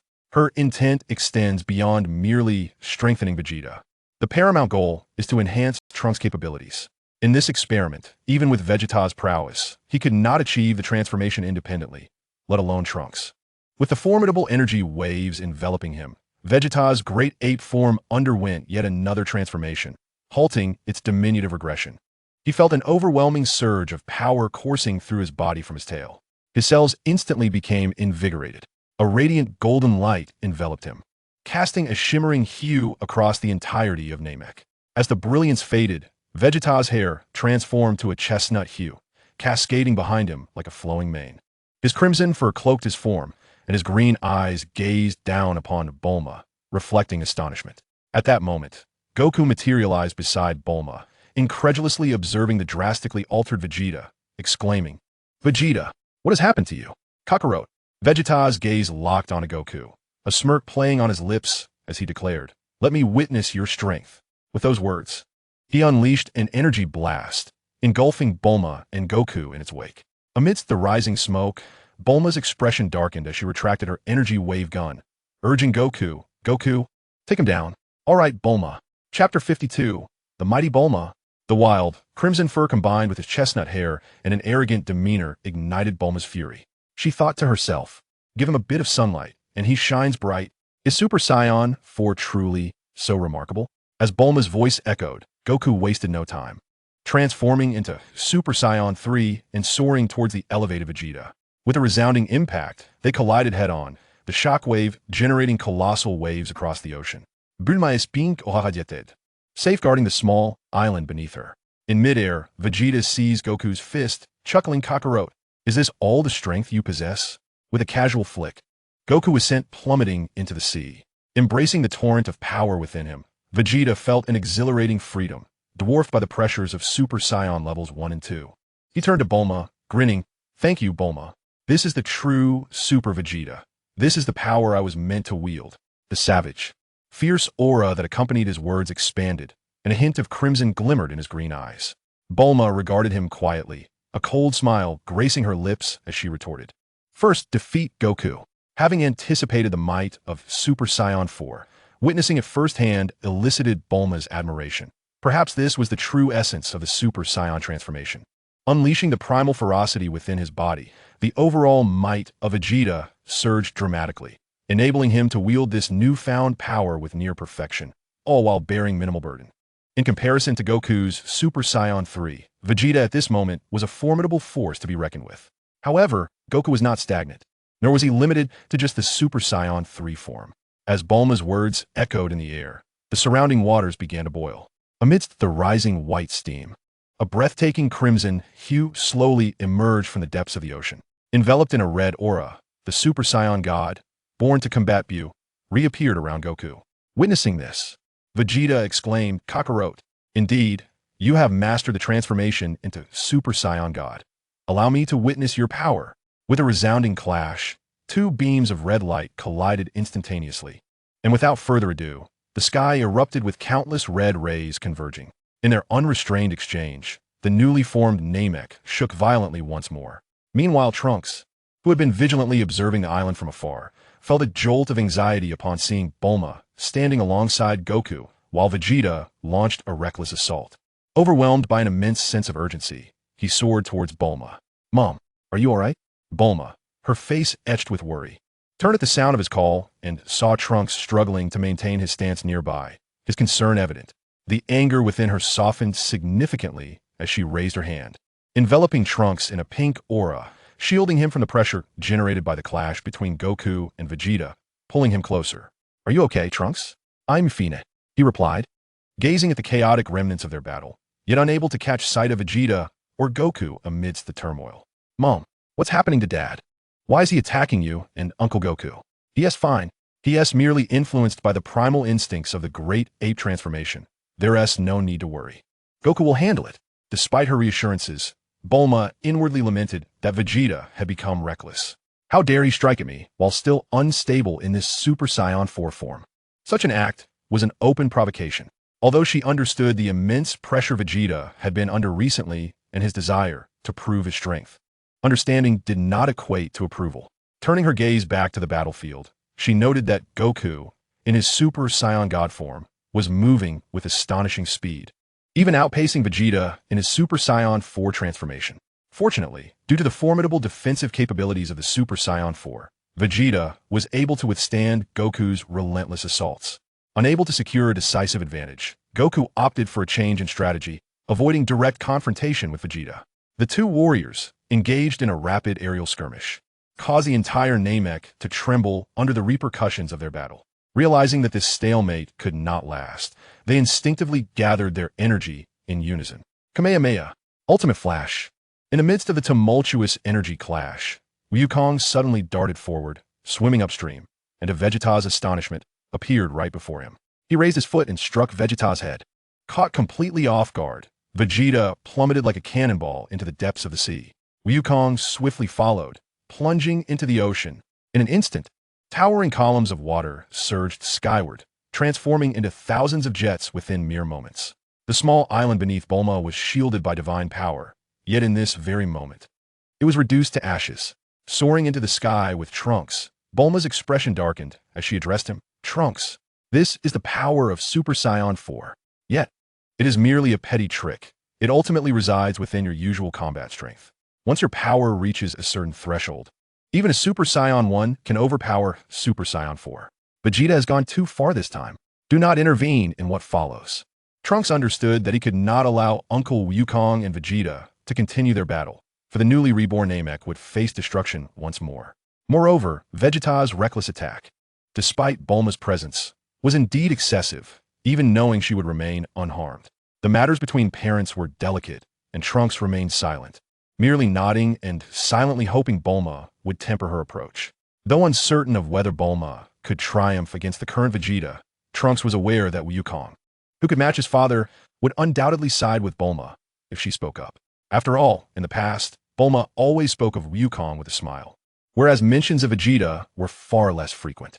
This fact alone spoke volumes about the dynamics among the three.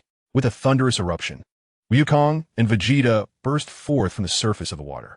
The prolonged tension was finally released, and Vegeta let out a roar towards the heavens. "Kakarot, the mightiest Saiyan shall forever be me, Prince Vegeta."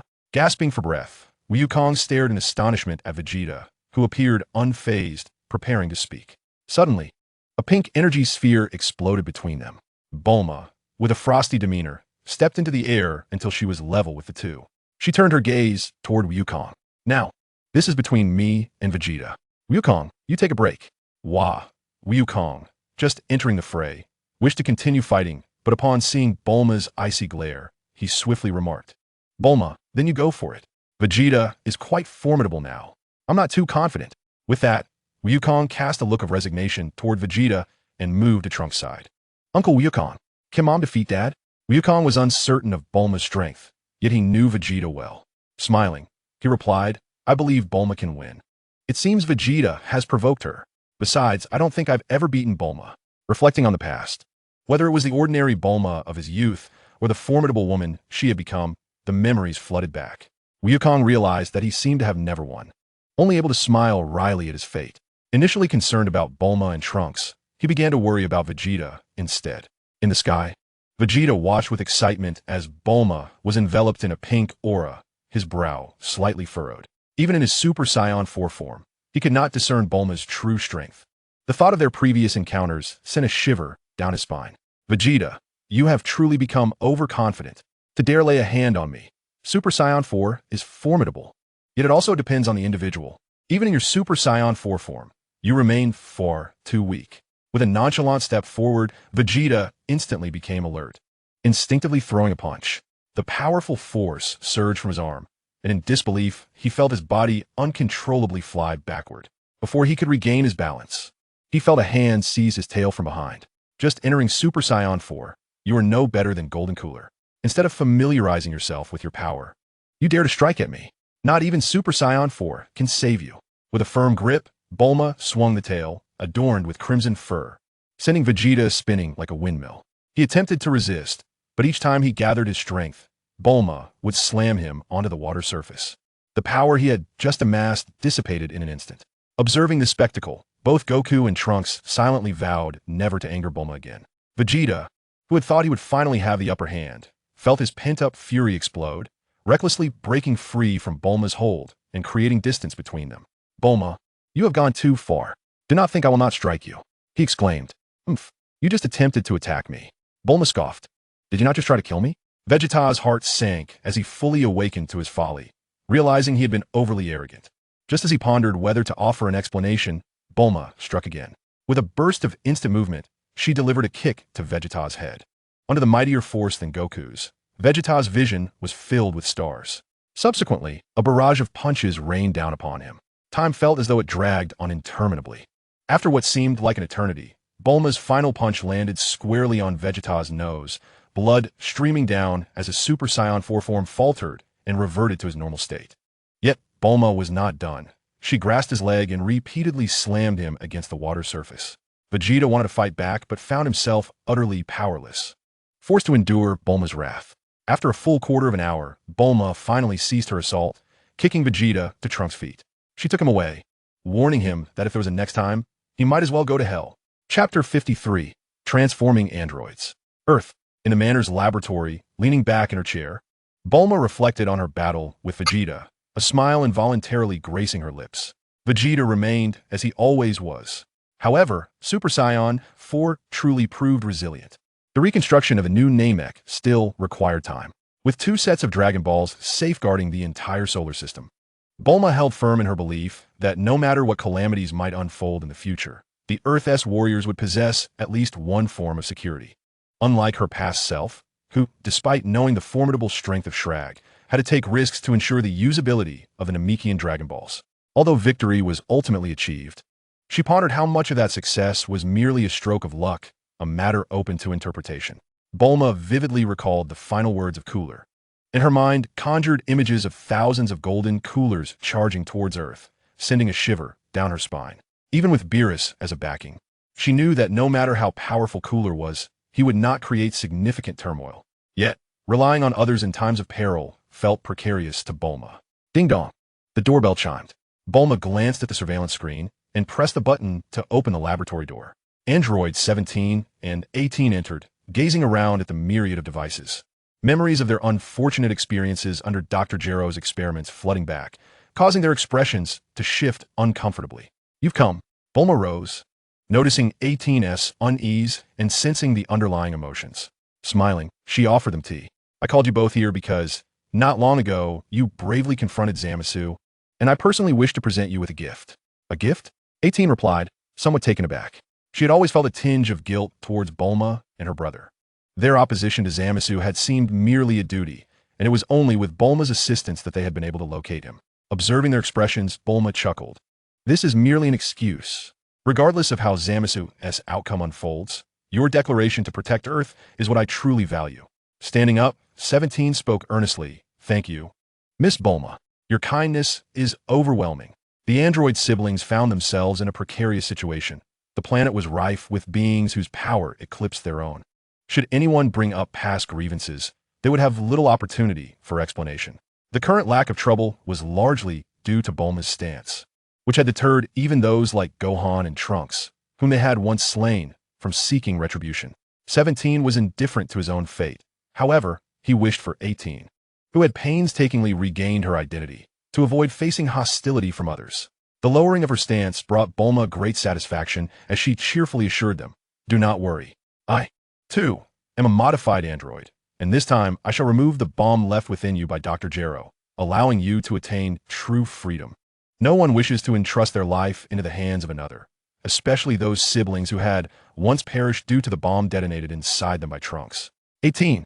Filled with excitement, inquired Miss Bulma, "Are you truly willing to remove the bomb for us?" "Of course," Bulma replied with a smile as she approached her computer and typed a few commands.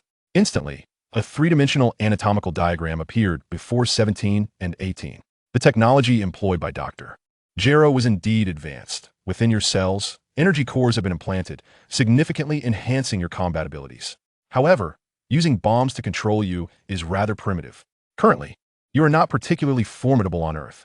Both Gohan and Goku could easily vanquish you. I see no reason for you, who will fight for Earth in the future, to live with bombs implanted in your bodies. Bulma spoke candidly, feeling no need for concealment. Such reasoning was acceptable to the siblings. After contemplating for a moment, 17 asked, "Is there any danger in removing the bomb?" "None at all." Bulma displayed the information from the three-dimensional diagram before them, smiling as she continued. "Though my expertise lies in mechanical technology, I have had to diligently study biological science due to your circumstances. Your modifications differ from mine.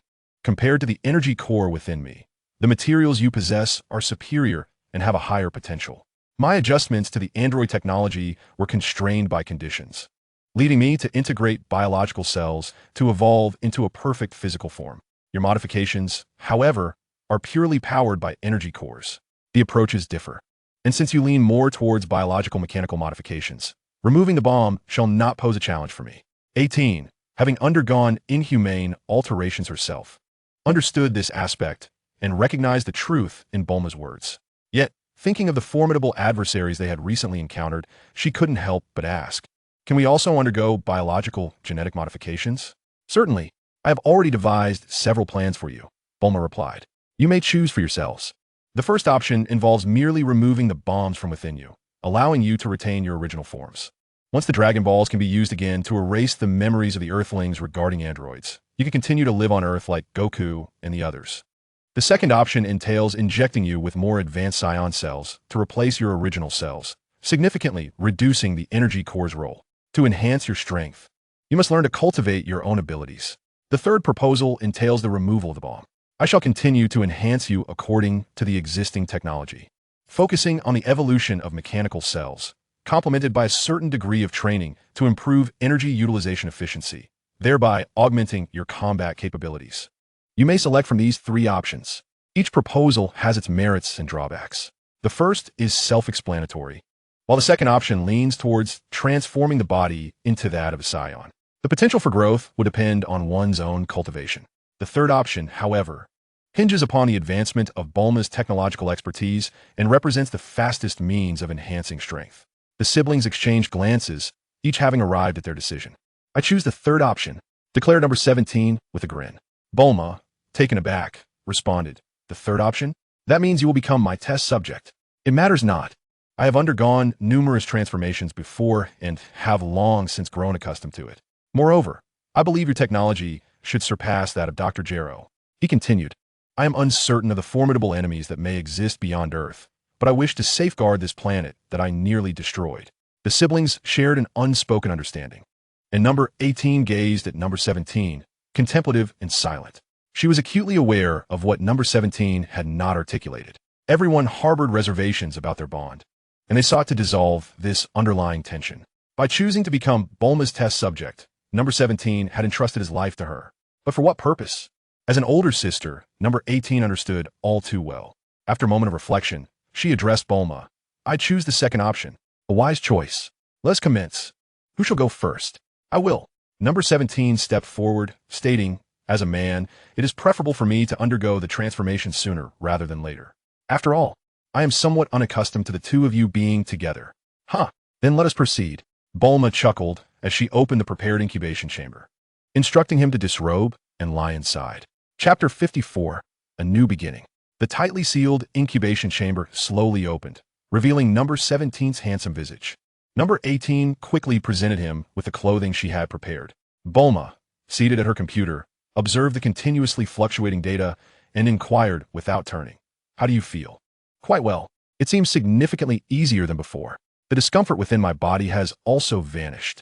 Once dressed, the siblings joined Bulma, collectively scrutinizing the data on the screen. Turning to number 17, Bulma smiled and remarked, "Of course it feels easier. This time, I have expanded the energy core within your body, increasing its output capacity. Additionally, I have implanted nanobots within your cells, allowing for precise localization. Even if you were to be blown to smithereens, your cells can self-locate and reassemble, akin to a form of alternative immortality. The only condition is that your energy must not be depleted." Depleted energy? On the 18th, a curious inquiry arose from number 18, questioning why both she and number 17 possessed what was deemed an infinite energy source, yet still faced the possibility of energy depletion. Where could such infinite energy originate? The capability for infinity, she mused, was merely a reflection of their insufficient output power. After making some adjustments, she anticipated that, once number 17 acclimated, his output would surpass that of Bu. She displayed all relevant data to number 17, and as Bulma stood up to relinquish her position, she added that to enhance his attacking prowess, she had integrated a plasma laser cannon into number 17's eyes at a nanoscopic level, allowing for power adjustments based on his proficiency. Moreover, his limbs had been fortified with a component of a thermonuclear propulsion system, thereby augmenting his speed. Now, number 17 had transformed into a super soldier governed by a brain akin to a quantum computer. To unleash his full potential, he would need to master the application of technological advancements. His future evolution would hinge upon his personal growth. This was the pinnacle of what could be achieved at present. Number 18, lacking understanding of these complexities, and number 17, only partially enlightened, found themselves simulating concepts in their minds as they scrutinized the data on the computer. In an instant, he had completely assimilated his own data. Looking up at Bulma, number 17 inquired if this meant he would need to continuously learn and augment his database in the future. Nodding, Bulma smiled and remarked that she had reviewed his records, noting that both siblings had never attended university. Once Earth was rebuilt, she would arrange for him to experience the life of a college student. Feeling both resigned and hopeful, number 17 offered a wry smile and acquiesced. With half of the modification work already completed, Bulma turned to number 18, asking if she wished to begin immediately or wait a while. Surprised that the modifications could commence at once, number 18 learned that preparations had actually begun 2 weeks prior. Although the technology behind androids was somewhat inhumane, Bulma felt it was still quite promising. The Earth required formidable warriors for protection, and the two of them were a testament to her research achievements. Should they opt for the first path, she would utilize these resources to mass-produce a legion of cloned android warriors. However, since they had chosen to accept her modifications, the prospect of mass production would have to be postponed, as the current resources on Earth were scarce. While the universe held ample resources, acquiring them was not a matter of immediate feasibility. This candid approach instilled in number 18 a newfound sense of respect. Though Bulma regarded the siblings as experimental subjects, this treatment was a stark contrast to the coercive tactics employed by Dr. Gero, offering a level of respect that the two had never before experienced. Number 18 turned to Bulma with a smile, declaring that they should proceed at once. Bulma nodded in agreement and, glancing at number 17, playfully remarked if he was merely staying behind to gawk at beautiful women.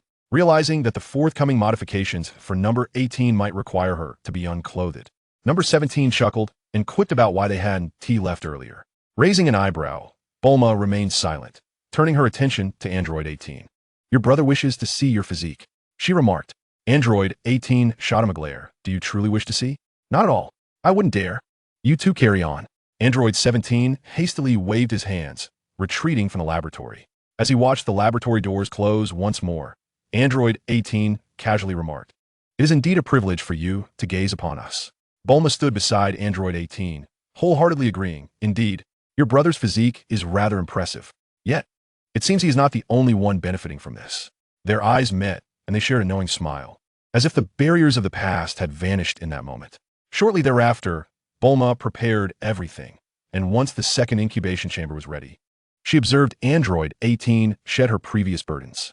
With a hint of intrigue, Bulma commented, "With such a splendid figure, you surpass my expectations." Her words reached Android 18's ears, causing a blush to rise on her cheeks as she glanced at Bulma, involuntarily assessing the comparison. With a smile, she quipped. It seems yours is even larger and more prominent. Puffing out her chest, Bulma grinned. I can control my size. Is that truly so? Android 18 gazed at Bulma, filled with astonishment. Observing her eagerness, Bulma explained, I have integrated numerous genetic cells, akin to the regenerative abilities of the Namekians and the self-reproductive traits. Along with Buu's restoration capabilities, all have been retained. The modifications I will perform on you will be similar to my own, enhancing and perfecting your DNA. Confident in her revelations, Bulma had no qualms about sharing this information with the siblings. As the creator of this new breed of androids, she possessed such assurance. Why must I incorporate Saiyan cells? Wouldn't Buu or the Namekian suffice? Bulma was in the final stages of calibration, her hands deftly at work as she continued. The compatibility between Saiyans and Earthlings is remarkably high. I have even birthed a hybrid, Trunks, from a Saiyan and an Earthling. I am most familiar with this transformation and have the utmost confidence in it. Setting aside the past, she declared, After all, you are a beauty. I would not wish to see a girl as lovely as you transformed into a grotesque green creature. The thought of Piccolo's appearance sent a shiver down Android 18's spine. Meanwhile, Bulma completed her adjustments. Let us commence. Very well. Like Android 17, she entered the incubation chamber. As the door sealed shut, a stream of crimson liquid began to fill the chamber, and in that moment, Android 18 succumbed to unconsciousness. Watching Android 18 undergo her transformation, Bulma chuckled softly. From henceforth, you shall be reborn. In the realm of the Kais, Beerus and Whis returned, much to the surprise of the elder Kai. Lord Beerus, what brings you to my humble abode? Gazing across the realm of the Supreme Kai, Beerus inquired, somewhat perplexed, about the whereabouts of the Supreme Kai Shin. He pondered why he had not seen him alongside Jebbet. It was not that Beerus was particularly concerned for others, but rather he felt a sense of obligation towards Shin, fearing that the young Supreme Kai might recklessly engage with formidable foes. A careless misstep could lead to dire consequences, potentially driving Beerus to the brink of exasperation. Oh, that's Shin. Ever since returning from the solar system, he has been clamoring for training to enhance his strength. I have arranged for his cultivation. Perhaps he has been spurred on by Bulma. He chuckled. Who would have thought that even the esteemed Supreme Kai would begin to exert himself? Whis, with a smile, regarded Beerus, suggesting that Miss Bulma's rise was not necessarily a detriment. With the Supreme Kai working so diligently, I sense that our universe's rating may soon see an upturn. Although Beerus harbored an aversion to Shin, he nodded in agreement, acknowledging that awareness of one's own weaknesses was indeed essential. Shifting the topic, Beerus abruptly queried the old man. I recall you are acquainted with the Kai of Time. Am I correct? Indeed, the old Supreme Kai replied, glancing at Beerus with curiosity. Are you seeking Kane? Whis interjected, could you kindly assist us in contacting the Kai of Time? I have sent her a message, yet she has not responded. So I thought I might trouble you, esteemed old Supreme Kai. Observing Whis and Beerus, the old Supreme Kai realized he could hardly refuse, and with a smile, he replied, that is quite manageable. Chapter 55, Kane. On Earth, in West City, within a lavish estate, Bulma lounged on a deck chair in a bikini, basking in the sun. Not far from the poolside, number 18, with her flowing golden locks, showcased her curvaceous figure unabashedly in Bulma's line of sight. A golden tail swayed behind her, and energy coalesced around her. Suddenly, she unleashed a fierce shout. Ha! A golden aura erupted, and her hair, dancing in the wind, abruptly halted, resembling a steel needle fixed atop her head. Her blue eyes transformed into a golden hue, her power surging upwards, only to gradually retract until the aura entirely melded into her being. Bulma, is this the transformation of a Super Saiyan? Bulma mused, taking a sip of coffee as she observed number 18 approaching her.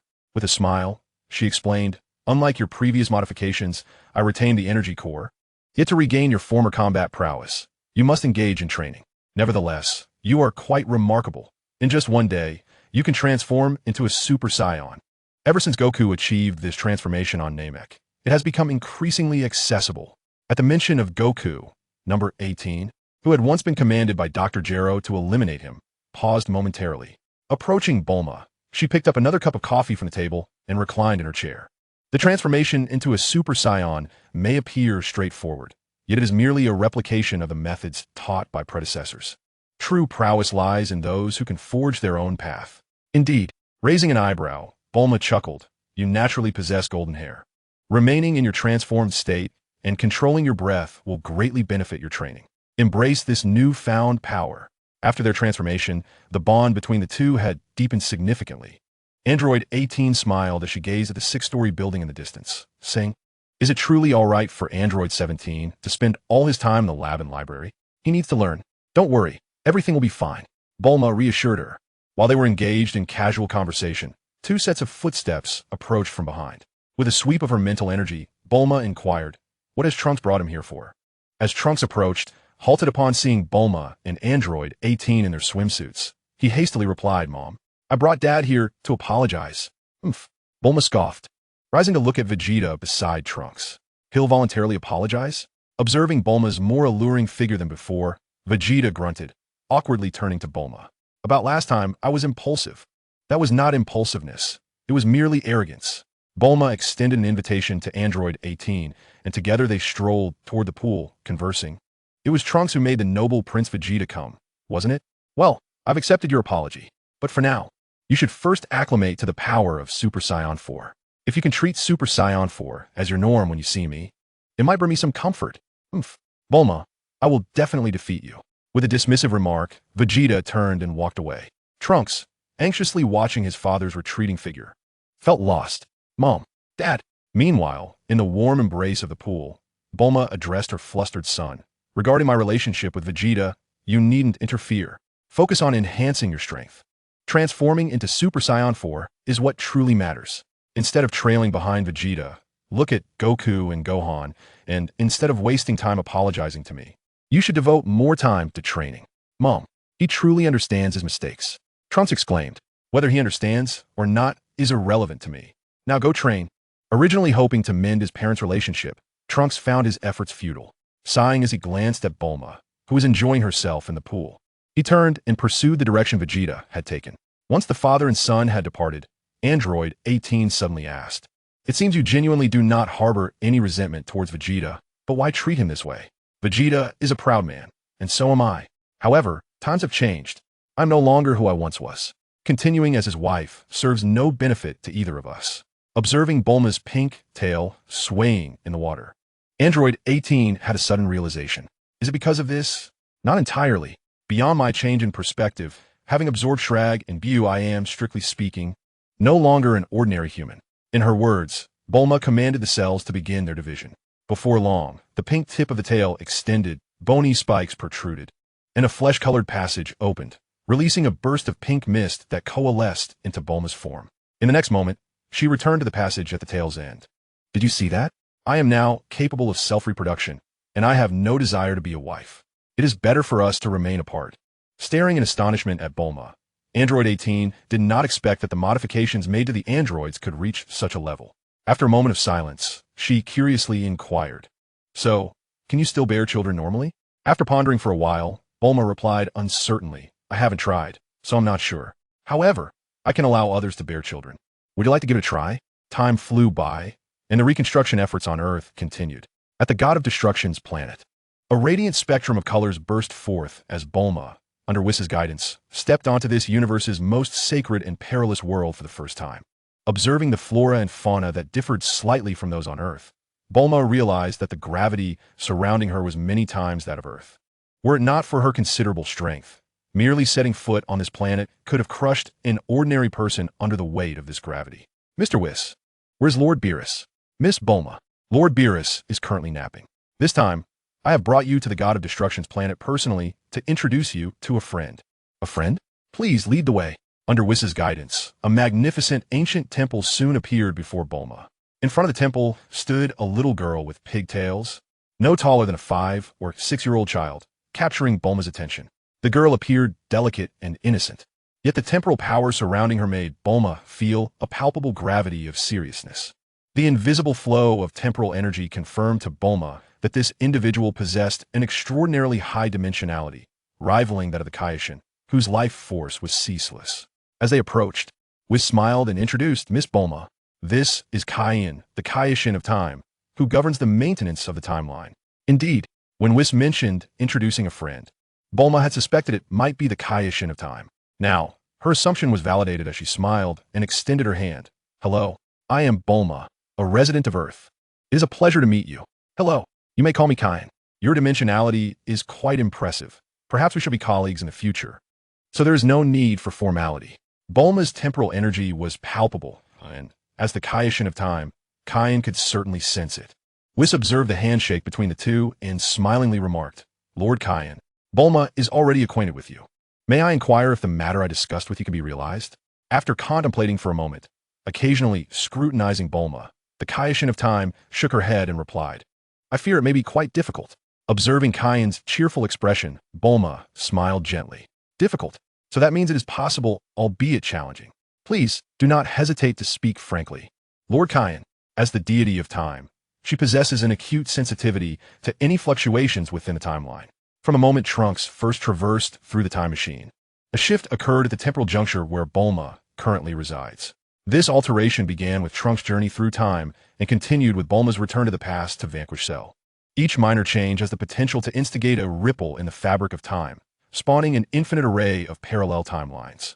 Observing Bulma, Kain furrowed her brow and remarked that while the convergence of parallel timelines is not inherently terrifying, it is indeed my duty as the deity of time to maintain the stability of these universes. However, the existence of the time machine has led to intersections between previously unconnected parallel timelines, causing them to become inextricably entangled, a far more troublesome predicament. Bulma, who has also mastered the power of time and space, comprehended Kain's concerns. The intersection of parallel timelines signifies a disruption in the timeline itself. For instance, when the paths of the timeline are disturbed due to temporal convergence, and as these intersections continue to intertwine and escalate beyond the threshold that all universes can sustain, everything will revert to a primordial state. This is not merely the seventh universe returning to its origin. Rather, all timelines will converge at their point of genesis. All existence will cease, be it destroyers or Xeno, rendering the annihilation of time itself utterly meaningless, dissolving into the initial void. What such a spectacle entails remains unknown. Yet both Bulma and Kain, endowed with the power of time, can sense the impending dread. If everything returns to nothingness, Lady Kain, I too wield the power of time. Having traversed through time twice, surely there remains a chance for redemption? Miss Bulma, you are indeed the one who has elevated the power of time to divine levels. 2 instances of time travel do indeed offer an opportunity for salvation. Initially, I intended to obliterate all timelines birthed from the new time machines completely. However, doing so would lead to the simultaneous obliteration of all entities within those timelines. Upon hearing this, Whis narrowed his eyes slightly and chuckled. Are you suggesting that both I and the Grand Minister would be subject to such erasure? Indeed, Kain affirmed. Each instance of traversing through the time machine exacerbates the degree of timeline collapse, including you and the Grand Minister, who would not be spared during the timeline S eradication. As angels, we stand at the pinnacle of existence, yet before the might of time, we are no different from mortals. Whis smiled at Bulma, coincidentally meeting her gaze, which bore a hint of apology. Miss Bulma, why do I feel as though I've been led astray by you? Oh, Mr. Whis, you jest. I too was powerless during the calamity that befell Earth. They exchanged glances, and ultimately, the root of the issue lay in the inaction of the god of destruction, Beerus. After all, the destroyers and Kaioshins embody the cyclical nature of cosmic creation and destruction. Had Beerus not been in slumber during Earth's plight, perhaps the planet would have faced obliteration. Yet the entire universe within that timeline would have continued to thrive. Regrettably, there exists no remedy for remorse in this world. Whis, too, found himself at a loss, yet had no choice but to accept the reality before him. He turned to Kain, inquiring about the nature of the remedy the esteemed Kain had alluded to. The chaos within the timeline stemmed from the convergence caused by individuals traversing through time. To restore the timeline to its original course, one must eliminate those who traverse time. While this may sound simple, both Bulma and Kain understood the formidable challenges it entailed. Creating a new timeline was a far more arduous task. This difficulty was precisely why, during their time in the past, they had trained for 3 years without relying on a time machine to incessantly traverse through time, devouring foes to enhance their combat prowess. In her recollection, their encounter with Trunks in the past had resolved the issues with the androids due to his time travel. However, his actions had altered the original timeline, ultimately leading to his destruction at the hands of Zamasu, who had also traversed back in time. Moreover, the king of all from that timeline had eradicated the entire universe. The timeline they inhabited was not necessarily superior to that which Trunks had faced. The overwhelming presence of formidable foes like Shrag and Gula, who ought not to have been so powerful, had emerged in succession. Bulma could not guarantee her invincibility, nor could she assure victory against every opponent. Those who toy with time will ultimately be ensnared by it. Reflecting on Kane's words, Bulma produced the time ring she had acquired from Zamasu. This is the time ring. It seems I shall require it henceforth. Observing the ring adorning Bulma's finger, Kane retrieved a scroll from his robe. This is the time scroll. It will assist you in discerning where the disturbances in the timeline originated. This matter arose because of you, and thus it is yours to resolve, including myself. I can offer no further assistance. With both the time scroll and ring in your possession, you must confront these challenges alone. Are you willing to do so? Without hesitation, Bulma accepted the time scroll, and in that moment, a radiant spectrum of light surged from Kane's brow into Bulma's being. This is a fragment of my divine power, which will render you immune to the repulsion of the timeline. Of course, it would be splendid if your dimension were to undergo further evolution. Whis chuckled. Is Lord Kane in such a hurry to retire? Miss Bulma is a candidate for the Supreme Kai that Lord Beerus has favored. Kane, having his thoughts laid bare, offered a sheepish smile. In the future, you must accomplish this task before the timeline collapses completely. Otherwise, this timeline shall cease to exist as well. I can only extend my best wishes. With a gesture of his hands, he indicated his inability to assist further and then turned to Whis, stating, as you know, I am quite busy, so I shall take my leave. The future lies in your hands. As he spoke, Kane's form gradually dissipated. Whis, witnessing this, waved his staff to erase all traces of Kane from the universe. Miss Bulma, what do you think would happen if Lord Beerus were to learn of this news? Bulma, having just gathered her thoughts, turned to Whis, who wore a knowing smile. With a slight twitch of her lips, she reached into the pocket of her shorts and retrieved a space capsule. This was a delicacy prepared for Mr. Whis. She hoped he would accept it graciously. Miss Bulma truly understands Lord Beerus. Upon awakening, he would surely delight in savoring this exquisite cake. Bulma thought to herself that among all these culinary delights, she would leave just one cake for Beerus. Rolling her eyes, she produced another capsule, stating that this was also intended for Lord Beerus. Since he was resting, she asked Mr. Whis to kindly keep it safe. Not jesting, Whis accepted with pleasure. Once she delivered the items, Bulma's expression turned serious as she said, I do not know when I will return after I leave, and I would like to request Mr. Whis' assistance in teaching my friends on Earth to cultivate. Is that possible?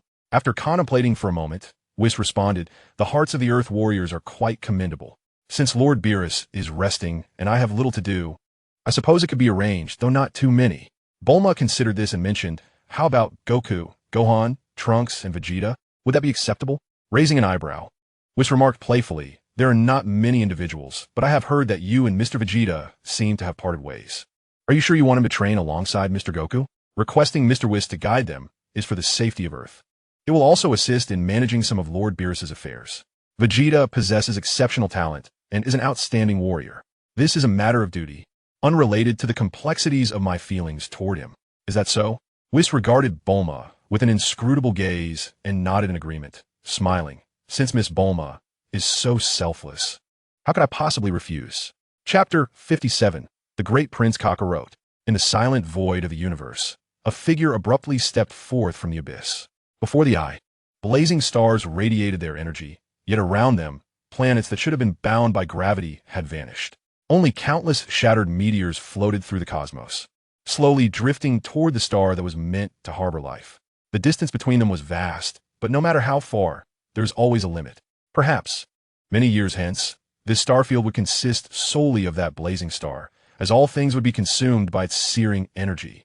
Surveying the void, Bulma wore a grave expression, her fingers caressing a space-time ring that flickered with pink luminescence. She was confirming, ensuring she had not arrived in the wrong place. How could the solar system have transformed into this? What had transpired in this timeline? With questions weighing on her heart, she found no one to provide answers. Placing her fingers to her forehead, she sensed the aura within the cosmos, searching for the presence of Goku and the others. Suddenly, a remarkably familiar aura surged forth, and a smile graced Bulma's face. This was Vegeta's energy. In her words, her figure once again vanished without a trace. North Galaxy, upon a desolate planet, Vegeta stood drenched in blood, his gaze fixed on a distant figure, brimming with profound rage and hatred. His arms hung limply, rendered immobile, and his trembling body signified his utter exhaustion. Kakarot, Why must I be you? Not far away, amidst a throng of hundreds enveloped in a golden aura, a circular spacecraft loomed, clad in a black battle suit, with a detached expression and hair resembling a broom. The youth named Kakarot smirked coldly. I never anticipated that remnants of the royal bloodline of Vegeta would persist in this timeline. You are formidable. Alas, you stand alone. Each warrior cloaked in golden flames bore a tail that swayed behind them, revealing their identity. Vegeta scoffed, to traverse time only to meet my demise at your hands. Sufficient. As he surveyed his surroundings, he recognized that the power emanating from every Saiyan was on par with that of Frieza, to whom he had once pledged loyalty. At that moment, Vegeta understood that the glory of the Saiyans indeed heralded calamity for the cosmos. Kakarot, though you have slain my beloved Bulma and obliterated Earth, I, Vegeta, am the true prince of the Saiyans. Even if I am to perish today, I shall never be vanquished by these wretches. Kakarot, come forth to battle. Summoning his final reserves of strength, Vegeta's quaking form straightened once more, and a crimson aura surged skyward. In an instant, he transformed into Super Saiyan 4, raising his still-functioning right hand to defiantly point at Kakarot, who stood amidst the crowd.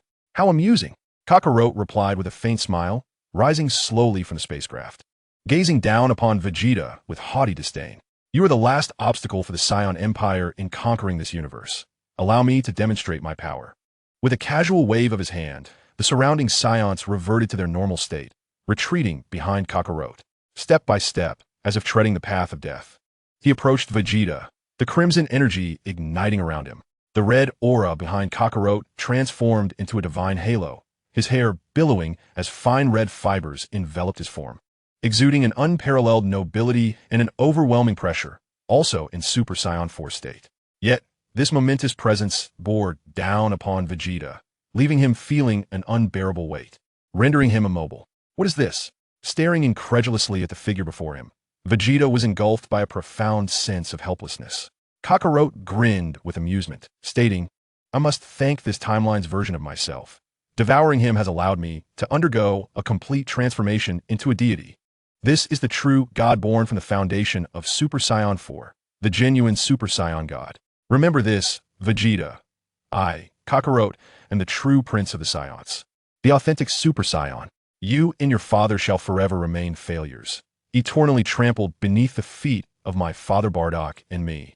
As he gradually lifted his arm, a blood-red energy sphere began to coalesce, no larger than a basketball, yet the immense pressure it exerted caused the very planet beneath Vegeta to tremble. Unwilling to succumb, he relentlessly drew upon the energy within, conjuring a colossal energy sphere akin to that of Super Saiyan Vegeta. In that moment, it felt as if time itself had come to a standstill, with the fate of the entire universe poised to unfold. With a gaze of indifference and an overwhelming aura, the basketball-sized crimson energy orb expanded, consuming Vegeta's last flicker of hope beneath the force of his ultimate attack. Despair, utter despair, in the final moments of life. Memories of the past flickered before Vegeta like a cinematic reel. Tears streamed down his face as he cast one last glance at the planet beneath him. Slowly closing his eyes, Goku, Bulma, Trunks, I am coming. In the face of life and death, time seemed to stretch infinitely, each second resembling eternity. Vegeta waited in vain. Yet he felt no impact from Kakarot's attack, nor a trace of pain. Had I already perished? With this question lingering, he gradually opened his eyes to a hazy vision. A pink radiance shimmering like the morning star in the night sky, blossoming within his heart.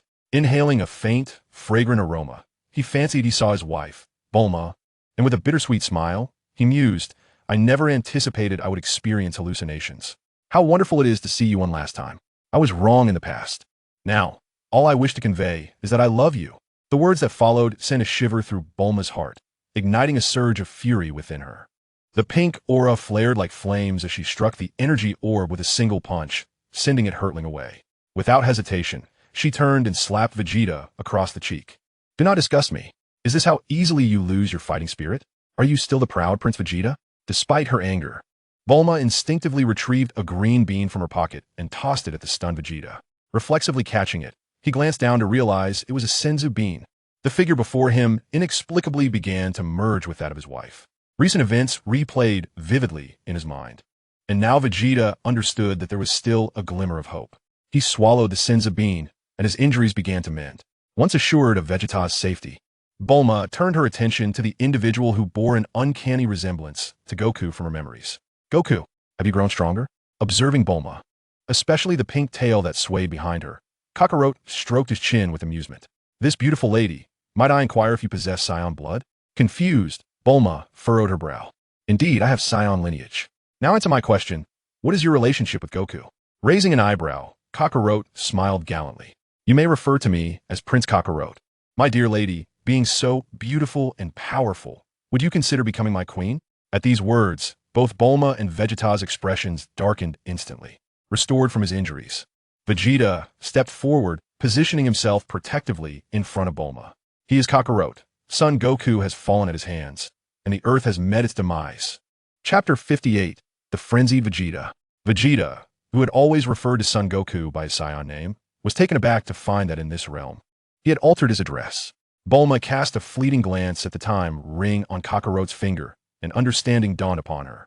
Silently, she tucked away her own time ring and gently pushed Vegeta aside. You say he has slain Goku? Vegeta exclaimed, staring in shock at Bulma. Now realizing that the woman before him, who bore a striking resemblance to his wife, possessed formidable power.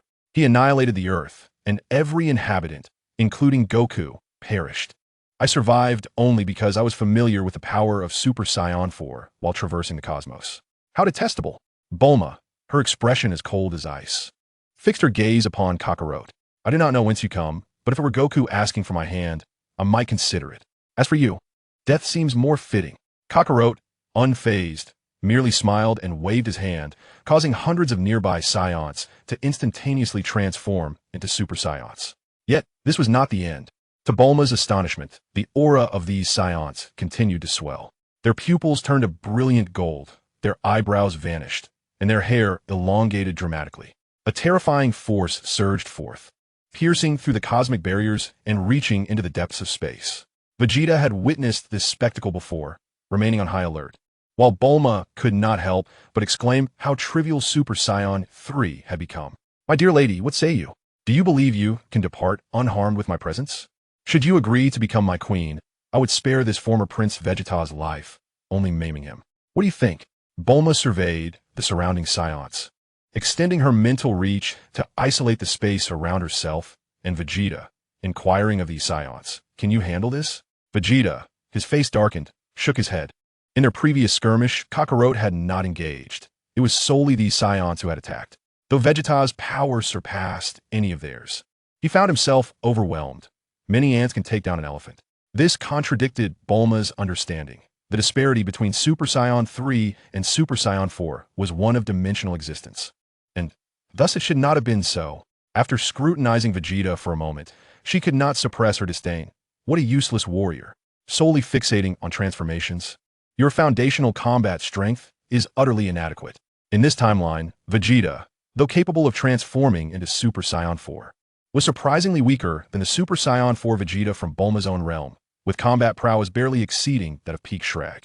Glancing at Kakarot, Bulma promptly declared, Then you shall deal with Kakarot. I will handle these Saiyans. Very well. With a fierce cry, Vegeta charged directly at Kakarot, the one responsible for the deaths of Goku and his family. As Bulma observed the unfolding scene, her gaze fell upon the surrounding Saiyans. Everywhere she looked, there were Super Saiyans, and unlike Vegeta's inferior Super Saiyan 4 form, these Super Saiyans before her were formidable. In comparison to the realm Bulma hailed from, their prowess surpassed even that of Majin Buu. Although she had only exchanged a single blow with Kakarot, she discerned that he was exponentially stronger than Super Saiyan 4 Vegeta. Perhaps, prior to her arrival, Kakarot had merely been toying with his prey. Otherwise, how could Vegeta have endured this long? Aware that time was of the essence. Bulma's eyes gleamed with determination, and in a flash of pink energy, she vanished from her original position. Effortlessly deflecting Vegeta's assault, Kakarot's gaze remained fixated on Bulma's previous location. In that fleeting moment of her disappearance, a smile crept across his face as he licked his lips, murmuring, What a powerful woman. This prince is growing increasingly fond of you. Navigating through the tempest of Vegeta's furious punches, Kakarot's words only served to infuriate Vegeta further. With unrestrained ferocity, he gathered a formidable energy sphere in his hands. You will never withstand this blow. Behold the ultimate flash, he declared. The crimson energy wave erupted, enveloping Kakarot. who merely raised his right hand to block it. Astonishingly, the mightiest attack was casually deflected, hurtling into the depths of the cosmos. With a scornful glance at Vegeta, he taunted, "No matter where you are, you remain as ignorant as ever. This game must come to an end." Stepping forward, countless images of Kakarot enveloped the entire planet. And in the next instant, Vegeta was uncontrollably sent flying. Swiftly, he found himself propelled by a barrage of punches, experiencing a profound sense of humiliation. How infuriating! He has been mocking me all along. How could I be so easily vanquished? Why, as a fellow Saiyan, how could I lose to such a Kakarot? Amidst his spiraling self-doubt, Vegeta finally erupted in fury, the overwhelming humiliation igniting a surge within his cells, radiating a brilliant red light that enveloped him. His eyes now blood-red. As Kakarot's assault loomed once more, he formed an energy sphere in his hands and unleashed it instantaneously. The resounding clashes of their powerful bodies reverberated throughout the planet, the energy sweeping across and elevating in intensity. The trembling planet could no longer withstand the pressure and began to fracture. Molten magma erupted from the depths, and countless beings inhabiting the planet were obliterated amidst the cataclysmic aftermath. In mere moments, the apocalyptic scene unfolded before them. Meanwhile, Bulma paid no heed to the conflict between the two, fully aware that Vegeta stood no chance of victory. With her pink energy soaring, she transformed into a streak of light, maneuvering among the Saiyans, her pink tail expanding with sharp spines, relentlessly devouring the lives of the Saiyans around her.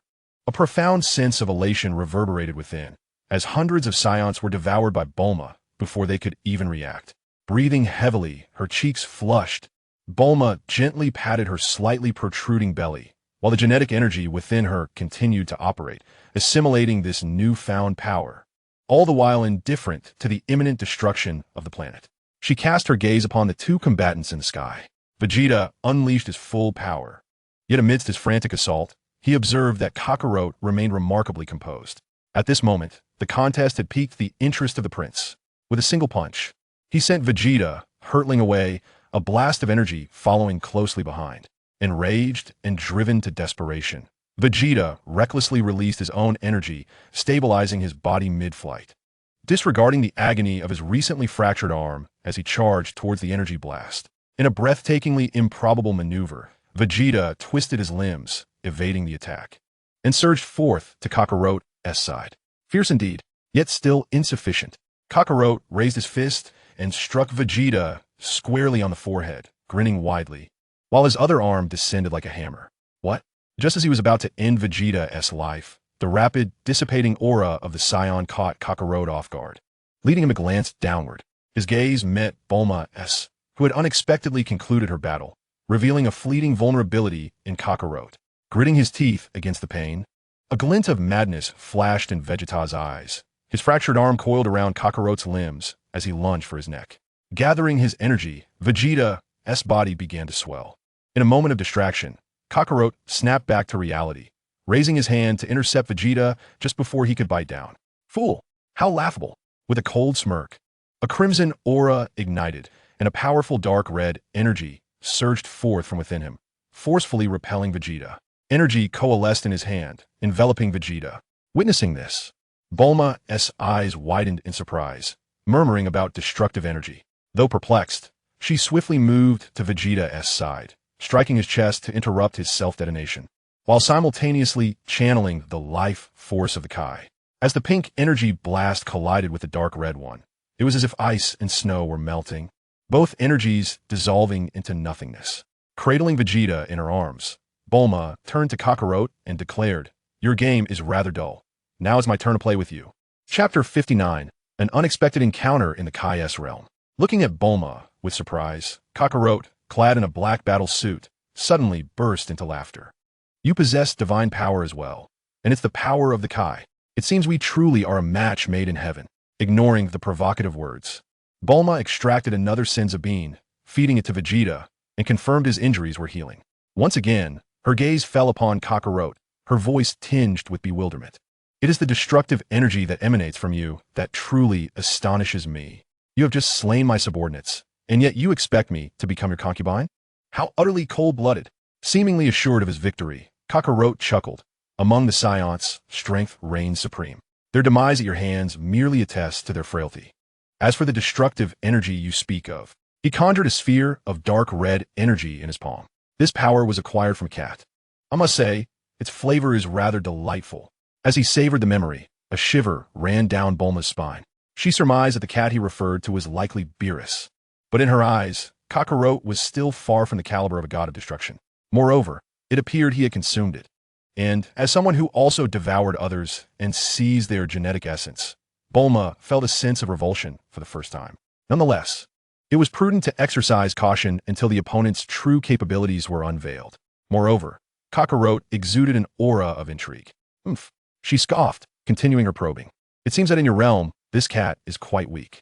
If you merely devoured it, I doubt you possess that destructive energy. Do you? Clap, clap, clap. Kakarot applauded, grinning. Although I recognize your probing nature, I genuinely appreciate your caution. It is worth mentioning that many years ago, a green-skinned insect, who claimed to be a god, caused a ruckus on my home planet, Planet Bardock. Alas, he was indeed arrogant, but ultimately too feeble. Captured by my father, he was imprisoned, revealing to us that gods indeed exist within the universe. Then one day, a purple-skinned cat threatened to annihilate Planet Bardock, also claiming to be a god. Regrettably, like the green-skinned one, he was just a blundering fool.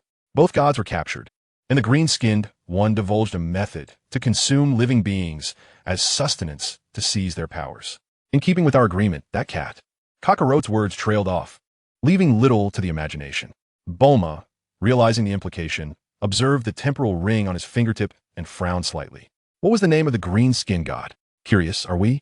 Kakarot replied, intrigued. Promise to marry me, and I shall reveal his name. Huh, you are quite persistent, raising my doubts about whether you genuinely like me. Bulma chuckled lightly, yet her gaze turned icy. Answer me, is that so-called god named Zamasu? Kakarot looked at her, astonished. Do you know him? Indeed, of course I know him. She grinned widely, realization dawning upon her. Zamasu had traversed into Kakarot's universe, but had unfortunately encountered a formidable opponent and was captured. Moreover, Kakarot had arrived in this time and space due to the temporal ring. Understanding everything, Bulma no longer hesitated. She smiled at Kakarot and declared, My name is Bulma. Remember it. If you wish for me to marry you, you must first defeat me. Standing not far away, the recovering Vegeta found himself momentarily transfixed. As he beheld the silhouette enveloped in a pink aura, it gradually overlapped with the image of his wife in his mind. Could it truly be Bulma? The thought was incredulous, yet when his gaze shifted to Kakarot, understanding washed over him. If Goku could manifest in two forms, then the presence of two Bulmas was hardly surprising. However, one enigma lingered in Vegeta's mind. Why did this Bulma differ from his own wife, particularly that swaying pink tail, which left him perplexed? Bulma's words seemed to invigorate Kakarot, who chuckled. What a spirited woman. As a prince, I find her quite appealing. In light of your existence, I could spare this bastard left behind by the former King Vegeta and allow him to live. How about making him our guardian on the night of our union? Damn it, Kakarot, you shall meet your end. Unable to tolerate the insult, Vegeta erupted in fury, raising his fist to strike once more. Yet Bulma seized his wrist, commanding, This is my affair. You merely observe. With a flick of her wrist, she pushed Vegeta back, then turned her gaze to Kakarot, warning, You'd best be cautious. A careless defeat would be quite humiliating. I am the greatest prince of the Saiyans. How could I possibly lose to you? Before he could finish his proclamation, Bulma had already closed the distance, delivering a sudden, fierce punch directly to Kakarot's abdomen. Ugh! Blood erupted as Kakarot, caught off guard by Bulma's unexpected assault, tried to gather energy to retaliate. However, in the next instant, a tempest of fists rained down upon him. The power of a god of destruction combined with the transformation to Super Saiyan 4 was indeed formidable. Yet like Vegeta, Kakarot's foundational strength was woefully inadequate. The pink aura surged, burning fiercely as every punch Bulma landed bore immense power, crashing into Kakarot without mercy. Defenseless, Kakarot could only endure the agony while striving to amass strength, only to be thwarted again and again by Bulma's relentless onslaught. The thunderous winds of her punches scattered around them, and the planet, already teetering on the brink of collapse, could no longer withstand the overwhelming force. It began to shatter. Vegeta, sensing the impending disaster, was astonished by Bulma's might and urgently exclaimed, This planet is about to explode. We must leave at once. Bulma, indifferent to the planet's destruction, immediately reacted to Vegeta's call. While she could survive in the cold expanse of space, Vegeta, as a Saiyan, could not. With a powerful kick, she sent Kakarot deep into the planet's core before swiftly appearing beside Vegeta. Grasping his shoulders, she placed her fingers on his forehead and activated her instant transmission. In the next moment, they materialized upon a vibrant green meadow, Bulma and Vegeta as figures now visible against the serene backdrop. Sun Wukong's instantaneous movement was something Vegeta had witnessed before, thus he was not surprised. However, upon sensing the powerful auras surrounding him, his expression shifted dramatically. Bulma, we must leave the Kaioshin realm at once. Initially, Bulma detected numerous presences in the Kaioshin realm and thought to bring Vegeta here before confronting Kakarot. Yet, as she beheld the robust arm reaching towards her, she instantly realized something was amiss. Channeling all her strength, she threw a punch. The impact produced an irresistible force that compelled Bulma to stagger back several steps, while the imposing figure that had attacked her was sent hurtling away. Uncertain of the situation, Bulma was reluctant to delay any further and swiftly grasped Vegeta, teleporting them away. Once they departed, the burly man flew in from a distance. Astonished to find no trace of Bulma and Vegeta, he stood there, somewhat stunned, muttering, "Such formidable warriors exist in this timeline. This is becoming increasingly intriguing." Chapter 60. The divergence of timelines amidst swirling yellow sands in the desolate desert. Bulma and Vegeta emerged from the void, not sensing any overwhelmingly powerful beings. Bulma released her grip on Vegeta's arm. So, what exactly is happening here? Though she was unaware of Bulma's origins, Vegeta sensed no malice from her. Gathering his thoughts, he recounted the events that transpired when Earth was beset by androids. Vegeta narrated the tale, allowing Bulma to grasp the nuances of this timeline. Much like her own reality, this timeline's Bulma had also constructed a time machine, enabling Trunks to travel back to the past and defeat Cell. Upon returning to this timeline, he annihilated the androids present here and ultimately vanquished Cell, who had attempted a surprise attack. Earth seemed to have regained its peace, but such tranquility was short-lived. Not long after, a Namekian named Slag arrived on Earth, intent on altering the environment to make it suitable for his demon kin. Trunks rose to the occasion, but in his confrontation with Slag, he was overpowered. Ultimately, he had to resort to the time machine once more, returning to the past where he received guidance from Sun Wukong and Vegeta, significantly enhancing his strength. Upon returning to this timeline, he defeated Slag and inadvertently liberated the sealed Tien. As a result, the Dragon Balls on Earth were restored, allowing everyone, save for Goku, to be resurrected. Upon hearing this, Bulma nodded thoughtfully. She too had contemplated training to her limits in the past before returning to the main timeline. However, due to her journey through time and her cautious nature concerning the amalgamation of timelines and her scientific knowledge, she refrained from making a second attempt. This was particularly poignant as Goku had passed away from illness and could not be revived with the Dragon Balls. Coincidentally, at that moment, Kaioshin had arrived on Earth, uniting the warriors to thwart the resurrection of Majin Buu. However, unexpectedly, Depuro was defeated, and the evil being Majin Buu was unleashed during the battle, plunging everyone into a fierce struggle, resulting in the death of Vegeta. The Earth was annihilated by Majin Buu once again. In the final moments, Kibito transported Trunks and Gohan to the Kaioshin realm.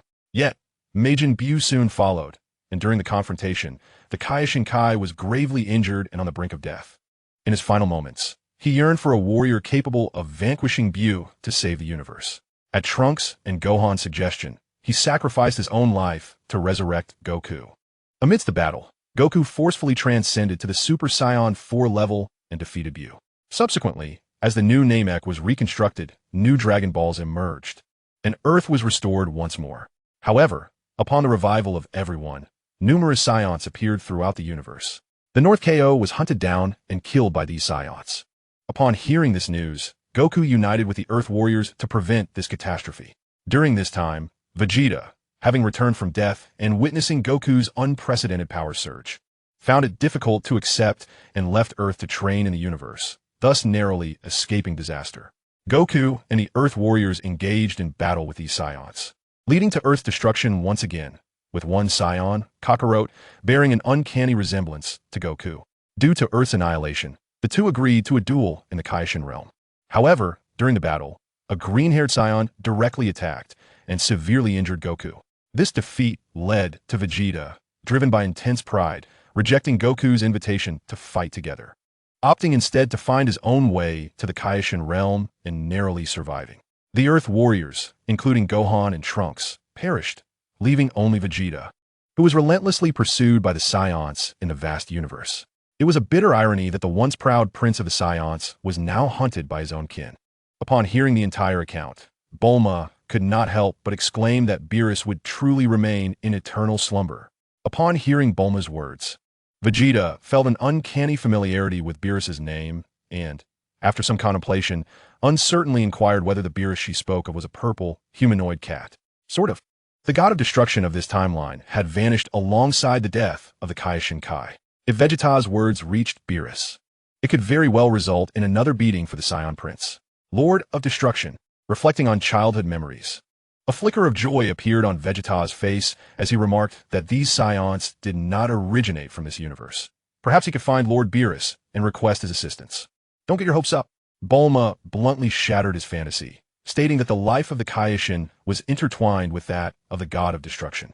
With the death of the Kaioshin Kai, Beerus was as good as dead. The origin of these Saiyans still needed to be clarified. In truth, with Bulma's strength, she could easily contend with Kakarot or the individual who appeared in the Kaioshin realm. However, in this universe, only Vegeta remained, even if he triumphed this time. What next? One cannot be expected to undertake every journey alone. After pondering for a moment, Bulma inquired, "Are the Dragon Balls from the new Namex still functional?" Vegeta shook his head and replied, "I understand your thoughts. I considered this possibility myself. However, when I journeyed to Namek, I encountered Kakarot, and, in the ensuing battle, Namek was utterly destroyed." Bulma felt a wave of frustration wash over her, with 2 sets of Dragon Balls now unreliable. The only remaining hope for resurrecting the people of Earth in this timeline lay with the Super Dragon Balls. Yet, the Super Dragon Balls are scattered across various universes, making their collection a daunting task. This matter, arduous and time-consuming, must be resolved by Vegeta alone. There are indeed methods to revive Goku and the Earth. This universe is not isolated but intertwined with others, each housing a set of Super Dragon Balls that may prove beneficial. However, that can be addressed later. For now, we must focus on eliminating these Saiyans. Wait here. I will fetch Kakarot to ask him some questions. With that, Bulma raised her hand to her forehead, preparing to depart. But Vegeta grasped her arm firmly. Turning to face him, she asked, "Do you have something to say?" Their eyes met, and after a moment of hesitation, Vegeta inquired, "Are you truly Bulma? Why do you seem so different from my wife?" Bulma interjected. "Indeed," she sighed and explained, "in my timeline, everyone perished, including you and Trunks. To eradicate Cell and revive everyone, I transformed myself into this form. So what do you think? Am I beautiful now? Or is the Earthling Bulma more appealing?" Vegeta could empathize with Bulma's despair, as his own wife had experienced similar trials, and he had heard Trunks recount their struggles. Once incapable of recognizing the emotions of others, Vegeta suddenly asked, "Are you tired?" Taken aback by Vegeta's earnest gaze, Bulma smiled and replied, "Not at all. You're truly different from the Vegeta I know. I am here to assist you with this situation. But I must caution you, while the transformation into Super Saiyan is indeed powerful, the strength of one's base form is paramount. Your Super Saiyan 4 should not be inferior to Kakarot's, yet you were still defeated by him due to the disparity in your base powers. I shall go and retrieve him. In the meantime, contemplate how you might enhance your own abilities. With Goku gone and Trunks dead, I understand your feelings as a father. After all, I am Trunks' mother, but you must find tranquility within yourself to reclaim everyone. Best of luck." After patting Vegeta's shoulder, Bulma vanished without a trace. Contemplating her words, Vegeta's long-lost smile emerged. "You are right. The hopes of all rest upon my shoulders. I cannot afford to fail. This feeling is truly remarkable. Was Goku once like this? Is that why he always seemed to be ahead of me?" Chapter 61. King Bedak.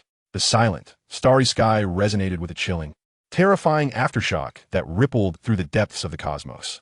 Resplendent fireworks erupted, painting a breathtaking scene of annihilation against the cold expanse of the universe. Amidst the brilliant flames of a dying planet stood Kakarot, disheveled and fierce, enveloped in a dark red aura. He stepped forth from the remnants of the obliterated world, his battle suit reduced to ash. The tail coiled around his waist flared with dark crimson fur, resembling countless steel needles standing erect behind him. A sweeping gaze revealed no trace of Bulma. Enraged, Kakarot gathered destructive energy in his hands, annihilating everything in his wake.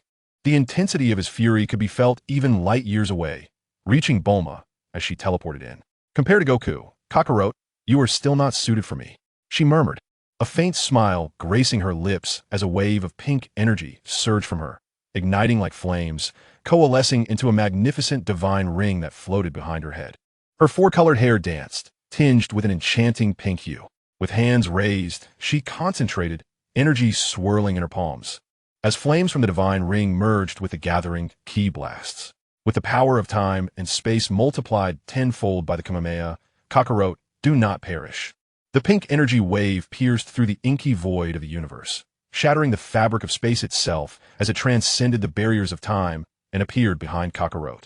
Amidst the ravaged starfield, Kakarot, consumed by rage, suddenly sensed an overwhelming threat. Instinctively turning, he was met with an expanse of pink flames, with no time to evade. He hastily amassed his destructive energy and braced himself. Is this Bulma's aura? In that moment of uncertainty, the colossal force bearing down upon him jolted Kakarot into clarity. He fought valiantly against the energy, but it felt like an ant attempting to shake a tree, utterly futile. His destructive energy was relentlessly consumed as his body plummeted into the abyss of the cosmos, colliding with countless meteors and planets. Yet, he could not halt the encroaching pink energy. His dark red fur gradually faded to white, and his strength dwindled rapidly. Like an elder on the brink of death, Kakarot found himself utterly depleted. As he gazed at the energy that was engulfing him, he defiantly lifted his right hand. The time-space ring on his fingertip flickered with brilliance, and a portal slowly opened behind him. Bulma, I shall return for you. Just as Kakarot was about to step into the portal, an arm suddenly appeared before him. Grasping his shoulder, you need not leave. It is better to stay by my side. The woman enveloped in pink energy smiled, even as the terrifying force threatened to consume them both. Kakarot's heart stirred with questions about her true intentions. Boom! A terrifying surge of energy caused the entire universe to shudder at that very moment. The aftershocks spread forth, leading to the annihilation of countless galaxies within this unparalleled force. In the realm of the Supreme Kai, upon the grand throne that rightfully belonged to the Supreme Kai, sat a man strikingly similar to Kakarot, his face marked by a menacing scar that lent him an air of coldness and authority. Below the throne, thousands of Saiyans stood in 2 rows. Just as Bulma's energy blast erupted, the man upon the throne suddenly rose, an overwhelming pressure instantly pervading the entire Supreme Kai realm. Raditz, fetch Kakarot. Upon uttering this command, a long-haired man from the front row on the right stepped forward, replying respectfully, Yes, King Bardock. Meanwhile, a tall and robust Saiyan in the front row on the left cast a disdainful glance at Raditz, and then looked up at the elevated Bardock, stating, Raditz's strength is not much different from Kakarot's. I shall go. Bardock turned to the speaker, contemplating for a moment, then said, Broly, I am aware that you wish to witness Kakarot's folly, but remember, he is my son, and I cannot allow any harm to come to him. You shall accompany Raditz. So? Broly scoffed, seemingly recalling an unpleasant memory, before turning to leave. Raditz exchanged a glance with Bardock and nodded slightly, following suit. Observing the 2 figures recede into the distance, Bardock mused that in this timeline, planet Vegeta was destroyed by Frieza, and Kakarot had become unlike a Saiyan on Earth. The bloodshed of this timeline's Kakarot had significantly enhanced the powers of Raditz and Broly, especially Broly. It was likely that his strength would soon rival that of the king. One could only hope that as the legendary Super Saiyan, Broly would not act foolishly. With a cold smile, Bardock addressed all present Saiyans, stating, in this universe, the glory of the Saiyans has long been extinguished from history. The Supreme Kai realm has already been claimed. It is time for the people of this timeline to experience our Saiyan might. We shall conquer all planets within the universe, and I intend to make the inhabitants of this universe eternally our slaves. Long live King Bardock! Long live King Bardock! Echoes of joyous cheers resounded, as thousands of golden auras ascended, departing from the Supreme Kai realm to traverse the life-bearing planets of the universe. Meanwhile, at the center of the explosion in the vastness of space, Bulma, smiling, seized the unconscious Kakarot and removed the time-space ring from his hand. Glancing at the energy-drenched, utterly collapsed time-space portal, her figure then vanished. On a barren planet, feeling the overwhelming aura emanating from the universe, Vegeta experienced a tremor deep within his soul. She had become so powerful, yet even so, everyone in her world had perished, including Trunks. What kind of enemy was she truly facing? It was beyond comprehension. Vegeta, filled with resentment, lamented his own weakness, unable to overcome Kakarot. Otherwise, one would not find oneself here, rendered powerless, gazing up at a sky obscured by smoke and dust. Vegeta roared, Bulma, I, Prince Vegeta, am the strongest. Having just returned with the unconscious Kakarot, the thunderous shout caught Bulma off guard. Regaining her composure, she couldn't help but chuckle. Vegeta, I never imagined you could be so humorous in this timeline. You truly are the strongest. All right then, the patronizing words, reminiscent of comforting a child, caused Vegeta's cheeks to flush with embarrassment. Turning to Bulma, he intended to explain, but she raised her hand to interrupt him. Dropping the unconscious Kakarot to the ground, she added with a laugh, no need to explain. I understand. You are incredibly strong. Terrifyingly so. Ha ha ha. The harsh laughter left Vegeta speechless, his fists clenched tightly as he struggled to suppress his indignation. Chapter 62. The Death of Kakarot. In a swirling sea of yellow sand on a desolate planet, Bulma placed her hand upon Kakarot's chest, channeling the power of the Kais to heal his wounds. Not far away, an infuriated Vegeta occasionally cast glances at Bulma, remaining silent. As Kakarot's injuries gradually healed, he slowly began to regain consciousness. The exquisite visage before him jolted Kakarot into alertness. His muscles tensed, and he instinctively widened the gap between them. There's no need to be anxious. You cannot escape. Be cooperative, or I cannot guarantee what might transpire, Bulma said with a calm smile, observing the Saiyan who bore an uncanny resemblance to Goku. Technically, they were adversaries, formidable beings traversing timelines, yet Bulma found herself reluctant to kill him, despite his likeness to Goku. As she organized her thoughts, she realized that the time ring she had previously worn had vanished. Experienced in battle, Kakarot understood he could not flee, yet since she had not killed him, it was clear she had her reasons. Casting a sidelong glance at Vegeta, he asked, Why don't you kill me? I spare you because you still hold value. Bulma replied with a smile, then inquired, You captured Zamasu and the time ring. It seems he is not dead. Is he? The silence was palpable. Their eyes locked in a cold stare, causing Bulma to awkwardly touch her nose. She pressed on, You mentioned Bardock. Perhaps you should share the story of your world with me? Still silent, their gazes intertwined, and a flicker of anger ignited within Bulma. In a flash, she appeared beside Kakarot, raising her hand to deliver a sharp slap across his head. The force sent Kakarot hurtling backward. As he attempted to stabilize himself in midair, Bulma followed suit, delivering a kick to his chest. With a sickening sound, blood mixed with his internal injuries erupted from him, and the recently revived Kakarot fell into the yellow sands. Bulma's slender, fair leg pressed down on his chest as she looked down at him with a noticeably colder tone. Seizing the opportunity you squandered, since you remained silent, I shall take it upon myself to observe. Grasping Goku's head, I lifted him, and, immediately, my vast mental energy surged forth, forcefully penetrating Goku's consciousness. Vivid images unfolded, chronicling his journey from birth to exile on Earth, culminating in Bardock's arrival to reclaim him. Like a flickering lantern, I perused Goku's memories before Bulma. This scene sent chills down Vegeta's spine from a distance. Before long, Goku, once seething with rage, lost all color in his face. As Bulma released her grip, he crumpled to the ground, as if devoid of bones. The pink tail behind Bulma extended, its bony tip piercing Goku's body. An unceasing flow of vitality and divine destruction was devoured by Bulma, who quietly contemplated the information gleaned, unbeknownst to her. Goku was already on the brink of death. As the divine energy and life force within him neared collapse, Bulma finally withdrew the bony needle, producing a healing beam. She forcibly administered it to Goku. Vegeta, unable to believe his eyes, watched Bulma, unwittingly creating distance between them. From afar, he murmured in disbelief. How could Bulma have transformed into this? In his recollections, his wife was strong, gentle, and considerate. Though occasionally prone to anger, she held life in utmost regard. During the years of android devastation, she had guided their son Trunks, and upon the return of their comrades, she had laid aside her burdens without change. Yet the Bulma before him, with formidable combat prowess and a merciless ability to consume, resembled a demon. Although Goku remained alive under the effects of the healing beam, his incapacitated form, drooling and grinning foolishly on the ground, appeared to Vegeta as a fate more cruel than death itself.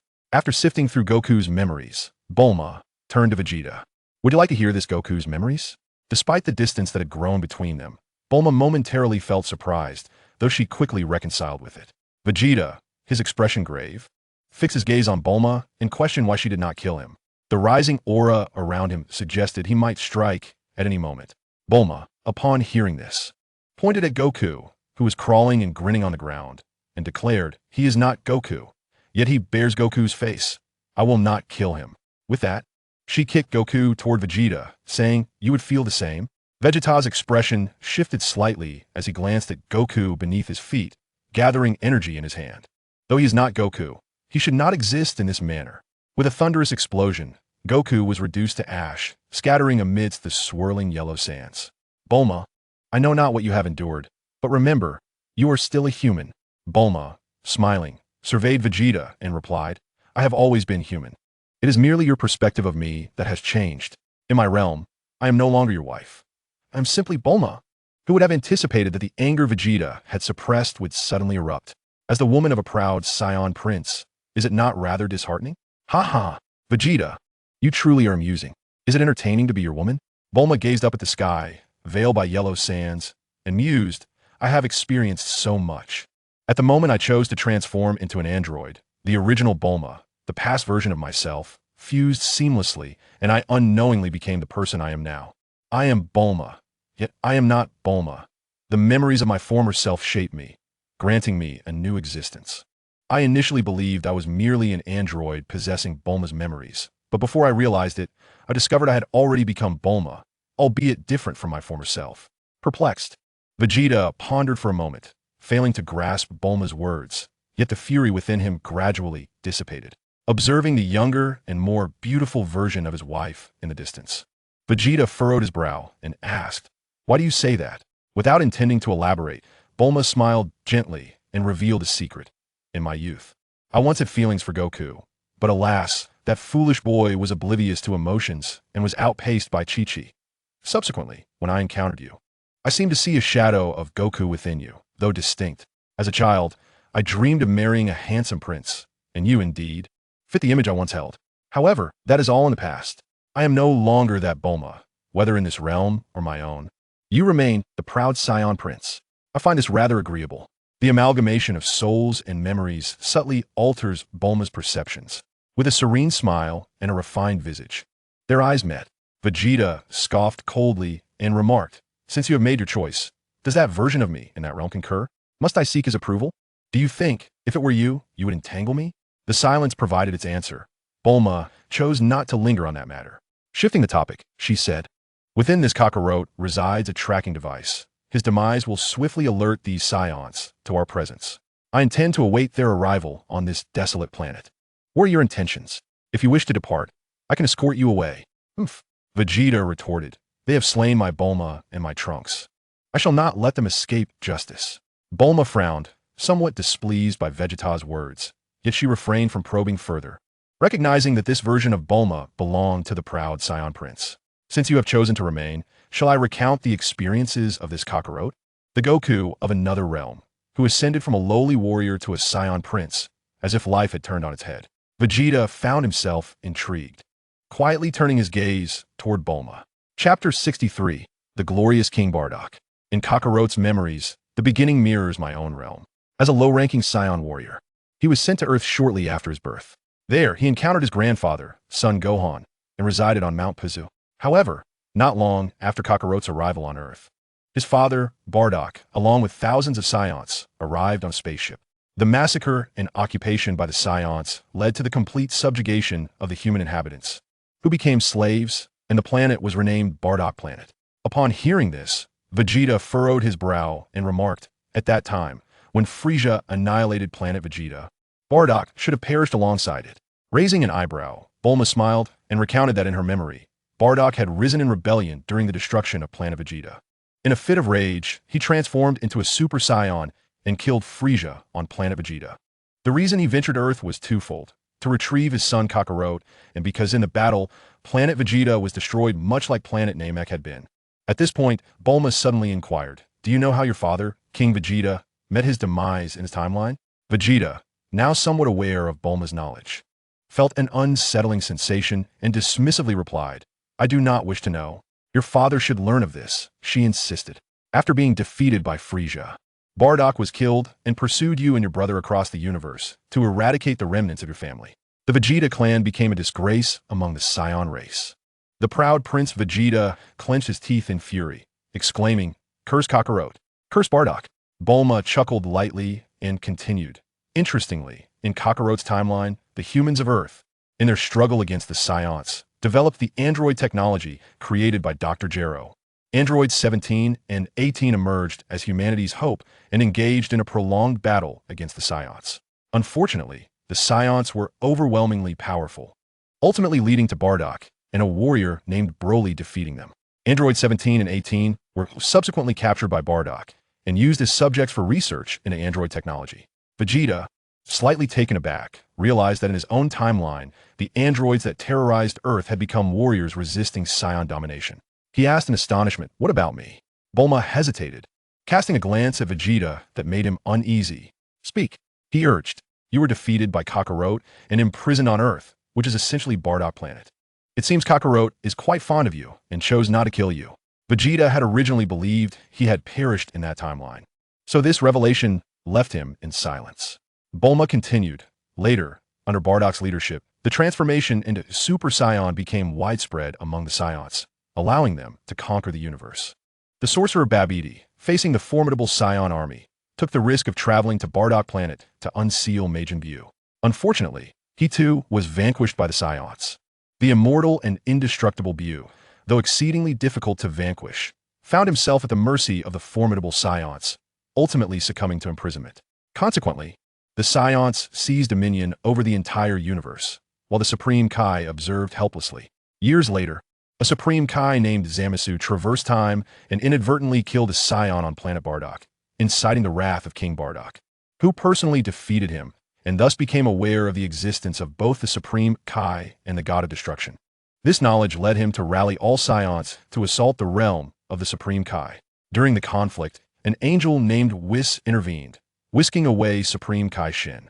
Subsequently, the God of Destruction, Beerus, awakened with the intent to obliterate planet Bardock. Bardock allied with Broly and Kakarot to confront Beerus, resulting in a cataclysmic battle that shattered the universe. The Saiyans on planet Bardock suffered tremendous losses. In a pivotal moment, Zamasu struck down Supreme Kai Shin, leading to Beerus's defeat.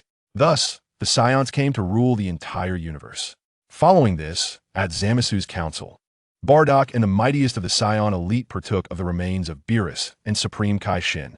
Whis then vanished without a trace. Listening to Bulma's account, Vegeta could not help but feel a chill run down his spine. The extent of what the Saiyans under Bardock's leadership had achieved, dominating the universe and defeating a god of destruction, was beyond Vegeta's wildest imaginings. Reflecting upon himself, he realized that even had planet Vegeta not been destroyed, and had he ascended to be the new Saiyan king, he likely could not have accomplished such feats. This revelation instilled in Vegeta a renewed understanding of the adversaries he must face, overwhelming him with a sense of immense pressure. Bulma's narrative aimed to enlighten Vegeta regarding the true nature of his opponents. Observing his serious demeanor, she reassured him, stating that while the Super Saiyan transformation was widespread among Saiyans, the extent of their power still depended on their foundational combat strength. As long as he could defeat Bardock, Broly, and the other elite Saiyans, the remaining ones would pose little threat. "I understand," Vegeta replied, casting a measured glance at Bulma. "Since you mentioned that Kakarot possesses a tracking device, how long until they arrive here?" Bulma raised her hand to her forehead, expanding her mental perception, and powerful auras flooded her consciousness from across the universe. After a prolonged search, she identified hundreds of formidable presences approaching from the direction of the Supreme Kai's realm. Estimating the travel time, she turned to Vegeta and said, "They will need approximately another month to reach here. In the meantime, you should train." With that, she produced a spatial capsule, unveiling a massive spaceship before them. This vessel was originally prepared as a precaution. It contains ample provisions and water, as well as a laboratory capable of simulating 2,000 times Earth's gravity. "You may train here." Noticing the conspicuous Capsule Corporation emblem on the spaceship, Vegeta furrowed his brow and inquired, "Where are you going?" Taking the time-space ring obtained from Kakarot, Bulma adorned her hand with it and cheerfully declared her intention to rescue another Vegeta. Amidst her laughter, the sky crackled with thunder, and a dark time-space portal opened wide. Without hesitation, Bulma leaped into the void, heading towards the time occupied by the Saiyans. As the time rift gradually healed, Vegeta's eyes glimmered with unwavering determination. Bardock, I am the true king of the Saiyans. I shall defeat you. He entered the spaceship's cabin, consumed some sustenance, and then proceeded into the gravity chamber. Chapter 64, Planet Bardock. In the vastness of space, a colossal spaceship sped through the cosmos. Inside, Broly sat with his arms crossed, silently observing the screen. Not far away, Raditz furrowed his brow, astonished by the information displayed. That useless Kakarot has perished? How can this be possible? He sneered at Raditz, thinking, compared to Kakarot, you are even more worthless. Within the entire Bardock Empire, countless strong warriors existed, with Broly reigning as the mightiest, followed by Kakarot, the king's second son. However, King Bardock had always placed immense value on his eldest son. He invested substantial resources in Raditz, allowing him to maintain a growth rate comparable to Kakarot's. The lower-tier Saiyans might be oblivious, but those in the upper echelons scorned Raditz's persistent attempts to undermine Kakarot. They understood that Kakarot was the rightful heir, but Raditz, as the legitimate firstborn, stood in his way. With Bardock's support, he refrained from showing favoritism toward either side. Yet, Broly was an exception. In the Saiyan race, where strength reigned supreme, only immense power afforded one a place. As a genius on par with Kakarot, Broly harbored ambitions for the exalted throne. However, with King Bardock still alive and Kakarot's presence, his aspirations remained subdued, albeit not unnoticed by Bardock. Now, that Kakarot was dead, Raditz appeared to Broly as nothing more than a mere decorative pillow. Naturally, he would not hold back. Faced with public scrutiny, Raditz's expression darkened, and he glared at Broly in fury.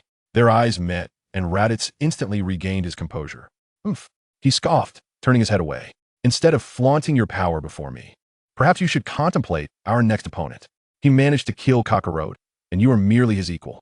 Should you fall, it will be due to your ignorance, and my father will not avenge you. With that, Broly turned and made his way toward the resting chamber. As he walked, he remarked, King Bardock will surely learn of this matter. You should ponder whether he will take action himself. Don't allow yourself to be ridiculed, noble prince. As Raditz gazed at Broly's silhouette, he silently vowed that once he ascended to the throne, he would ensure Broly met a gruesome fate. In the realm of the Kaioshin, King Bardock contemplated the Kaioshin sword in his hand, lost in thought. The recent news of Kakarot's demise at the hands of a laughing adversary had incited a profound rage within the exalted monarch. Simultaneously, it instilled within him a relentless resolve to confront the formidable beings within the universe. Broly, this time, let me ascertain the extent of your limits. Are you truly merely a match for Kakarot, or have you been concealing your true strength all along? Shortly thereafter, a colossal spacecraft, exponentially larger than the one piloted by Broly and Raditz, ascended from the Kaioshin realm, heading towards the planet where Vegeta resided. Within the vibrant passage, Bulma followed the coordinates contained within the time ring in her possession. An indeterminate amount of time passed until a brilliant light emerged, revealing the vastness of outer space.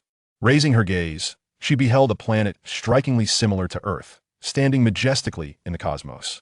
The pale blue orb rotated languidly, encircled by immense steel structures that enveloped the entire planet.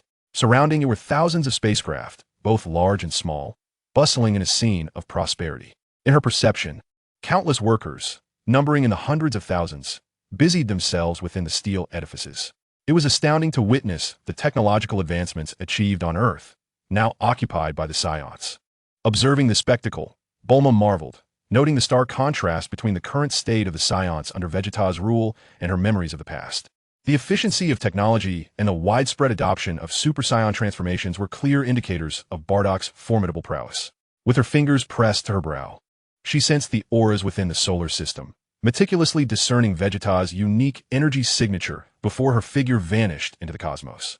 On Earth, within a lush and verdant jungle, she materialized inside a villa replete with technological marvels. The moment Bulma appeared, an ear-piercing alarm blared through the air. Warning, intruder detected. Warning, intruder detected. In an instant, dozens of Saiyans surged into her line of sight, their movements swift and decisive. Before the Saiyans could even react, they fell to Bulma's lethal prowess, their bodies consumed by the spines extending from her tail. Only then did Bulma survey her surroundings. In a dimly lit basement, a massive iron cage contained an individual with a shock of white hair suspended in midair by iron chains, entirely unclothed. Though his head hung low, Bulma recognized him instantly as Vegeta. With a swift motion, she shattered the iron cage, grasped the chains, and attempted to lower Vegeta, only to find the chains utterly unyielding. After several attempts yielded no results, she grew impatient. Observing Vegeta still unconscious, her gaze hardened, and with a swift strike, she severed the arm bound by the chains. Kakarot, I shall eliminate you. The searing pain jolted Vegeta awake, his eyes bloodshot and his cheeks pale and etched with lines. Bulma, taken aback, retrieved a senzu bean and forcefully placed it into the mouth of the wailing Vegeta, disregarding his struggles. She hoisted him into the air outside the villa, where the alarm had alerted all Saiyans to the unusual circumstances. In the sky, myriad points of light emerged, and to Bulma's astonishment, she realized they were all Saiyans, each possessing formidable strength. The majority surpassed even the Frieza who once battled Goku on Namek. Such power, not only a single clan, but any individual Saiyan, could dominate the universe with ease. Gathering energy in her hands, a colossal pink energy sphere formed, which soon shattered into countless smaller orbs, resembling a tempest, and hurled towards the approaching Saiyans. The explosive sounds echoed as chaos ensued among the Saiyans' cries, and in that tumult, Bulma vanished with Vegeta. As the dust settled, the reinforcements of Saiyans beheld the obliterated villa, their expressions shifting to alarm. One bald Saiyan, realizing the gravity of the situation, immediately reported to King Bardock about the incursion and urged that the events be conveyed to the Queen for decisive action. Not long after, within a magnificent palace atop Earth's highest peak, a female Saiyan sat upon the throne, her countenance dark as she observed the unfolding scenes in the Grand Hall.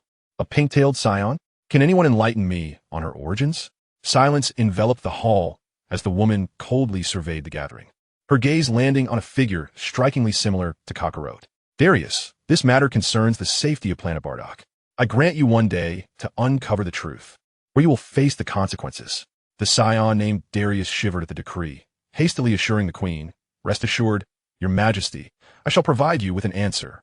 Chapter 65, The Supreme Deity. Saiyan Time-Space. Earth, the sacred realm. Upon the sudden arrival of Bulma and Vegeta, the dark-hued Mr. Popo appeared slightly taken aback. However, upon noticing the tales behind Bulma and Vegeta, he instinctively regarded them with caution. Meanwhile, Bulma bypassed Mr. Popo's gaze and focused on an elderly green figure leaning on a cane not far behind him. Supreme Kai, you're still alive? A wave of unexpected joy washed over her, as she had presumed that hope had long since faded from this dimension of Earth. Bulma's purpose in coming here was to ascertain the true strength of the Saiyan universe. To her surprise, encountering the Supreme Kai meant that the Dragon Balls on Earth might still exist. The Supreme Kai and Mr. Popo were momentarily stunned, for the Saiyan invasion had led to Earth's complete subjugation. To preserve a flicker of hope, the Supreme Kai chose to surrender and relinquish the Dragon Balls amidst the Saiyan onslaught. At this moment, seeing Bulma's face light up with joy, the elderly Supreme Kai gathered his courage. Leaning on his cane, he approached her and inquired whether this young Saiyan lady recognized him. Instantly, Bulma recalled and replied, I am Bulma, a resident of Earth. She gestured towards the white-haired figure behind her, who had recovered from his injuries and was intently watching her. Vegeta, the son of the former Saiyan king. Over the years of subjugation, both the Supreme Kai and Mr. Popo had gained some understanding of Saiyan history. At this point, they realized that Bulma was not an adversary. In fact, from the moment Bulma appeared, the Supreme Kai sensed her extraordinary dimensional energy, a trait characteristic of divine beings.